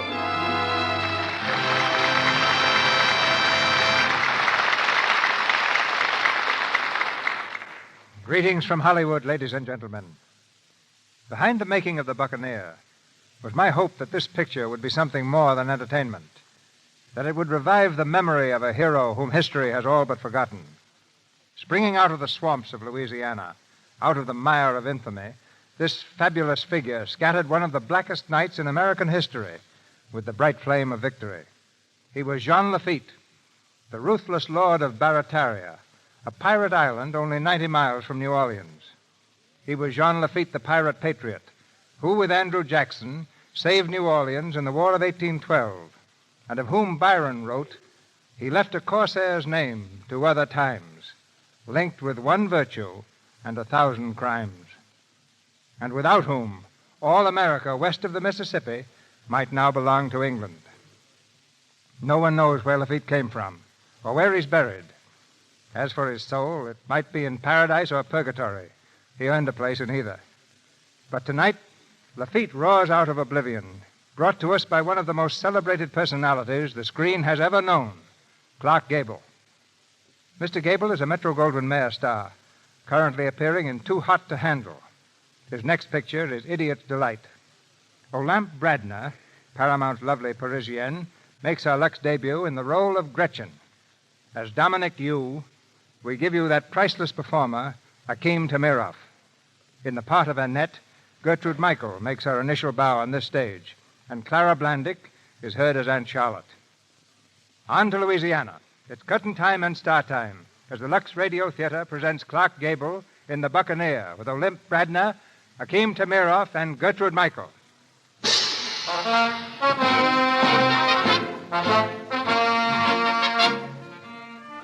In 1814, the citizens of New Orleans often saw a printed notice brazenly displayed in public places. It read, "Sale of rare and notable goods this day at the Temple." It was signed Jean Lafitte. The Temple, scene of this thieves' bazaar, was a clearing in the cypress swamps. There, beneath tendrils of dripping moss, Jean Lafitte and his pirate crew insolently hawked their wares. Through the crowd strolled pirate musicians, their faces lean and scarred, their music gay. The good people of New Orleans came to look and stayed to buy. No one asking where the goods came from. No one dared to ask. Now, what do you mean it ain't the best? That's the best Manila neckweed. Or the best Manila rope. Silver? Did you say silver, mister? Look at this. Only one Spanish dollar. $1. Perfume sweet like Caribe. Monsieur, you want to buy some little perfume? Thank you, no. I'm looking for Jean Lafitte. Ah, Lafitte? What for? Do I look like a soldier? You? No. Then you can tell me. This is business. Oh, business. Well, now look. You see that man standing by himself over there? That is Jean Lafitte. Perfume sweet like Caribe. Be very popular, Mr. Lafitte. I'm sorry, but I don't know what you're talking about. I was thinking of that placard that I've seen posted about. There's one on that tree. Reward, $500 for the capture of Jean Lafitte, dead or alive. Signed by the governor, William C.C. Claiborne. $500 reward for me shows that Governor Claiborne has a sense of humor. My name is Crawford, Senator Crawford of the Louisiana legislature. Oh. You weren't thinking of collecting that reward, were you, Senator? Hardly. But the British have a sense of humor, too. The British? And they make rather good friends. I'm sure the British think you're worth far more than $500. You think so? Try some of this wine, Senator. Thank you. Does my offer interest you? Very much. But it could stand a little more explanation. These are war times, Mr. Lafitte. You and your men could constitute a power in these waters. A power for the British? I thought you said you were a senator from Louisiana. That, I'm sure, needs no explanation. I see. Try to be back from your voyage in a fortnight. You will have British callers at Barataria. This is excellent wine. How much for the cask? 10 pieces of 8, 10 Napoleons, or $500 American paper. You don't think much of American paper, do you, Mr. Lafitte? I'm a businessman, Senator, and I don't think much of America's chances. Neither do I. I'll have the wine delivered to you. If you'll give me your... Will you excuse me? I have some important business. Of course. Wasn't that Miss Annette de Remy's carriage that just passed? I thought I recognized Miss Annette and her Aunt Charlotte. It was their carriage. You'll excuse me, Senator, but we're not exchanging confidences yet. A thieves' market. I can't understand why the authorities permit it. Oh, Aunt Charlotte, you always say that, but you always come. Don't be impertinent, Annette. $1 Spanish dollar. Perfume sweet like Caribe. Madame, only $1 Spanish dollar. My man, did you come by these things honestly? Huh? Do I not look like an honest man? You certainly do not. Oh, Aunt Charlotte, please. He looks as if he'd cut anybody's throat for a picayune. Who, me? Me, Dominique Yu, the cannoneer of Napoleon. Mademoiselle, Napoleon and me. Oh, never mind the details. How much is this perfume? Oh, that one. $3 Spanish. But, madame, these... Ah, sweet like the breath of angels. Huh. It smells more like liniment. Oh, madame, impossible. Behold, I drink it. So. Madame, you are right, it is liniment. Come along, Annette. I've seen enough of it. Annette, where did she go? Annette, where are you? Annette! Annette, you're more beautiful every time I see you. Thank you, Mr. Lafitte. You were late today, Annette. I couldn't help it. My sister sailed for France. She's going to be married on a boat. There was such a crowd at the boat to see her off, I thought I'd never get away.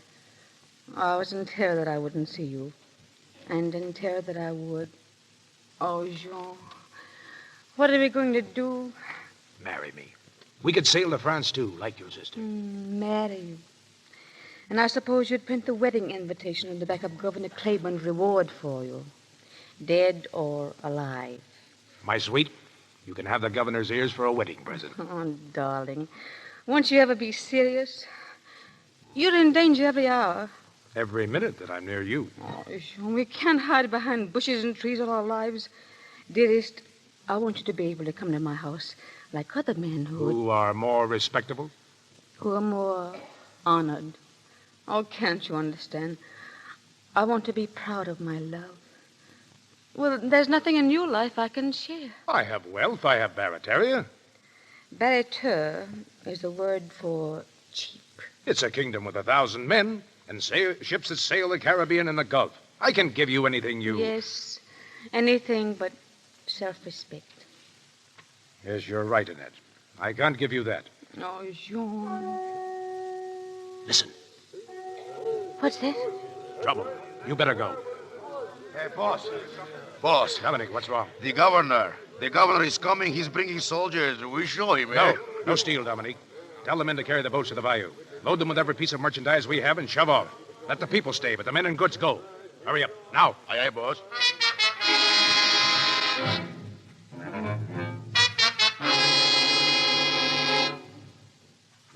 Very clever of you, Lafitte. An hour ago, you were very busy here selling your stolen goods. And now, nothing. Very clever indeed. Thank you, Governor Claiborne. Praise from you is high honor. Only fear of injury to some of New Orleans citizens prevents me from bringing you to justice now. But they shall hear the judgment we have passed on you. Mr. Collector? Yes, Governor. Read the placard there, on that tree. Read it aloud. Yes, Governor. For making himself a general nuisance, I offer $10,000 reward for Governor Claiborne's ears. Signed, Jean Lafitte. You take this as a joke, do you, Lafitte? You'll find nothing to laugh at when General Andrew Jackson arrives in New Orleans. I respect General Jackson. He said there's no room under the American flag for such bandits as you and your men. Do you laugh at that, sir? No. But you have bigger and more respectable bandits who laugh at your flag, making fortunes by selling sugar and cotton to the British. We all have faults, Governor. But I have respected the American flag, and we've never attacked a ship that flies it.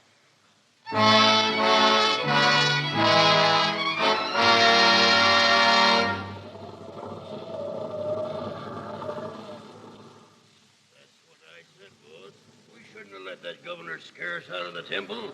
Where are we now? No place. 3 days at sea and not a haul yet. Shut up, Facial. Well, Dominic, come in.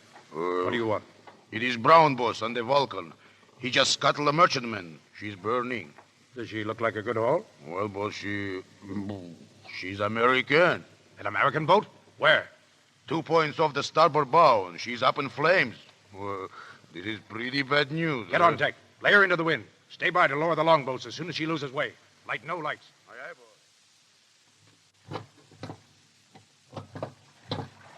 boss. She's burning pretty fast, boss. Can you see her name yet? Name, not yet. Boss, there's the Vulcan. Brown is standing by. I'll attend to Mr. Brown later. Hey, what is that? 3 oars. Never before have I heard a barking fish. There it is. Get that dog, Facial. Hey, there's more than a dog here, boss. There's a girl, too. Get her in the boat. A girl, eh? Well, well. Oh, a little pink mackerel, eh? Lay her down over there. You all right? Yes, What boat is that? Speak up. Corinthian. Out of where? New Orleans, they attack us. They make me jump over. Boss, ask her, is there anybody left on board? We'll let Captain Brown tell us that. Pull over to the Vulcan.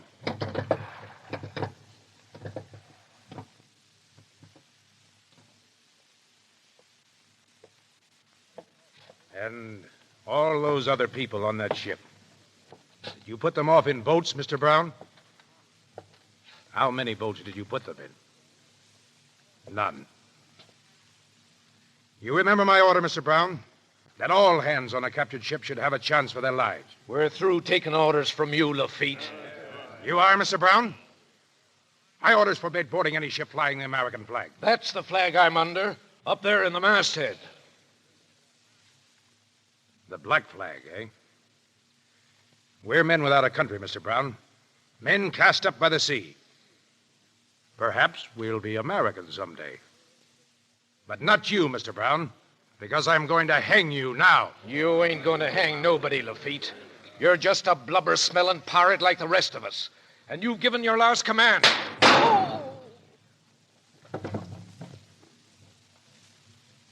Any more complaints? Anybody like to follow Captain Brown? And stir yourselves. All hands to the braces. Square away the yard. Set your course for Barataria. Boss, boss. What about that pink mackerel, the girl? She comes with us until she's well enough to leave. Well, she's all that is left of the Corinthian, boss. She make a pretty bad witness. I obey my own orders. She sailed under the American flag, and she's safe from us.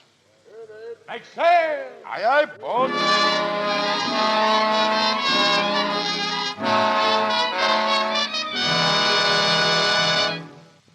And everything from the Corinthian is to be kept out of sight. Nothing taken from that boat must be sold. You understand, Dominique? Oh, well, I know. You have your breakfast now, boss? Put it down there. Yes, sir. Good morning, Mr. Captain. Oh, good morning. How do you like Barataria? Well, I don't know yet. Your men say that I give them hemp fever. Did you hear that, Dominique? A gentleman does not laugh at a lady.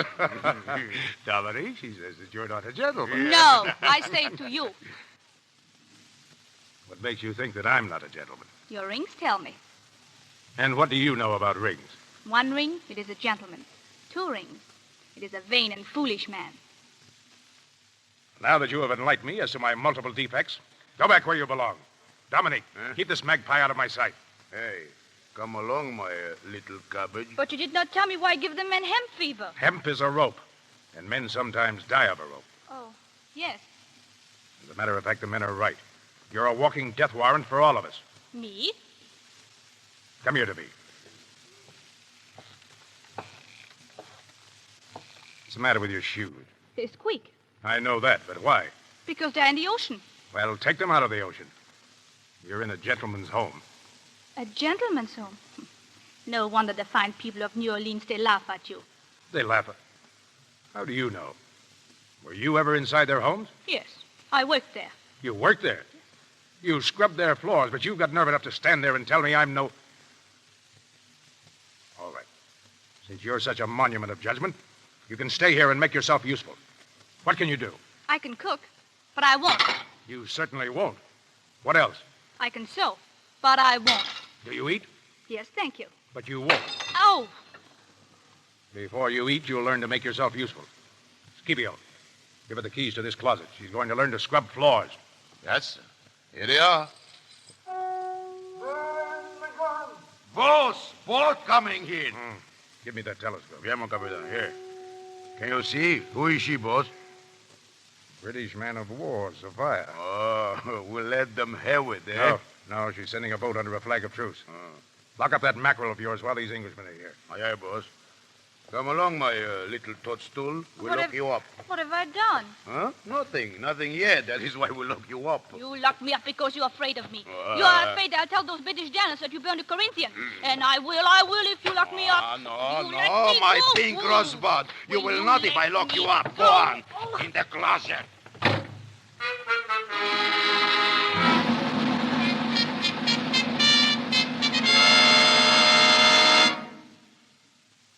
Join us in our attack against the Americans, Mr. Lafitte. Every condition of those letters will be fulfilled. It's a generous offer, Captain Lockyer. Generous. The rank of captain in the British Navy and $30,000 in gold. Will the Americans match that? No. They've only offered $500 for my head. While we offer a full pardon to all of you. We will guarantee that... You locked me up? Ah, but you forget. I have a key. Who is this young lady? Come in, Gretchen. These gentlemen are officers of the British Navy. They command big warships. They are interested in who you are. You're certainly not American. Are you Dutch? Tell them just who you are. I am the friend of Mr. Lafitte. Then suppose, just a friendly gesture, you leave us alone. Please? Yes, sir. Well, Mr. Lafitte, will you fight for the British? I must have a week for my reply. Does it take a week to make up your mind? On matters as important as this, my men have as much to say as I have. We are a republic and must put it to a vote. I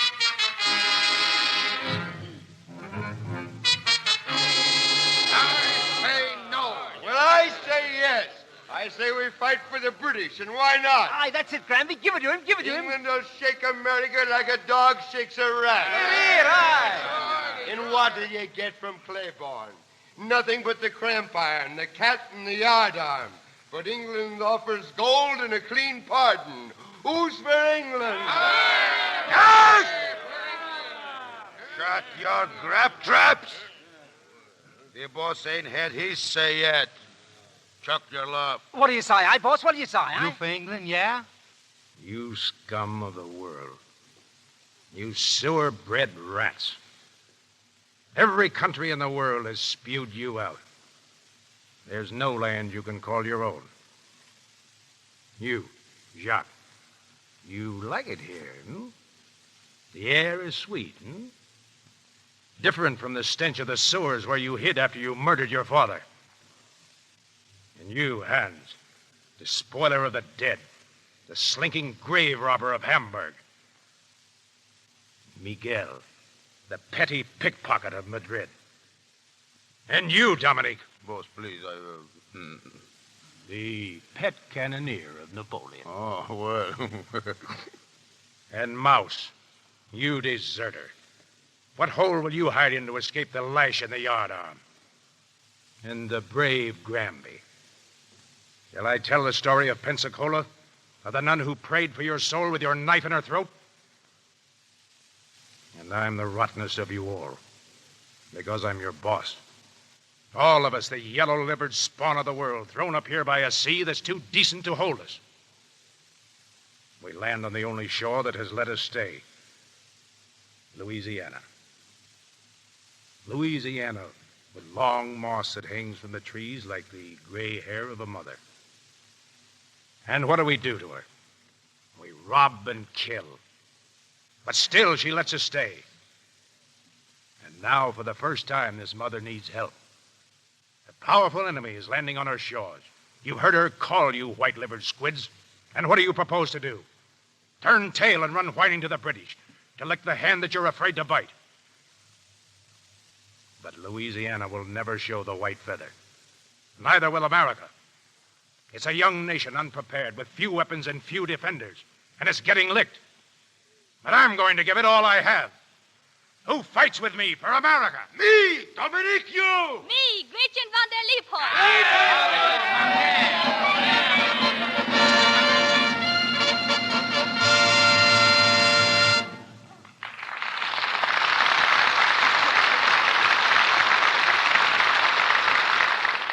That was the first act of The Buccaneer, starring Clark Gable with the Lamp Bradna, Akim Timiroff, and Gertrude Michael.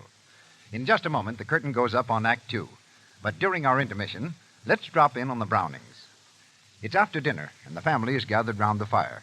As the scene opens, the two girls, Dot and Midge, are talking about Miss Enright, the director of their high school club. She's going to be married, and the club is giving her a shower, but... Gosh, Midge, what can we get for her? I'm just stony broke. Me too, Dot. Let's ask Dad. Shh. Not while he's doing bills. Watch out, girls. I hear you. But I just can't give you anything for presents right now. Perhaps your mother can help you. Oh, so I'm to solve the problem. Well, here's a suggestion, girls. How about a serving spoon, like the one we got the other day? Oh, there were 2 pieces, Mother. A cheese server, too. Oh, you mean the ones you saved me money on? Yes. We certainly fooled you, Dad. 2 lovely pieces for only a quarter. And the box top from the large Lux package, Mother. Don't forget that. Gee, I bet Miss Enright would love one of those sets. Enright with Enright. Dad. But it's a swell idea. A great big sparkling idea. Well, it'll certainly help us out. Don't let me forget. I'll order some more Lux tomorrow morning, and you girls can have all the box tops. Oh, swell. Then we could get extra sets for Christmas presents, too. Why wait till tomorrow? Let's go see what's in the house right now. Come on, Midge. Dibs on the bedroom box, Dot. The kitchen box is mine. So the race is on to collect the tops from the large boxes of Lux Flakes. In fact, people everywhere are eager to get these 2 beautiful pieces of original Rogers silver plate, a stunning serving spoon, and a handy cheese server. Don't fail to get yours.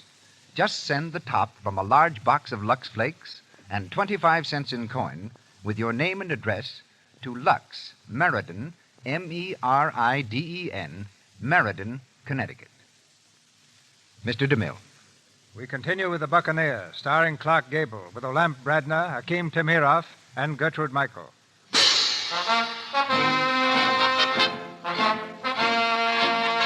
With the cheers of his men still ringing in his ears, Jean Lafitte sailed alone to New Orleans to place his army of pirates at the disposal of the government. The governor has accepted his offer, and now, before returning to Barataria, Lafitte brings the news to Annette. Jean, you shouldn't have come here. Shouldn't I? No. But I'm glad you did. Oh, Jean. No. Wait. Look at me. Carefully. What do you see? A man who is very dear to me. What else? A man who shouldn't be here. Nothing more. You don't notice a difference in me? No. What is it? I'm respectable. Jean. Yes, my good woman, respectable. At last. Oh, you precious fool. Whatever you're talking about. It's very simple. Governor Claiborne and I are friends. They've accepted my offer to save New Orleans. No, Jean. Oh, please be careful. But it's true. Lafitte, Claiborne, Jackson. Those names will live in history. Oh, Jean, tell me. I'm on my way to the tailors now. If I give them 200 men, it'll be a captain's uniform. 500, I'm a colonel. 1,000, it's a general's epaulets. The governor thanked me for my loyalty. Why, we're thicker than thieves. Well, closer than peas in a pod. Come here to me. Oh, dearest. You know, it's really not a bad feeling. What? Respectability. And how could you judge of that, Mr. Lafitte?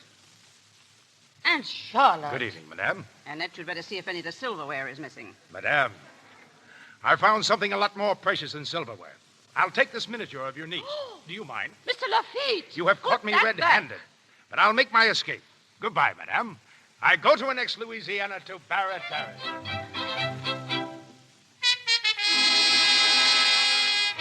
I'm very much afraid, Governor Claiborne, that you've been taken in. Would you mind being more explicit, Senator Crawford? There can be no doubt of it, Governor. And every man on this defense council will back me up. Look at the papers that John Lafitte showed you. No British insignia, no seal attached to any of them. Now, these letters are forgeries. I think Senator Crawford is right. They seem scarcely credible. A commission in the Royal Navy? This is probably a scheme to lure Jackson to New Orleans so the British can land at Mobile. Oh, that sounds like common sense to me. What shall we answer him? I know the exact answer, Governor. Dead pirates make the best pirates. Our sentiments exactly. Very well. We'll send our ships to storm Barataria.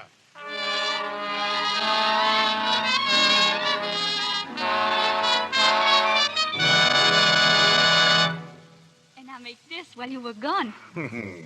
Thank you. That's very nice, Gretchen. You see that, Dominic? Yeah. That's our flag now. Yeah, that is pretty, huh? But do you know for why it has 15 stars and 15 stripes? Why, yes. It's because, Dominic, huh? Do you know why it has 15 stars and 15 stripes? Oh, certainly I know. It is because, because the boss president like it better that way. You are both very bad Americans. Every star and stripe is a state. Sew them together, and they are the United States. Oh, well, of course. And I'll make it for you, Mr. Boss. A present. Well, thanks, funny one. It'll make us think of you when you're home in, what's the name of that place? Don't speak am Zuiderzee. Fine. But don't speak am Zuiderzee is not my home anymore. Oh, yes, it is. You certainly can't stay here. I certainly will stay here. What? Pack your things. You're leaving today. I will go with you. Well, we're going into battle. Women don't know anything about fighting. You don't know anything about women. Does any man? Why don't you want to go home? Oh, because. Well, that's not a good enough excuse. Mr. Boss, who is that girl? The one in the picture you bring back. Oh, a lovely lady who lives in New Orleans. Oh. Is that why you want me to go home?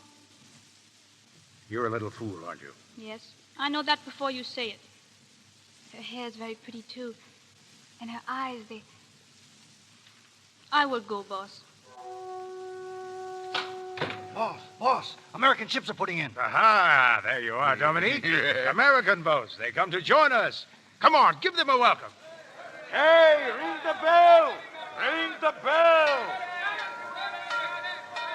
All right, you men, get into the longboats. Pilot them to the landing. Viva los Americanos! Hey, boss. What are they doing? Firing on us. Fine friends you got your feet. Let's give them a taste of their own style. No, hold your fire.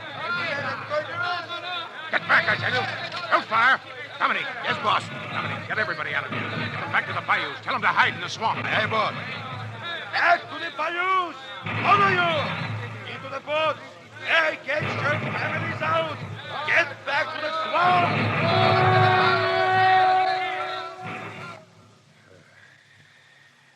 We let them come as friends, and they shut us down like dogs.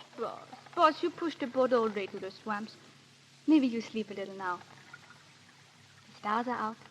Not for those men lying in the sand back there. Can't you forget your thought just for one moment? No. They'll hang every man they caught today. A 1 day's trial in New Orleans and 4 feet of rope. Maybe, Boss. But what those ships did to your men is only what you have done to other people. That's not true. I saw it on the Corinthians. Those were never my orders. But you were the boss. Yes, that's right. I am the boss. And I'm to blame for every man dead at Barataria. And somebody's going to pay for it. Now you want to kill some more. Oh, you're a funny man, Boss. All you think of is fighting and killing. Don't you know there's such a thing in the world as love? Yes. Now that's gone, too.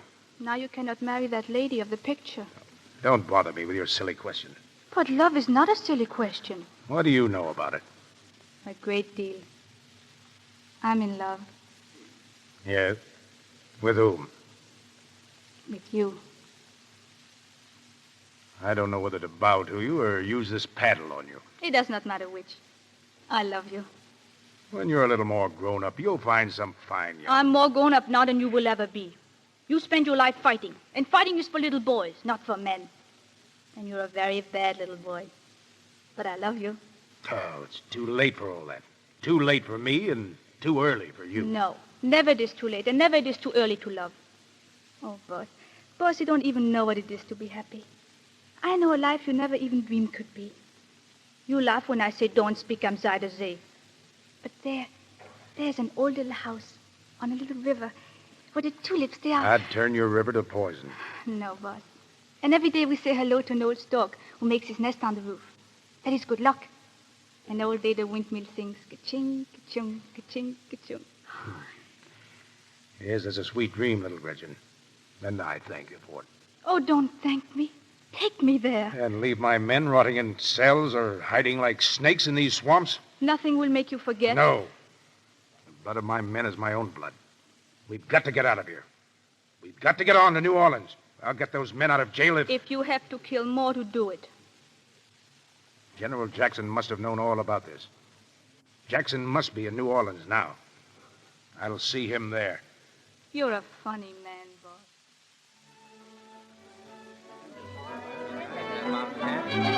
There he is, General Jackson. General Jackson. Where the I can't see. General Jackson, ma'am, was just coming through the door. Oh, yes, Thank you. Ladies, gentlemen, I'm honored by this gracious welcome to New Orleans. What can we do, General? How can we aid you? We need powder, food, and we need flints for our rifles. But above everything, we need men. Men to fight beside us for America. And now, I must beg you to excuse me.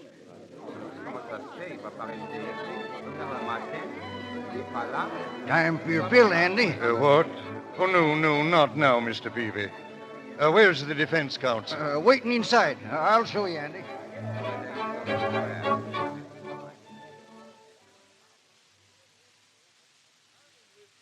Carry a musket, General, but we have a right to know what'll happen to New Orleans. Before I'll surrender this city, gentlemen, I'll burn it to the ground. New Orleans will not be sacrificed to your madness. Now, I begin to know America's friends from our enemies, Senator Crawford. The legislature will meet at once to discuss surrender. I believe, Senator, your sympathies are with the enemy. Better to be in the hands of the enemy than in the hands of a maniac. Mr. Peavy. What's bothering you, Andy? Show these gentlemen out. All right.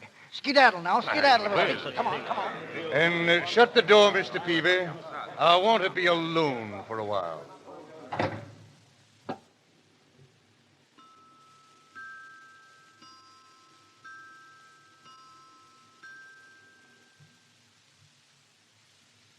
Stay as you are, General Jackson, and don't call your guard.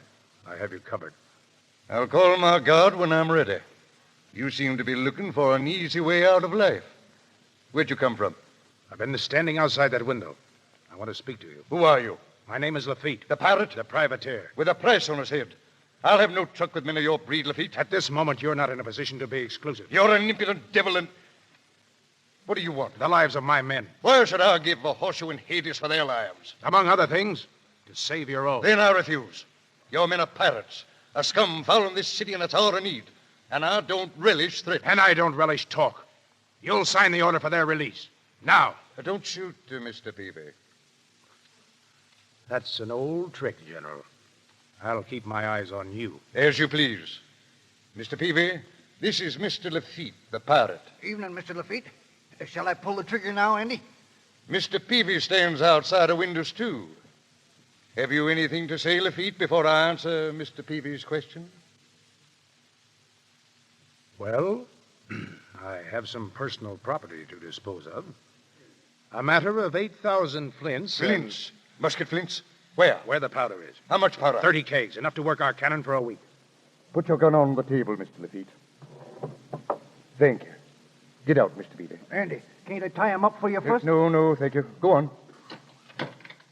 Are you lying about those flints? No, and I'm not lying about my men. The flints, are they in the city? When the last one of my men is released, I'll tell you. How many men have you? Enough to win this battle for you. Where are they? In the swamps and in jail. Well, by the They're men great... who live by fighting, deserters from every nation under the sun. I've a cannoneer of Napoleon, the blackest rogue unhung, and the best shot. All fighters. And all with bloody hands, eh? Like a soldier's. A soldier fights for his country. That's what we asked to do, and we're answered by bullets. You didn't ask me. I do now. General Jackson. What is it? What do you mean Monsieur by... Villeray, he must see you. This fella here, Andy, I guess he wants to see you, all right. Monsieur le Général, c'est incroyable, mais c'est vrai. Les Anglais ont apparu tout à Speak l'heure. English, man. Dans la maison même. Moi, je vais échapper seulement. Speak English. General, this man says the British have appeared at his plantation. Where's that? 8 miles from the city, on the Bayou Cattle. Are they in force? The whole army. We'll hold the line of the Rodriguez Canal. Mr. Peavy, call the officer of the guard. Have the buglers sound assembly. Colonel Butler, we'll march at once by the Chalmette Road. The Chalmette Road, General. Major Hans, get your Mississippi Dragoons into their saddles. Take the advance. Yes, General. Get General Coffee here. Assemble all commands at Chalmette. Get every man and musket into the ranks. Rouse the town. Body of death, I need men. What's your price, Lafitte? Full pardon for my men. And for yourself? 1 hour's start when the battle's over. It's a bargain. I'll sign the release. Make it a carte blanche on the jail. All right. Now get your devils out of the swamp and the jail and bring them to Chalmette. Crawford hasn't surrendered the city. Body of death. If he gets that legislature to surrender... It won't. If Crawford isn't there... Then by the 7 plagues of Egypt, he shouldn't be there. If someone has to run him through. Thanks. I knew I'd like you, General. We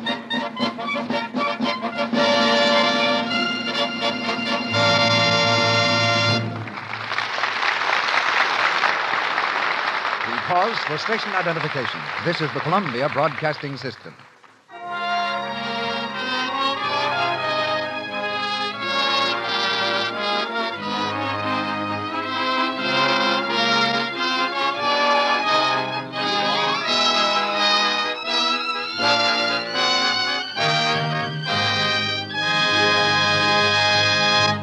That was Act Two of The Buccaneer, starring Clark Gable with Olamp Bradner, Akim Tamiroff, and Gertrude Michael, whom we hear in the third act following this short intermission. But before Mr. DeMille brings you, as his intermission guest, one of America's most famous authors, let me just give the ladies in our audience this reminder. It's thrifty to buy several big boxes of Lux Flakes at a time, so you'll have it handy always in bathroom, kitchen, and laundry. Sweaters, blouses, and dresses, as well as undies and stockings, stay new-looking longer when you give them regular Lux care. That's why so many women find Lux Flakes the finest clothes economy known. And let me remind you to have pencil and paper ready at the end of this program to jot down full details of the Rogers Silver Plate offer. And now, here's our producer ready to introduce our famous guest of the evening. One of the luckiest moves I ever made occurred many years ago when I bought a novel for the screen from Rupert Hughes. That started a friendship with one of the most talented men I've ever known. Rupert Hughes has written some 35 novels, hundreds of brilliant articles, and short stories, a celebrated biography of George Washington, an encyclopedia of American music, contributed to a monumental history of the world, and is a real authority on early American pirates. He's been a director, writer, and producer for the screen, discovered Lawrence Tibbett, is a recognized sculptor, and is the uncle of Howard Hughes the aviator. He sleeps 4 hours a day, smokes 20 cigars, drinks 30 cups of coffee, and is one of the few famous men in Hollywood whose telephone number you can find by simply looking it up in the book. But how did I get in here? I was looking for my lost dog. He had me on a leash, but I got away. Oh, I know you. You're Dr. DeMille, aren't you? Doctor? I read that a college gave you the honorary degree of Doctor of Letters. Why? Probably because I have to do so much doctoring on the scripts you writers turn out. Ouch. As for that, didn't your own college make you a Doctor of Letters, too? Yes, but what good does it do me? I can't even write a prescription. Well, that doubtless saves quite a few lives. Speaking of saving lives, Cecil, I had an idea. I stole it from that glorious speech of Lafitte's, which Clark Gable delivers so powerfully. It shows how a vicious pirate offers to help turn a black danger into a golden victory. It's happened before, it can happen again. It ought to happen all the time. Pirates were people whom circumstances turned into criminals. Our country contains so much crime because, while a large percentage of lawbreakers are of low mental caliber, we still find men and women of tremendous courage, often of immense cleverness, devoting their gifts to evil instead of good.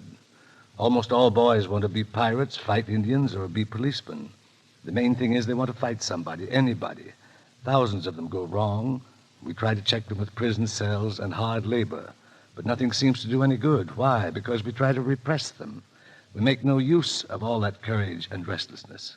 There's our crime against our criminals. It seems to me that what we ought to do, what we've got to do, is this. When we find a boy or a girl with a wild streak of adventure, a ferocious resentment of the dull life, we must offer that fiery soul an opportunity to use its energy for the benefit of itself and of everybody. We couldn't save them all, but we could save hundreds. We ought to learn a lesson from Lafitte. Realizing there's no taming criminals, the thing for us to do is to find some way of using them for their own happiness and ours. Have you a suggestion? I'm only a doctor of letters, not of souls or bodies. Then shall we get on with the program? By all means, but before I go, will you tell me one thing? Does either of those two nice girls get Clark Gable, or do they divide him up? Wait and see. Pity he's not the Gable twins, the Gable sextuplets. Rupert, please go quietly. I can take a hint. But first, thank you, Cecil, for bringing us these splendid stars and plays week after week. This theater, I think, occupies a definite place in American social life, and I'm flattered to have been asked here. Goodbye. The key's under the mat for you, Rupert. Anytime. Goodbye. The Buccaneer, starring Clark Gable with Olamp Bradner, Akim Tamiroff, and Gertrude Michael.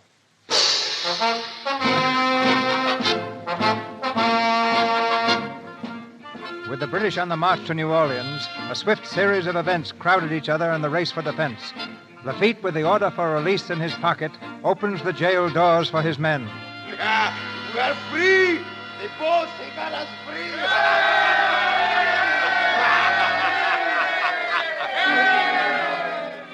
In a fair fight with the traitor Crawford, the buccaneer pirate made certain that the legislature would not surrender the city. I'll fight you tomorrow at the dueling hooks. Oh, no, Mr. Crawford. You didn't give my men at Barataria a formal invitation to be killed, but here's yours.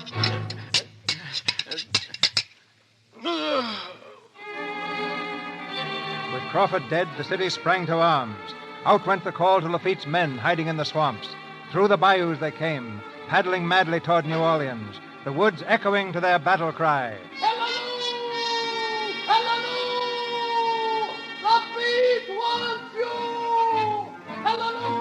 Into the city they poured, up to the line of defense, to fight side by side with the regulars, repulsing every advance made by the British, driving them back inch by inch, until at last came the welcome cry. Victory!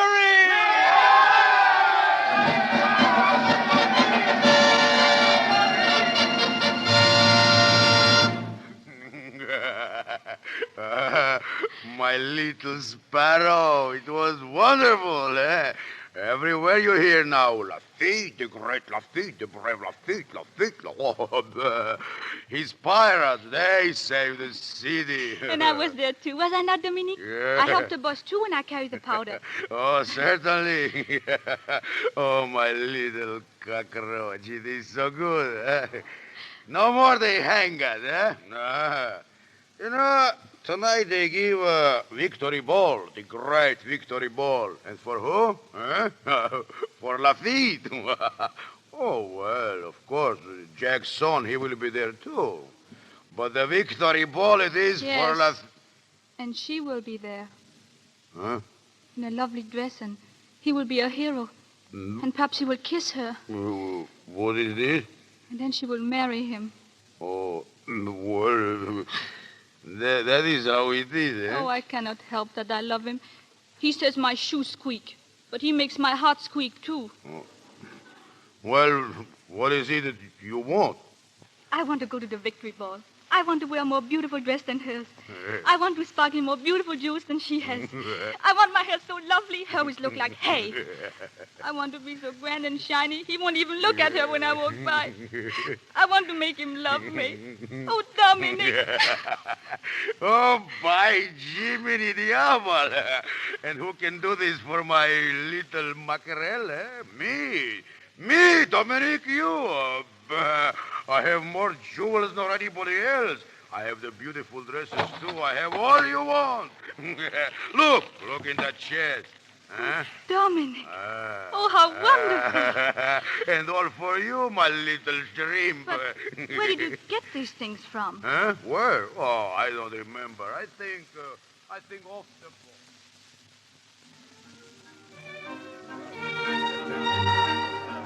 His Excellency, the Governor of Louisiana, Mr. Daniel Carroll, Captain John Lafitte. Captain Lafitte. General Jackson. I have the honor to inform you, sir, that I have dispatched letters to the President commending you and your men for service to the country. Thank you, sir. Your example was expiring. Do follow. Oh, General Jackson. Oh, yes. Your officers are brilliant as well as brave. Oh, Mr. Remy, may I present Captain Lafitte, who has won the respect of the whole army. Of the entire city. Captain Lafitte. Your respect, mademoiselle, means everything. May I have the stamps? Certainly. Captain. This way, mademoiselle. Let's get out of here. Now. Oh, Jean. I'm so happy I could cry. Let's laugh instead. Out on the balcony where we can be alone.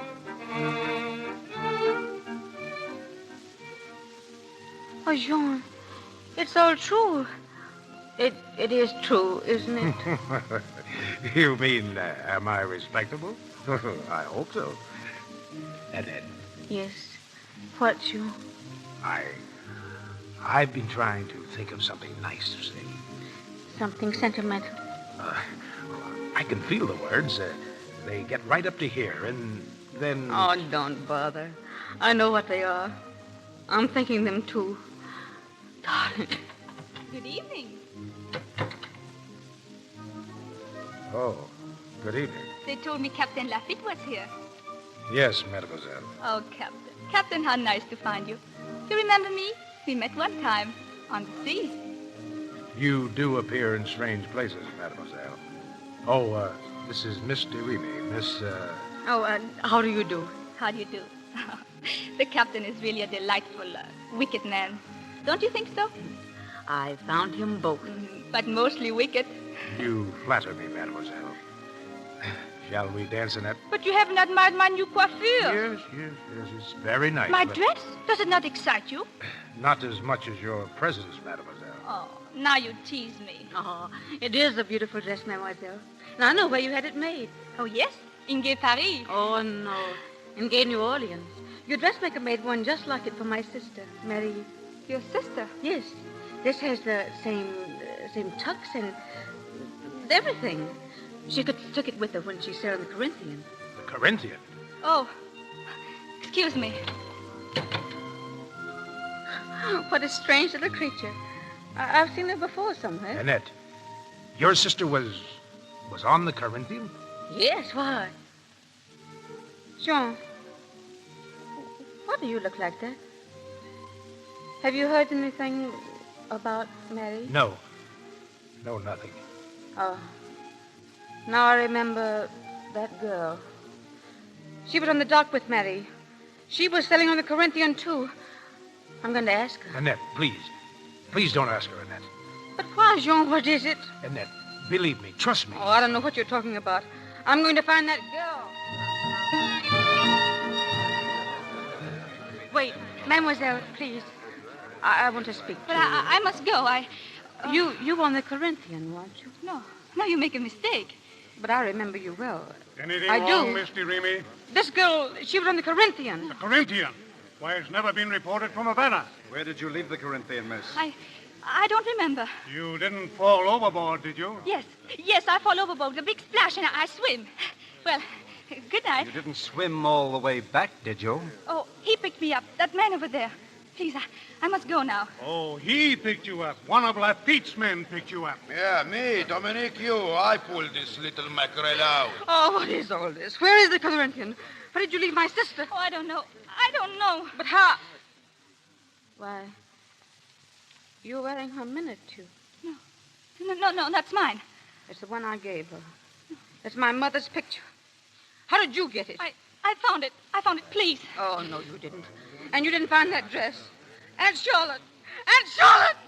She's wearing Marie's dress. She's from the Corinthian. The beach man brought her. Where's the beach? Ask him. There's evidence for you. The Corinthian was attacked by Lafitte, wasn't it? Speak up, girl. Oh, no, he couldn't have. He couldn't. Speak up, you hear? Let this girl go. Why? She was a witness. So am I. I was there when the Corinthian burned. He admits it. No, Jean, I don't believe it. You couldn't have. You wouldn't believe the truth if you heard it, Governor. Tell me, I'll believe. Tell us all. Gentlemen, the Corinthian was sunk, and every soul on board but one was lost. Not by you, Jean. Not by you. What difference does it make now, Annette? I was their boss. My son was on that ship. There were women on that boat. Every passenger lost. He can't get away now. Get a rope. One moment, please. This city is under martial law. He's outside the law. He sank the Corinthian. They killed all hands. This is no affair of yours, General Jackson. I'm in command here. Lafitte, are you responsible for sinking the Corinthian? I am responsible. That's enough. Hang him. Come on, take your barrel out. Just a minute. General, surely you're not going to defend this man? No, sir. But I made a deal with him. He joined our forces and he fought well. And for that service, I promised him a pardon for his men and 1 hour's start for himself. And by the eternal, that 1 hour's start he shall have. Thank you, General. Annette, I'm not as guilty in this as you think. I knew nothing of your sister. For your belief in me, I am grateful. But unworthy. Gentlemen, I leave you. An American, New Orleans.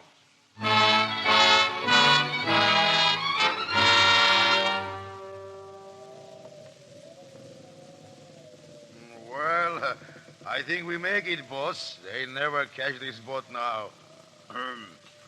What flag we break out, boss? We have no flag. Huh? Well, what course we steer? Where we go? Straight out to sea. Aye, aye, boss. Bien, mon capitaine. All hands to the tops! Square away the yards! Mr. Boss,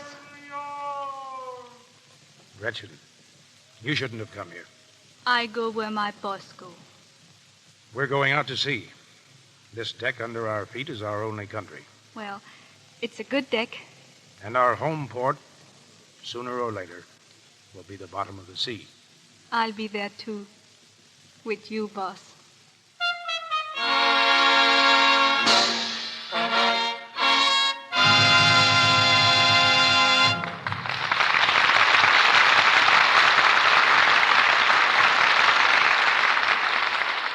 John Lafitte has sailed back into the past. In his place stands Clark Gable. Our evening would be only half complete without a word from Mr. Gable. Well, I'll make it brief, Mr. DeMille. Those who saw your picture know, without my telling them, what a fine performance Frederick Marsh turned in as Jean Lafitte. I'm very grateful to you for giving me the chance to step into Lafitte's boots on the air. If I measured up to the standards set by Mr. Marsh, I would be still happier. I'd like to thank everyone in the cast. But better yet, Mr. DeMille, I really think that Miss Bradner, Mr. Tamiroff, and Miss Michael should come up here and take their own bows. Let the ladies talk first. I'm a very polite fellow. Thank you, Akeem. Oh, I don't know how I sounded, Mr. DeMille, playing a Dutch girl with my French accent in an American play. However, though, I'm a very loyal listener. This was my first time on a Lux Radio Theater, and if it's as nice as this all the time, I surely hope you let me come back. Very, very nice, Alan. And now, Miss Michael. Well, you seem to be running the show, Akeem, but it's all right. Fire away. It's all quite understandable, Mr. DeMille, with Mr. Tamiroff playing a big part in your new picture, Union Pacific. I think he's entitled to get at the microphone as soon as he can. Goodness knows he's trying to. Shh. Gertrude, please. It's all yours, Akeem. Thank you, Mr. DeMille, for a grand evening. Good night, Gertrude. Now, Mr. Tamiroff, go ahead with your latest barrage. Well, I just want to tell you, Mr. DeMille, I have all my homework done for my part in Union Pacific. You make me a bullwhacker, so I practiced for 3 months, and now I can use the bullwhip like nobody's business. I can snap a cigarette out of your mouth. You know, like that. You want me to try it? I've temporarily stopped smoking. Too bad. But let me tell you, making pictures is the best education in the world. Why, once I played a deaf mute, so now I can speak the sign language. Another time I was a fiddle player, so I studied and became a beautiful violinist. Well, sometime I'd like to play a man who makes $1 million. Good night, Mr. DeMille. Good night, bullwhacker. In a few moments, Mr. DeMille will bring us exciting news of next week's play in Stars. Meanwhile, I want to tell you more about that original Roger Silverplate offer that many people, including the Brownings, are taking advantage of right now. You see, the makers of Lux Flakes are giving us a serving spoon and cheese server for only 25 cents on the top from a large box of Lux.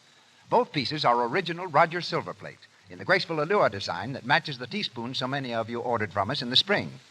You know, with Christmas only 6 weeks away, this is a swell chance to get some lovely gifts for your friends. Give them this twin set, the handsome serving spoon and handy little cheese server. It's an exclusive pattern, one they can't buy at any store. The only way to get it is through this offer. Why, I'll bet they'll be tickled pink to own such fine tableware. And so will you. It's so rich-looking and gives such splendid wear. In fact, you get a certificate from the International Silver Company, the world's largest silversmiths, which guarantees satisfaction in regular use. Quite a bargain, isn't it? Why, here you are getting beauty and quality and guaranteed service for only 25 cents on a Lux box top. Just cut the top from a large box of Lux Flakes. Write your name and address plainly on a piece of paper. Wrap it around 25 cents in coin. Please don't use stamps. And mail it with the box top, large size, to Lux, Meriden, M-E-R-I-D-E-N, Meriden, Connecticut. This offer is good only in the United States. I'll repeat that. To get your Roger Silverplate serving spoon and cheese server, send 25 cents in coin and your name and address with the top of a large box of Lux Flakes to Lux, Meriden, M-E-R-I-D-E-N, Meriden, Connecticut. And now, Mr. DeMille. A young girl flattered by the attentions of a handsome and celebrated pianist, accompanies him to a nightclub. Suddenly, a woman walks over to their table. The pianist tries to leave. He's shot, and the girl finds herself the principal witness at a sensational murder trial. The facts that come out in the courtroom mount into one of the most dramatic and unusual plays we've ever offered you, Confession. And appearing in Confession next Monday night, you'll hear 4 famous Hollywood artists: Miriam Hopkins, Claude Rains, Richard Green, and Anne Shirley.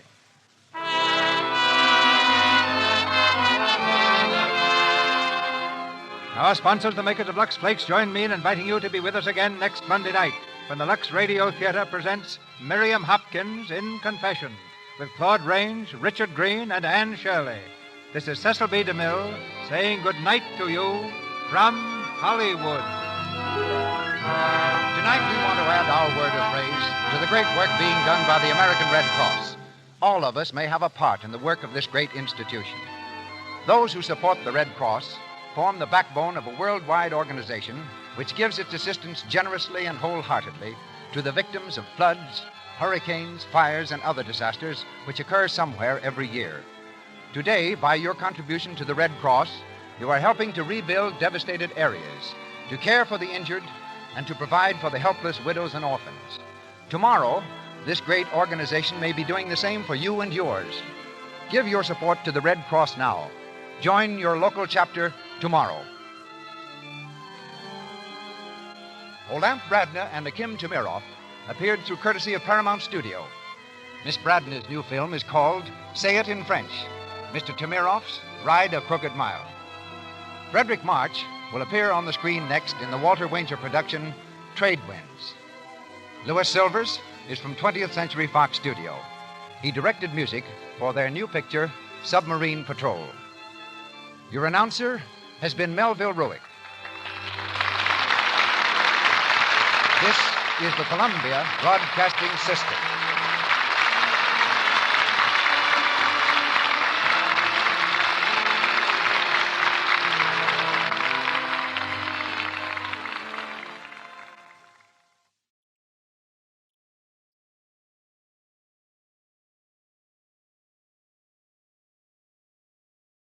Lux presents Hollywood.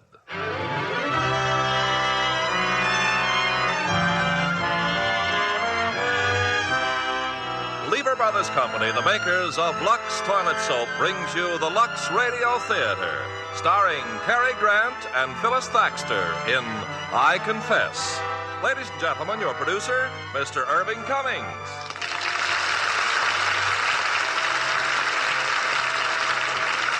Greetings from Hollywood, ladies and gentlemen. Tonight's play, I Confess, has one of the most unusual plots for sustained interest and suspense I have ever seen. And of course, when that master director, Alfred Hitchcock, adds his individual touch to the action, it's bound to be another screen hit for Warner Brothers. And for our stars, we have one of the finest actresses on the screen, Phyllis Thaxter, co-starring with Cary Grant, who will again prove his great versatility in a highly dramatic role. You know, there's no soap quite like mild and gentle Lux. Lux toilet soap has been a Hollywood custom for years. Once our glamorous Hollywood stars start using Lux, they won't use any other soap. And once you start using it, you'll know why 9 out of 10 screen stars depend on Lux soap for their complexion care. Now, I Confess, starring Cary Grant as Father Michael Logan and Phyllis Thaxter as Ruth.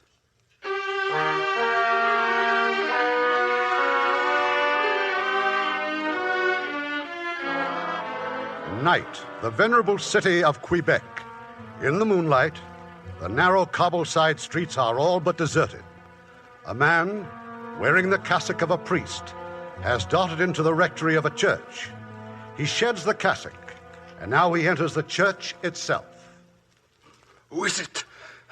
Who's there? It's Father Logan. Oh, Father Logan.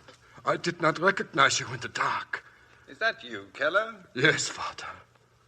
Now, what are you doing here this time of night? I came in to pray. Is something wrong? Can I help you? No one can help me. I have abused your kindness. How? You who gave my wife and me a home here, right with the church, a job, even friendship. To me, a refugee, a German. Now you will hate me. Oh, no, I don't hate anyone, Keller. You will hate me. But it was for her, for my wife. She worked so hard, Father. It breaks my heart. Keller, what is it? I must confess to you. I want to make a confession. All right, we'll go to the confessional. Yes. I want you to hear my confession.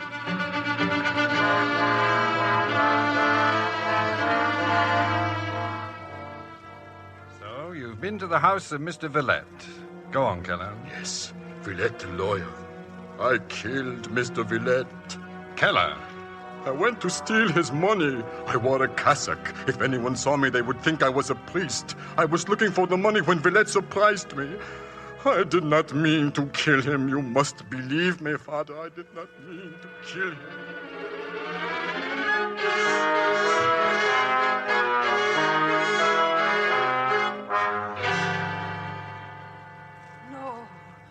No, you didn't do it. Otto, you did not kill him. I have just come from confession. Oh. Father Logan is my priest. You are my wife. It is right that you should also know. But why, Otto? Why? I am not a murderer. It was an accident. It was the money. How could I watch you work so hard? I lie awake night after night, and I think all we need is $2,000, Alma. With $2,000, we can start a new life. And Villette was rich. Otto. Oh, it's so dangerous. They will catch me. They will hang me. I cannot. Father Logan will go to them.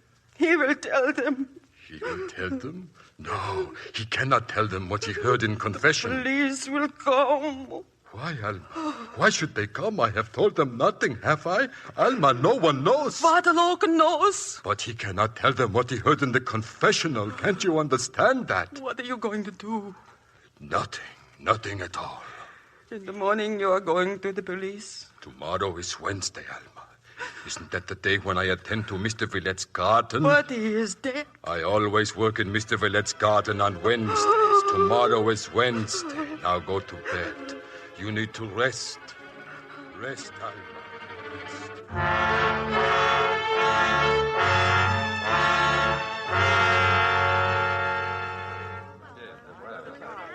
Can I help you, Father? We're trying to keep this crowd away from the house. You are the police? Yes. You've heard, haven't you, Mr. Villette's been murdered? Yes, I had an appointment here this morning. With Villette? Yes. Is there anything I can do? Well, if you had an appointment, you better go in the house. Do you mind? Not at all. Inspector LaRue's in there. Maybe he'd like to talk to you. This way.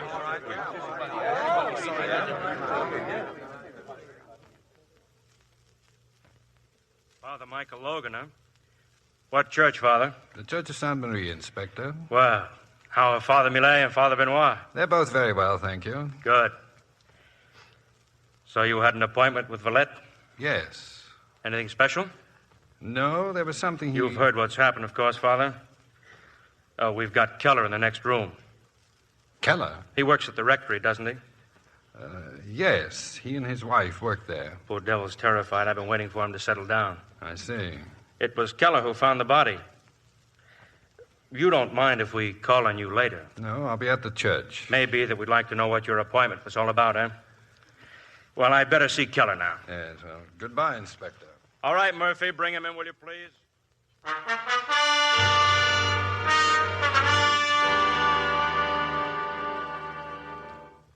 have told policemen. I have told them everything. Now, there's no need to be frightened, Keller. Now, how did you find the body?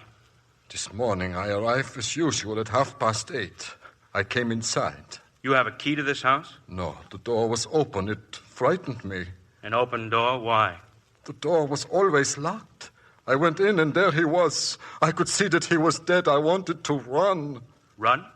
You do not understand. How can you? There I was, a man without a country, alone, discovering a murder. I thought of the police. I am always afraid of the police. This is a German fear, this fear. There's nothing to be afraid of here. Yes. Thank you, sir. Father Logan is here. I heard them say that Father Logan... Well, he was here. He's gone now. What will he think of me? Probably very highly, if you can be of more help to us. Help? There are a few things I'd like to know. Now, when you first came into the house, did you call for Mr. Villette, or... Father Logan. Please, we can't talk here. But is it true? It's true, Ruth. Villette's been murdered. I can't believe it. Michael, we're free. We're free. Are we? Goodbye, Ruth.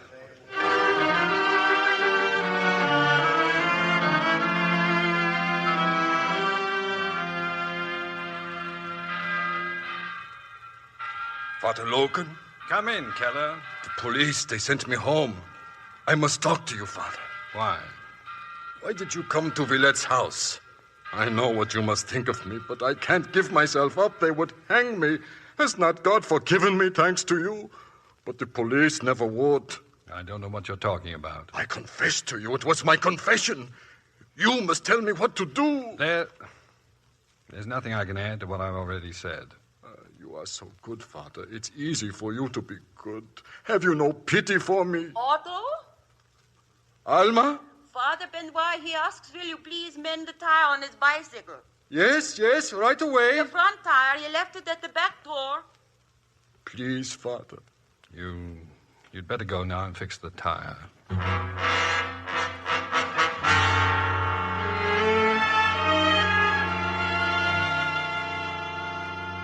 That's about it, Mr. Robertson. I said to myself, you're in no position to go to the Crown Prosecutor. You've got nothing to give him. But I'm here just the same, Mr. Robertson. Oh, you're quite a man, Inspector. Quite a man. Now, we know that Villette was murdered, strangled, and that robbery may have been the motive. But we're not certain. And no fingerprints and no suspects. Oh, this should be very simple for you, LaRue. I took the liberty of bringing a girl along. A girl? Schoolgirl. Oh. Murphy's got her out there in the hall. Just a possibility, Mr. Robertson. All right, LaRue. Let's hear what she's got to say. Thank you, sir. So, you are Augustine. Yes, monsieur. Sorry you had to be dragged out from school, young lady. Oh, but I like to be dragged out from school, monsieur. Well, this is Mr. Robertson. He's the Crown Prosecutor. Now, your mother called to say that you passed the Villette house last night. That's right. And what time was that? 11 o'clock. A little after 11. I was babysitting for Madame Germaine, and I left her house at 11 o'clock. Well, shall we say the time was between 11 and 11:30? Yes. And I saw someone leaving Monsieur Villette's house. A man. A priest, monsieur. What? A priest. Augustine, this is very important. Are you sure? Quite sure, monsieur. I was walking by the Rue Valentin, and then suddenly there was this priest. He was coming out of the house and walking away. Did you see his face? No. How tall was he? Well, like you, monsieur. And was he fat or thin? Not fat, but not thin either. Did you notice anything special about him, anything at all? No. Did he see you, Augustine? I don't think so, monsieur. But you're absolutely sure he was a priest? Yes. Thank you. You may go now. Oh, I must ask you a favor. I don't want you to say anything to anyone about this. Promise? Oh, yes, monsieur. Goodbye. Goodbye, little one. And if you should need me again... Yes? It would be very nice if you could drag me out of school.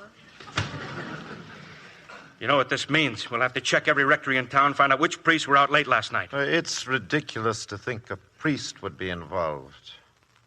LaRue, you don't really think it could be a priest? Yes, maybe.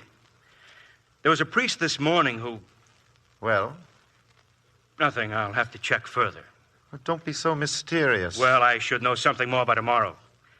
Good day, Mr. Robertson, and thank you.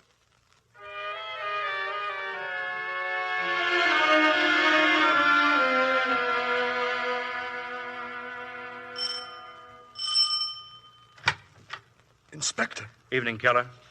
Father Logan, do you suppose I could see him? Father Logan? Oh, sit down, please. I'll see if I can find him. Thank you. Who was it, Otto? Who at the door? A man to see Father Logan. They drove away in the man's car. Alma, have you washed the cassock? Not yet. Where is it? Upstairs in our room. Do not wash it. I do not want it washed. But why? Listen to me. There is something you must never forget.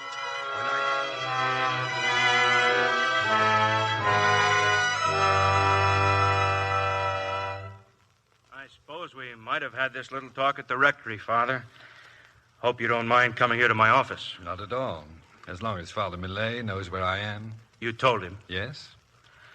Unpleasant bit of business, isn't it, Father? If there's anything I can do... Well, just a few questions. Now, how long have you been at St. Marie's? Nearly 3 years. You know, I guess I've known Father Millet for 25 years. I was a choir boy when he was over at the Basilica. Yes, he told me tonight what a fine voice you had. He's just forgotten, that's all.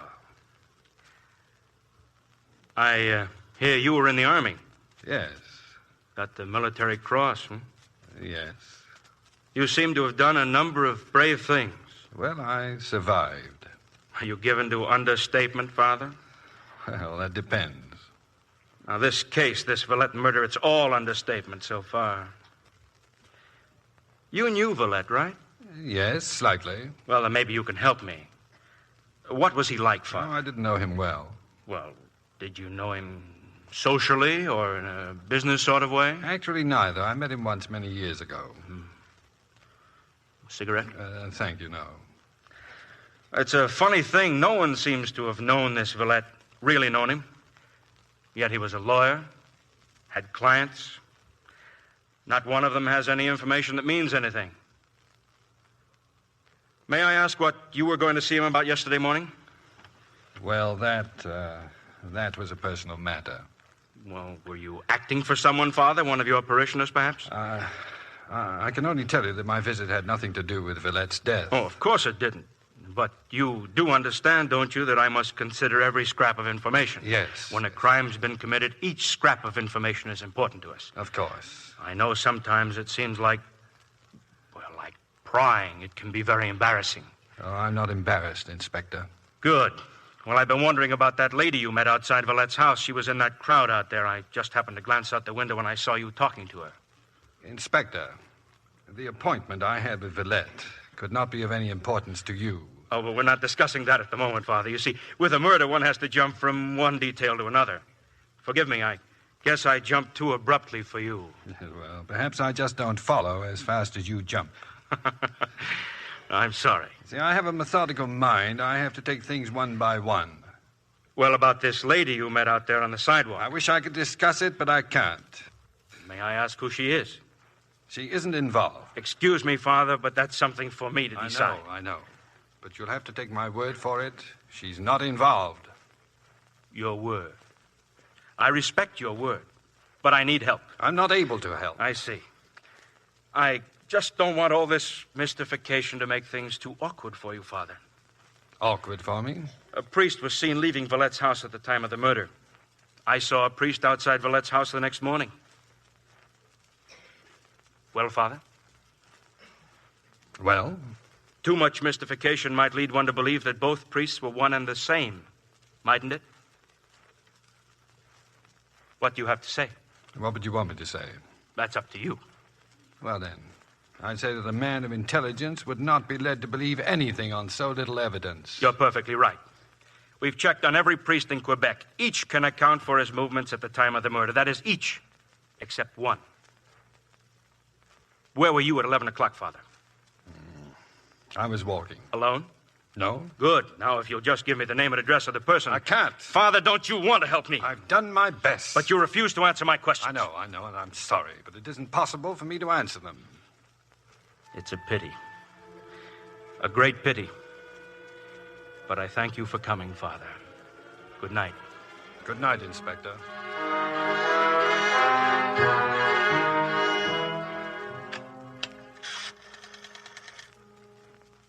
This is LaRue. Get me Mr. Robertson. Yes, the Crown Prosecutor. Try his house. If he isn't home, find out where he is. I've got to talk to him.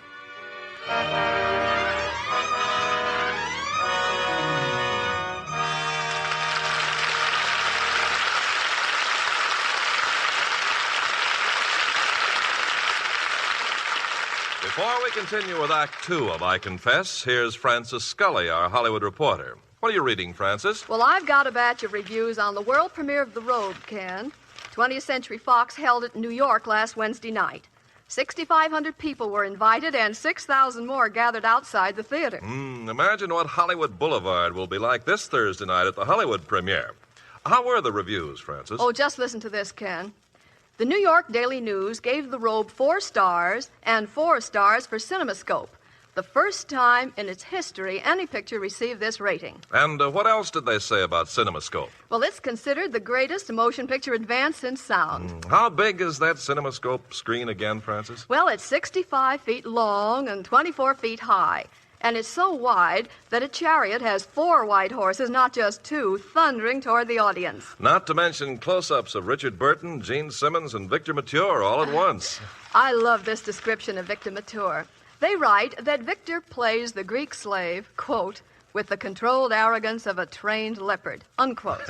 Leopard, eh? And Gene Simmons? Oh, these are the words they use about her. Lovely and passionate. I could add a few words about Gene myself, such as complexion by Lux. And don't forget, Ken, the robe is in Technicolor, so audiences will really see what Lux care can mean to a complexion. Well, Jean has been devoted to Lux for many years. I guess it's a habit she picked up in England. Well, Lux seems to be an international custom with most movie actresses.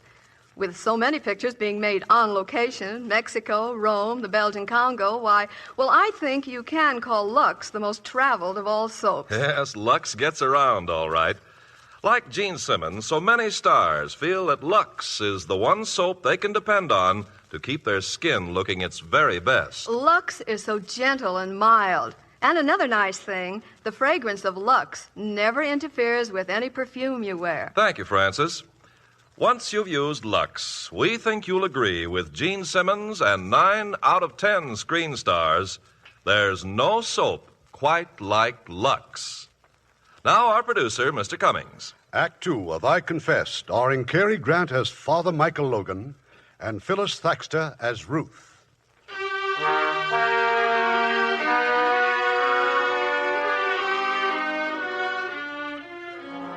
It's a few moments later. Mr. Robertson, the Crown Prosecutor, is not at home. But Inspector LaRue has found him. He's been a guest tonight in the home of some old friends, Pierre Granfort and his wife, Ruth. Sorry, Ruth. Looks like I've got to say goodnight. That phone call just now, it's about that Villette murder. Don't look so unhappy, Willie. Well, there's a very unpleasant angle. A priest is under suspicion. What nonsense. Well, he was seen leaving Villette's house. Which priest? Do they know his name? Inspector LaRue thinks it's a Father Logan from St. Marie's. Or I hate to leave. Thanks for a lovely dinner. Good night, Willie. Oh, no, don't come to the door. See you soon, Pierre. Stop worrying. It's ridiculous. Why on earth would Father Logan... Shut up. Oh, please shut up. I'm sorry. You're still in love with him. Am I? You never spoke about it. And I'm not going to speak about it now. But you are going to speak about it. I'm not going on like this. Do whatever you wish. It's very simple, isn't it?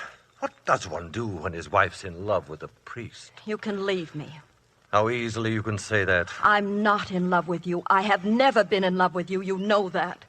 I never wanted to believe it. That's not my fault. I've never pretended anything with you. I hope he's in trouble. Terrible trouble. Oh, Michael. Michael.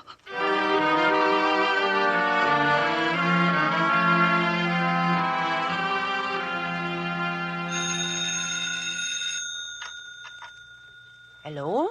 Summary's Rectory? I want to speak to Father Logan, please. Father Logan? Oh, but he is asleep. I'm not asleep, Mrs. Keller. Oh, it is very late. I'll take it. Thank you. Good night, Father. Hello? Michael, I've got to see you. Ruth, please. That's impossible. I've got to see you tomorrow morning. I've got to meet you somewhere.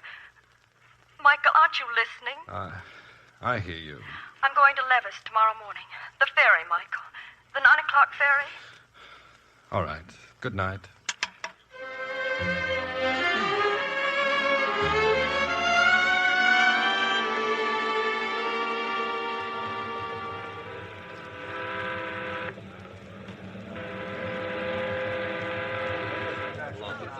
Good morning.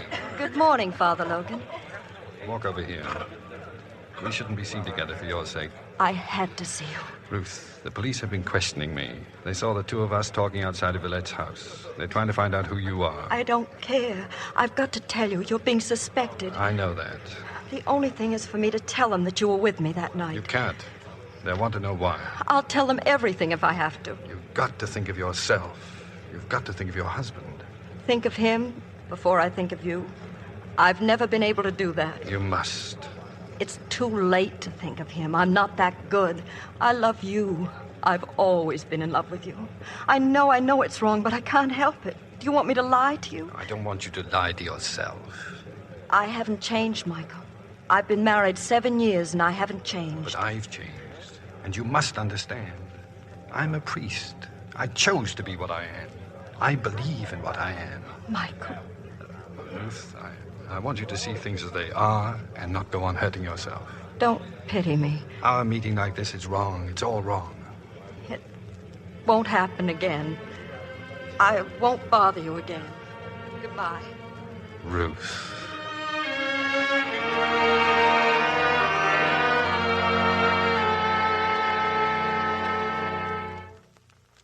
Who was it? Who just telephoned? Willie Robertson. He wants me to come to his office now. Why? I was seen on the ferry this morning with Michael Logan. Apparently, I was being followed by a detective. Would you like to tell me what you're going to do? Answer whatever questions they ask me. I'm going to tell them why Michael could not have killed Valette. Oh. Has Father Logan cleared himself to your satisfaction? He didn't have to. I was with him at the time. Would you like me to go with you? I'm in no position to ask favors, am I? Get ready. I'll get the car. Thank you.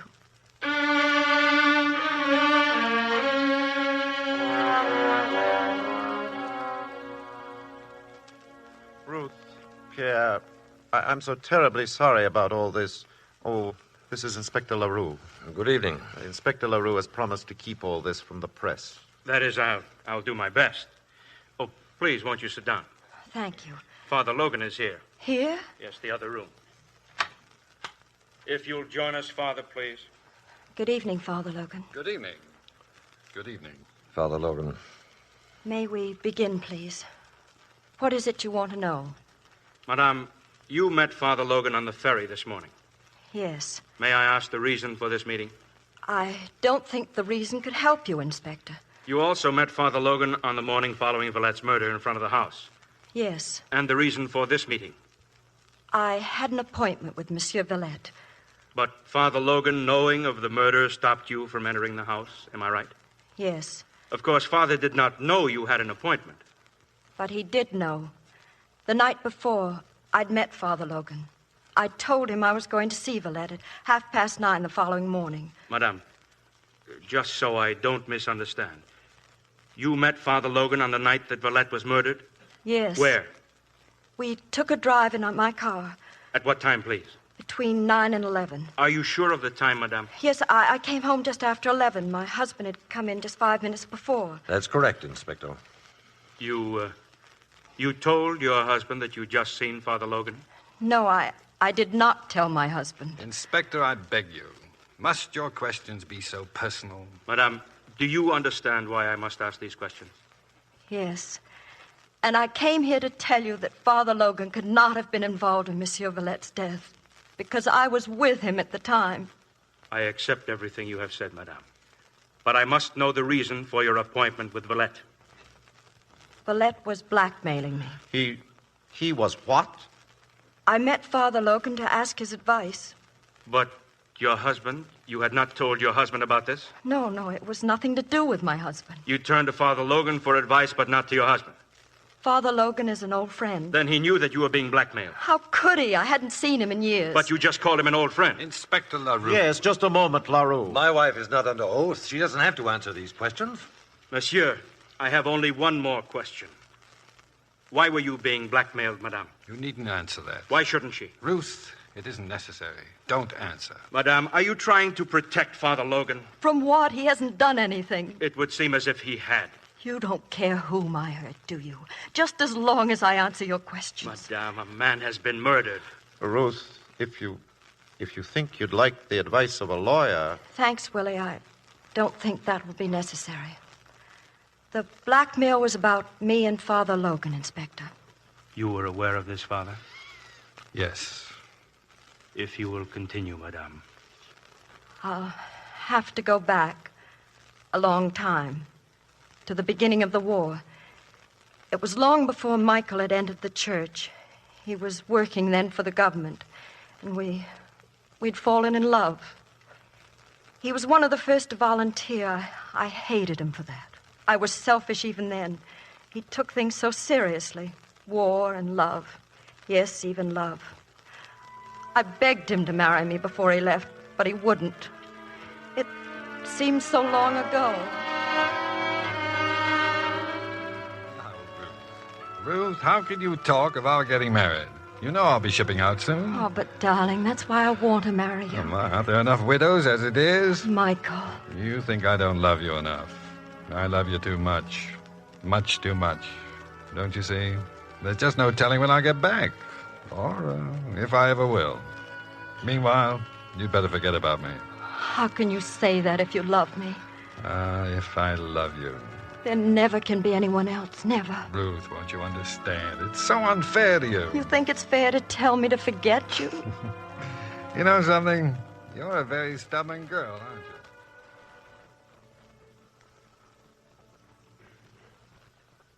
you? His letters were long at first, but after a while there were no letters at all. Nothing, not a word, for over a year. Meanwhile, I'd started working for my future husband. Pierre was... Ruth, you don't have to tell him. You don't have to tell him anything more. I want to. You were very kind to me, Pierre. You realized I was unhappy. And like all kind people, you never asked me why. I was in love with you. Anyway, 6 months later, we were married. When the war was over, Michael came home. I was at the dock the day the boat arrived. We arranged to meet the following afternoon. It was a lovely day, the end of the summer. We took the ferry and went over to the island. We started to walk, and Michael told me the thoughts that had come to him during the war. The war had changed him. Then suddenly a storm came.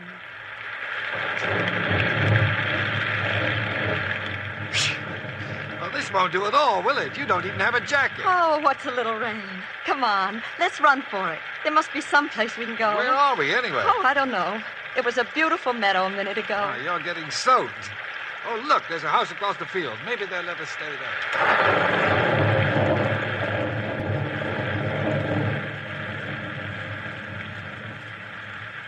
The house was closed, Inspector. Locked. The storm grew worse. There was a summer house in the garden, a roof and lattice and ivy. It was the only shelter we could find. Sometime during the night, the rain stopped.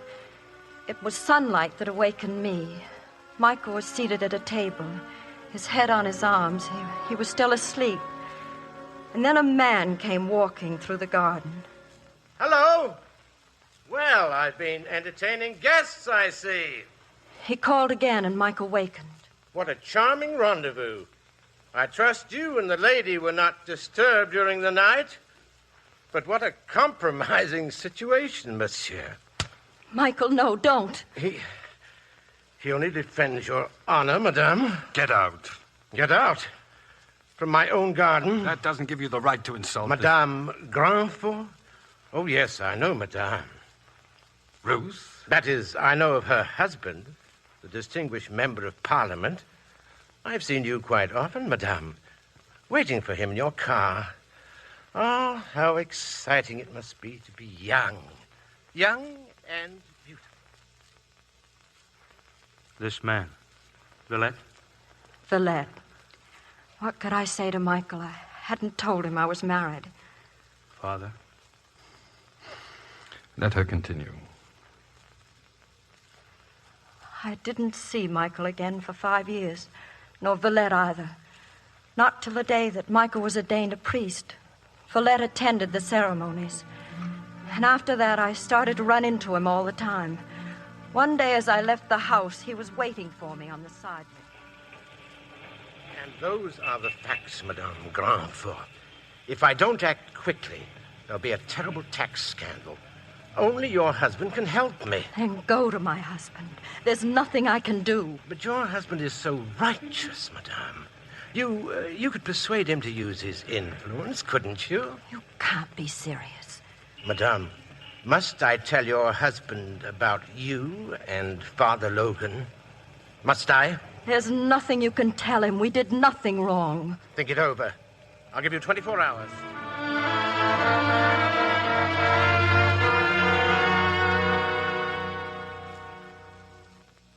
I was helpless, frantic.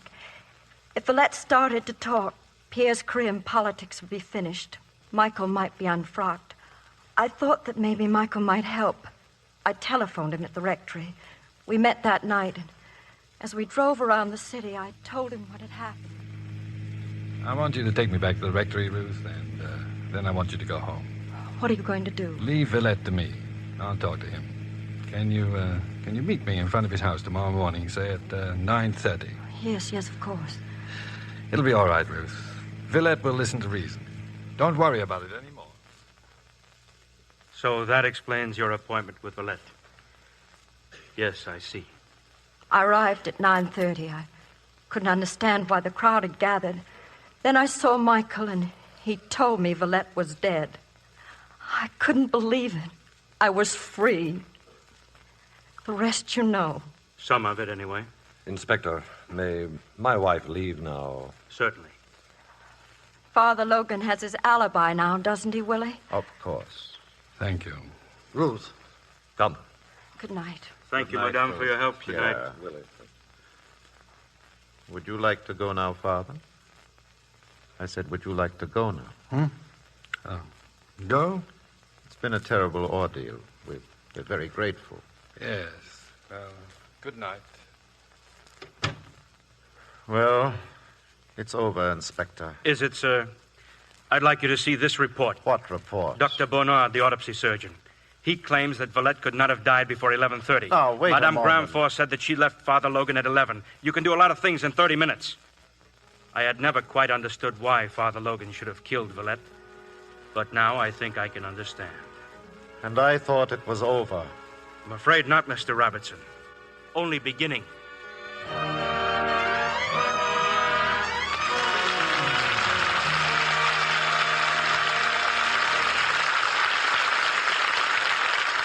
We'll continue with Act 3 of I Confess in just a few moments. Now we're going to meet lovely Joan Weldon, who was signed by Warner Brothers while singing in Song of Norway. What singing haven't you been doing lately, Joan? I'm in So This Is Love, Mr. Cummings, but I don't sing. I'm actually more interested in becoming a dramatic actress like Barbara Stanwyck. You don't come any better than Barbara. I saw her in the new Milton Sperling production, Blowing Wild, at the studio recently. Gary Cooper, Ruth Roman, and Anthony Quinn are stars in it, too.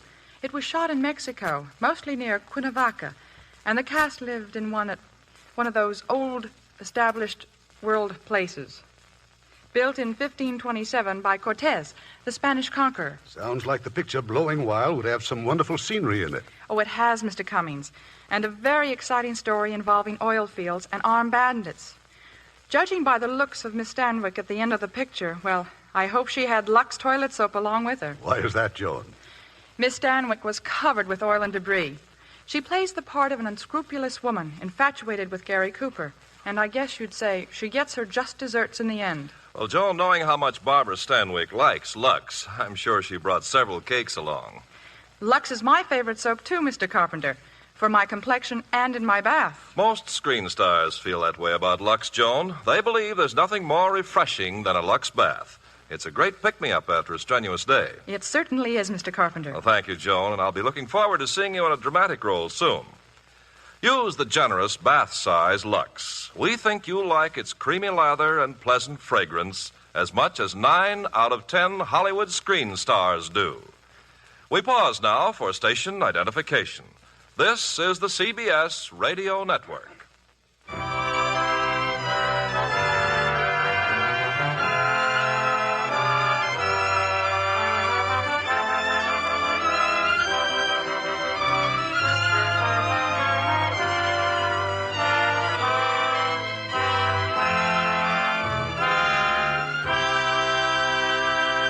The curtain rises on Act 3 of I Confess, starring Cary Grant as Father Michael Logan and Phyllis Thaxter as Ruth.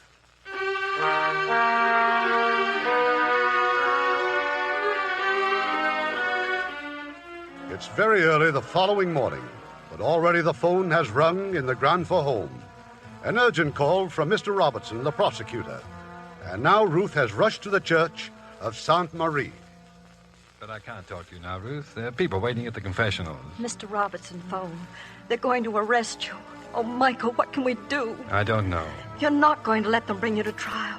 Don't you know what that would mean? I've done this to you. I've done it all. No, you mustn't say that. They're going to call me as a witness, and all because of what I told them last night.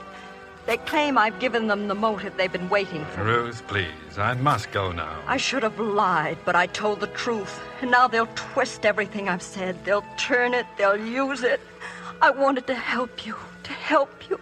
Well, it doesn't matter. There's nothing either of us can do.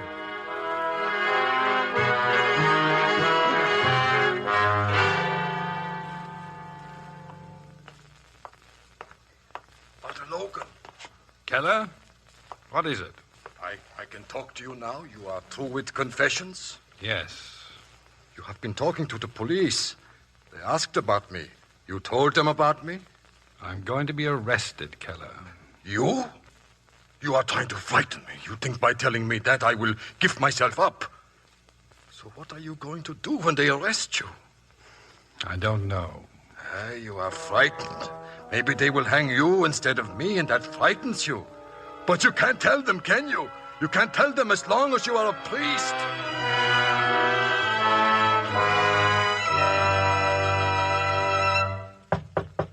Come in. Father Logan. You've been looking for me, Inspector LaRue? Yes, Father. Yes, indeed, we've been looking for you. For about 3 hours, we've been looking for you. Every policeman in Quebec. I've been walking. I've been trying to think. You can call it off, Murphy. You just walked in. You had lunch yet, Father? No. Well, let me order something for you. Oh, you're under arrest. Yes, I know.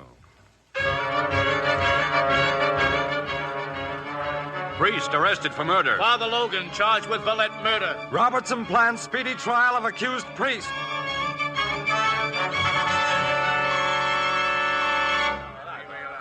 So, if you will tell the court once again, Sergeant Murphy, where did you find this priestly garment, this cassock?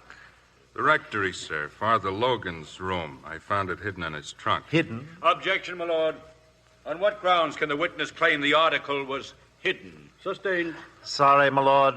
The Crown is content to establish only the fact that the cassock was in the accused's trunk. Now then, Sergeant, what did the police do with this cassock? We sent it to Dr. Bernard, pathologist at Laval University. I have his signed report here, sir. It's Dr. Bernard's opinion that the cassock was stained with human blood. Whose blood? The report says that the blood type is identical to that of the murdered man, Valette. Thank you. If it please the court, the Crown would like to recall the witness whom we heard yesterday, but very briefly. Will Otto Keller take the stand? Now then, Mr. Keller, you told us yesterday that you spoke with Father Logan on the night of the murder at approximately 11:45 o'clock. Yes, sir. Under what circumstances? My wife was asleep, sir. I was just about to go to bed, so I opened the window. I saw someone entering the church. Who? I could not tell at that distance, sir, so I went downstairs and walked out of the rectory and across to the church. I saw someone kneeling against the altar rail. As he lifted his head, I saw it was Father Logan, sir. Was there anything about his manner that seemed out of the ordinary? He seemed so distressed, sir. I asked him if he were ill. He said no. He said I should go back and leave him alone. Did you go back? No, sir. Father Logan had always been so very kind to my wife and to me. I wanted to help him if I could. Well? He told me again to leave him alone, so I went back to our room. Your witness, Mr. Crawley. The defense waives examination at this time, my lord. Waives examination. Then the Crown calls Madame Granfor to the stand. Madame Ruth Granfor, please. I can't answer your questions in any other way. How can I, when you repeatedly twist my words around and rephrase them? The witness will kindly confine herself to answer as to the facts. Madame Grandfort, you just told us you were in love with the accused prior to the war. Yes. But what we are trying to find out is whether or not you were still in love with the accused on that night of Villette's murder. Yes, yes. Thank you. And how often had you met with him between the night at the summer house on the island and the night Villette was killed? Never, never. You want this court to believe that a woman in love doesn't make some attempt to meet her lover? My lord. This line of questioning doesn't seem particularly relevant. But it is, my lord. I am trying to discover whether or not Villette's blackmail was based on his knowledge not merely of a single meeting between the accused and the witness, but of a continuous, uninterrupted series that's not true. It's not true. My lord, the witness appears to be on the verge of hysteria. May I excuse her for the moment and call the accused? Does the defense object? No objections, my lord. Call the accused. Father Michael Lowe.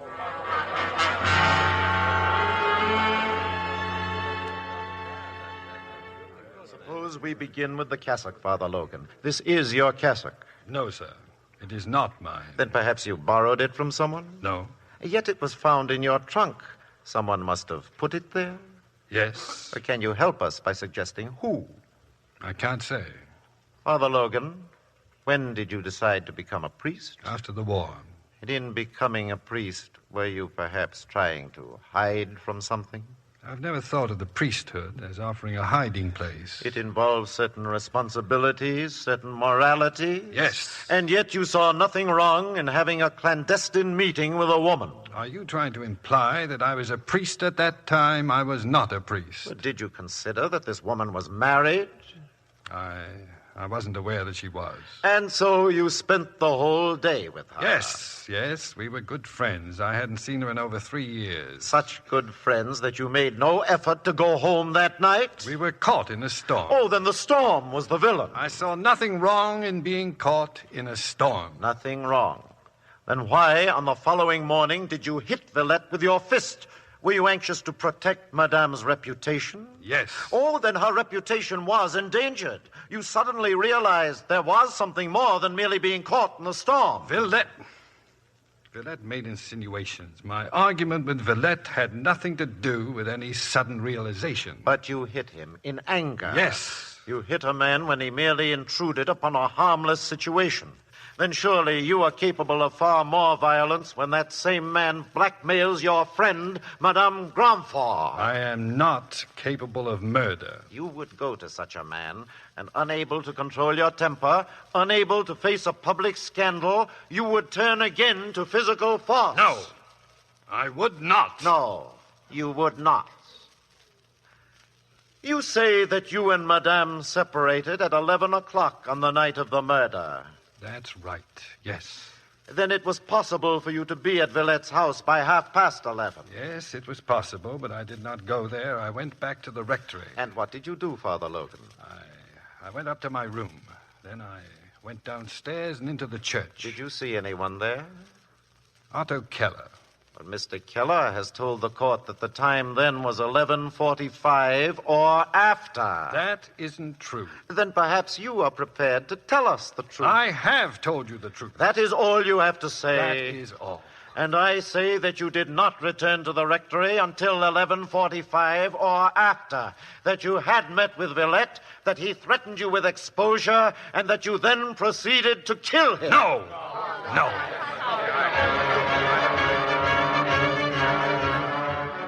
Prosecution rests case.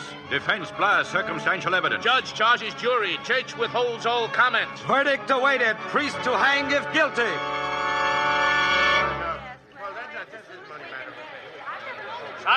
Silence! Everybody stands.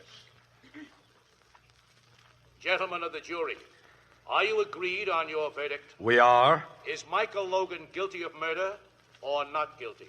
While we attach grave suspicions to the accused, we cannot find sufficient evidence to prove that he actually killed Monsieur Villette. Our verdict is not guilty. Silence! Michael Logan, while I have no doubt, as judge of this trial, that the jury reached their conclusions in utmost regard for justice, I must express my personal disagreement with their verdict.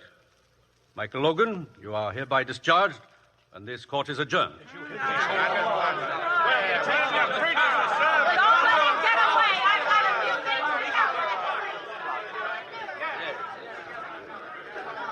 Well, LaRue, I told you the cassock wouldn't be enough. They've ruined him. Why couldn't they just have said not guilty and let it go at that? Are you satisfied, Willie? Are you satisfied with all this? Do you think I enjoyed it, Pierre? Someday, perhaps, you and Ruth may forgive me. Ruth? Pierre, look. Here out the window. What are they doing to him? People are angry, Madame. If he were anyone else but a priest. They're throwing things at him. They're hurting The him. police will handle it. There, you see? I can't even help him now. And after all I've done to him. LaRue, look. Isn't that Mrs. Keller out there? What's she doing? Yes. She's shouting something. She's pointing to her husband and shouting, I better get down there. Those were shots. Mrs. Keller. Someone shot Mrs. Keller.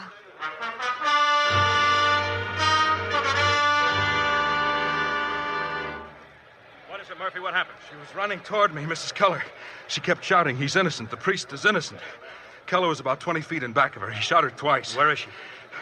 They've just taken her to that shop over there. Who's getting her statement? No one, sir. She's dead. And Keller? He won't get far. We're after him now. He ran into the hotel down there. I don't want him shot. Well, he's still got the gun, sir. I don't want him dead. I want to talk to him. Yes, sir. Where's Father Logan? He went in the shop where Mrs. Keller is.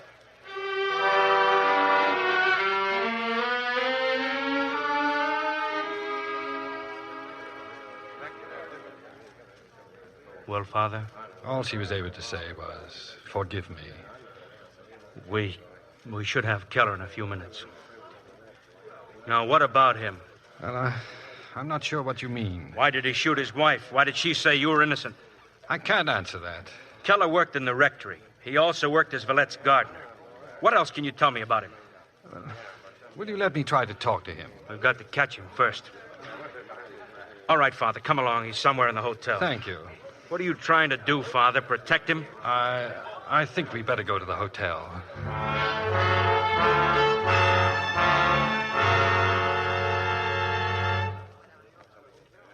We've got him cornered, Inspector. Behind those doors is a ballroom. No place to hide. Just the floor and a stage. Every exit's covered. All right. I just sent Farouche for tear gas. Oh, no, please. Let me try to talk to him. No. Murphy, open the doors. Now, the rest of you stand back. Ready? Go ahead. Keller? What do you want? I want you to give yourself up. Why would I do that? You shot your wife. Isn't that enough? And what about Villette? Villette? So the priest talked. Logan, where are you, Father Logan? Keller. Ah, so you are there. How kindly you hear my confession, and then a little shame, a little violence. That's all it takes to make you talk. I'm going in there. Now get back, Father, or kill you. Oh, you show yourself the hypocrite, the pretender. I thought you would rather die than to betray your faith. Keep him covered, Murphy. Yes, sir. Now get ready. Aim for Keller's shoulder. Make him drop the gun. Be easier to hit his leg, sir. Shoulder, the right shoulder. Gonna shoot now, Keller. Drop your gun and we shoot. Oh, no, please. Don't make them do it, Keller. That is all you have to tell me? Oh. Oh. Drop your gun, Otto. There's been enough bloodshed. You must not come closer, Father. I'll shoot you, you know. You won't shoot me, Otto. Why will I not shoot you? Because you call me Otto in such a friendly way, like Alma used to call me Otto. Where is my Alma? She's dead. No, You killed her. it is your fault. Oh, I loved her. It made me cry to see her work so hard.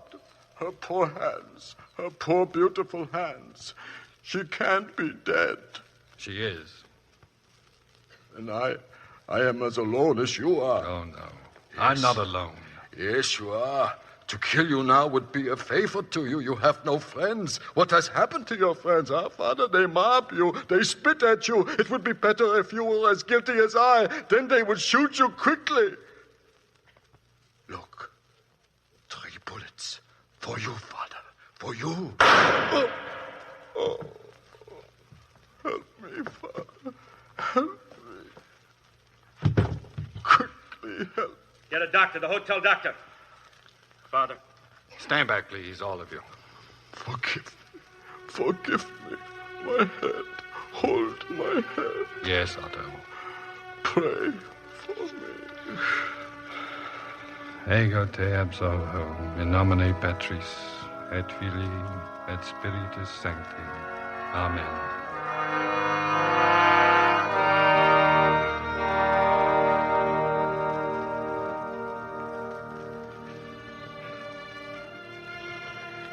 Michael. It's all over. Yes. I want you to know I'm going home with my husband.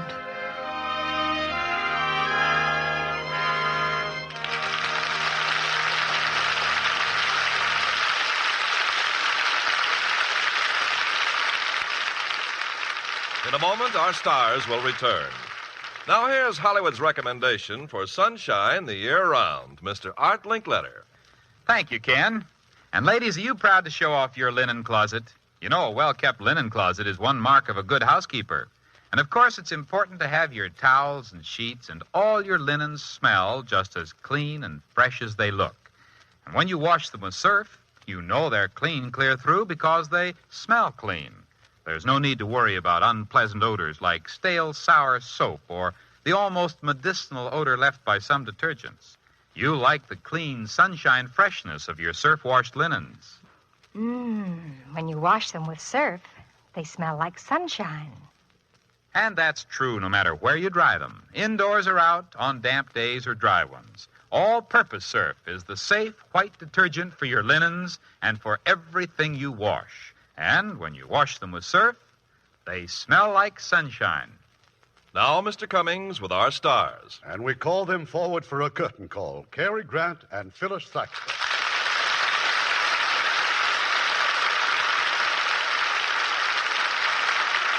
Cary, I certainly enjoyed your work in a dramatic part. I think people are inclined to forget what a fine dramatic actor Cary is. Well, of course. Oh, well, it was nothing. I just play anything at all. Anything from comedy to opera. Bang, bang. You sing opera, Cary? Well, of course. I used to be in those romantic musicals, you know, where everybody raises a stein to dear old USC. I even had a solo. Oh, you did? What did you sing? High Barmaid. Or was it Hey Barmaid? Why don't you combine your talents and sing comic opera? Remember the Beggar's Opera? Oh, yes. Laurence Olivier just made the famous old comic opera into a motion picture in England for Warner Brothers. He's pretty versatile, too. Yeah, well, I think I'll leave singing in Shakespeare to Sir Lawrence, and I'll just stick to drama and comedy. Very wise, Cary. I believe in staying with whatever you have confidence in. You said it. That's why I've always been a devoted fan to Lux toilet soap. Certainly is a dependable complexion, Ken. Yeah, we can always depend on the Lux Radio Theater for the best in motion pictures. So, what's for next week, Irving? It's not only one of 20th Century Fox's finest pictures, but it tells the story of some of our most exciting American history. It's the great love story of Rachel and Andrew Jackson in The President's Lady. And as our stars, we'll have dynamic Charlton Heston recreating his original role. And as his co-star, lovely and talented, Joan Fontaine. Oh, that will be a wonderful show. Good night. Good night. Good night. See you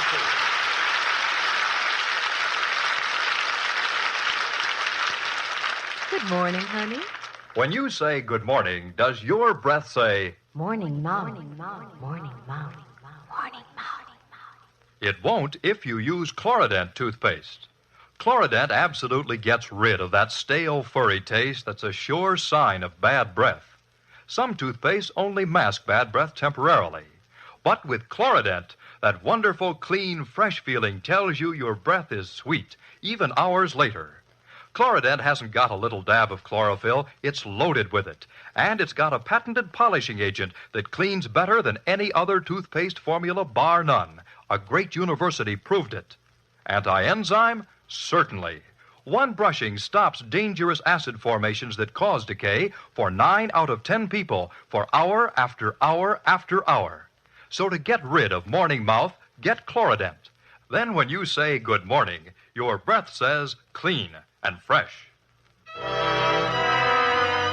Lever Brothers Company, the makers of Lux Toilet Soap, invite you to be with us again next Monday evening when the Lux Radio Theater presents Charlton Heston and Joan Fontaine in The President's Lady. This is Irving Cummings saying good night to you from Hollywood.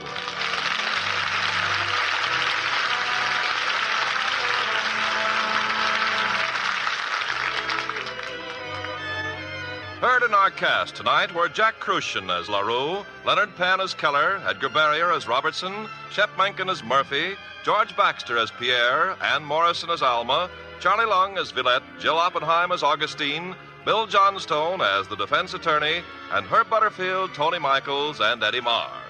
Our radio play was adapted by S.H. Barnett, and our music was composed and directed by Rudy Schrager.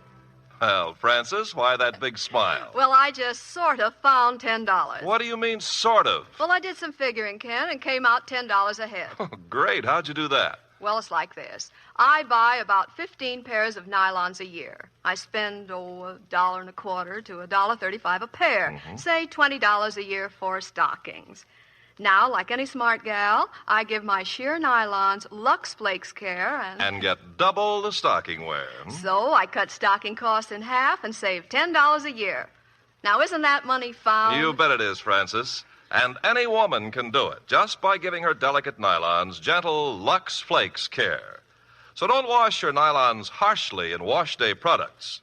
You see, Lux Flakes keep nylon threads strong and elastic, so they're less likely to break and cause runs. That's why 96% of stocking manufacturers recommend Lux Flakes. And Lux Flakes are guaranteed safe by Lever Brothers. Remember, if you want double your stocking wear, be sure to use Lux Flakes Care.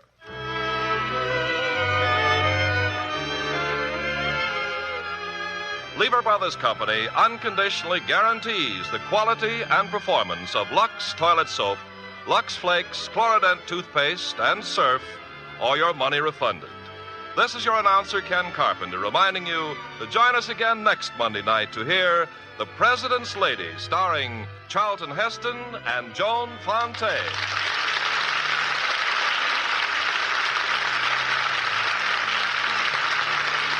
Every Thursday evening, Lever Brothers Company brings you the Lux Video Theater. Consult your local newspaper for time and station.